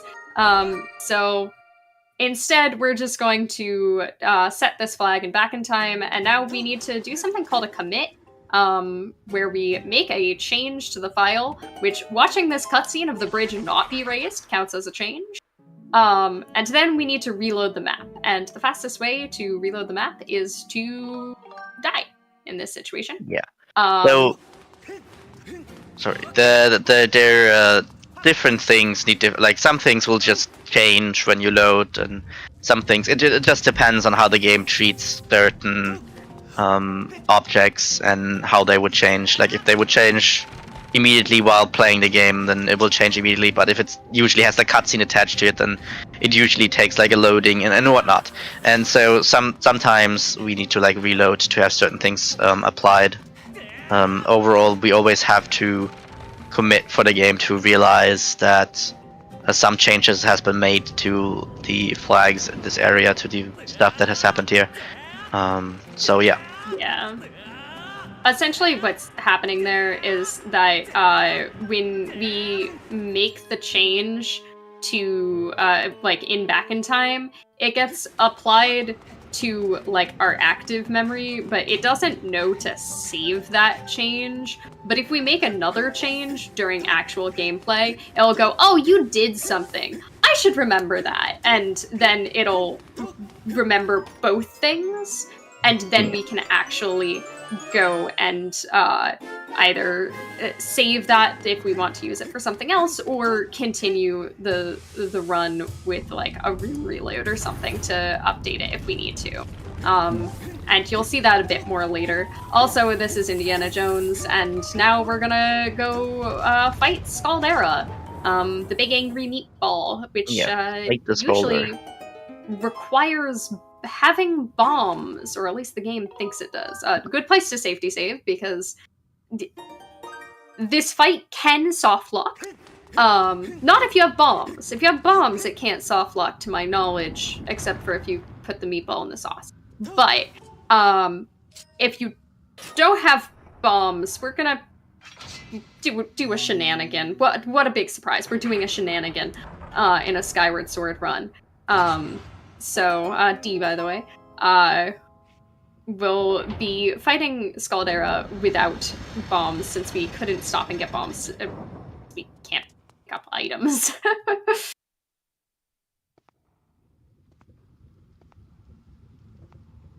Also, I hope you're ready for the longest stint of dialogue in the game, or in the run, at least, to my knowledge. Oh yeah, Yurim is really wanting to tell us something.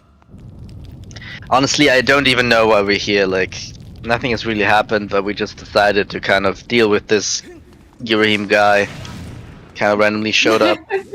Yeah, Zelda was not kidnapped. I don't know what Fi's talking about, how Zelda was probably like manacled here. That's really weird, Fi. I don't know how that's like. Yeah, possible. I don't know where she got that from. Yeah, I don't think we have. No one knows about this place before I place this tablet, Fi. Like, what are you talking about? On Yal's screen there, you could see what you can get away with if you have extra health to spend there, in hopping directly down the mountain. And we'll see if Andy can do the same. Well, I mean, Girahim wants us to believe that Zelda got kidnapped, but I didn't see it, so obviously it isn't true. I think he might be evil or something. It's just a pet theory. Yeah, I feel like he's just hallucinating or something. I don't believe people who act evil on the whole, so... Yeah, I mean... Here's the angry meatball. Yeah, he did throw this thing at us, so I think we have to deal with that now. unfortunately. We don't have bombs, but there are bombs in the stadium, obviously, because you can run out of bombs. And with a nice roll here, you can actually use that bomb and roll it into Scaldera's mouth, as you can see. And then... Yo, go ahead. Sorry, continue. No, go ahead. It's fine. I was just gonna say, of note, the bombs are only at the top of the stage, which is why you're gonna see a lot of running up and down, because we're trying to keep Scaldera within the range that a bomb can go into his mouth. And also, I mentioned a soft lock. Some jank is introduced by the fact that he's gonna force himself to go down to the bottom of the stage at this point, but with some planning on how we did our attacks, he actually is vulnerable right now. There we go. You can essentially extend his vulnerability by not letting him sit for any period of time while vulnerable.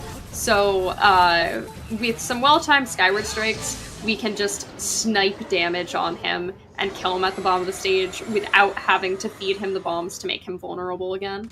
Yes, so basically there is a second stage to Scaldera where he will always roll to the bottom when you hit him, which is too far for us. Yeah, nice kiss it. Which is too far for us to reach with the bomb. So our only option is to try to cheese him by hitting him while he is trying to recoil from going down, which just happens to work, which is very nice. And the reason why we can, like, as she say, like, to make certain amounts of damage is because we want to get him, like, close to the second phase, but not quite there, and then, like, do all the damage and basically try to kill him before he gets even to this third phase. To not use the cheese. And we can do that because we have both the Skyward Strike, which does the full Master Sword damage, and we have the Hilt of the Sword, which just does the normal, like the sword part, which just does the normal Goddess Sword damage. So we can actually apply different types of damage and do different amount of damage depending on what we do. Also nice key seat on Andy's side. We've got some nice key seat today. I wish Archibald the Keys was that cooperative when I did mine. His name is Archibald C. Yeatington. That's what the community named him. Don't ask me why. I don't know. Well, maybe you just need to be nicer to him, you know? It's a hard shift, kind of like doing your rounds in the Earth Temple. It can't feel nice, like it must be super hot there. Yeah, it's just a hard job, you know? Sometimes I threaten to call his mother, and maybe he doesn't like me because of that. That's very fair, yeah. Do I really need to get the parents involved? But currently, Sledgen has just re-entered the Earth Temple and saved inside the Earth Temple, and then died. Oh, what a surprise, we're going to enter Bit. We just want to steal some of the flags later that we set in Earth Temple. So that file is going to be left there, and reminder that that was actually file 3 that we cleared that dungeon on. Yes. So we're going to actually now be transferring our progress to file 1. And by how we're going to do that is we're going to transfer our inventory by bonking a tree and picking up a rupee with file 3, which is what just happened there. Yeah. And that's going to update our entire inventory from file 3 into Back in Time. So now we have the Amber Tablet, which will open the Lanayru region in Back in Time, and we can go place it in Back in Time, and then once again transfer that flag to file 1, and then finish out the run there. Yeah, we didn't like transfer things, we just like loaded that onto Back in Time. It's just like available for the time being while we're on Back in Time, and then when we go off Back in Time, we'll just have everything that file 1 has normally. Which file 1 doesn't have anything really. File 1 is hasn't saved its love wing. Like file 1 has done absolutely nothing to deserve this kind of power to go to Lanayru, but it's just very convenient. We are able to get to the Farron Pillar, and it's we don't have to deal with a bunch of problems that would come up if we use our other file, which is why we change files. But this file has done nothing. Yeah. It can't call the Loftwing, but Yeah. we stashed it in Farron earlier during one of those long bit interactions. Because if we wanted the flags, and also if we leave from a pillar, Link is going to automatically call the Loftwing during a cutscene, and it's not going to check whether or not he actually can. It's just going to do it, which means that despite the fact that we don't have the Loftwing, we have the Loftwing, don't worry about it. If we were to jump off of the Loftwing, we would not be able to get back on. So don't jump off until we get to the pillar. But we also, you may have noticed, lost the tunic. Link got dressed and then got back into his pajamas. We will be finishing this run in pajamas because pajamas are cozy, don't at me. Yeah, that's why. Also, I love the Fi cutscene that gets triggered there, which I believe is telling us that we have access to the Farron pillar. Don't we want to go to the Farron pillar, the pillar we just came out of? Yep.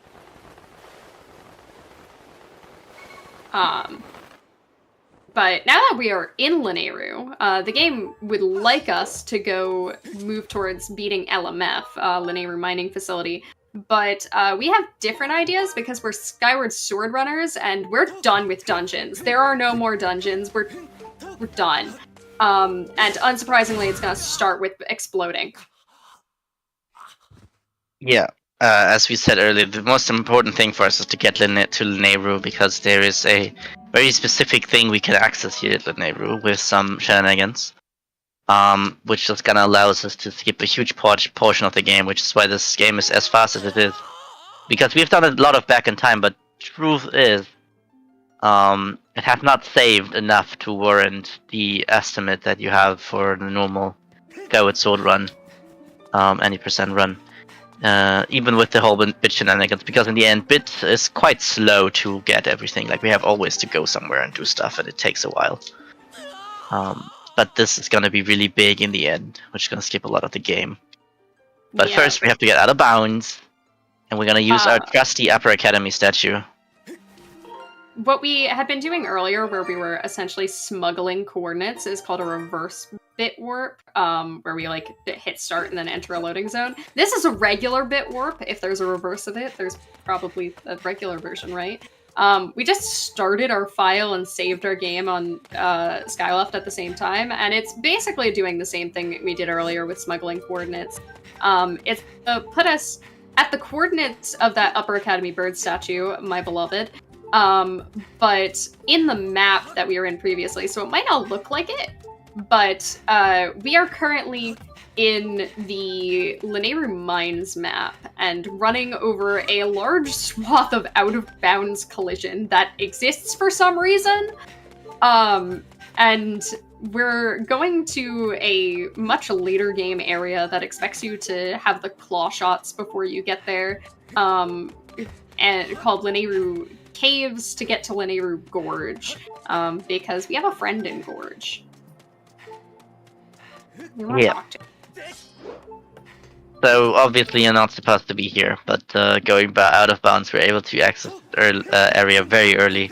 Usually you're supposed to have a slingshot to get here, and in this early state, this path is open. Usually it would be blocked by a boulder, which needed a rock, a bomb to be removed, but in this early state we can just move past all of this and just get into the Lanayru Gorge area, which has the dead Thunder Dragon. As it is right now. Actually, he isn't even here. In the state, there's nothing here, but technically there should be a skeleton of a dead Thunder Dragon. And we're going to not only heal him, but also create him into existence with what we're gonna do here. And it all's gonna start with something. All of these is because this is gonna be quite complicated. It's gonna be a multiple bits set up to get the effects of healing the Thunder Dragon. So essentially, our goal is to heal the Thunder Dragon because we want to play fun mini games because we're easily amused, and definitely no other reason. Yes. But in order to do that, we need to first move a minecart so that we can set it to the past. And in order to do that, we need to blow up a boulder that normally the game would expect you to have bombs or hook beetle to blow up, but we don't have either of those. So we have to do a bit of setup to do those things without items. And the first thing that we're gonna do that whole sequence in the reverse order of I said it. So the first thing on the docket is that boulder. So we're gonna go back to our trusty reverse bit magic of setting flags on the title screen and allowing us to use them on our file. We're gonna set the flag for the boulder being blown up, which happens to be easily accessed in Farron. And then we're going to have to commit that flag by blowing up a different boulder. There's 2 boulders, it's very confusing. Yeah, the one boulder is blocking the minecart. So basically, to heal the Thunder Dragon, we first have to be able to go to the actual past, because in Lanayru, if you don't remember, there's time shift stones you can activate to go to the past, and the Thunder Dragon will only exist in the past. But the only way to get the time shift stone in Lanayru Gorge is to finish this minecart escort that you have to do. So this boulder is in the way of doing that. He's blocking the track for the minecart to get to the end. So by committing that, and now if Sledge were to look over there, there would normally be a boulder at the very distance, but that now has been blown up. Yeah, And so we have essentially blown up 2 rocks at once. yeah. And now we can get the minecart to the end, but the minecart escort is very long and requires basically all items. It's like kind of at the end of the game, kind of wanting to use all kind of items. But we don't have anything, so we kind of need to get the minecart escort to the end. And luckily, there's a bunch of checkpoints along the minecart escort. So if you just land at a checkpoint and then void, the game will put the minecart there, because it's like, oh, you reached a checkpoint. Okay, I'll put the minecart here. But one more thing we need is to activate the minecart escort, which is right now not possible, unfortunately. Because we're way too early and the game has not loaded the right assets to actually make it possible to activate the time shift stone. So our only option is to activate it via reverse bit magic, which is quite complicated. If you look at how far we have to go. But in the end, we're lucky that we find a place that is reachable to do this, because this is the only actual place that we can reach in the whole game to get this flag. It is very lucky, and it's because of our boy Machi. We gotta thank him. Gotta really thank him for being so kind as giving us this flag, which we could not reach any other way. The flag we are looking for is indeed just rescuing and then talking to Machi, which luckily is also pretty easy, because we can set the flags. We have our file set up to start the Kikwi quest, and also this will be like one of the only times in the run that we do actual combat against small enemies. We can just hit them with the projectile from the Skyward Strike and take out both of the Bokos at once, because that, reminder, our Skyward Strike does a lot more damage than it's supposed to, even in Back in Time. Yeah. So still not super easy with the whole tile screen thing going on. It is definitely one of the abilities you have to learn as a guy with sword speedrunner, is to still see things while the title screen is up and maneuver while managing your files. It can get pretty wild. For example, it can be sometimes difficult, but Sledge did it just without any problems at all. And there we get the flag when Machi stands up, which in this area has activated the minecart escort. Yeah. Now the only thing we need to do is commit it. So, did y'all know there's a rupee there? Yeah, there's a bunch of hidden rupees here for some reason, and luckily all of them without items to get. So that's very nice. This game has a lot of areas where you can just bonk, slingshot, or blow the bellows on random things, and stuff Honestly- will pop out. Probably all Zelda games have that, but we're the only game that actually cares about these things. We So we care have like about them looked at immensely. every single thing that can like drop rupees and stuff, because it actually matters for like what it sets and kind of committing stuff. So we probably the only community that has to gone out our way to find all these places. Yeah, now that, we have set the flag for the rock being exploded, so the path for the minecart is unobstructed, and we have set the flag for the minecart mission being active, we would now like to go to the last checkpoint that the minecart would hit, and go essentially void out near that checkpoint. But in order to get there, we're gonna need to do some more out of bounds movement. Sorry. So we just did another bit warp.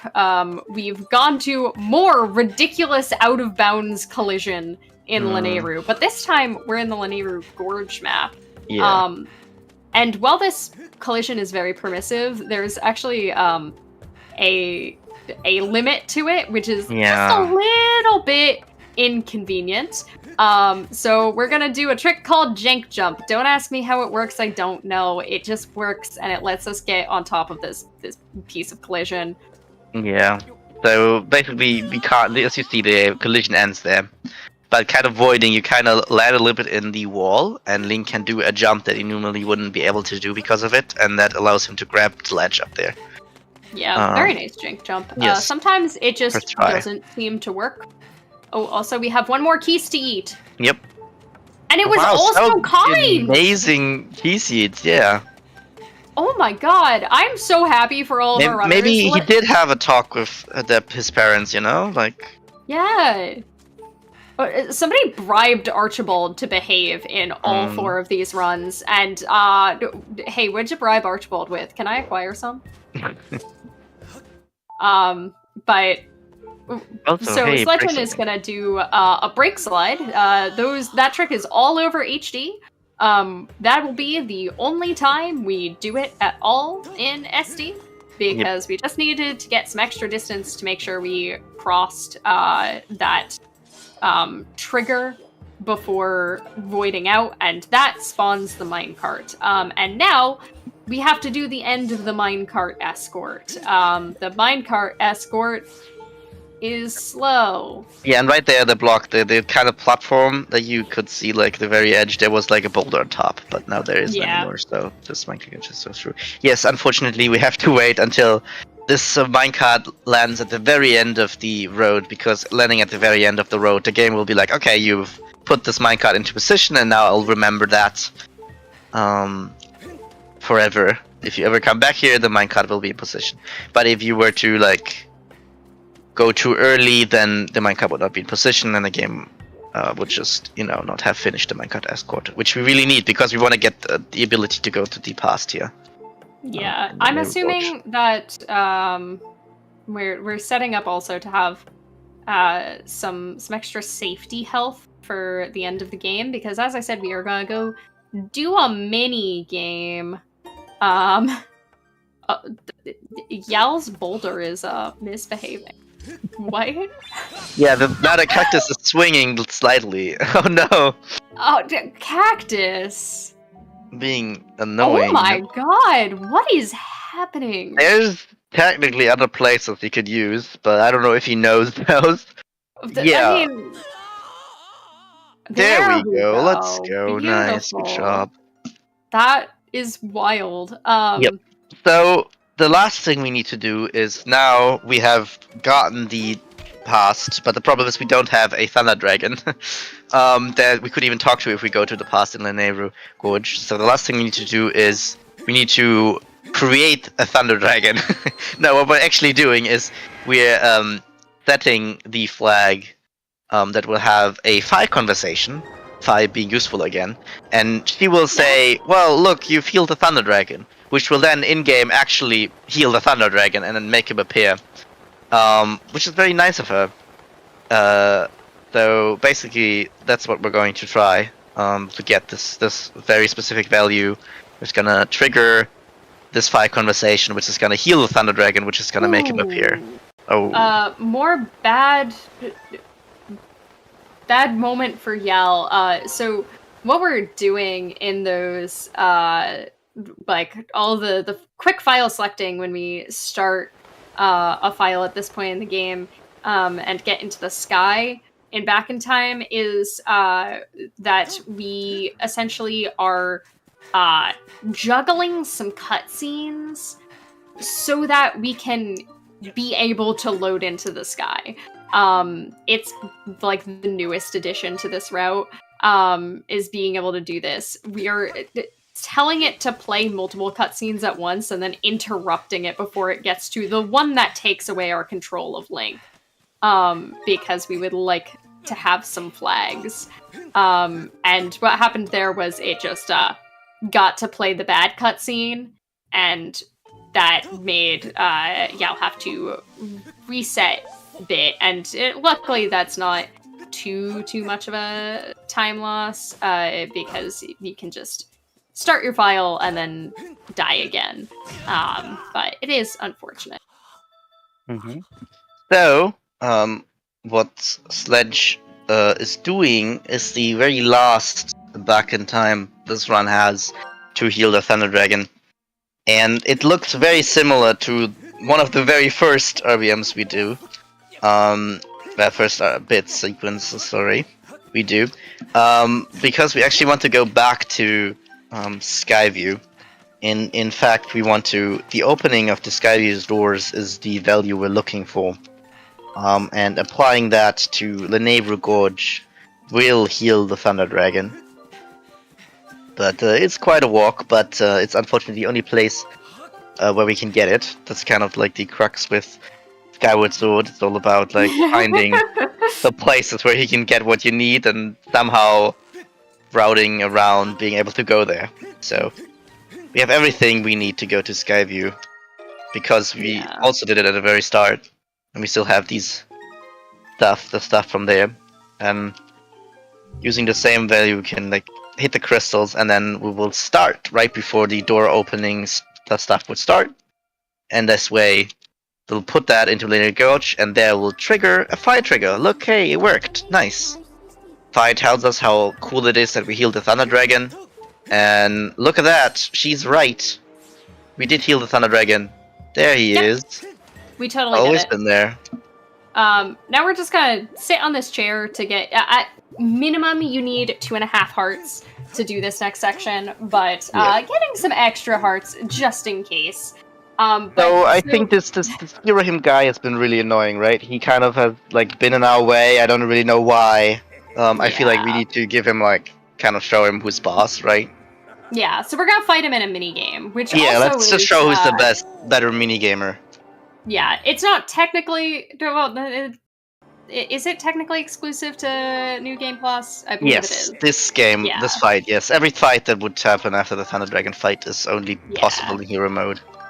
So, essentially what we're going to be doing, this next trick is called Girahim 3 Escape.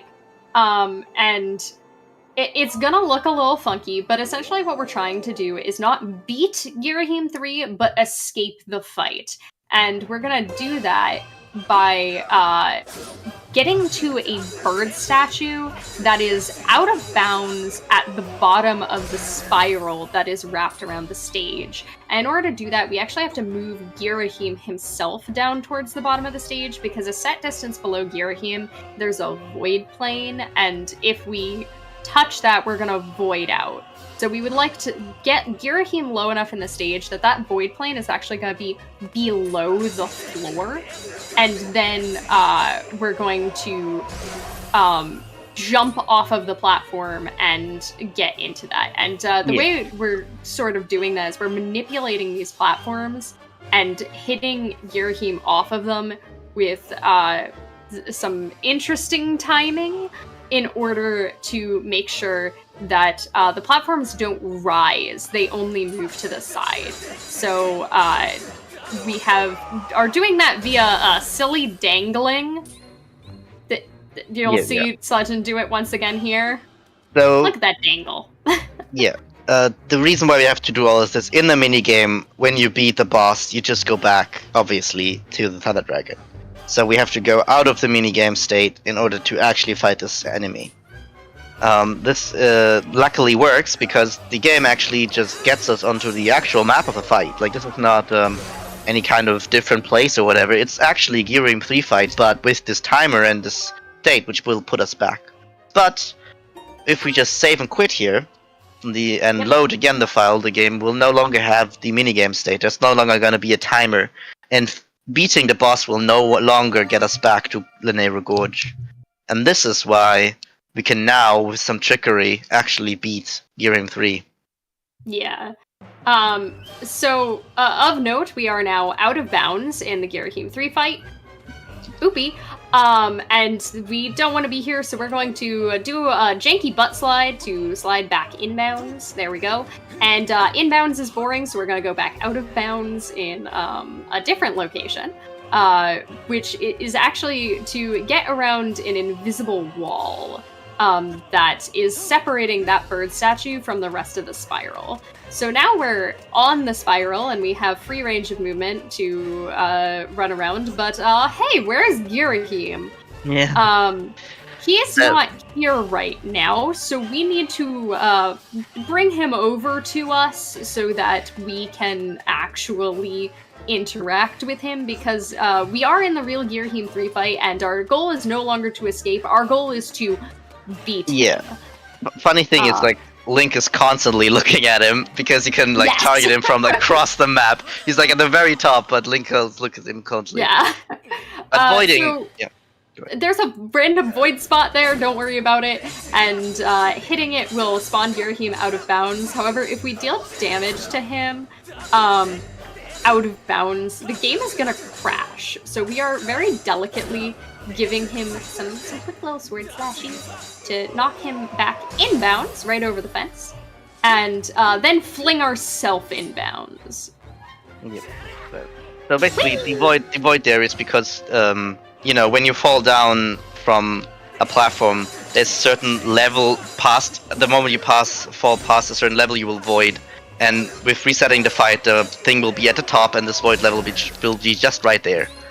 So walking there, it just realized, oh wait, you're in the place where you should void when you fall down, and that's why it voids you there.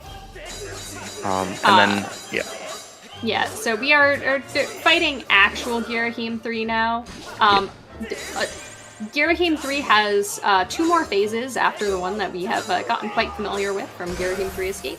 But we are doing actual damage to him this time instead of dangling. The other phases are going to be a little quirky because we have a baby sword, and that does no damage. And unfortunately, this fight is damage-based and not hit-based, which means Girahim got a lot of hit. And we have Sledgen trying to do the Girahim 3 stun lock, which is very, very hard with anything that's not the True Master Sword, because it has a very tight window to be able to charge a Skyward Strike in time. What he's doing is using the home menu to buffer getting the sword into position. I will note that it is really, really hard, and is even harder in a showcase or race context, because these are motion controls, and hey, when pressure is on, a lot of people have some small amount of handshake. Let's go. Ooh, very nice. Yeah, so for some reason, hitting them with Skyward Strike gets Girahim into a stun lock, so you can get a lot more hits in. But because we have the Goddess Sword, charging a Skyward Strike takes forever. Which is why it makes it so difficult. Like, if we had the actual Master Sword or the True Master Sword, like, this would be very easy. Yeah. Well, obviously not free, but like a lot more doable than. It's not. It's a probably like with Goddess Sword, it is without a doubt the hardest trick in the run to learn. But very nice, we got there. Very, very difficult. especially when pressure is on to get that trick. Yeah, we want to show Girahim who's boss. He's been really mean to us, kind of like throwing stuff in our way for no reason and pretending that Zelda's kidnapped. I just think Yeah, he it's needs kind of to. rude. Yep, and now he just called us a wretched brat. I think that's just not okay. So let's just He poke did him in for Japanese, eternity. too. Let's just continue to hit him forever. But unfortunately, in this stage, we cannot stunlock him, and the Skyward Strikes actually do no damage. So even though they are Master Sword level, they in this fight don't do damage to him. So we'll just continue to have to hit him, and he just has to accept this for a while until he finally gives up and lets his master come and play, the true evil person that we obviously know about, right? Something? Oh, Yeah, no. he's kind of behind everything, I think. I don't know what he did exactly, but look at this, looks very evil, so I mean... Yeah, there was like smoke in the middle of the sealed grounds, and that seems evil and scary. Yeah, let's deal with that. Yeah. So, Demise, that's the final boss, that exists, by the way, is going to be hit-based, not damage-based, which means it doesn't matter what sword you have, other than the fact that our sword is a little tweeny, tiny baby sword, which is kind of short. So, we're just doing I would say it's okay, but we're doing a special attack pattern to sort of make sure that we are trying to sort of stun lock Demise and not get hit. And that'll be timed very shortly for Sledgeon. yes. So, getting him the first time you cannot get him, but the second time, frame perfect, you can get him, and GG. 1:16:11, a really good time. That is really good. Yeah, getting in the work for his team here. Yeah. Very nice. And of course we also have our other runners are in various parts of the end game. Yal is doing Girahim 3 escape as we speak.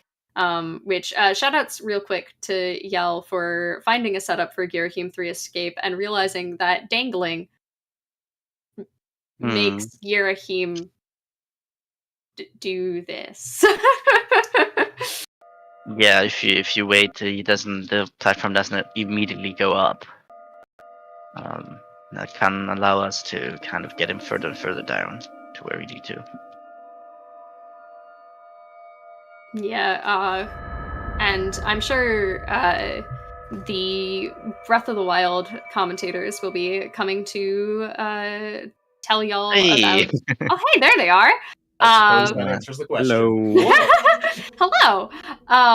But as we transfer over control to y'all, thanks so much for having us on and allowing us to talk over Skyward Sword. This has been really cool. And GG's to all the runners, they're all doing fantastic.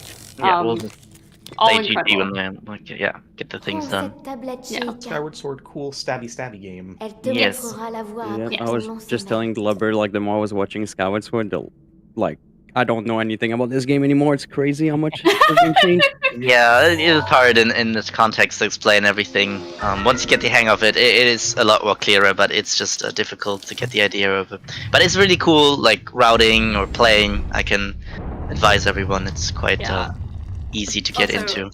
Listen, I understand how Skyward Sword, at least in terms of any percent, works pretty well. It's just coding with extra steps. Breath of the Wild has like weird jank states of actor shifting and stuff like that, and I cannot come close to understanding that. So take it away. Y'all got this. Example, Ilox was just out of bounds. Yep. Yeah, in the first minute of the game. One of the biggest differences from any of the runs that we've seen so far, Tears of the Kingdom shares this difference, is that most Zelda games up until Breath of the Wild had one-sided collision. That might actually be all of them. Breath of the Wild actually has two-sided collision, so when Ilox clipped out of bounds there to skip all of the intro cutscenes with Shrine of Resurrection, opening it up, panning over Hyrule, he then had to clip back in bounds because the game doesn't just assume that there is no back wall. You do have to clip back in. Link, And dirige-toi vers le lieu que some of our t'indique la Skyward carte Sword de la runners are tablette finishing Zelda. up. Why is Andy in bit if we still have the Skyward Sword runners here? What is Renano Yes, doing? he probably got. Yeah, you probably got back. If you die in the Nehru Gorge, last time you saved at early die is actually in the Upper Academy because we got out of bounds. So yeah, it's a little bit complicated, but basically you get to the last place you saved, right? And it was the Upper Academy statue in Skyloft. It just was a really long time ago, so unfortunately he has to redo a bit stuff there. That's really unfortunate. What? Oh. Something's happening with wait. Yal right now. Something's also happening with Ilox. Ilox is Yeah, holding let's the pot do that. and going, wee! I'm trying to figure out what Renano is doing. Is Renano doing an old route? And Ilox is in the bomb shrine. Thank you. Oh my god!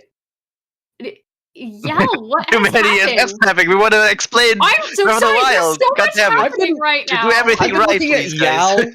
I've been looking at Yal. I've been looking at Ilox. I don't know what's happening on Yal's screen. Okay, Here so he's like on- flying off the side. On Yell's screen, That might work or might not crash. I wouldn't try. I I wouldn't go don't for think that I've ever either. seen that from Skyward Sword. I've seen it, but it's a Ooh. little rare. Oh. Yeah, Yell. And- Oh my god, and Andy triggering the. Oh no. So essentially, but one thing at a time. Yal is struggling with if Girahim gets out of place in the Girahim 3 fight after Girahim 3 escape, he can unfortunately fall inbounds instead of out of bounds, and there are backups to fix it. They're very niche, and most people don't bother with them, and just you can reset and reload your file, and you'll still be back out of bounds and just have to redo it. Ilox going for gamer and getting it. That was I haven't seen that setup. I've only seen like a lot further forward setups for that. That was interesting. Yeah, there's multiple angles for gamer. A lot of them are risky. Like you could, like as you saw, like he hit the ceiling there, which sometimes can bring you down faster. But in this case, it actually just helped him like get all the way. Yeah. Okay. Now we have a solid like minute of loading. You guys can talk about. Okay, I'm so sorry that you guys couldn't explain your stuff. Oh, it's fine. There's 3 more runners for that. Yeah, it's. So Yal has just reloaded and is back out of bounds to try Girahim 3 again. Yeah, because again, unfortunately, if we deal damage to Girahim 3 out of bounds, it's going to crash. So we do want to keep Girahim 3 in very specific locations so that we can knock him backwards over the fence and do that little fling of the ending blow to get ourselves back in bounds. Unfortunate, but it does happen. Andy had the same thing that Yal had happen earlier, that, oh no, if the Thunderhead cutscene plays, it's gonna take away your control in bit. So he just reset. Someone explain to me what Renano is doing.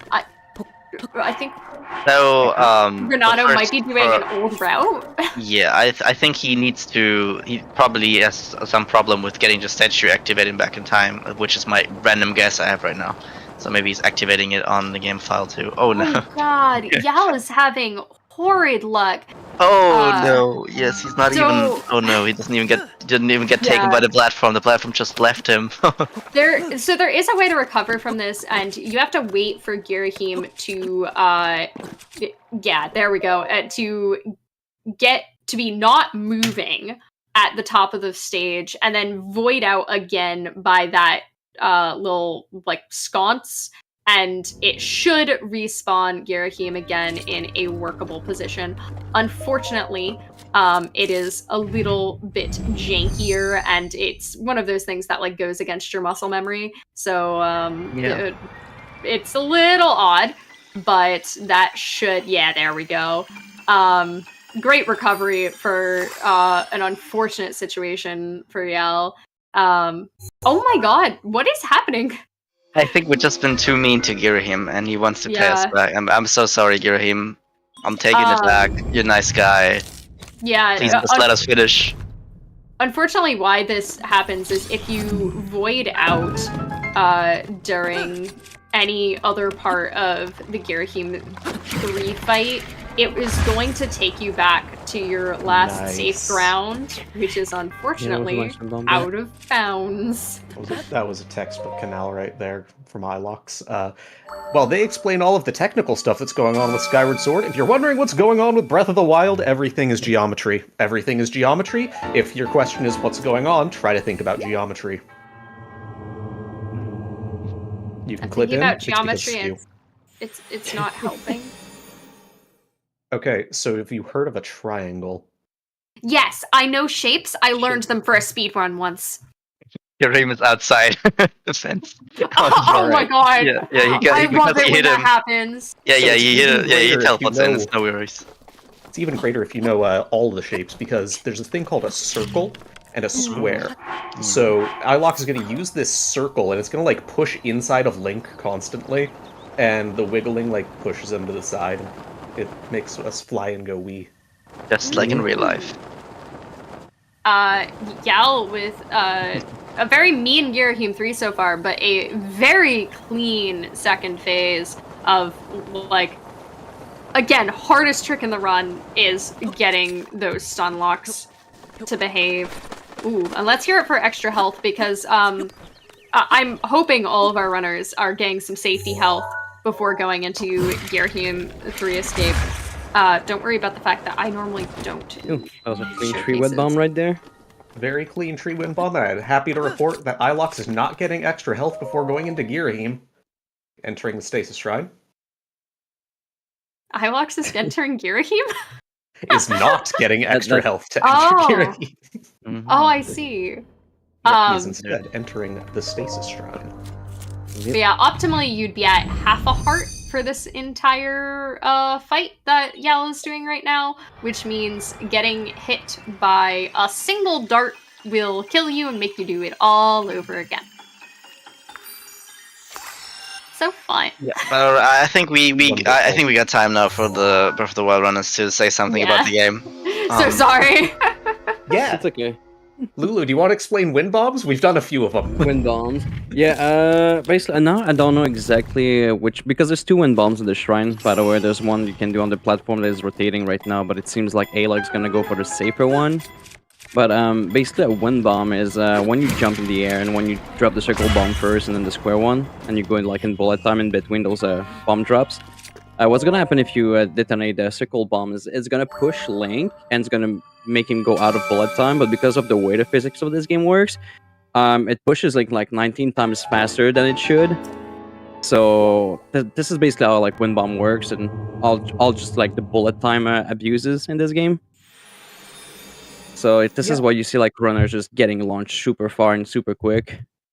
It's super fun, and if the technical explanation made no sense to you, then basically just think about billiards, except Link is the ball you're trying to hit.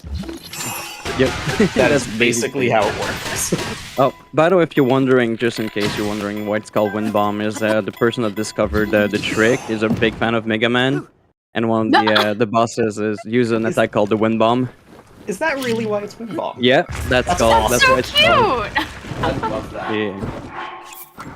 Okay, so this is a BLSS. This is a Bolit smuggle slide. Basically, we're going to do a bunch of equipment shenanigans and get the bomb stuck to our hand. We did it with the pot earlier at the very beginning, and that's how we do the push we go. That's how that works with iLocks. That's the very not technical description for it. I don't know how to explain it in a technical way. I mean, that's pretty much what's happening, honestly. I don't think we've ever looked up into why it works exactly. We just kind of assume a lot of things. Ooh, that skew looked a bit sus there, but... Yeah, it still worked. Yeah. Can I just give a super strong GGs to Yell for dealing with that Girahim 3. GG, yeah. And also taking a death to Demise and keeping on going. Demise does a lot of damage and can suck sometimes. But GG's for the finish. Yeah, GG's, Yao.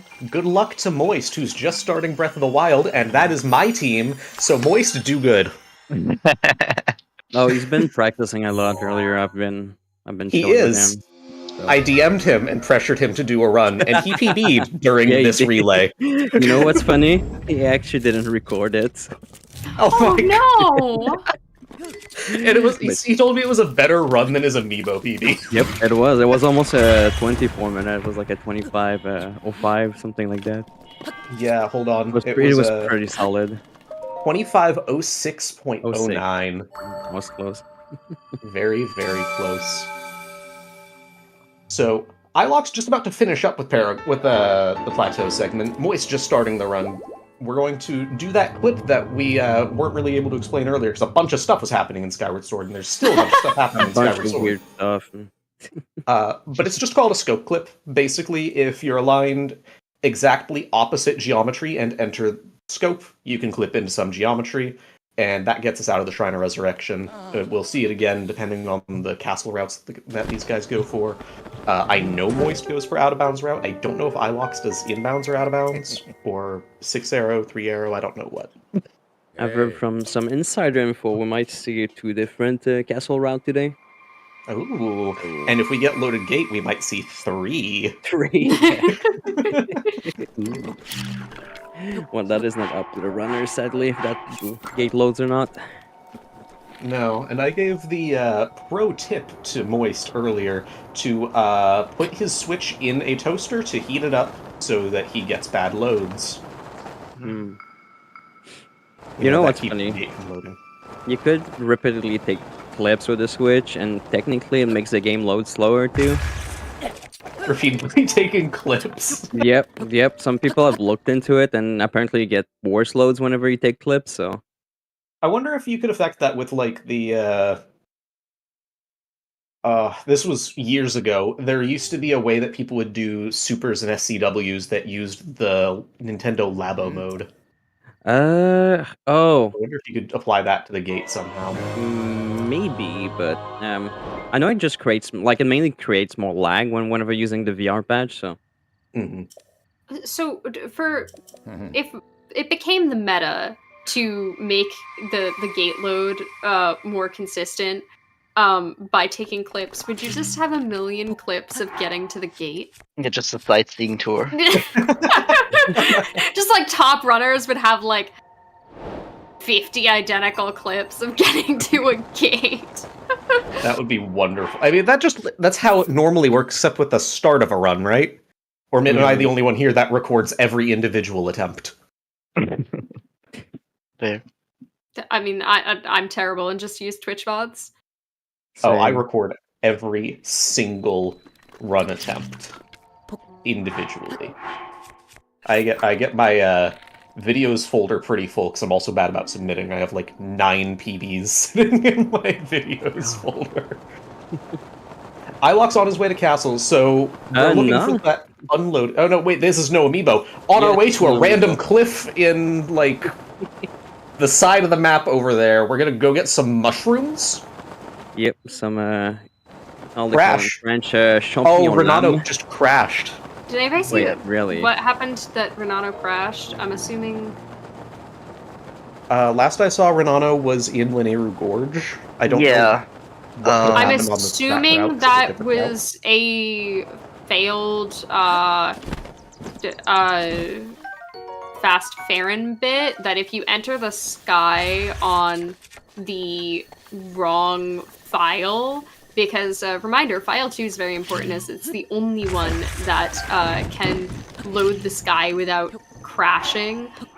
So if you're on a different file when you load into the sky, it's going to crash your console, and you unfortunately have to power cycle it in order to uncrash it. Renato loaded in on file 3. That's unfortunate. With the new Fast Farron bit, as I said, it's the newest addition to this route. It does require a lot of changing files back and forth with fairly specific and a little bit awkward timing. And sometimes it does just go a little awry. He didn't heal on that. I was I'm pausing. really surprised he didn't heal on that. So Moist failed the first gamer, which unfortunately means he's a noob, but he redeemed himself with a second one, which puts him back at like a normal status. So he's in this quantum superposition of noob and gamer right now. Ooh. So you can give him an L, you can give him a W. He kind of deserves both. But Ilox did get unloaded gate, and now we're gonna shoot this moblin in the face. Yep. Basically, the reason why, I mean, in Breath of the Wild and Tears of the Kingdom, we'll see later, like, those games are designed in a way that you can just go straight to the last boss of the game. And now, in Castle, the goal is to gather as many weapons as possible, so we can actually do all the fights that are basically required before we finish the game. So, yeah. Yeah, we'll see exactly how safe Ilox intends to go here. Not going for the scale, which, frankly, I don't expect any runner to, but I'm going to boo every single one, because the scale is just kind of nice.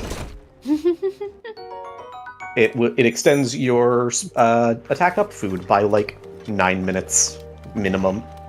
So you end up not really having any issues if, like, the fights go wrong. Yeah, Yeah. attack food can be very tight sometimes, but once you experience with the fights, usually it can go like it's supposed to go well. Usually, Exactly right. These are experienced runners; they don't need no extra time. 4 minutes 10 seconds is plenty. I could do the fights in that, right? yeah. Usually, I'm some not runners experienced. would go with like 3 minute 20 or something like that. So it's not too bad. But yeah, we see Ilox actually using one of the 2 routes. This one's gathering extra ancient arrows. Because you can do basically the Calamity fight with either 3 or 6 ancient arrows. 6 ancient arrows is a little bit safer, as they do a little bit more damage to Calamity, but also they kind of stun Calamity for a little bit, so he doesn't do any weird attacks or moves around. There's a very fun and safe and fast way to do Calamity with 6 Ancient Arrows. It's just not faster than getting 3 Ancient Arrows for your routing to actually collect the items, so net it is slower, but it will result in a faster Calamity, and, in my opinion, a more fun one. And Moist has just gotten the Magnesis rune, and we'll see if we see another canal here. So this is probably the hardest wind bomb that we see in this run, I believe. Yeah, I don't this one think can that be you a need little to bit go there. awkward.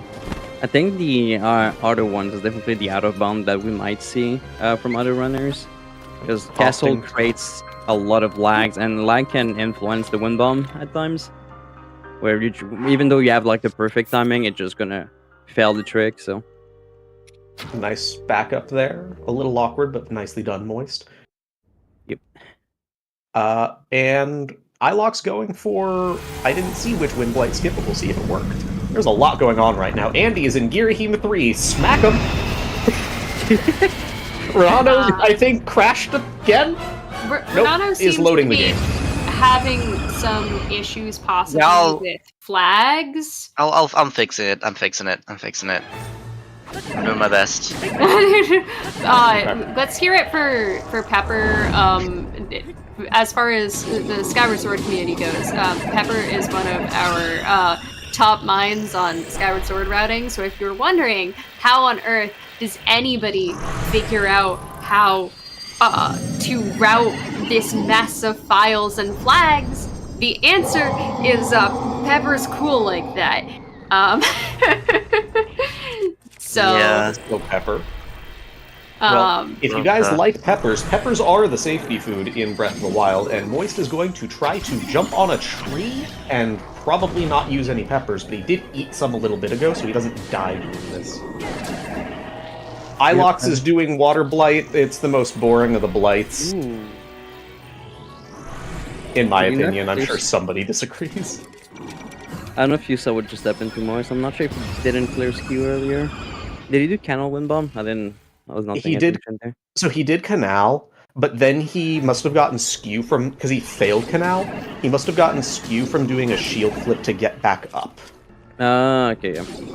So I guess when it's one quirk about doing wind bombs or any like damage boost like tricks in this game is if you have done a shield jump, it's gonna put Link in a ragdoll state where you cannot just like I don't know, when you get a hit basically you won't ragdoll or anything like that. So Link's just gonna like jerk and stay in place. So that's a little bit awkward with wind bombs when that happens, because especially with a tree wind bomb, because you just explode the tree, so you gotta like pick another one and waste a little bit of time. But yeah, I don't know if that was the case there, but yeah, like even Moist, I actually in chat right now, he's not sure he got ragdolls. Which it looked like that. So it was definitely awkward. Whatever happened. Yeah. And yes, Ilox is absolutely melting these blights. All the ready to Thunder Blight, I blinked and missed Fire Blight. Thunder Blight is, in my opinion, the most fun of the blights. Blinking and missing Fire Blight is impressive. Fire Blight is annoying. So what we're doing here is Ilox finished the first phase in a specific way so that the both damage routing and the ability to knock Thunderblight over quickly, because Thunderblight will basically change how it does phase 2 and let us immediately one-cycle it, which is really nice. So we're just going to do a jump cancel there, turn around and gonna get some double hits here, and we're going to finish that, and then we'll get to see that really cool Calamity route. Yep. And we are almost on to Tears of the Kingdom on one game. Oh my gosh. Yeah, that's gonna be crowded in here. Yeah, I would have a very full commentary call.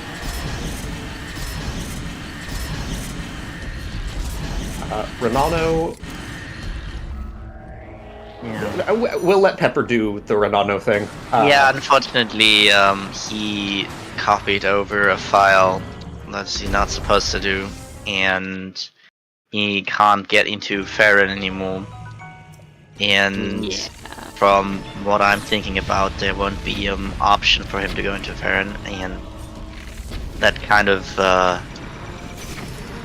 it's not really an option for him to continue to run. I think he can only like restart, or restart is the only real option, or we give him like a penalty or something. Yeah, unfortunately doing sort of backup routing for Skyward Sword with the amount of bit and file shenanigans can be very scary and dicey and have a lot of on-the-fly thinking. I mean, the most dangerous thing is just copying, right? Yeah. That was a pretty solid phase 1. It looked a little bit iffy on the timer on if this is going to get an instant laser here. It is not. No, it is not. The instant laser, like, no matter how you try to like influence it, it's always going to be a little bit RNG, sadly. Yeah, Calamity can just either like shoot a laser right away, or swing his big axe to you. But also, like, the worst would be also you just go straight to the wall.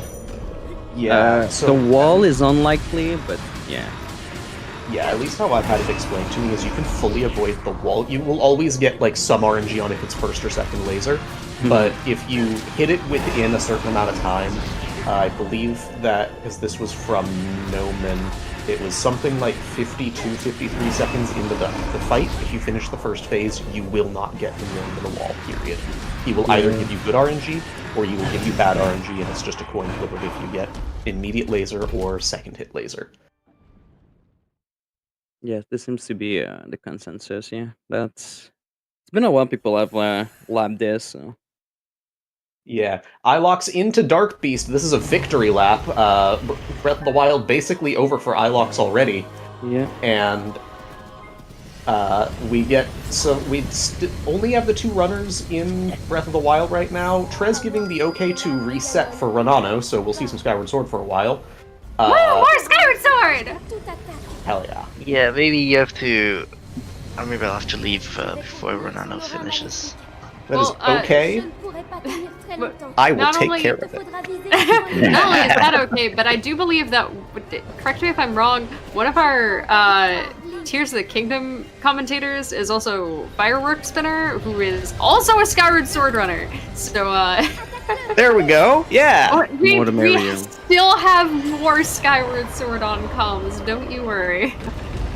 And I have nothing going on this evening, so if it takes a while to finish Breath of the Wild, I'm right here. Hello. So Dark Beast is basically just a victory lap. There's not much that can go wrong. There's some minor optimizations, and I did see Ilox get, like, hit by a foot. But, yeah. We don't want to get stepped on, unlike the route that Renano might be running that I might have not missed, or might have missed earlier. No, death by feet is no longer in the Skyward Sword route. Do not worry. Then what is Renano doing? I thought he was doing another route. He was trying to do a backup. Oh, okay. But yeah, basically we just run around as Zelda goes like, Link, I'm gonna summon these things for you to shoot. And you're like, gee, thanks. Couldn't you have done that like 5 minutes ago? And after that happens, you just shoot it with this bow of light that she also should have given you 5 minutes prior. And yeah, and then it's basically GG. There's gonna be like an eye to shoot. You know how like the Zelda games have like, you always shoot at the eye? Yeah, in Breath of the Wild, you shoot at the very final boss, you just shoot at the giant eye. Moist is out of the plateau segment on his way to that random cliff that we were talking about earlier. This is my favorite random cliff. It's the we're going over to Coliseum. Yes. There's a cool line all. If you play Tears of the Kingdom, there's a Bleok in it. And GG Ilox 27:52. Yeah. That is very solid. 27 seconds off PB in a race. And we're immediately starting Tears of the Kingdom! Yep. Hello, Slush! Tears of the Kingdom, by the way, won't waste too much time there. We don't have the commentators for the game yet here, but Hi, Cloud. As I'm saying that, Hi, Firework. Cloud and Firework are just Love joining. Minion. Hello. Hey. Hello, everybody. Thanks so much for having us on. Good evening, morning, time zone gamers. I'm Cloud, Tears of the Kingdom speedrunner, and excited to be hopping on comms for this incredible race we got going on. So thanks for having us. Just to start off right here, we saw Slush, incredible clip, by the way. So that's what we call a climb jump clip, aptly named because you climb, you jump, and then you clip. And he's performing a little series of parkour out of bounds navigation. This is all to skip, a bunch of cutscene triggers that would yoink him back in bounds. And so he's just going to be making his way across, avoiding talking to Zelda if possible.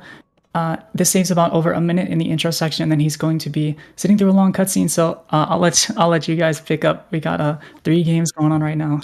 we Yes, do have a lot of games going on. It's one of the bright sides of having games get progressively faster as we go chronologically in release order.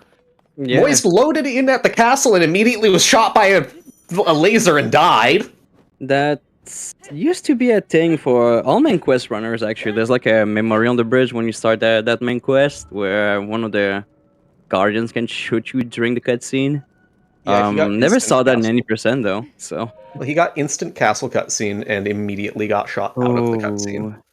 He's been getting that a lot recently. I know Moist, he just barely started running the Amiibo route like last week when it was decided that they were gonna ban the scans. And the difference between the no amiibo and amiibo route is you come in from a pretty different angle in the castle, so that can have an effect on not only the loads, like the instant cutscene that he got, but also, I guess, the Guardian laser angles as well. Yeah. Apparently. Definitely the Guardian laser angles. You get a lot more lasers coming from no amiibo. Luckily, all of the loading is, like, basically... luckily? Unluckily? Just luckily. Like, literally, in the sense there is luck. All of the loading is basically random, so it doesn't really change that much, but the fact that he's now reloading means that it's going to have an easier time loading everything back. It looks like we had that intro skip on! We had a bit of a problem in Tears of the Kingdom.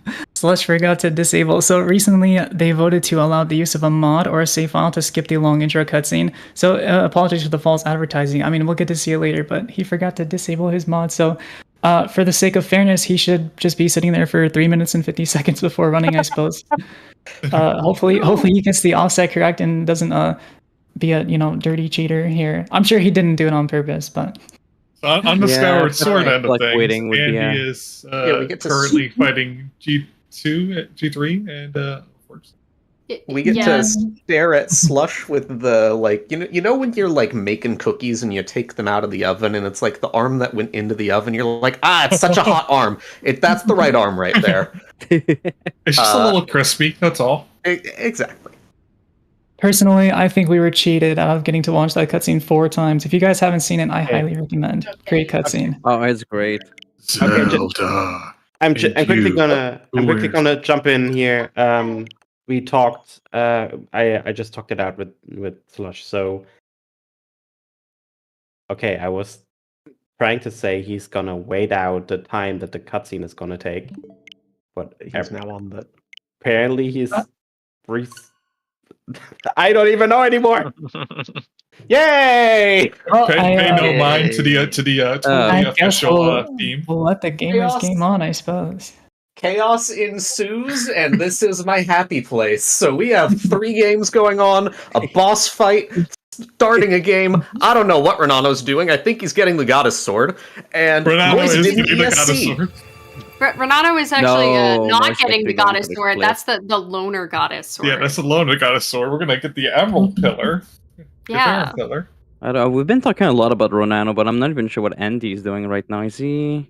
Andy unfortunately took a death to Girahim 3 fight. So this is the real Girahim 3 fight. We've succeeded in Girahim 3 escape. And unfortunately, if you die or have to reset at any point during the Girahim 3 fight, it takes you all the way back down to the beginning of the spiral when you reload. But loading back in is totally fine. We're at this point past all of the file and bit shenanigans, so it's a little bit of time lost, but everything is okay. Don't worry. We're past the point of not being able to finish the run. Yes. So he's doing the hard part at the moment. Also, very nice backslashes from Slush. If anything, right now is getting a better intro now. Ooh, and Moist is doing the out of bounds route like I knew he would. All right, so we did a scope clip out of bounds, then we do a mid-air wind bomb to land on some invisible collision on the backside to do another wind bomb up to Zelda's study, and then we clip from the backside. We have to clip back in, which we can do by crouching and jumping back in, and it's really cool looking. And I explained it as I saw it. Crazy. Very nice. We love our out of bounds. Like all the out of bounds collision. All the games that we've seen today. Shoutouts to all of the gamers today, and shoutouts to all of the games that are being very polite, like Renano's game. Skyward Sword seems to have been giving a lot of trouble today, which is like your average Link with the cactus earlier. That was. Lots of silly time lost today. Yeah. The game's being quirky. The game's Yes, the very long cutscene of the withered corpse of Ganondorf. Moist going for my preferred setup for Windblight Skip, Koroks Blorox, which is the best name of a setup I've ever heard. And let's see if he gets it here. Yeah, we're gonna get some wigglies on the head, and it's gonna go. Oh no! Looks No! good. Oh, Get it. Oh, Partial skip. He's got a choice to make. One thing to point out here. He blew himself up. All right. Yeah, I mean, Oh, hey, that works. that's a true Skyward Sword move right there if I've seen one. Oh, can that give you a true save? Like, I think it might Sanctum? give you a better. Yeah, I'm not to say about Sanctum. But the game sometimes, like to screws you over anyway, so. Breath of the Wild autosaves are horrendous. And one of the issues too there with having to restart the Blights fight is it can actually impact some RNG. For example, on the last Thunderblight phase, there's a chance that if you reload your save, that he's gonna get up early and mess up your cycle and lose time. But we'll see how Moist is able to pull this out. Credit to him though, he's going for basically all the fastest, most optimal strats. Not hitting all of them first try, but getting them eventually. He's going for them. I mean, that's worthy of praise. There's something to be said for putting your foot all the way on the gas. Exactly, and he is our little quantum superposition of W and L, Slush is watching the cutscene that has Cherry Limeade Ganon, and Andy is going into Demise. Sorry, Dennis. Or said no. Why did he Andy say just no? walked away from Demise by accident. think he's giving Ronano a chance to catch up. Link lost the courage. What Link incredible lost his sportsmanship. True. Honestly, just golf claps for that. Come on. Oh, I have to say yes. And now we witness the upheaval in Tears of the Kingdom, the thing that pretty much sets everything in motion, where islands start falling from the sky and the depths are opened up to us. Yep. Ooh, how cool. Now explain to me. So in Breath of the Wild, we're going to get knocked down below the Sanctum. How is that not the depths? It's not deep enough, that's why. Yeah, no. The only thing there is the Yiga clan hideout. That's the only way to the depths in Breath of the Wild. Ooh. Actually, I have a funny trivia tidbit about that since you asked. So in the Tears of the Kingdom All Dungeons speedrun, which is my favorite category, after defeating the boss at Hyrule Castle, you clip down directly to Army, and you can actually see out of bounds there's a gray dome right underneath the Sanctum. Like they basically left in a lot of the geometry from Breath of the Wild, but just closed it off. There's nothing in there. But for Andy and GG, welcoming our next Breath of the Wild runner. GG's for hanging out there with a bunch of unfortunate things that went wrong, but the perseverance is really welcome on in, commendable. Jags. Yeah, welcome in, Welcome to the Jag. chaos. Welcome. You're not playing in German, so it's not really super chaotic yet. I don't get to say, like, my favorite phrases to say with Breath of the Wild. Like, Demonen Bestie. I got to say it anyways. Very nice. Oh boy. So movie night is finally over for Slush in the corner here, and he's going to be performing another very difficult trick right at the start of the run, which is called Cog, skip, C-O-G, by the way, I'm enunciating. And the lineup for this is there's a little wheel right on the side here. You can see he's going to line up in a precise position and do a running jump into a backwards jump slash, which gives you just enough height momentum to clear and reach this far ledge. Not a first try, but no worries. What this trick does is it allows you to escape the Room of Awakening early, not only skipping a 45-minute long cutscene. Second try, very, very good. But also it allows you to skip this long tunnel running section that leads you out to the title sequence, and instead it allows you to get up to the top of the Room of Awakening earlier and get a chest that contains 3 wings, which are going to be very crucial for travel for the next few minutes here, as we basically have nothing but a sword and our boxers. And so getting out of that saves many, many minutes in what's not even a very long speedrun. So incredible trick there and great execution by Slush. Not only is it our main source of transportation, but it's also going to be the main ground that we walk on for a very unique setup that we're going to be doing, probably. Very true, very true. Moist being a gamer, blowing up Ganon on Twitter. Sorry, X. Nice headshots. Formerly known as Twitter. Good headshots. I Twitter. The website formerly known as Twitter. Got in an ancient era there early. Interesting. Yeah, very nice. And Slush is going to dive into the title card. Yay, more cutscene with Tears of the Kingdom. Another 1-minute cutscene. Oh, yes, Tears of the Kingdom. The second best game was skydiving. Moist entering second phase. This means that Ganon gets glowy, which means he's more dangerous. Because Instant that's laser. how glowing things Oh, work. he got it. The instant laser. Very nice. He got the instant laser and got the parry.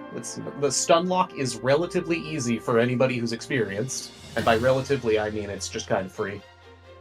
I'm saying save face if he fails it. Yeah, unlike Skyward Sword, by the way, we're not playing on like Hero or Master Mode for this category, by the way, because on Master Mode, fun fact, they actually patched the stun lock on Calamity. Really? Yeah, you cannot do it, but they left it in the normal mode. I assume the devs were fine with it, so. So looking at Slush, let's see if he goes for a wing flip here. This is an incredible trick and one of the toughest in the run as well. Oh, he's going for it. Very nice. Oh. So with a precise wing paw, he can do a wall grab, fall damage cancel to land on this wing here. So this is twofold. Not only is it just quicker in general getting to the construct where he's going to grab the pad, but it also helps you avoid an autosave trigger that goes pretty high above. So what he's going to do here, like Fireworks Spinner briefly alluded to earlier, we're going to be playing a game of the floor is lava for the next couple minutes here. So he's going to go down and activate the door of the Temple of Time to progress the main quest and make the shrines able to be opened. And then by voiding out, he's going to do what's called a void warp, where his last saved coordinate is going to be all the way back up at the Room of Awakening where he first jumped off into the title card. And from there, it allows him to ride a wing and dive down to the Ascend Shrine, normally one of the toughest to get to since it's so high up, but he's going to be able to get there in about 30 seconds or less by performing this trick. And great execution, by the way. He made that look easy. It's a pretty tough trick. I'm a former Tears of the Kingdom runner. I stopped before all this got added, but still some fun glitches that have been discovered in the year and a half since it's been released now. For sure. And if anybody else is watching and hasn't seen Tears of the Kingdom any % in a while, there's probably something different that you haven't seen before, so definitely stay tuned. There's some pretty cool tricks in the run these days. Very nice Gwei pattern for Renano to get that hopefully quick death warp. What are these wing drops? Oh my god. Sorry. Slash been having trouble with wing drops lately, and it's very interesting the way like this game drops items sometimes in front of you. Yeah, as somebody who has once attempted to learn the run, I agree. It is silly and goofy, and it's my favorite thing ever, I say with aggression in my voice. And looks like Slush is he's breaking his sword here. That's not just out of, speaking of aggression, that's not just out of anger. This is actually going to save us about 2 seconds towards the end of the run. It's going to give us that text box for grabbing a second weapon later, which will come in handy during the army section. Yo, GG too moist. Yeah, GG's too moist. Finishing up Ganon Creature Malefic, and that's how you pronounce it totally. Ganon Creature. Hold on, I'm French. I got this, man. Créature Maléfique. Okay. Ketchup Malefic. Got it. Yep, exactly that. Yep. So now we're going to see that Void Warp here from Slush as he dives down. And if everything was successful, which it looks like it was, in about 5 seconds or so, he's going to pop up right at the top of Room of Awakening. Yep, we will no longer have to play the floor is lava, because we never touched the floor. There we go, very nice. Now let's see, he's going to go for the gamer strat. 5 seconds faster, but we're going to have to do another crazy fall damage cancel here. So let's see how he does. Very nice dismount there. Shield surfing off a wing is one of the best ways to build and then also preserve momentum in this game, which is a very important property of the physics engine that will come into play later as well. We're going to be going to the Ascend Shrine first, because that's just the closest to the area that we were just at. Ooh, and also Ascend is the gamer strat. Very nice fall damage cancel. He does a little jump slash there, which pauses you mid-air briefly because physics, which gives him a split second to kind of get his bearings and redirect for the dive. So how that works basically is because you can dive, you can change direction mid-air, and so by canceling the dive while angling towards the shrine as you're falling, Link will grab onto the wall instead of hitting the ground, which cancels fall damage. And then also, a little bit of a late, but welcome on in, Red Slay. Welcome to the chaos. Oh yeah, this is definitely a runner to watch. Red Slay's a former world record holder in this category and an incredible gamer. Mm-hmm. So excited to see how he matches up against Slush. Renano is back in Farron. And Renano died, as is wont to do in Skyward Sword speedruns. I was about to say. Usually, the first thing you do in any Skyward Sword, if you get to a new area, you save, you die. That's really it.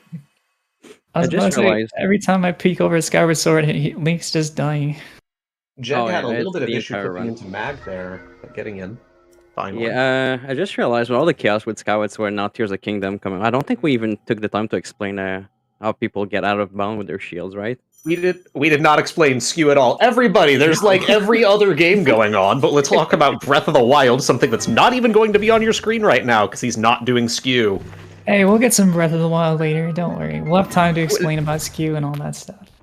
Yeah, I'll give my 1 hour dissertation on skew when who's our French runner? It's Arna. Whenever Arna gets there, I will give you a 1 hour dissertation. Speaking of dissertation, what we're about to see Slush perform is the linchpin glitch of Tears of the Kingdom any percent these days. This is the arrow smuggle glitch, and he's going to be using a setup called quick drop smuggle with these two bows here. So you'll see him perform a series of seemingly random menuing. What he's doing is he's desyncing the bow from Link's model and getting what's called a drop smuggle at Link's feet. And this produces some interesting effects, such as a glitched jump slash. So basically what you're seeing here, this goofy looking flying animation, is with the bow out when you press Y to do a jump slash. Oh, and he missed it there, but saved it with a fall damage cancel. Very clutch. So when you have the bow out and you press Y to do a jump slash, because the bow is desynced, it automatically cancels the jump slash animation on the first frame, allowing you to chain that repeatedly to gain height. And this is going to be our primary method of movement for the rest of the run here. Yes, this is effectively the BLSS of Tears of the Kingdom. BLSS, where you take off the last S, because the last S stands for speed. Shots fired, but also arrow flight is just kind of slow. Like, if you have momentum, it's kind of fast, but... Oh no, it's good with momentum, but yeah, without it, it's... Oh, we should be getting some pretty good momentum. We're going to be picking up some items that should give us plenty of momentum. Okay. Do you mean, like, perhaps bomb jumping? Perhaps. Spoilers. The game's only been out, checks notes, almost 2 years. I was leading into the fact that Jeg is on his way to do Tree Wind Bomb. Oh, and no. I don't know what he... Oh, you messed up this a little bit there. Oh, very nice. About that step-up spot. I have not seen that backup before. Neither have I. Could that have been a tactical maneuver? Perhaps? That looked intended. It did. I was like, oh no, he's screwed. He's completely missing. But hey, shows what I know. But yeah, I don't even mean it just intended by Jeg. I mean by the devs. This is no longer a glitch. This is a glitchless run. Whoa. It's a feature. There's no damage boosting. Skew? Question mark? Very nice ultra bomb. Oh, so how he still has his preserved skew from clipping into mag, which does work at stasis. His angle is allegedly, and it did work for the other two runners. Yeah, I mean, every shrine had their own like skew setups anyway, but basically when you shield jump on a slope in this game, and you land on your shield, for some reason the angle is stored for whenever you do a shield jump again. So Link's gonna like flip a little bit, it's gonna skew. And during that skew animation, for some reason, you can just clip through at thin walls. There's walls in this game that are like much thicker, that are much harder to clip through, and we'll see it for the next shrine, the Corona shrine, what people do with that. Oh no. But yeah, in general, like most walls you can clip through. I'm guessing that slip from Slush was unintended. It was completely unintended. We are definitely trying to back it up by getting some height and trying to climb our way back up. Oh no! No! That is... Oh, okay. All right. Okay. You can do a 10-year arrow flight. You've got this. I believe in you. He knows the backup. Oh no! Hold on. Hold. Looks like he's letting go of ZL too much. Hold the sword like Link is in Red Slay stream. There we go. Clap it out. Incredible. Nice. That was a very nice backup. I'm still worried about the cold damage here. Is he going? It looks like he's going to be making a detour to pawn side as well. So that strat he was going for, which hopefully we'll see from Red Slay later, is what we call battery throw. And it's supposed to get the battery earlier, and it saves about 20 seconds or so. It looks like he's going to do the backup, which is getting the battery down below. A nice arrow flight. Oh, very interesting. This reminds me of like an archaic route that never came into fruition. But that whole segment reminded me of earlier when we were doing zombie hovering in Wind Waker. Yeah. That was the one thing I could do really well. Everything else went poorly, but my hovers went fine. And a nice cog skip there from Red Slay as well, making out Free Move Awakening very quick. And Red Slay entering the Hydra room, where we're going to slash the 3 heads and then immediately backflip and just be done with it. Yep. And in this room for Slush, we're going to be getting a Ruby, which will be our primary source of damage for the rest of the run. Oh, you know, now that I think about it, maybe he actually went to pawn side intended instead of a backup. So for the difference between the no amiibo route and amiibo in Tears of the Kingdom, since it brought up, so we need a gem. If you're not aware, gems are like mini elemental nukes that we're going to be using to quickly dispatch the Demon King's army. In the amiibo route, normally we scan amiibo for a gem after we finish the last shrine recall, but in no amiibo instead you run outside and dive down to this cave here. But it looks like he's just going to grab his gem early. And then we'll be making his way to Fuse. This route's making me a little nostalgic. Back in the day we used to run everywhere. Okay, Renata safely passed the dangerous spider and has safety saved. Very nice. And Jeg is doing a thing that we also didn't explain, which is an extended shield clip. He's going to get skew right here and aim at a very precise spot. Going to clip into the first layer of geometry and then buffer the re-equip of the shield and clip into the second layer and in. Yeah, That is how that works. It's kind of like doing 2 skew clips back to back, but it's you try to not land on your shield midway through, which is insane. Yeah. Plus, you may have gotten a little too close to a ruby or bomb. Yeah, that cold chip damage came back to haunt him. He ran inside the burning grass, and since he was at half a heart, it instantly killed him. This is a problem, but not that much of one. I'm curious as to why he's going for a second shield here. Did he not grab? Or, oh, I see. Well, actually, I'm confused as to why he was killing the construct, but in the old route, you need to kill them to get speed food. Well, if he died... No, wait. I'm not sure. Yeah, actually. dying means he lost his arrow smuggle, so he's going to have to reset it up. I was thinking, normally here you'd want to back it up by just setting it up again in Fuse, but it looks like he's just going to grab it now. Maybe he worries about shield ability since he had to do like some shield jump for the bombs. Can we get some H in chat? H is in chat for Renano, entering the H door.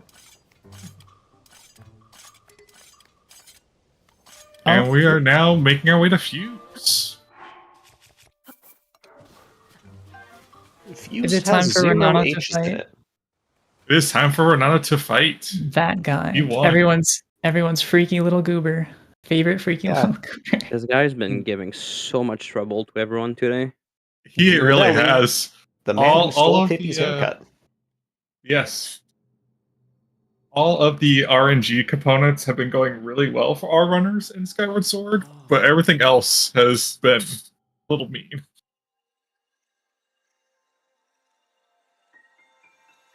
I could have a comment about that being the opposite of the case with my Wind Waker run earlier. I am still salty. That is the only comment I'll make. All right, so we're going to see a little bit of a different route from Rensley here because we did touch the ground. We're getting the Puripad. Ooh. Oh, one thing I guess we might have not explained actually about BLSS is the way it works. Is I one kind really of just said. Go ahead. Yeah, it's basically when you successfully smuggle the bombs and Link Sands, or like any items that Link can hold, basically. You can press B and it's gonna put Link like in a lock position. But if you happen to do like a step up action, at the same time as you're pressing the B button, it's gonna launch Link a little bit in the air. Sometimes it's gonna be higher, sometimes it's gonna be lower. So sometimes you'll gain a lot of speed. It's very precise, and there's no like way to always get crazy speeds because of how precise it is. But basically, just to control the direction of where you're going with all of that is you want to wiggle and move your camera to the direction you want to like move to. And if you and the more you wiggle, the faster you'll get. But one thing about that is there's a speed cap that you can reach that's completely going to stop Link. So that's why you'll see runners sometimes just waiting a little bit before wiggling again. Yeah, the game can only handle so much speed. Yeah. Before things start to kind of get a little wonky. Luckily, Slush is getting none of that speed. That actually looks like fun. That was also a very nice. Ooh. Yeah, unfortunately, he was going for a cutscene skip there, where you don't actually need to go for speed necessarily, but just to maintain height right under the ceiling to pass over the cutscene trigger. It saves about 10-12 seconds or so. Unfortunately, he missed it, but not the worst mistake that you could make. And the third time I get to call this out, Jeg is going to a random cliff in Hyrule to get some mushrooms, because that's how no amiibo works in Breath of the Wild. So, Lou, as our resident French expert, can you tell us how to pronounce Chompy Lame the correct way? Champilam. Champilam. All right, now I know. Yeah, it's basically like it's mushrooms like blade. Mushroom Blade. Damn, that sounds Yeah. pretty cool. Yeah, That I mean, it's sounds a rough great. translation of Razor's Room. I would love to have some mushroom blades for dinner, like mushroom blade soup. That sounds great. It Well, you were sounds like it speedrunning would Breath of the tear Wild. up your intestines. It would probably tear up my intestines, but you know, so does Taco Bell. All right, so what we're going to see from Slush here is another arrow flight setup, and he's going to be doing a little normalized setup here with some side hops and parries to get the perfect launch off a slope, and we're going to be heading directly to Ultra Hand Shrine. He's buffering his shield jump with a jump slash to make sure he gets an instant jump, and this flight is one of the more difficult ones in the run. Not only do you have to input at a high rate to gain enough altitude to make it to the shrine, but also this area is very susceptible to lag, which can cause you to drop inputs and fail the flight. But his height looks good so far, and his angle looks perfect as well. So he's cooking right now. Ooh, it's being very nicely executed. This is the arrow flight that I hated and made me stop wanting to learn Tears of the Kingdom. I'm surprised it hasn't looked up at all for this one too. Beautiful, beautiful. Yeah, a lot of runners Very might tend to clean. look up there in order to reduce lag, but in my opinion, it's just placebo. You're at the mercy of the game, basically. Yeah. I mean, it seems pretty random whenever you get lag in both Breath of the Wild and Tears of the Kingdom. It's Yeah, they're big games. A lot to load in. I mean, know, props to getting his Nintendo for making those rings gun run on the phone, man. On a phone. I mean, a Switch is basically a tablet. Yeah, you're not really wrong. I Hopefully am the next just now console makes realizing Hmm? I still have Wind Waker end music going, and I've had it going since my run. Nice. I mean, are you really a speedrunner if you don't keep your console running for odd hours and end up discovering an animation glitch that leads to TP low %? Well, to be fair, in Wind Waker, the end cutscene, if you're on a specific like text box, after like 15 minutes, Zelda unloads, and like it's one where Link is leaning on Zelda tired, so he's just like leaning on nothing. It's wonderful. So we're going to see from Slush here a setup what we call a ledge bomb, where aptly named you do a bomb jump off a ledge. It's to maximize your horizontal momentum here, and oh, he's doing the moist strat, very nice. Got it. Yeah, nice. the rail redirect there to send you straight to the terminal. It's kind of tough, but it saves 2 or 3 seconds. So nice little. As climb cool configuration there. as the arrow flight is, Red Slay died. Looks like he was arrow flying a bit too close to the sun, as they say. What happened there is if you input Y or your jump slash too soon after re-holding ZR, the bow isn't pulled out enough for you to get the glitched jump slash that cancels on the first frame, like we mentioned. And instead, you'll do a normal jump slash. Slush actually had the same problem, but he was able to recover with the fall damage cancel in time. Red Slate, unfortunately, it was not, but fortunately, it doesn't put him back too much. He can just reset up Air Smuggle and then retry the flight from here. as cool as the arrow flight is, I miss the grinding the rail in Ultra Hand. Yeah, there was a lot of cool strats when this shield. game came out that just went away so quickly when our flight smuggle was found. Hey, there's always glitchless, and then you can fight all 6 bosses. Oh, I Rude. love Colgera. It's my favorite boss. Actually, unironically, Colgera is probably the hardest boss in glitchless. Yeah, it is. The only Especially game if you're that being used to take occupied and don't glider. grab stamina food. Colgera with no Yeah. glider, no fairies. It's Jegnum, pretty the rough. demon Just a set. fun You would have time. to like get like Ancient rockets. arrow? Oh no! That was absolutely an ancient arrow into that. It was. It certainly Yeah. was. Windblight is going to be omega dead after this. All right. 1. Yeah, Oh, we it's got a dead already. spasm. Let's go. Oh my I think he's god. dead. I think he's dead. I think it's dead. Stop! It's already dead. Very Stop. nice. Very nice. Human Oh abuse. no. All right. One thing about those fights, by the way, you see a lot of brittle runners just facing away. It's usually when you do a spin attack. You'll get multiple hits when you're facing away. I don't know why it works that way, but this is like a small optimization that every runner has been doing for a long time now. Yeah, if it's anything like how Twilight Princess works, multi-hits in Twilight Princess function in the sense that the actual spin attack, in the arc that it spans, you will have a connection into into the enemy's hitbox earlier, depending on the enemy, from either a clockwise or counterclockwise spin. I imagine it's a similar case here with interacting with their hitboxes from different angles. It probably is. Okay, I think I understand why you went for an Ancient Arrows form. When Blight there, this Water Blight fight was very different. Because he only has one arrow left now. So maybe... Yeah. Oh, maybe he actually shot an arrow by accident earlier. Because sometimes some runners will actually shoot an arrow. Literally just because they hold the R button by accident. So maybe that was it. I mean... Well, for Tears, looks like we are 0 for 2 on battery throw. Red Slate missed. Tried to go for a YOLO shot. Unfortunately, did not get it. But this flight is the intended flight. He's going to be going directly to Fuse. And after he completes the shrine, we'll see the consequence of not hitting battery throw, which is a very, very long, boring cutscene afterwards where they force give you the battery. And that's going to cost him a bit of time. And it could potentially mess up his normalized setup for the flight to Ultra Hand as well. So we'll see how he adjusts with that, if he's familiar with kind of the backup setup. That was a clean Fire Blight there. Yeah, that was very clean. I'm a little surprised that if Jeg was down an arrow, that he went for using an Ancient Arrow for a Windblight skip instead of like boomerangs in phase 2 of Thunderblight. I guess you go with what you're comfortable with, especially like in a run settings like this one right now, where it's like 9 hours right now that we're in, by the way. And we're now having a very good out-of-bounds movement in Elden, getting ready to enter Earth.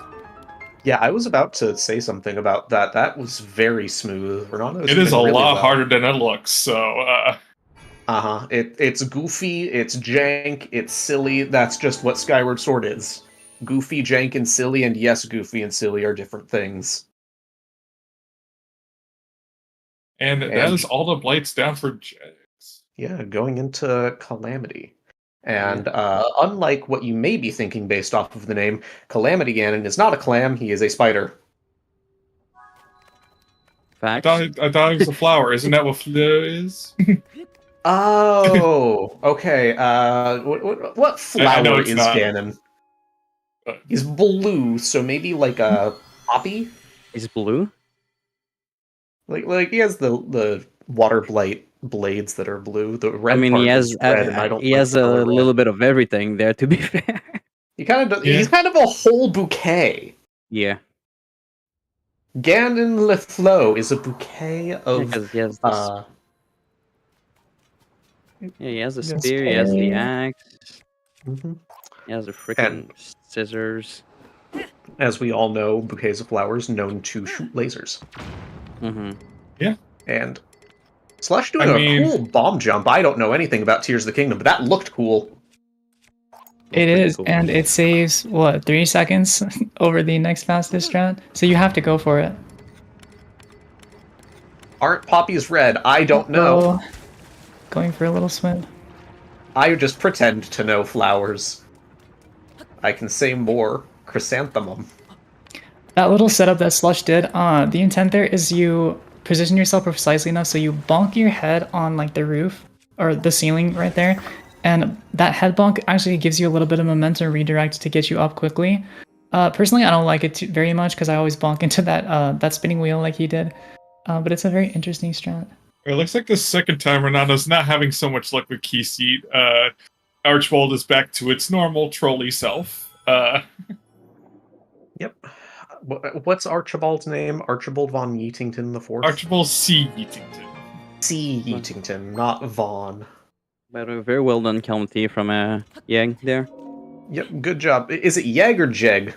You know what? He tried to explain to me like a million times, and it's with the Y sound, yeah. All right, you go, JPEG. But no, I guess because we won't see Breath of the Wild after that for like a while, and they don't want to jinx any runners.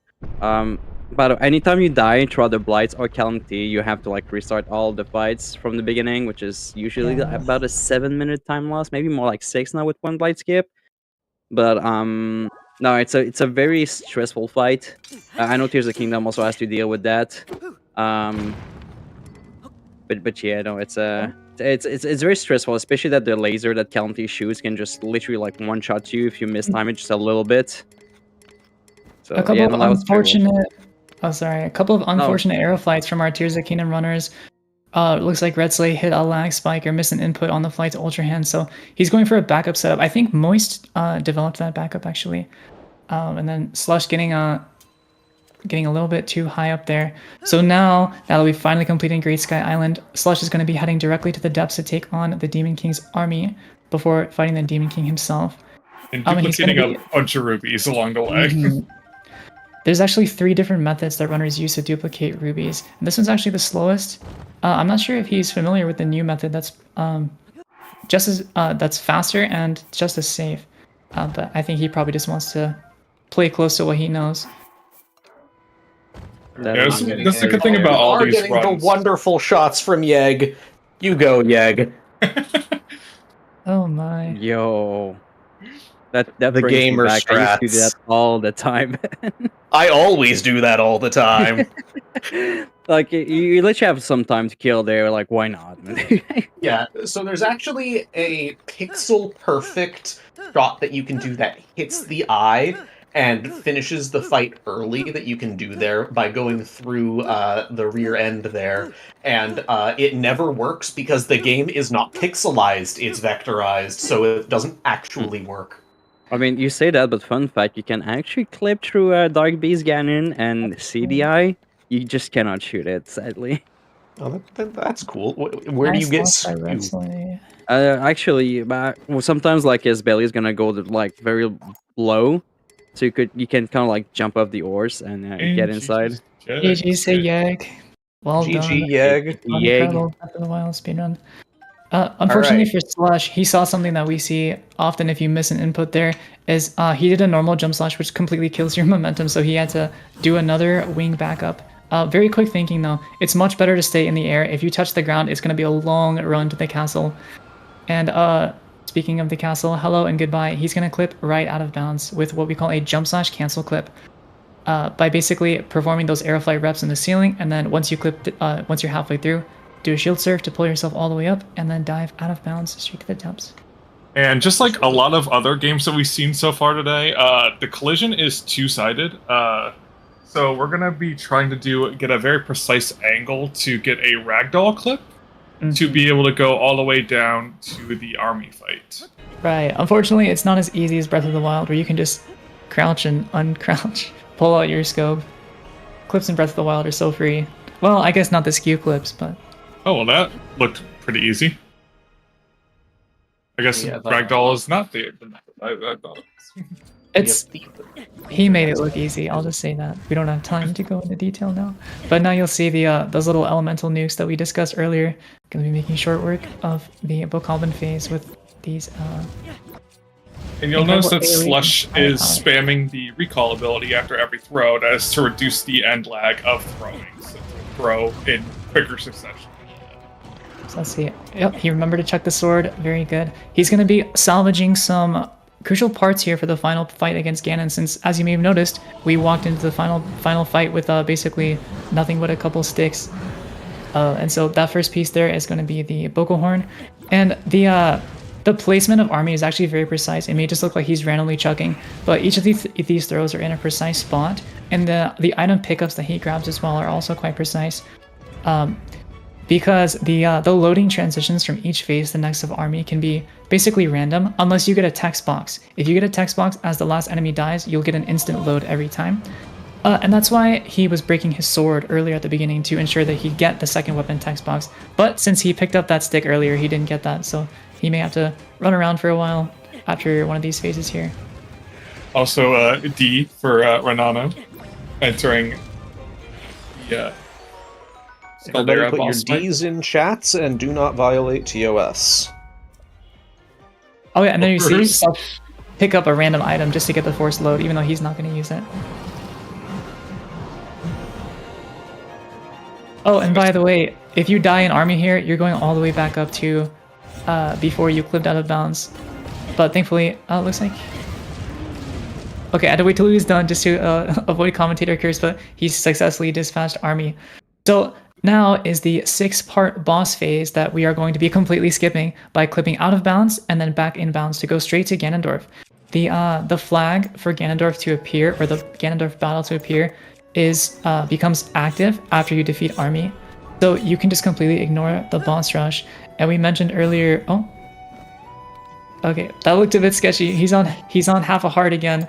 So I'm a bit worried for him, but well, everything's going too fast. I can't even finish. You're what I was now saying going to be before. doing the boss killer by doing some map zuggling to force a whole bunch of halberds into Link's hands and stack all the damage to effectively just annihilate Ganondorf, which only works on version 1.0.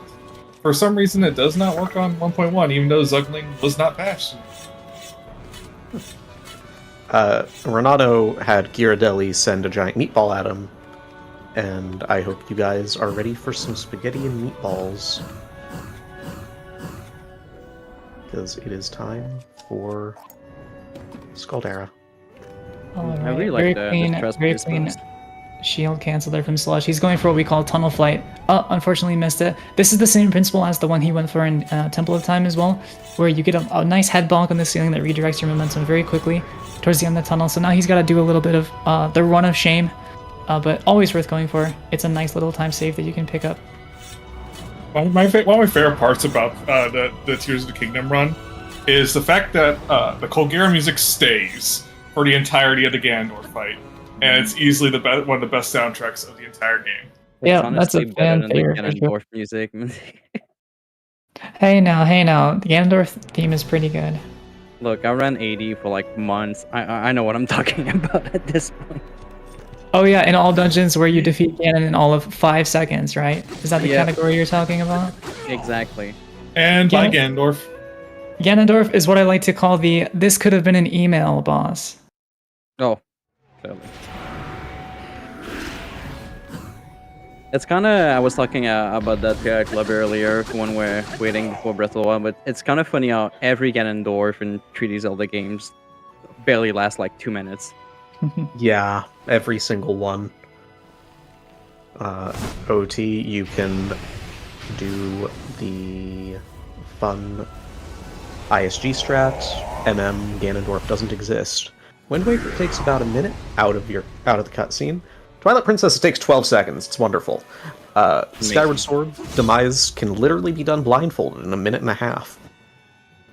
Breath of the Wild, minute 40.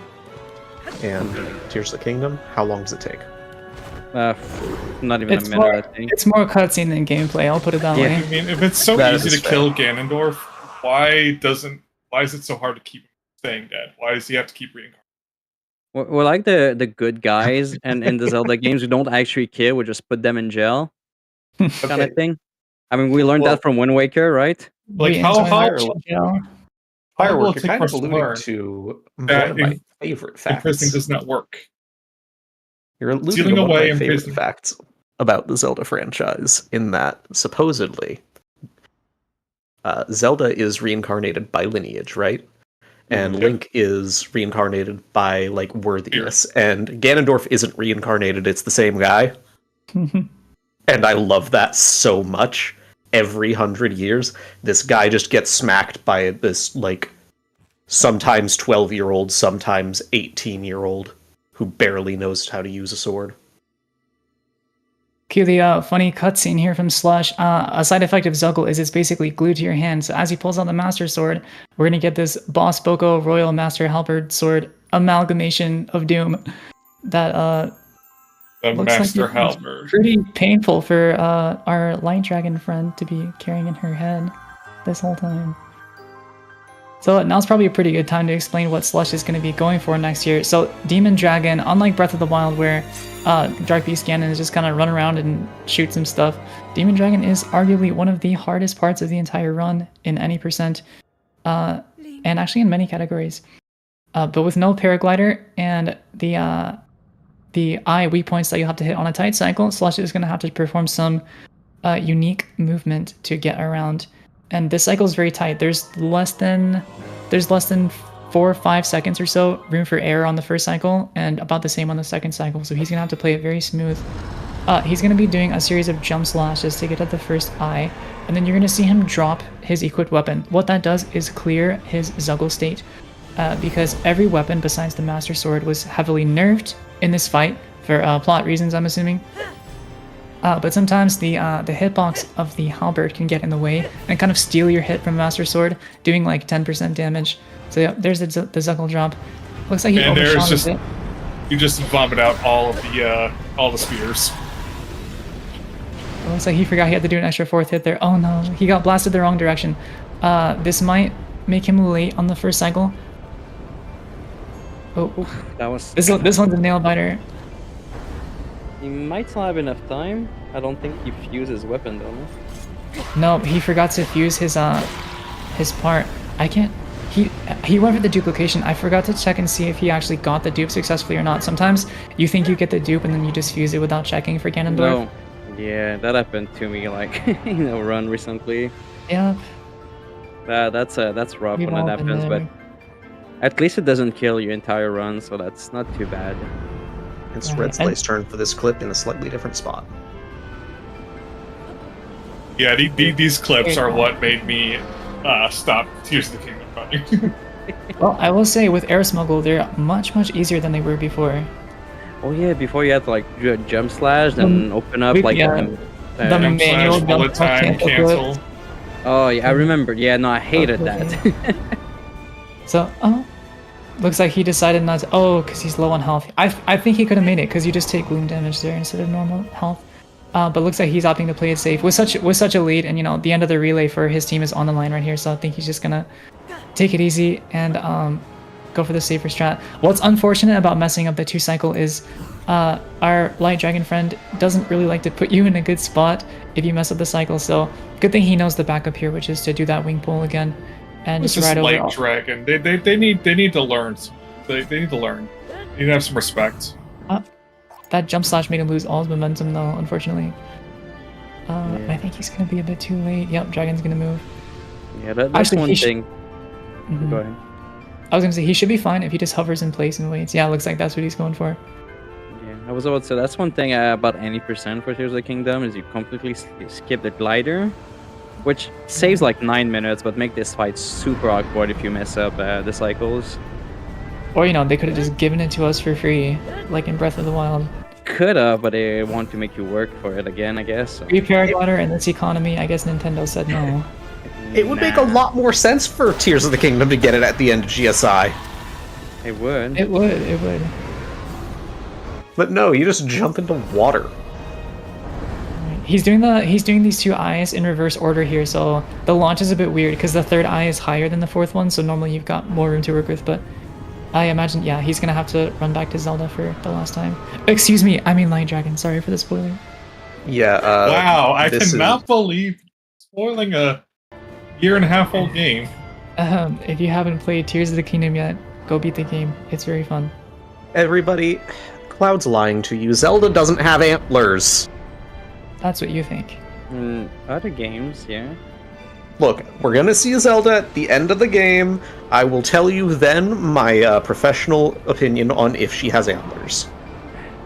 They should have let her keep the antlers. That's my hot take. They should have let her. They should have let her be this like beautiful dragon woman hybrid. You know what I'm saying? I was about to say, could you imagine if Slush ran like a modded version of the game where Zelda actually has antlers at the end? Oh man. I knew Glovers was going to make that comment, so I secretly paid him off to install a mod that gives Zelda antlers at the end, just so I can stick it to you. That, if you did that, I will, like, shake your hand with gratification. Oh man. So Slush is going in for the cinematic final hit here. Unfortunately, we didn't get to see the fast cycle, but we've got more gamers coming up, so we'll see how they do. This is a little bit counterintuitive. It looks like you're not going to make it, but you can actually just dive straight down. And he's going to go for what we affectionately call the moist hop, where you side slash and do a throw in there, hit it perfect. So if you're standing on the dragon's head after the final hit, or the transition into this cutscene, there's some weird repositioning effect where it gives you an 8-second longer load. And by doing that moist hop there, as we named after the person who came up with it, you can avoid that 8-second load and get the instant cutscene, which Slush hit very well. And with that, we have just 1 minute left to go for our team procrastinators here. All that's left is to skip a couple cutscenes, dive down and catch the princess, and they will have successfully finished their leg of the relay. I was going to make the joke that was time, but nope. These Surprise, GGs are preemptive. Yes. Anybody putting a GG in chat, you're cursing him to miss the hand. Anybody that thinks it's over when you hit Demon Dragon has not watched a blindfolded run of this game, of which there are a few super cool runners. Because I have seen a blindfolded PB lost to this dive segment here. I'm hoping. Unironically, one of the hardest parts of a blindfolded run. So Slush, because I'm on Team C, I really would need you to miss this hand for the next, 30-40 minutes, please. Just to wait, no, we're in Ganondorf. I was not paying attention to Red Slate. 15 minutes just to be safe. The music's Let's say you need 40 minutes, and bro. time. How much do you have in Red Slate? Congratulations to Team Procrastinator. The procrastinators win. That's they did final not time. procrastinate the time here. 9 hours, 37 minutes, and 24 seconds. GG's, gamers. Incredible runs from all of you. And just remember, everybody, procrastinating gets you places in life. This is truth. I vouch. Yeah, Oh my I can God. vouch for that. All right, just quickly taking over here. Huge congratulations to Team Procrastinators winning the relay, the 3D Zelda Relay Race 2024 with a final time of 9:37.24. Actually, only 20 minutes behind their estimate, and they were 10 minutes. Their estimate was 10 minutes higher than the one of the fastest estimated teams. So huge upset, huge congratulations. And Didn't we also get a PB in there as well? Yeah. we did indeed get a PB for Morpheus. And Yeah, I believe even for Fanta, so... That MM run was insane, Very honestly. nice, I was at very work nice. watching it and I couldn't believe it. Also very well executed run. Big shout out to Fanta Tank, who jumped in last second because one of the runners couldn't make it on short notice yesterday. So Fanta jumped in as a replacement, performed admirably, and now you all get to enjoy the victory. GG. Skyward Sword reference. That's fine. All right, now, Cloud. We have a clear Cloud. view of Zelda here. Antlers. I can see them in my heart. And that's all that matters. Everybody, dear God, Cloud has been impaled. Hey, not like that. It's a metaphorical heart. Dear It's God, like getting Cloud has the, been metaphorically best cover. impaled. Sure, with the week I've had, that's par for the course. So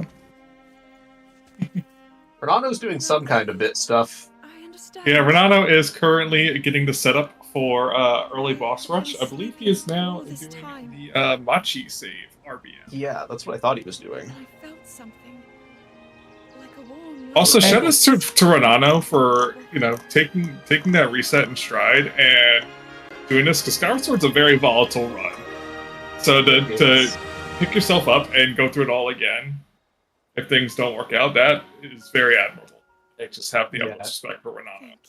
It is very admirable. Shoutouts to Skyward Sword for being able to hardlock your files. That's Yeah.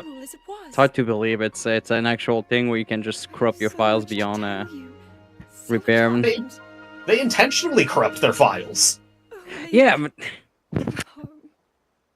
I don't know. It's just like in most of the games, it seems like like Skyward Sword is such an outlier when it comes to that, honestly, because every other Zelda games you don't really mess up with files that way. Like Twilight Princess a little bit, but Unless you're doing Ocarina of Time or MM 100%.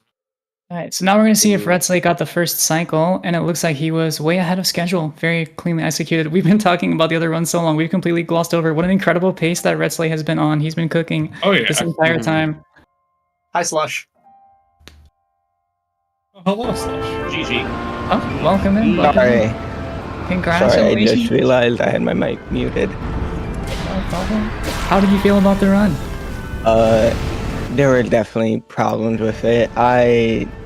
I think me forgetting to just turn off intro skip messed with my brain, and then just me messing up battery throw and falling off. Like my brain was scrambled trying That to was figure a out what nice to do. save. Yeah. Well, we were all on the edges of our seat cheering for you to hit the backup, and you did. So, very well done. Very well done. I mean, Very nice like execution. besides that, the only problem with my runs was like battery throw and stuff. Like, I'm trying to think. It was just really battery throw and like me forgetting a bunch of stuff. Oh yeah. What happened with your monster horn for Demon Dragon? Did you not get the dupe? No, I did, but my brain was just scrambled, and I was thinking about the run and how badly I messed it up. But it's I see, fine. I see. Nice. Oh, should I close the game for copyright reasons? Our audio's on Redsley right now, so you should be good. Yeah. You should be okay. And Yeah. a very nice stab from Redsley. I do want to say one thing, and I have to thank all my teammates. Morpheus, EJ, guy downstairs, everybody. Just thank you for helping me and giving me such a big lead for this run. Yes. Yeah, it definitely is a team effort in real life. Yeah, speaking of Yeah. the team, if any other member of the team wants to join in and share their experience, you're more welcome to do so. Yeah, come on in. You'll be just in time to see Team World Record Big Pig finish their relay here, as well as Redsley makes the final dive to catch our princess for the last time. Yeah, and we have a solid dive, and we're going to collect that hand post haste because Redsley is a gentleman and always grabs the hand. And I don't know what that means. I was just gonna let that one slide under the radar, but since you mentioned it, okay. Sure. Oh no, I call my own stuff out. GG to GG Redsley. Congratulations, Redsley. congratulations to Redsley and Alright. World Record Big Pig for getting second place. That's insane. GG Team C, I'm sorry I lost 9 minutes to dumb stuff. The wind was waking. That's all we can say about that. Hey, all I'm saying Alright. is I got that strat second try and RNG said no. Very clean jank jump for Ronano. Team C got screwed by RNG every run. As the present advocate for Team C, I got screwed by RNG. Count failed spirit jump, which isn't RNG, but yeah, RNG. Battery throw RNG for Tears of the Kingdom. It's Unfortunately, all RNG. Unfortunately for our people. copers out there, battery throw is not RNG. It's 100% skill based. Sorry, Redsley. Yes, you can. Yes, you can call battery throw RNG. Yes, you can call the G3 disaster RNG. I'm calling It's all barrier skip RNG. RNG. That's the only thing we can blame. All right, let's see if we can go at least 1 for 3 on battery throw. And we got it. Yeah, We got it. Very nice, very Nice. So how that works basically is by throwing that wing capsule, which is not susceptible to wind, unlike most other objects, you can hit a fan down below, which triggers the dialogue for that construct to give you the battery mid-air instead of having to make a detour to the cave or get it after the shrine. So that's a nice 18-20 second time save pickup for Ethernet. Yeah, has Ethernet been so how has Ethernet been? Because as far as I know, Ethernet is a TP runner, so I know him a decent bit. As also a TP runner who ran Wind Waker in this and commentated Breath of the Wild, don't ask. I remember him running Tears of the Kingdom when it came out, but I didn't really think he did much since then. Has he been like coming back, or did he just come back to this relay? I haven't seen him around much lately. It looks like he's been learning the new route though, so credit to him. Yeah. Solid person. He's a really chill guy to be around. So shoutouts to Ether. And good luck in whichever one this is. Is this Fuse? Yeah. I only Opting really to know take the safer wing flight, just riding the wing diffuse instead of arrow flying. Starting the last back in time sequence of the run to heal the Thunder Dragon. All right. We almost have Breath of the Wild for me to talk about again. Yes. That's insane. Honestly, I feel like you and I, Glover, has been just hijacking the Tears of Kingdom run right now. Yeah, basically. Thanks Well, for letting us just know, hijack this. just know that firework. when Breath of the Wild is back, I'll be hijacking your run as well. That's I've fine just with you. I've just been glad to reclaim my Skyward Sword comms. So We're bonking the tree on file 3, and that opened up a shed, and then we need to like select file 2 when we go into the sky so we don't crash again. Would you like to And- translate mine? Sure thing, Ilex. I wouldn't mind.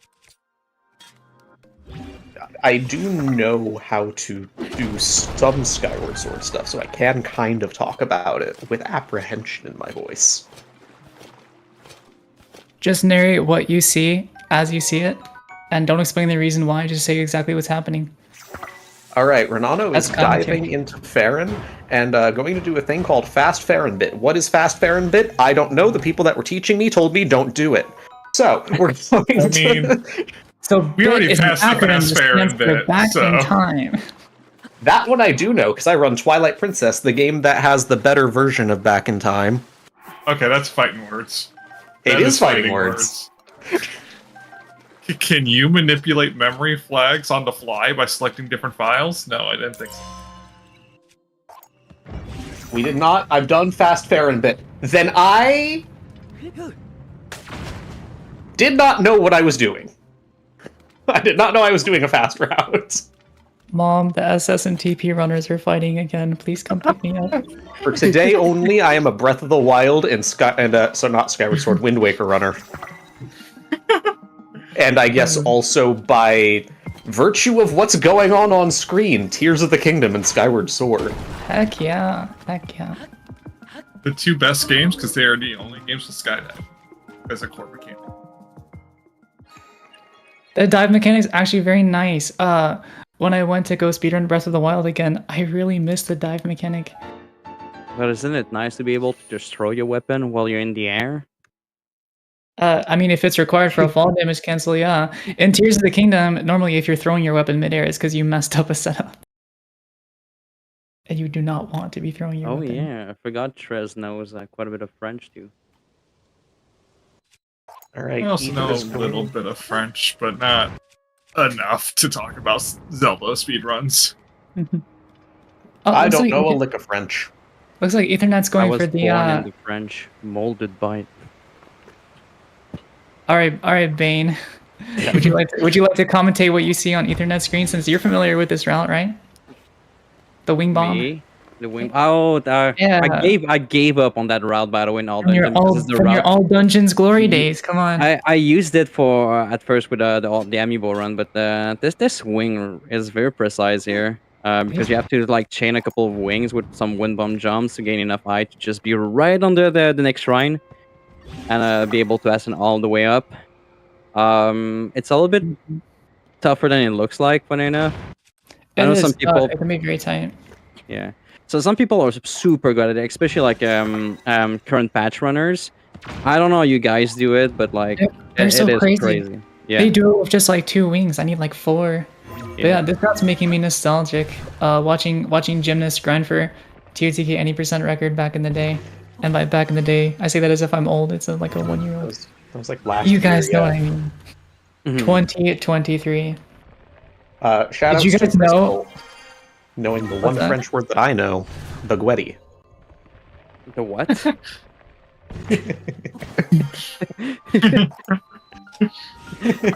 All right.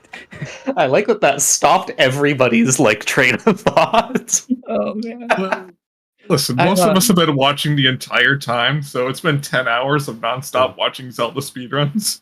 I'm metaphorically holding Lou back from punching you in the face right now. I barely ever in the past 7 years had the urge to remove somebody from commentary. Hell yeah! Get him out of here. I am Shred. Get setting him out. records here. It's gone.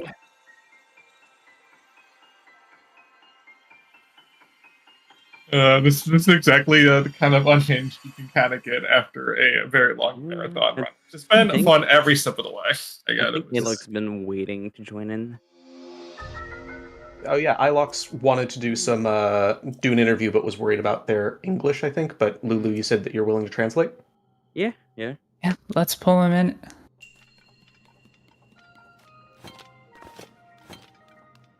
Hello. Hello, Ilox. Welcome. Bienvenue. I'm not sure if he knows his ear just yet. Si tu parles, je pense que ton micro est peut-être coupé en ce moment.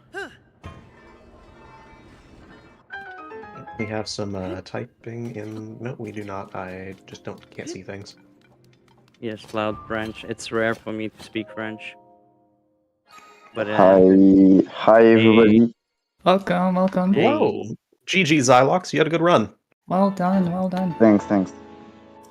So, how do you feel, man, about everything? I'm very happy because it's a beautiful run for my PB and it's great. Oh, nice. Yeah. Yeah.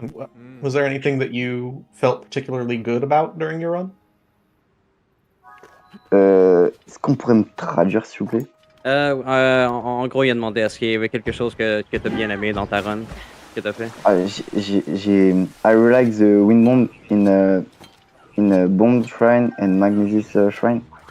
Yeah, you hit the gamer in both of those. That was very nice to see. Very impressive. Thanks. We dragging the Yal in here. Hey, Yal. Hello. Yal, you want to talk about something? You want to talk about the G3 and as Renano is doing G3? Yeah, so, I mean, well, first of all, the start, like, I missed the killing post twice, and then missed Wing Ceremony cutscene skip, so that was not super great, but the middle was actually pretty good. Like, I golded Enter ET, because my Elden Out of Bounds was good. I golded the midpoint of ET, because my KC was good.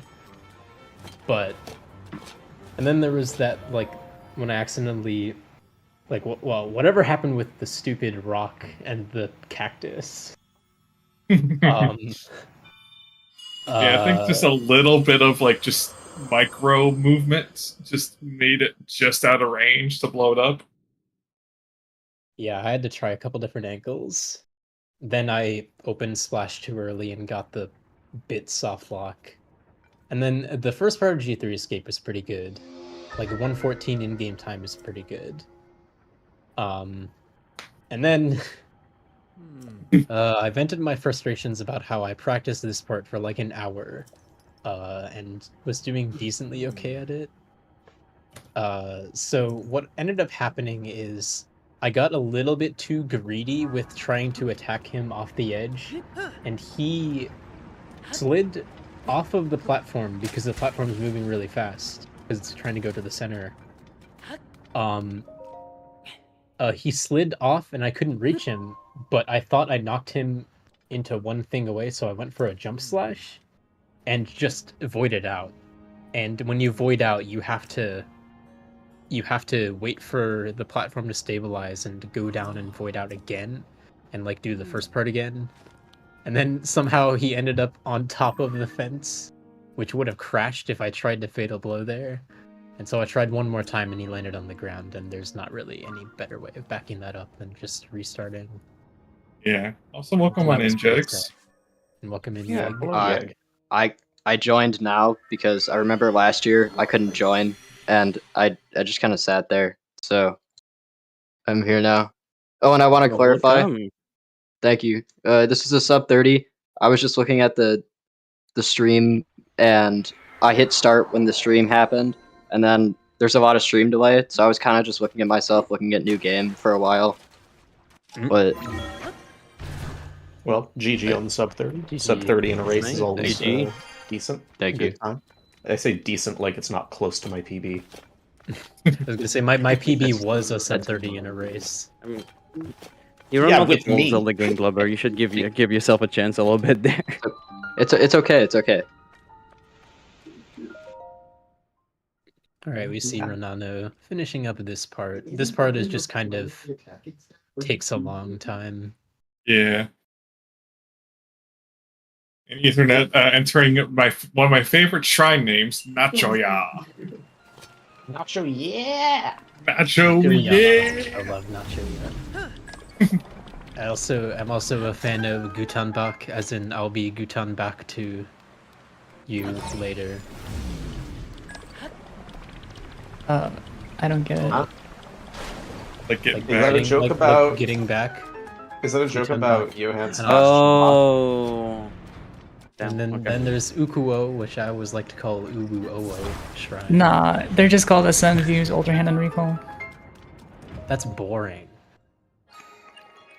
Okay, so what are the names of the shrines in Breath of the Wild then? I got know bombs. their French names. There's Mao. We got Mag. There's Mao. Oman Ao. Yeah, Oman Ao, yeah. There's Jabashif, or Jabaish in English.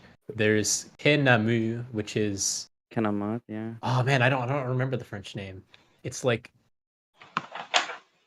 oh. All y'all running in French. German is the superior language to run Breath of the Wild in.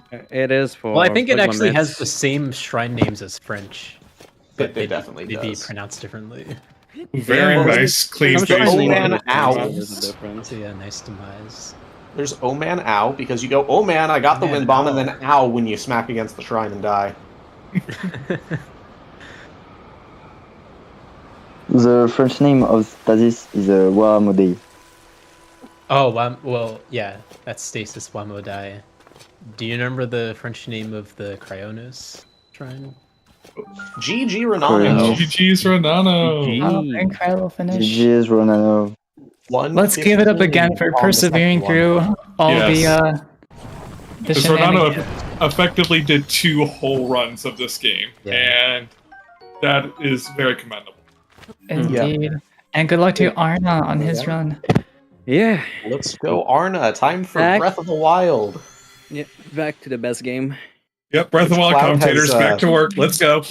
Cloud Yep, has yep, graciously said Wake that up. she would interject in our commentary. So, Cloud, take it away. All right, so what you see here is a cutscene. Okay, that's wrong where- already. So what you see here is a god yeah. gamer? The god gamer we named have, Arna, and that- Commentator bias. Get him out of here. What do you mean? I was Lulu wasn't I was in the cheering and for my Team team's C. done. He's siding with the French national team.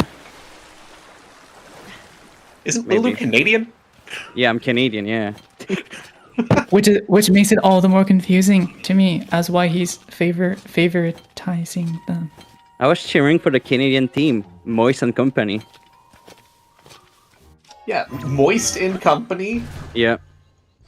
Well, I'll have you know I have a Speaking of lot Moist more in presence than Moist. And by presence, I just mean I'm louder than Moist.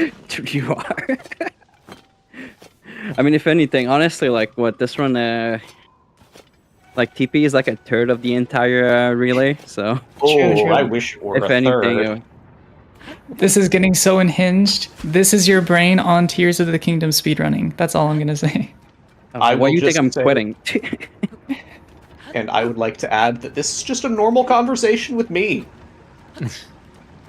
No, And I you would shouldn't like say to add, you shouldn't say quitting, Lou. You should say retiring, gracefully stepping into the background. Yeah, what As- if I'm VTubers say letting the younger graduating? generation take over. Passing the torch to the younger generation. Perfect. Yep. As The younger such, generation for Tears of the Kingdom, yeah, they're 14 now. Something like that. Renano's second run was about a 1:15:05, which is still faster than any of our. Damn.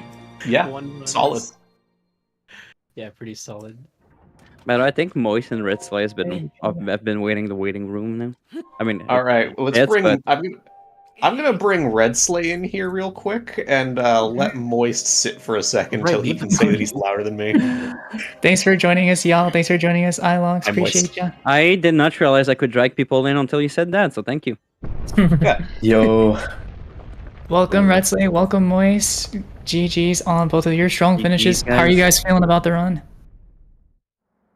I'm feeling decent, mixed about mine. It started off very well, then it went downhill very quickly, and then I managed to pick it back up after Ultra Hand. Yeah. Well, I thought it was a solid run. I don't know Tears of the Kingdom, but I sure saw movement on the screen, so that was pretty good. We're kind of a little bit lost in the chaos of having 3 different games on screen, but It's been quite the experience for sure. we look over to you and we see that you're in Demon Dragon, and just in awe of just like how well you've regained your momentum. Yeah, you really cruised to the end game. Very nice. Yeah, I'm so glad I managed to hit 2-cycle. It's such a cool strat. It It was at the end of the run. so clean. Your tunnel flight was very clean as well. Yeah, my whole end game was just good. I managed to really lock in again after Ultra Hand. Very nice, very nice.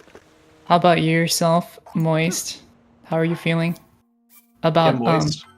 I got so unlucky. I feel like You really did. I think I got every single thing that could have went wrong, but You So still pulled Moist. through though. Yeah, you Okay. held through.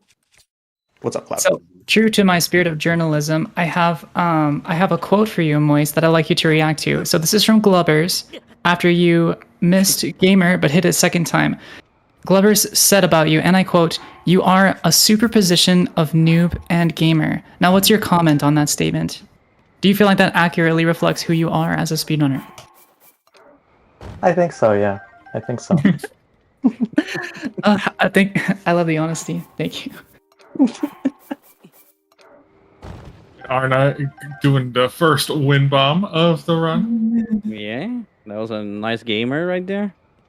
Oh, very nice. Yeah, But in all avoiding seriousness, I did want to avoiding- ask Moist.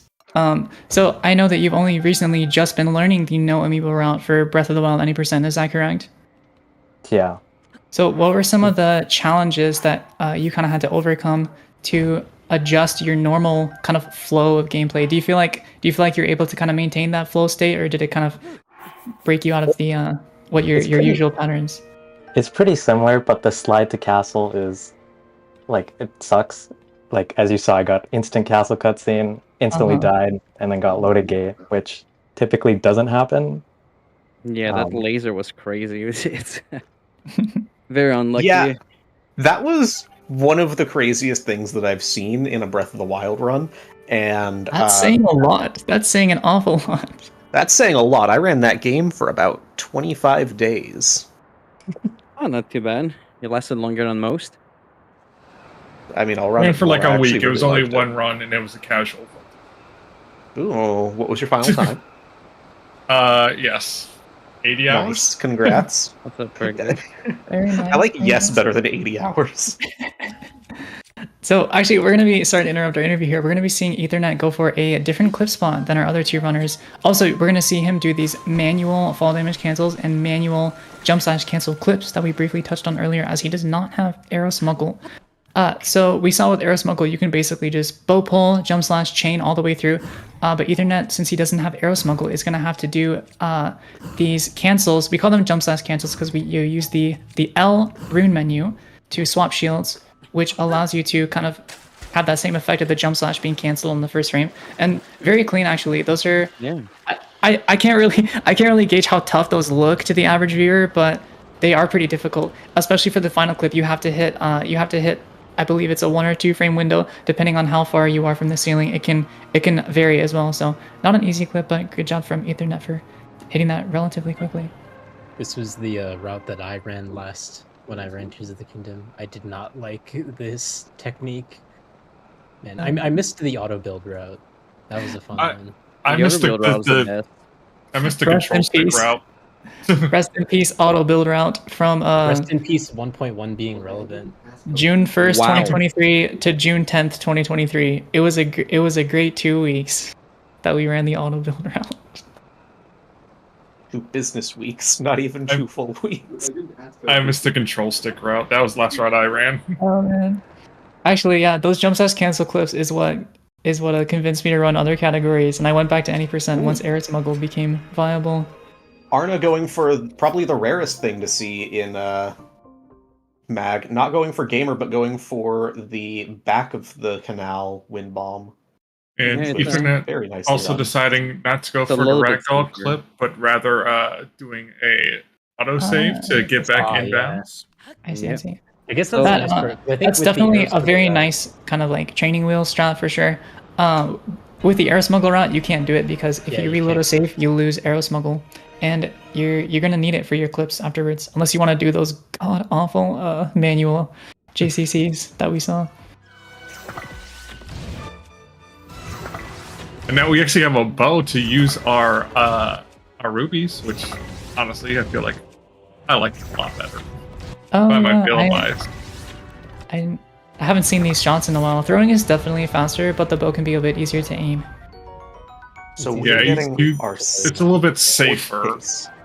Our fourth case of the worst tech in Breath of the Wild, which is this BLSS, Oh, followed this by the BLSS best is tech so in dumb. Breath of the Wild, Tree Wind Bomb. Okay, I hate Tree Wind Bomb too. So this is I just. love What are you Tree talking Wind This is Bomb. just a Tree Wind sad Bomb is fun. Tree Wind Bomb It's is so cool it and fails fun. for like no reason. I don't understand. Tree Wind Bomb really brings the family together. Yes. If by the family you mean the amount of runs that I've died and stasis or killed and stasis split, then So sure, no we're all runner together in the today. grave. Oh, No very runner good. today has failed Tree Wind Bomb, so I'm saying skill issue. 4 for 4. Okay, nice. You know what, I'm not gonna say anything about that. Nice clip into stasis as well from Arno. Is that how you get to Germany? 3 wind bombs. Might take a few more than 3. It depends where you're from. Sometimes it's 2, sometimes it's 4. And if you're already in Germany, it's 0. And Yeah, make sure you depending on enable VR mode so you can induce lag to hit the super. That'll give you a little extra speed and I was gonna distance. say, we need to get a comparison of BLSSing across the Atlantic versus super swimming across the Atlantic. I think it would depend on how long you charge your super swim. Okay, but you need to have an air refill. You need to do like the North American East Coast equivalent of the mother and child swim thing, where you get like infinite air refills. Oh, wait, we're talking the game that I ran. Mother and Child is not a place you go.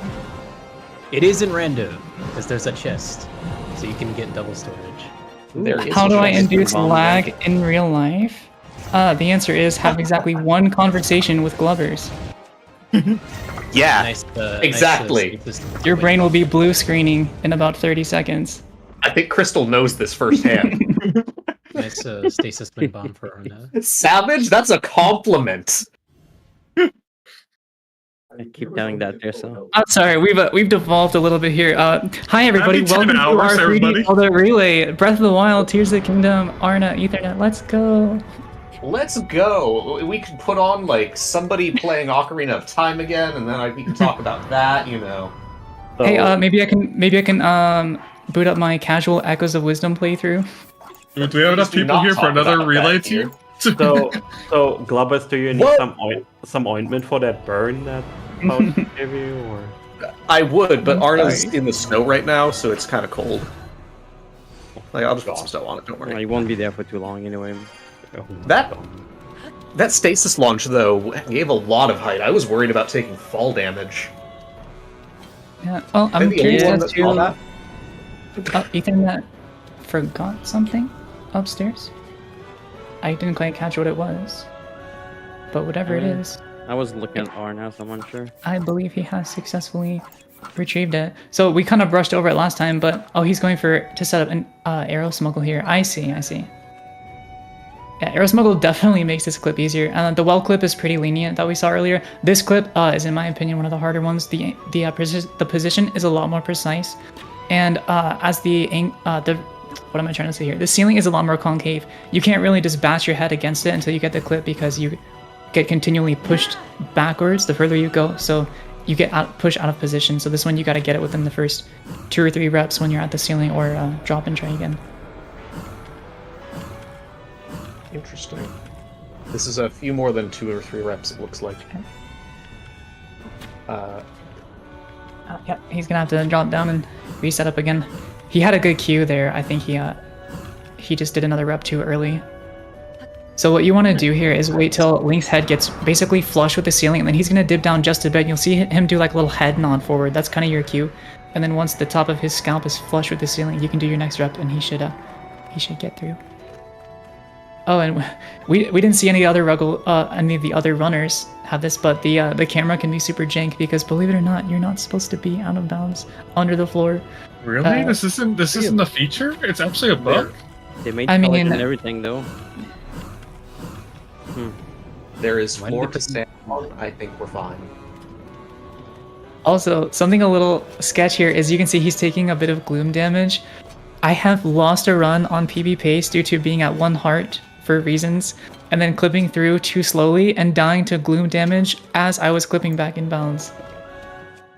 That is, as the kids these days say, mega silly. I'm sorry to hear that. Yeah, it's like silly, but like bigger. That's what mega does to things. It's 1 million silly. That's incredible. Time for the Zuggling. Or Zuggle. Let's hope he doesn't Zuggle his Boulder Hammer. Okay, he switched back. Very Yeah. good. The strat that actually sounds like a Zoomer word, Zuggle. I say like I'm not also a Zoomer. Wasn't if its it's name? It takes its name from the person who found the trick, right? Yeah, it's a portmanteau of Smuggle and the runner that found it. That's what I've been I don't told, but then think somebody I don't think the recently told me name- no. I don't think the name of the runner that found it starts with a Z. Maybe it was Yao that told me no. Oh, is it? No, that's correct. That's correct. The glitch hunter who found his name starts with Z, and then the Sorry, I smuggle was, is due I was to trying it. to make a bad literal reading into it joke.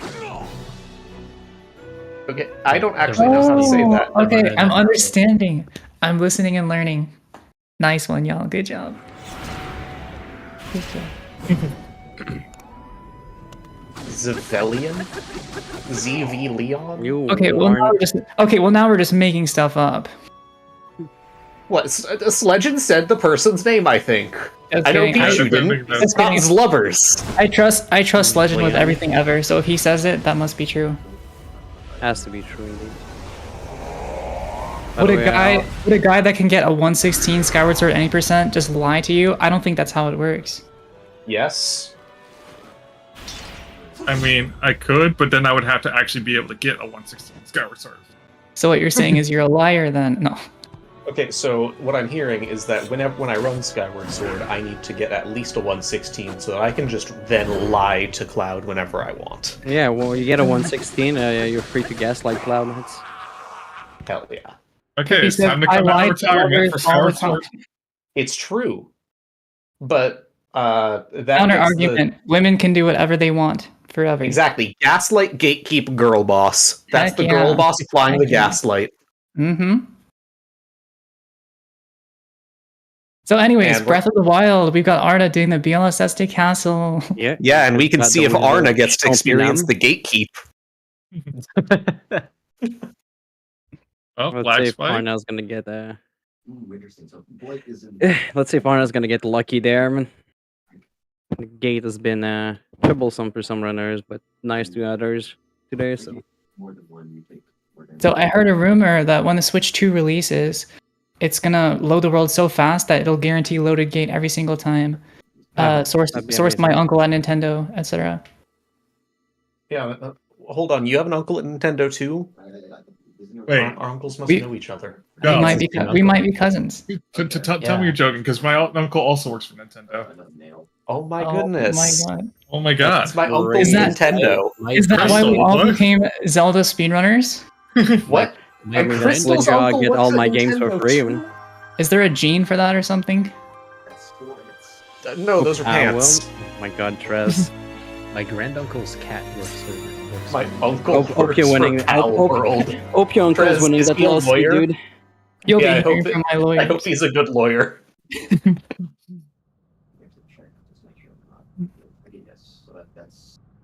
Alright. Well, we'll see Ethernet's what- gonna be finishing up with Demon Dragon here. Let's see if he can get the 2-cycle. We saw a textbook 2-cycle Demon Dragon from Red Slate earlier. Arnie, Oh, very, yeah, I'm not surprised. Wait, what? Wait, he backed it up. Nice. Okay, so That is a nice backup. what That was happened? smooth. There's Arna tried to get a sneak strike, didn't quite work well. But if the Lizard foe still doesn't spot you somehow, you can back it up. The only downside of that right now is like one durability down on his sword, so that might make his fights a little bit more awkward. But we'll see if he manages it well. There seems to be doing just fine, but basically just starting on Demon Dragon. A little late there to close the to drop the Zuggle. You normally want to drop it as soon as possible, because if you get too far in the crater, you'll get that annoying message that says you can't take that out here. We dropped the horn. Oh no. Well, the cycle's not dead. He's just gonna have a lot less room to work with, and getting smacked by the wing certainly doesn't help. So it looks like that is gonna be too slow for him. And Arna going for 6-inch arrow route. Actually, Zelda's going the other way, so I'm not quite sure. But yeah, I imagine that's probably just a bit too slow. I think only Moist went for the 3 arrow, right? Yeah, so Moist definitely went 3-inch arrow. I didn't, and I saw that Arna just went for 6-inch arrow. Yeah, and Yeg went for 6-inch arrows because he used one for Wind Blight. Okay, because I know that I know Ilox went for 6. I'm just gonna say, if I was running Breath of the Wild in the relay, I'd go for 0 ancient arrow. So take that. You're gonna do. Wow. What You know, I think there's some rooms on this layout. Would you mind showing us how you do that? Sure. About the Sure. Oh man, my Switch is dead. Sorry, I'm gonna have to charge it. Can't wait to see what you're gonna stream next week. Then. Oh, my Joy-Cons, they have too much snapback and Joy-Con drift. Joystick. 3,000, the 3,000 ancient arrow route in all done. Insert excuse here. Yeah, the 999 ancient arrow route. I think you even go past 999. I think you get like 3,000 or something. Shoutouts to the Omega Great Eagle Bow. I ran through the Breath of the Wild All Dungeons route. I haven't done a run. Shoutouts to all dungeons very being a category of every Zelda game. It just is. True. This is why I did better in the All Dungeons relay than this. Except, actually, did I? By terms of absolute time? No, yeah, I think I was closer to my PB in that one, despite the category being like 2.5 times longer. That really was so fun. Everybody stayed under estimate. It was incredible.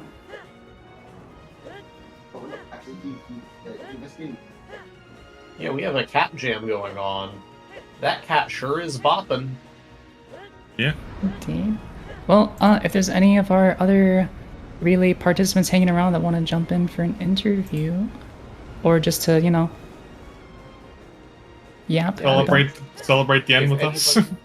Feel if free anybody to from the early games happens to be around and wants to vent about their runs, I don't know about anyone else here, but I can definitely make competent conversation with those first 3 games. 4 games. I can also talk about Twilight Princess. I don't know if anyone else here can. I'm interested in the call. It's a Prez good definitely game. can. It's got a wolf. An avid Twilight Princess viewer. You want to talk about Twilight about Princess, I playing the heard? game. Yeah, It's we're got a talking about wolf. Twilight Princess. It's got a fishing mini game. By the way, It's who got- came up with? It's got chickens. That's like a trifecta. I have a really good question about Twilight Princess. Who came up with all these cringe names for all the different characters that you can come across alongside the game? Okay, so That was my actually, uncle who works in Nintendo. My bad. I believe that there's a pin in the TP Discord in Has one of been the that channels sound. where Sky, it's either Sky or Anno has a menagerie of the names that people gave. Yeah, okay, so Hugo was named by Surreal. Well, yeah, okay. So Hugo and Jamal, fine. Okay. about Which Jim- ones are you curious about? Name All one the others are cringe. Okay, so Remy is the speed rat in Arbiter's Grounds. That was named by JD, who was in the relay. Leroy, the Helmosaurus at the main level, just after you do the fan skip. You do the transform fan skip. That was named by Habreno in 2017. Jenkins was named by me about 1.5 years ago when that little piece of work I did Kai clip and immediately knocked me down. GG. Congrats. The Burge and the Bees coming in a solid third place time of 10 hours, 21 minutes, and 0 seconds. Congratulations. GG. GG indeed. Third place. Definitely Coming in- well earned. Nothing to scoff at. Coming in with a final relay time of 10:21:00, which is 1 hour, 10 minutes, no, 9 minutes and 42 seconds overestimate, but still, congrats on third place. Okay, congrats. And we are just going to have one more Tears of the Kingdom run left to go. Yeah, And second phase of Calamity and Dark Beast. Listen, we all know those are pretty much auto-scrollers. Well, don't diss my Oh. Link Crossbow Training Simulator, okay? Yeah, Link's Crossbow Training is the best sequel to Twilight Princess that we It's actually the best got. of all Twilight Princess games, honestly. That One is day fighting I words. will You play- realize Trez is here, right? Oh my. Yeah.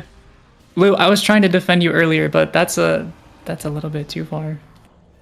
One day I will play I Twilight ran Princess. Crossbow Training, it's super fun. You don't trust me, there's a whole leaderboard, by the way. I don't know. There is a I believe leaderboard. I you. know there I is. just don't agree it's better than actual Twilight Look, Princess. look, I get to use a gun in a Zelda game. I mean, you Just can think- you can do just that think in about Tears it. of the Kingdom. You can build a tank and a fighter jet, and Yeah, but I don't use it in a run. That's the thing. But you could, you Yeah, but could, we- and that's the important thing. You just don't get it. Yeah, if I had to wager a guess, Agree to anybody disagree. anybody who ran in OT or MM or Wind Waker is probably asleep right now. It's 8 p.m. on the East Coast, but I'm just imagining they're asleep. Actually, a lot of them are Europeans, looking at who it is. I'm picturing Yeah. like a government mandated bedtime for N64 Zelda speedrunners. Actually, it's super early. They have like for an ankle it. bracelet that Yeah. beeps and says "Go to bed, go to bed." Go Yeah, to and- bed. You in can case practice you your guys house didn't know- tomorrow. But in case you guys didn't know, Team Meg Bro was just a team filled with French people, by the way. So right now Oh. it is we super know. early for them. I think everybody involved with this is well aware of Team A and the fact that they were the French team. Hey, some people sometimes don't care about those This is fair. those little things. I honestly, like, when I looked at the teams when Trust put them out, I did not even realize until he told me, like, I think last week. So, But I mean, shout out to them for staying up so late and gaming into the wee Mhm. hours of the morning. I mean, who's to say they don't already do that regularly?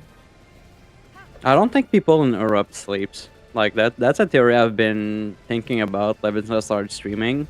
Because it'll be like 2, 3 in the morning sometimes, and they're still up chatting in everyone's chat. Yeah, no, that is just true. All right, Arna, are you going to do the wonderful strat? Oh, hold. Hold.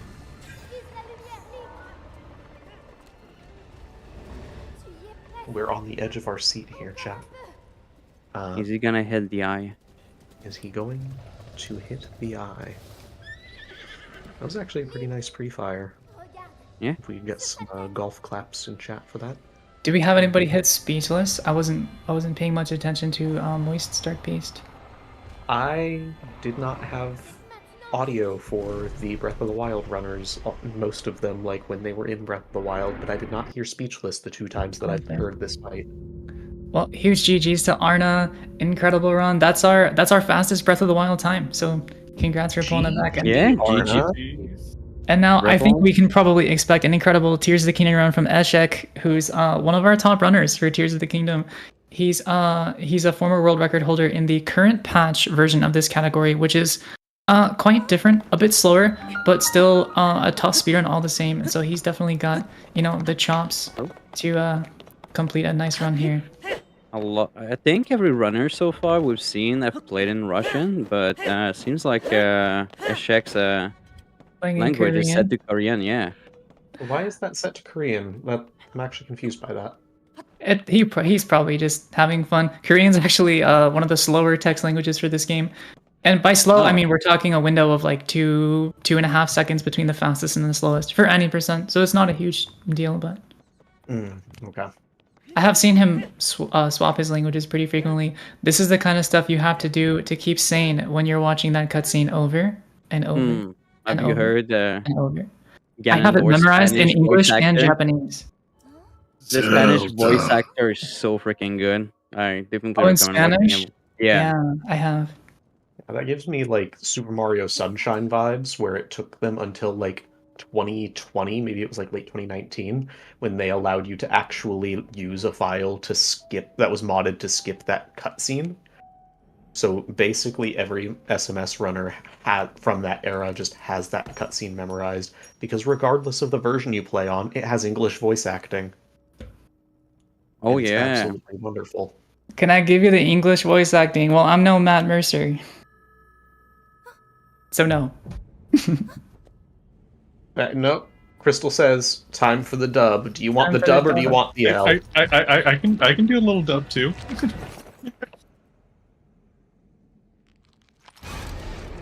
I just know he talks about a sword. I tend to tune out during that cutscene. Chat, she might be taking the L. Is that the sword that seals the darkness? A blade that shatters so easily against my power cannot save you from me, etc., etc. Zelda, you who carries that fragile sword, our Link, blah blah blah. Let's move on with it. Pick up the pace, buddy. Maru placed his face. I love That's all you can do. With all you could do, etc. We know how it goes. Great in Japanese now. He says, それが大麻の剣。我が早期で砕ける刃では役に立たぬ. I'll actually try to put a little bit of effort into this one. What's the next part? He says, 大麻の剣を持つ者、リンク。誰の勇気もこの程度か. There you go. That's my best impression. Nice, that was good. That's pretty good. I am clinically insane from speedrunning this game too much. I am slightly concerned for you sometimes, Cloud. Thank you. I appreciate and that is coming from Your me. concern is not misplaced. It might be, because it's not in myself. No, I'm Anyways, definitely, I'm definitely a little bit brain rotted. I think you kind of have to be to survive in this day and age. Fun fact about the central. All right, Glover, it's your turn. Do it in a New Yorker accent.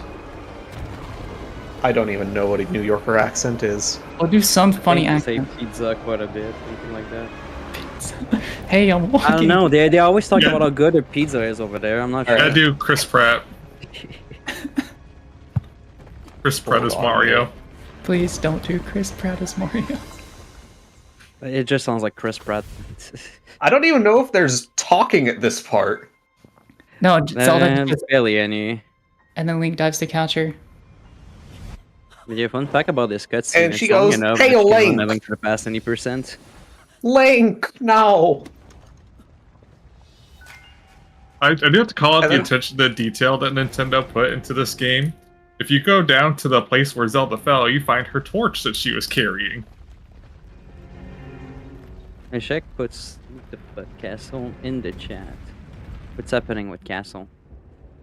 You know, at this Oh my point, I'm goodness. just... It's rising from the ground. It's What's rising going from the on? ground, but there are rocks falling, so I think there's a meteor shower, everybody. Grab it's your just the camera, these are apocalypse. rare. I mean, they're used with Breath of the Wild now, with shooting stars and stuff like that. That happens all the time. Alright, how did I do, Crystal, for the part of the cutscene that literally doesn't have audio? That was incredible. Have you considered going into voice acting? I have. Now, when I went in, they were like, "Are you serious?" And I said, "No." And then they said, "Okay, have a nice day." Nice. And that was...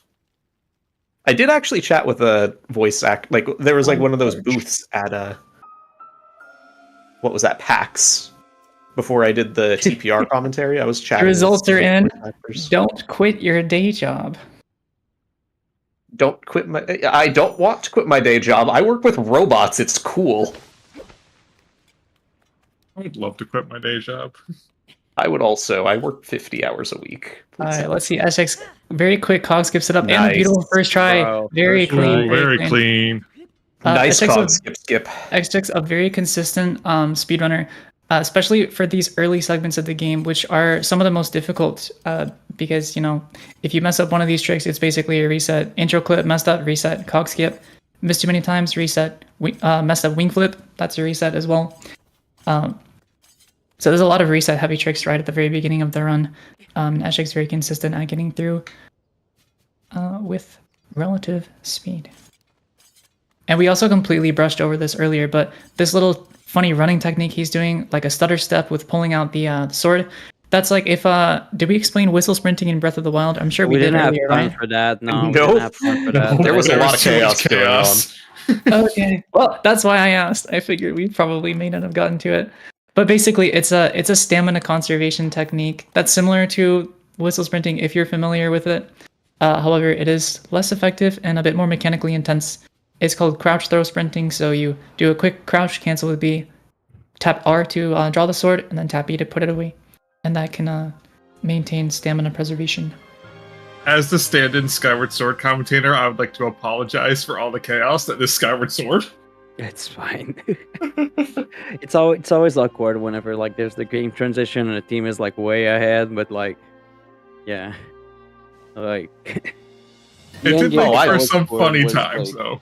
Personally, I don't think we have enough commentators in here. Can we get one person from every game to come in and just hang out with us? Oh, hell yeah. Okay. I'm done. I would be so for that. I mean, technically we have like most already. We have like all the like more recent ones. You got I technically Tricky, run Skyward Sword, Breath of the Wild, and Tears of the Kingdom. OoT-TotK, Wind Waker. Yeah. I mean, I can cover Wind Waker and Twilight Princess pretty well. So I will cover any bit of Wind Waker and Twilight Princess gameplay we see. Okay, he's gonna go for the God save here. He's gonna do a fall damage cancel on the wall here. Oh no, He was so close to hitting it. Oh, I am not exaggerating when I say that would have been the single best recovery I have ever seen. Oh man, great. I've tried to go for that several times and never been able to hit it. But yeah, unfortunately, a death there means he's gonna have to rewatch that cutscene and try wing flip again. But like, bad props for even like going for that recovery. Seriously. I've actually Incredible. seen him pulling it off a few times actually in his streams. It's insane.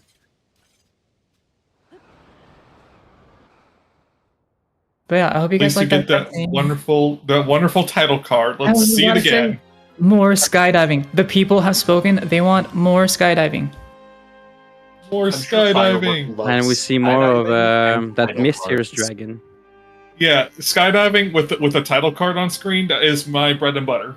It's Okay, peak. It's peak. Crystal brings up a good point. How do you guys feel about it being called TotK? Because I call it TotK. I think it's really funny. Is that because of Todd G and Wind Waker? It is absolutely because of Tachi. That's what I thought. That's pretty funny. I just mostly call it Tears, but I call it TotK, but you know. Now, is there anybody out there that calls Breath of the Wild BOTW? Because I feel like call Breath it of the Wild Botwa. always gets its full name said. Or if you're speaking really fast, it's Breath of the Wild. I Call it Botwa. jokingly have Botwa? called it Bot Dub. That's a little unhinged, not gonna lie. Some people call it bottom of the well. I don't get it. Bottom of the I've been guilty of that. But here we can see Eshek showing his consistency on display, hitting wing flip flawlessly a second time. So That ideally, wing sabotage this character. you want to be a bit lower so you can get a good angle. Oh no, he's fine. He's fine. He's Is he not supposed to be playing the floor is lava? Oh. okay. We're just gonna Actually, roll with it. Alright, alright. okay. Yeah, a nice We'll roll business with it. decision there to give up on early ascend. But yeah, ideally, you want to be a little bit lower there.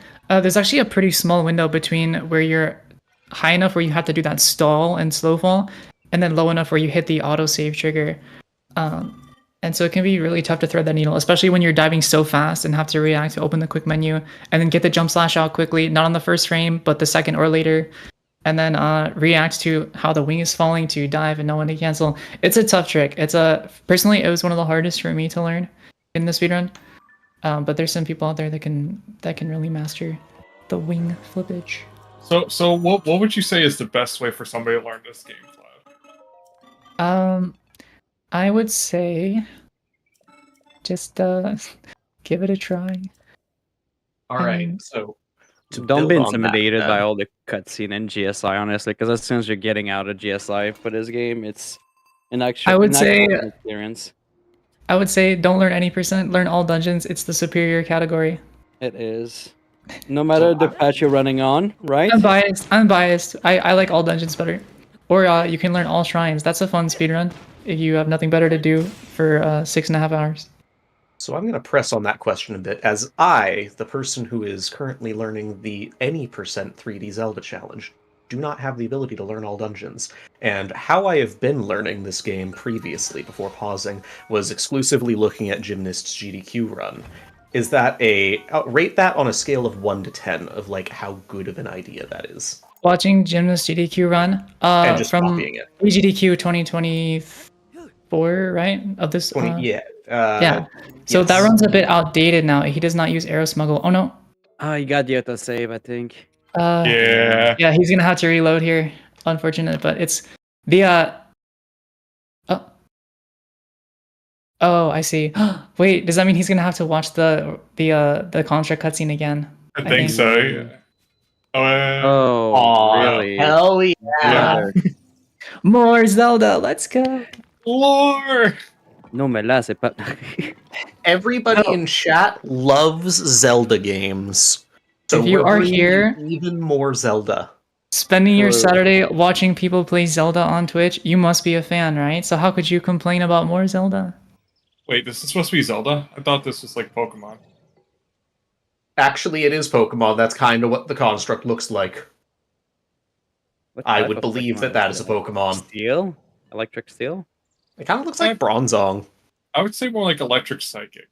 Psychic. Well, it looks like we have a I bunch would of say hate watchers Steel in and chat. Psychic. Thanks for pumping those metrics regardless. We appreciate you. Thank you to all of the hate watchers. We hate you.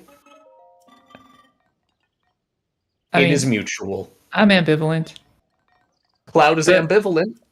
I'm glad to answer your question. Oh, sorry, what were you gonna say? I was gonna say, I'm glad in the newest game, Zelda's a girl. Finally, it took long enough.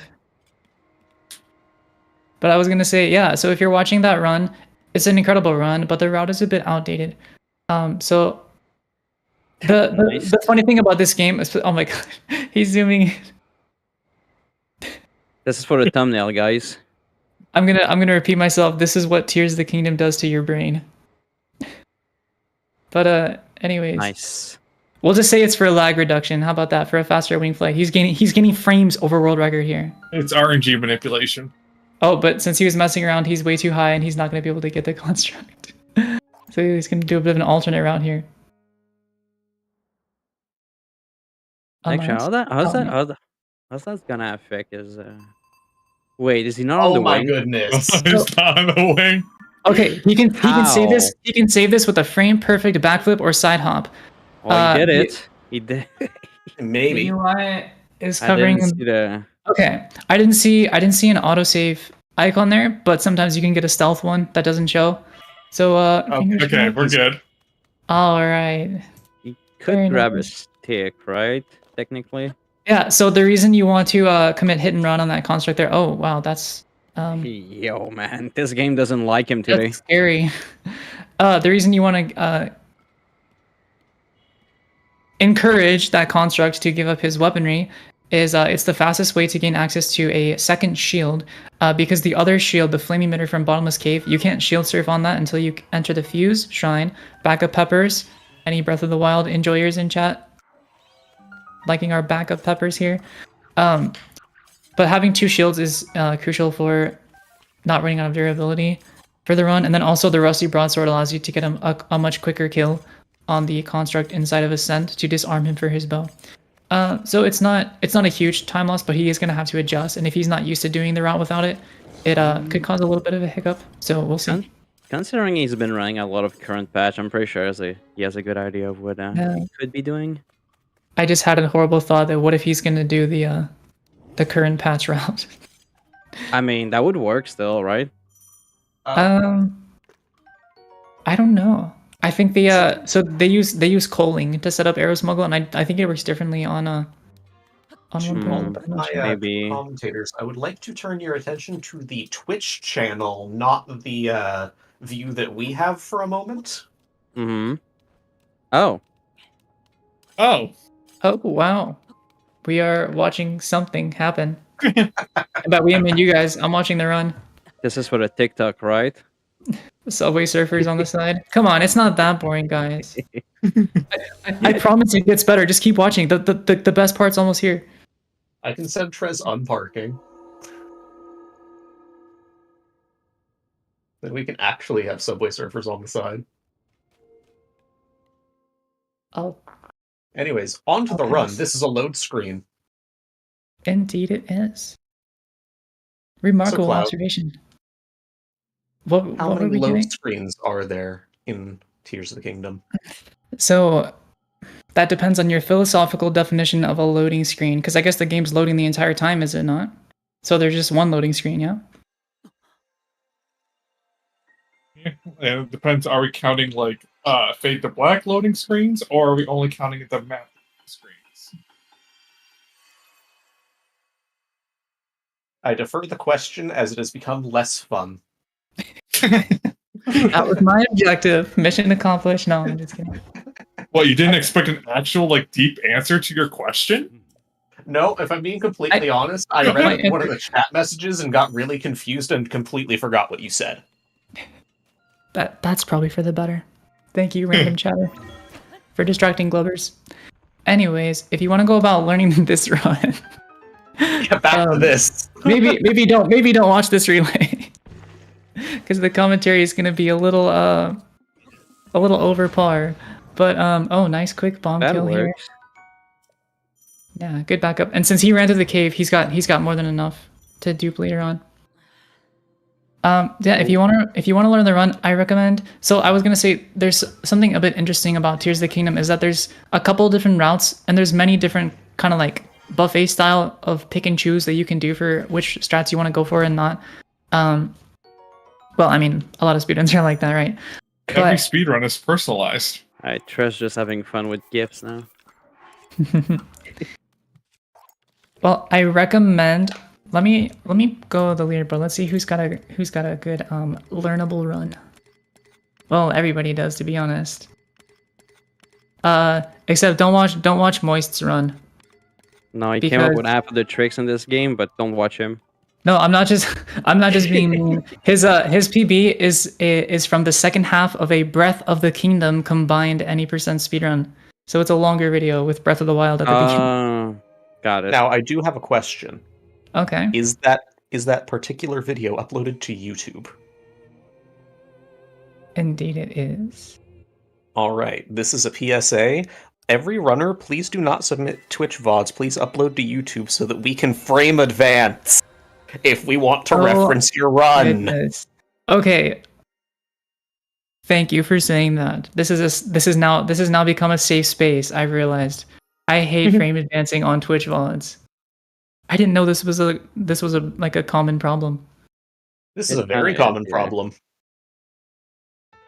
I have been blessed by being a primarily Twilight Princess runner, and my secondary is mainly Wind Waker, in that we tend to have runners that submit to YouTube, make sure they record in 30 FPS, so a frame of the video is a frame of the game, and that they have input viewers, so that I can frame advance and see exactly their inputs.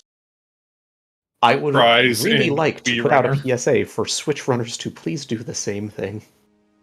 But yeah, if you're interested in watching a run, I know the world record by Moldy Meatballs has no commentary, just game audio, and it has a nice input viewer, and it's uploaded to YouTube. So I guess that fits your criteria, Glovers. That does fit my criteria. I do not really have. I'm neither here nor there on the whole commentary thing, but I do know some people prefer to have no commentary.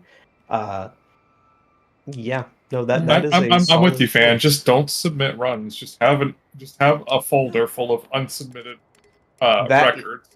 I am also there. In the time since we have been doing, since I have been involved with this relay for Wind Waker, I have PB'd in no MSS like 9 times. I have like 9 runs sitting in my videos folder that I need to submit, and I just haven't. If any of the Wind Waker verifiers are listening right now, we apologize on behalf of Glovers, since Glovers isn't going to apologize. EJ. It's I know, that's probably why I EJ. said we apologize on your behalf. Crystal is going to submit a GSI run and request me to review it and make it as awful as possible. Well, I just want to say in advance, congratulations on your rejection. Nice rock pickup there by Eshek. That's a classic. You press A to grab the ruby and Link just hefts the rock over his head.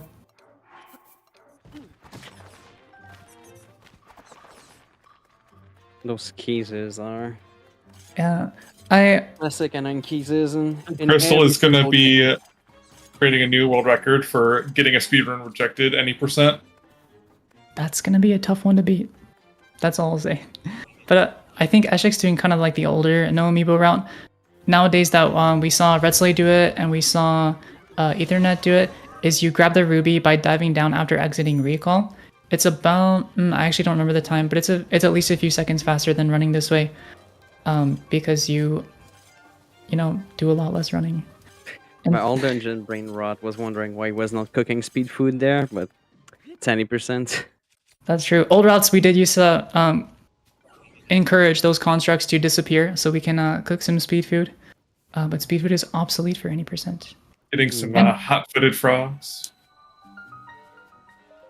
I really like that phrase. Encourage them to disappear. I'm taking that. Sure. Encourage them to despawn. Encourage them to erupt into flames and crumble and let their ancient bodies crumble into thousands of pieces as they become one with the earth. Or something. All right.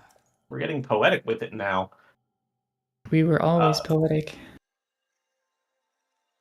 Oh, looks Yeah, like Link's it's- getting some limeade to his hand. I know you were reversing it, Ray, but I am feeling EP. EPH. That was Renano EPH. entering Girahim for the second time. Oh. I just want to say I can't wait for Echoes of Wisdom speedruns where you take a nap during the final boss fight. I'm sure that's got to be a thing, right? The universe has got to come together for there to be some like nap taking tech or something that's developed. No, you take a nap and then you wake up and realize it's been And a that's dream a- all along, like Super Mario Bros. 2. Oh my. It's kind of a crazy spoiler knowing that there's a last boss in the game. And Yeah, true. Oh, okay. I would like to apologize on behalf of myself for spoiling the fact that there's a boss in a Zelda game. God forbid. Thanks. I literally got my copy today, so. Well, enjoy the game. I am waiting until Wednesday when I get paid. You're gonna love the part where Zelda's actually the light dragon. I mean, oh, sorry, my bad. What? We haven't Okay. gotten there yet, and we won't. Trez, you thinking any more about kicking people out of commentary? I feel like the answer is still me. No need. I'll see myself out. Bye. This is what you wanted. Have a good evening, Cloud. No, please don't go. Just kidding. You can't get rid of me that easily. We need somebody who actually knows what's going on in the game right now. Oh my god. Great great construct cutscene skip by Echek here. This flight is an interesting one. A lot of newer runners, they'll try to just spam aeroflight reps as quickly as possible to try to, because, in your mind that equates to, I press the buttons faster and Link goes faster, which is not quite how it works. With aeroflight, your momentum as you fly is actually locked in by your initial launch speed. So with a bomb jump straight up there, you're not getting very much horizontal speed.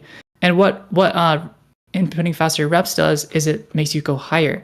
And so if you're going too fast there, you're going to bonk on the ceiling, and it's actually going to push you down too far, and your feet are going to hit the cutscene trigger. So it's you got to do a nice balance there. And Ashek did it very well.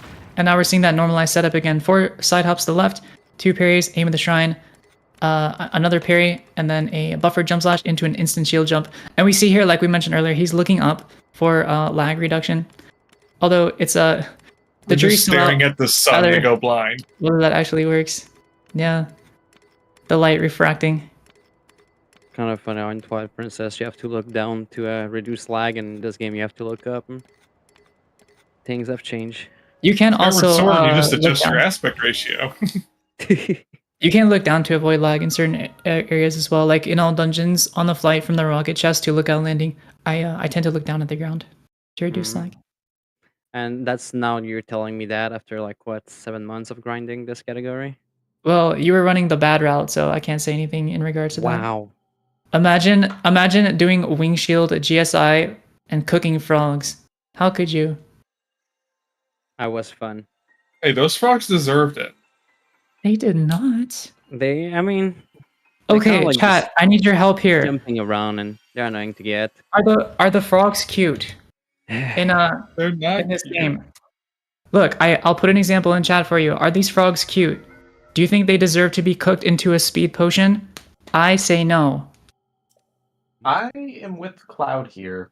Thank you. Save the frogs. Frog enjoyers in chat. Thank you.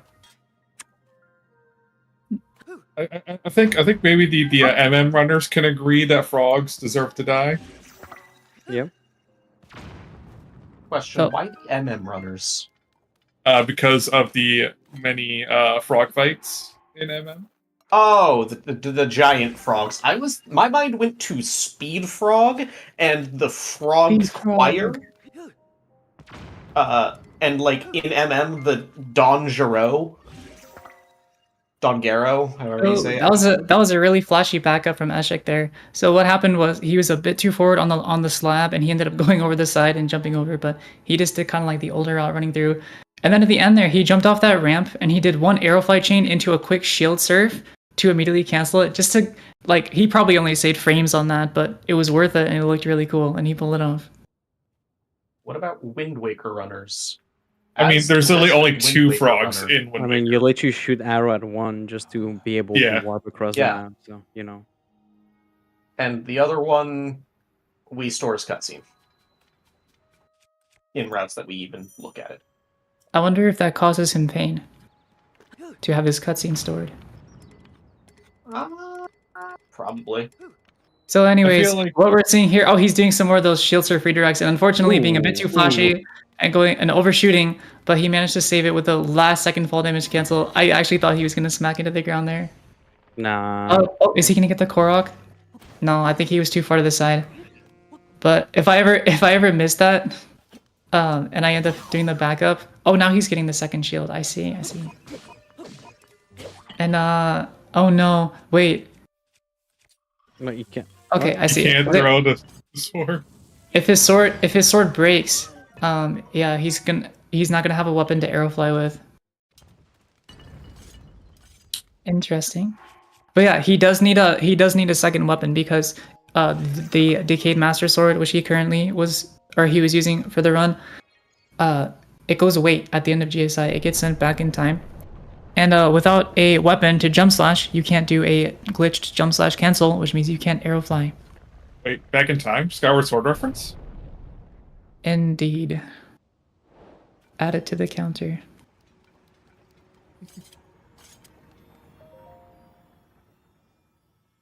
I forgot what I was saying. GSI Anyways, he did saying Breath was a better something that game. was cool. He did something that was cool, and it was too cool, and he went over the side. But great recovery. Actually, I'll hype myself up a little bit here. I believe I am the world record holder for the all dungeons plus 1 Korok speedrun category that is completely unofficial and doesn't mean anything. Speedrunning PG, doesn't that's mean actually anything to super begin with. impressive. I'm proud of you. Due to messing up that exact same thing and grabbing the Korok just for fun. I'm very proud of you. Thank you. I've been working my whole life specifically towards that moment. A nice little ledge bomb off the altar there. So what's funny with that jump is you can actually get another ledge bomb right there. That'll give you such a good horizontal angle that it launches you straight in front of the goddess statue. Although it's incredibly precise. I think there's like a 1 frame window to give you an optimal launch, maybe 2 for a slightly less optimal launch. And the drawback of missing it is you fall in the water and have to run back up and try again. So it's not really worth going for, but if you happen to get it, it looks cool and it feels cool.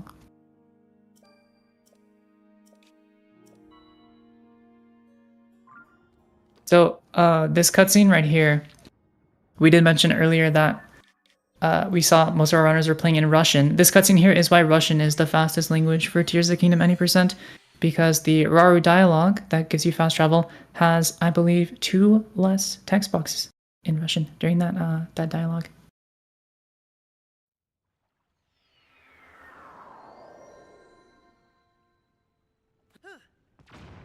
We're getting into the very interesting parts of the speedrun here.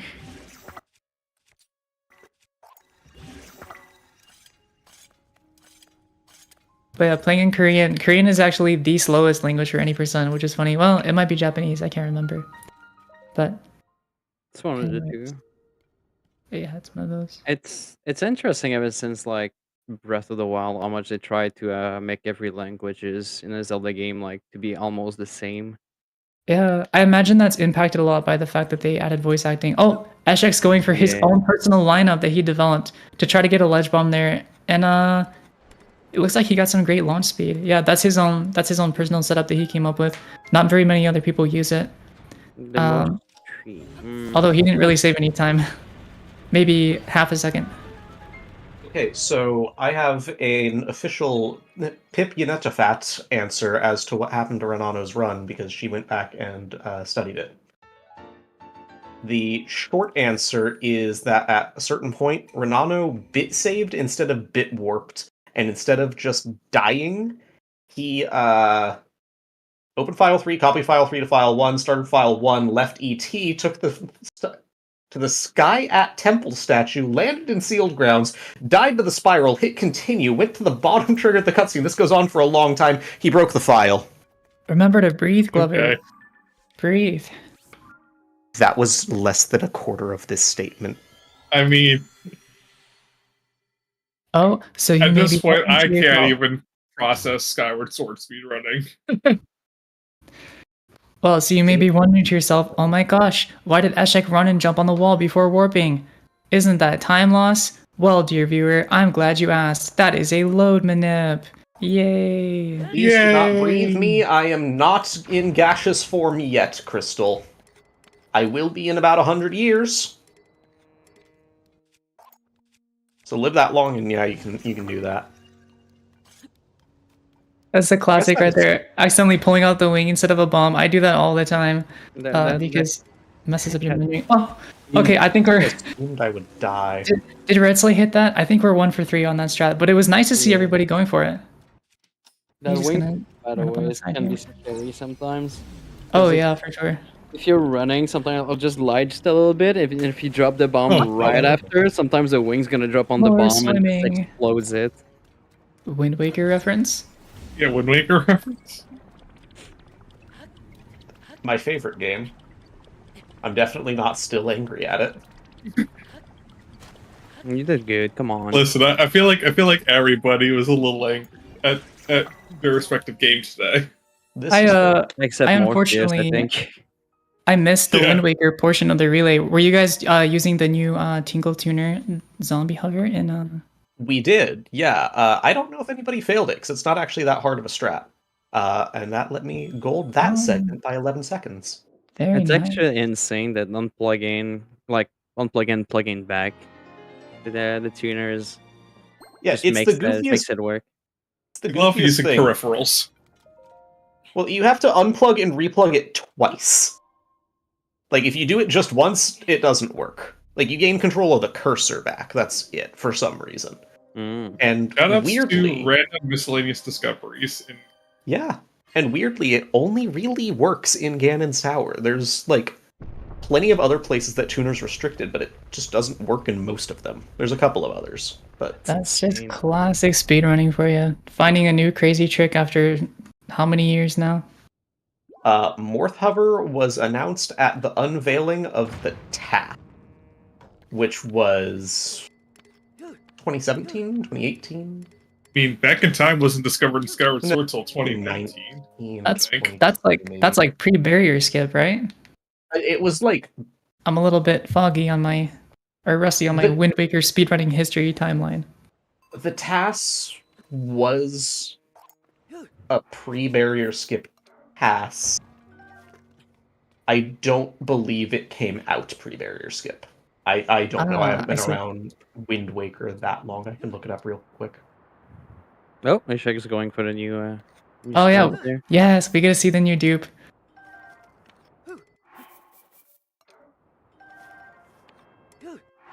So this tech is really fun. So we completely brushed over. We didn't even talk about duplicating at all, even though it's one of the most like well-known and iconic glitches in this game.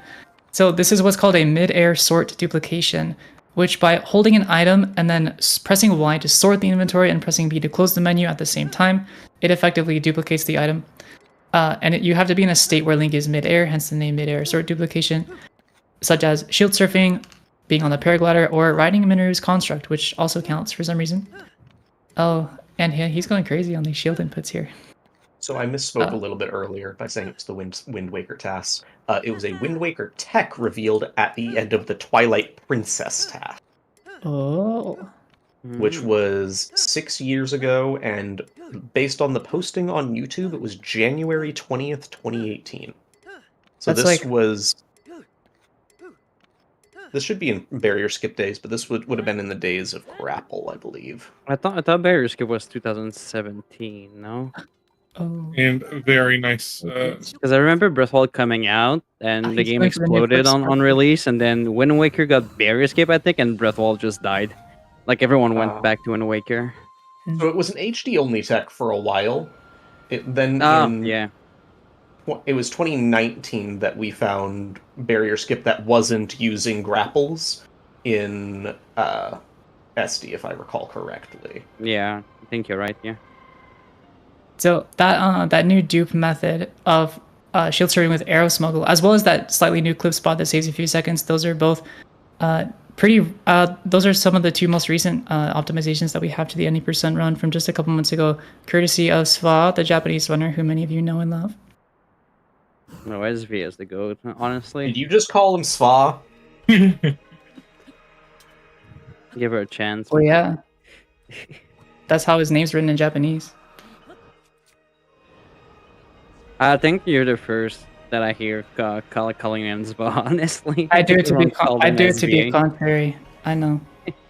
I'm a weeb. I see it written in Japanese. I pronounce it in Japanese. What can I say? I agree, Crystal. He also came up with Cogscape. This is true. He posted a clip in Discord, and the title was, "This is the worst trick in the game, probably." Something like that. It is.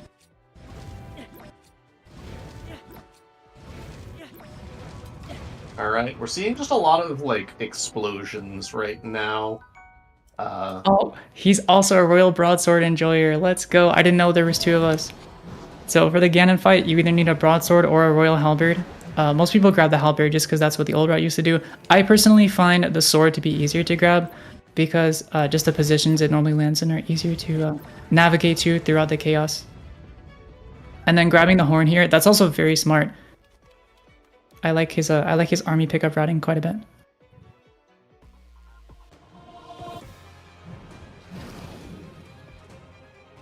Gibdo face here. This one, if you know what you're doing, you can take them all out in just 2 throws. Although it's very scary. You're like right on the edge of the radius where the ruby explodes.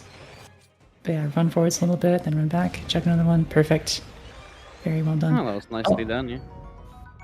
And he got the he's going for the other optimization of grabbing the halberd and the sword, and he's only going to be doing 3 Zelgals instead of 4.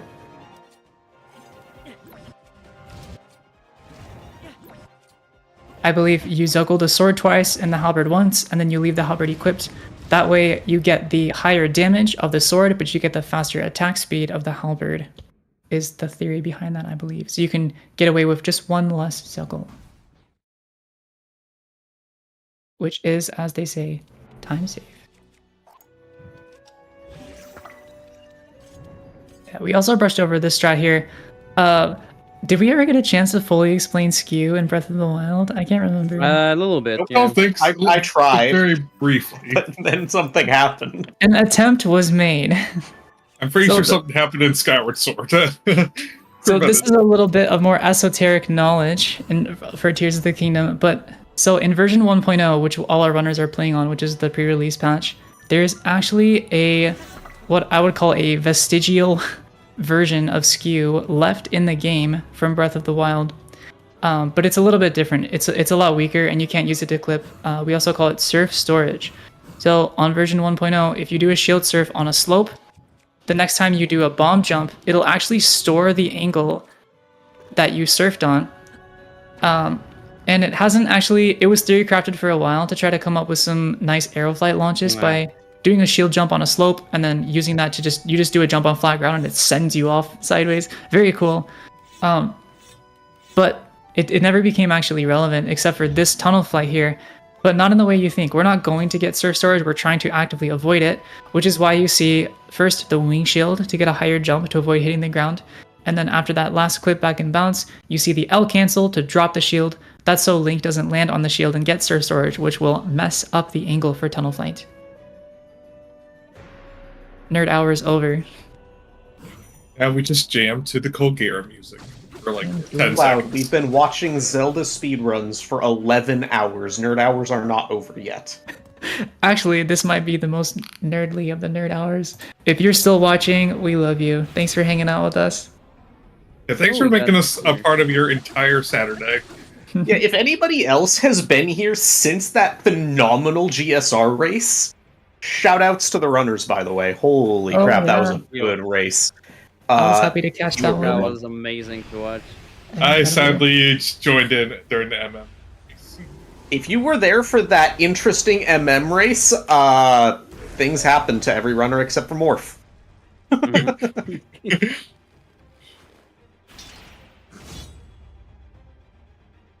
Yeah, it's been incredible, and we're getting to the end of the last run of our last game on the last team. So a trifecta of ending coming up here. So what's interesting for this Ganon boss fight is there actually is a little bit of RNG, but it's not super bad if you know what to do, and you can still pull out a good time. Yeah, it's a spear, kind of- sword, or club, right? Right, he wields all the same weapons that Link can. You want to get the sword or the spear are the fastest ones. If you get the club and you're standing too far back, he'll do like a little ranged attack and then just sit there and then do a slam attack. So you have to just kind of inch forward and kind of bait him to do a jump attack so you can instantly floor your arch instead of having to wait. If you get that and you have to wait around, phase 2 can easily go bad very quickly because there's those phantoms that are also looking to encourage you to reset your speedrun. Now, this is an amalgamation I haven't really quite seen before. The spear halberd combined with the royal broadsword, we get this crazy looking medieval-esque battle like axe. like a of battle doom. axe. For a decent weapon. But yeah, one thing that's interesting about the demon dragon fight is for every main board category in Tears of the Kingdom that defeats demon dragon, so that's, you know, any percent, all dungeons, all main quests, all shrines, which was voted to beat the game at the end, and then 100%, of course. Each run has like a slightly different, more optimized strat to complete Demon Dragon faster. Like in any percent, we have the 2-cycle. All dungeons has a faster 2-cycle with Pocket Rocket that you can knock out very quickly. All main quests has an even faster, basically a 0-cycle where you never touch the dragon at all, and you can use like a 3-shot bow with stamina, and then Hundo, you can do the same thing, but with like attack up armor. So it's funny how the strategy for this fight changes. But of course, any percent, this is completely bare bones. We're saving the world with nothing but like, not even the shirt on our back, just like a couple of sticks and stuff. So we've got to rely on jump slashing and the blasts from Demon Dragon's creator. Oh, that's unfortunate. He's gonna kill himself and restart. He's killing himself is- in game, by the way, Twitch. In game, in Minecraft, etc. Killing yourself in game, Skyward Sword reference. Oh, EJ man. and Mini are phenomenal Wind Waker runners. True. Shout out to the 5 actual consistent Wind Waker runners that exist. EJ and Mini are 2 of them. I'm not. I'm a Twilight Princess runner. So what happened there? It looks like Eshek pressed R to do a dive cancel too early, and we were kind of touching on this earlier. Lou was saying like, "Oh, you don't want to be able to throw your weapon midair," and I said, "No, it's usually a bad thing because so the way the dive mechanic works is you have to be a certain distance away from a solid surface and a certain height off of a solid surface. So what happened there is he was too close to Zelda when he tapped R, and so Link went into the throw animation, which is incredibly annoying and loses all your momentum and basically guarantees you're not going to make the cycle. And at that point, it is actually faster to just retry the fight.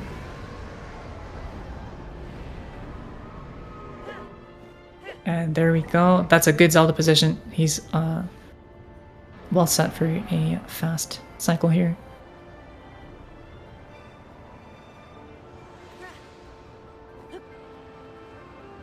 Good timing. Man, This is always so satisfying. All the labbing and time people took just route the demon dragon, so it's optimally done. Good Yeah, save. shouts to everybody who routes these games. For real. I know Routing's hard. for Skyward Sword we had Copernicus on comms. Not really a runner, but one of the excellent routers in the game that knows literally everything about the game. I don't even know if people route Skyward Sword. It looks like a fever dream, honestly, if you don't know what you're looking at, man. You have a degree in computer science. That's how you Yes. Skyward Sword. More or less. This Demon Dragon strat is a specialty brought to you by ZFG. And then this fast ending here we're seeing was discovered accidentally during practice by Player 5 a few months ago. He found out that if you, instead of diving back down to Zelda and then waiting the cycle, if you do that a number of jump slashes, it can reposition you. Speaking of repositioning, thank you, Zelda, for that classic troll. But he discovered that you can jump off right next to the dragon's head and not have to wait. And so it's pretty time nice. to get the on clip. top, right? The clip. The clip to watch film later. Classic. But yeah, no, talk to anybody who's run any percent, and they will have a story for you about how Zelda threw a run by just coming out of nowhere and knocking you off course right at the end here.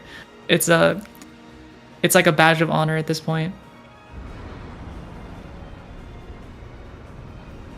I mean, you see, the thing to combat that is just commit to the 4 cycle. Oh, don't die, Ishak. Don't die. Nah, he'll be fine. Getting hit by a meatball there is not great, but one last slash to finish it out, and there it is. All right, we're gonna grab a hand, and then that will be time on the relay. Already. Yeah, already. Well, we can do another. I think everybody's up for round 2, yeah? Yeah. Oh, can he clutch out the sub 50? We have the next 4 teams lined up, and we're ready to get started with Ocarina of Time once again. Yeah. Oh, I thought we were. Actually, we could do a remake relay, right? Yeah, the yeah. next one's the one. This was a best of 3 series. Oh man, GG, go next. No, I thought we were doing 2D after this. Who's our Zelda 1 runners?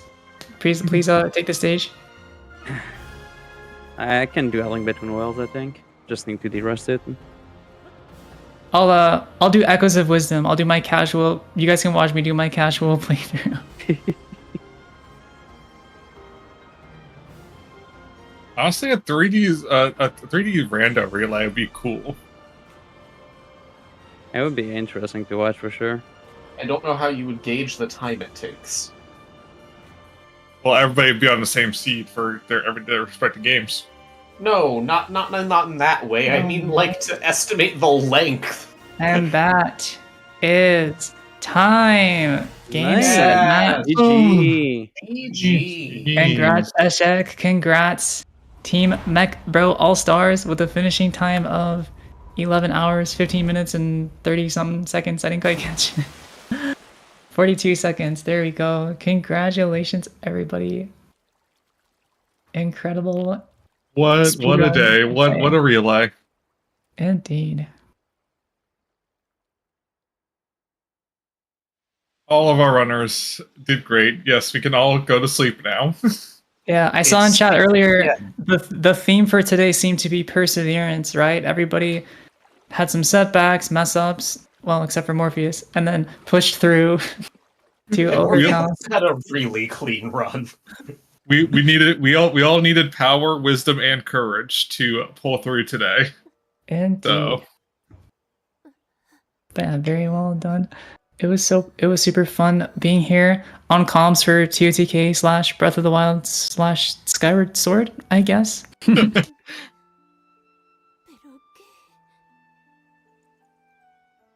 And of course, thanks to everybody who helped out with comms and setup and all the behind the scenes stuff. Yeah. Trez and Nuki for helping getting the word out about it. Of course. And for setting it up in the first place. Yep. Yeah, it had been a long time we had a 3D relay like that, so it was really nice to see that coming back again. Just have the community coming together. For sure, for sure.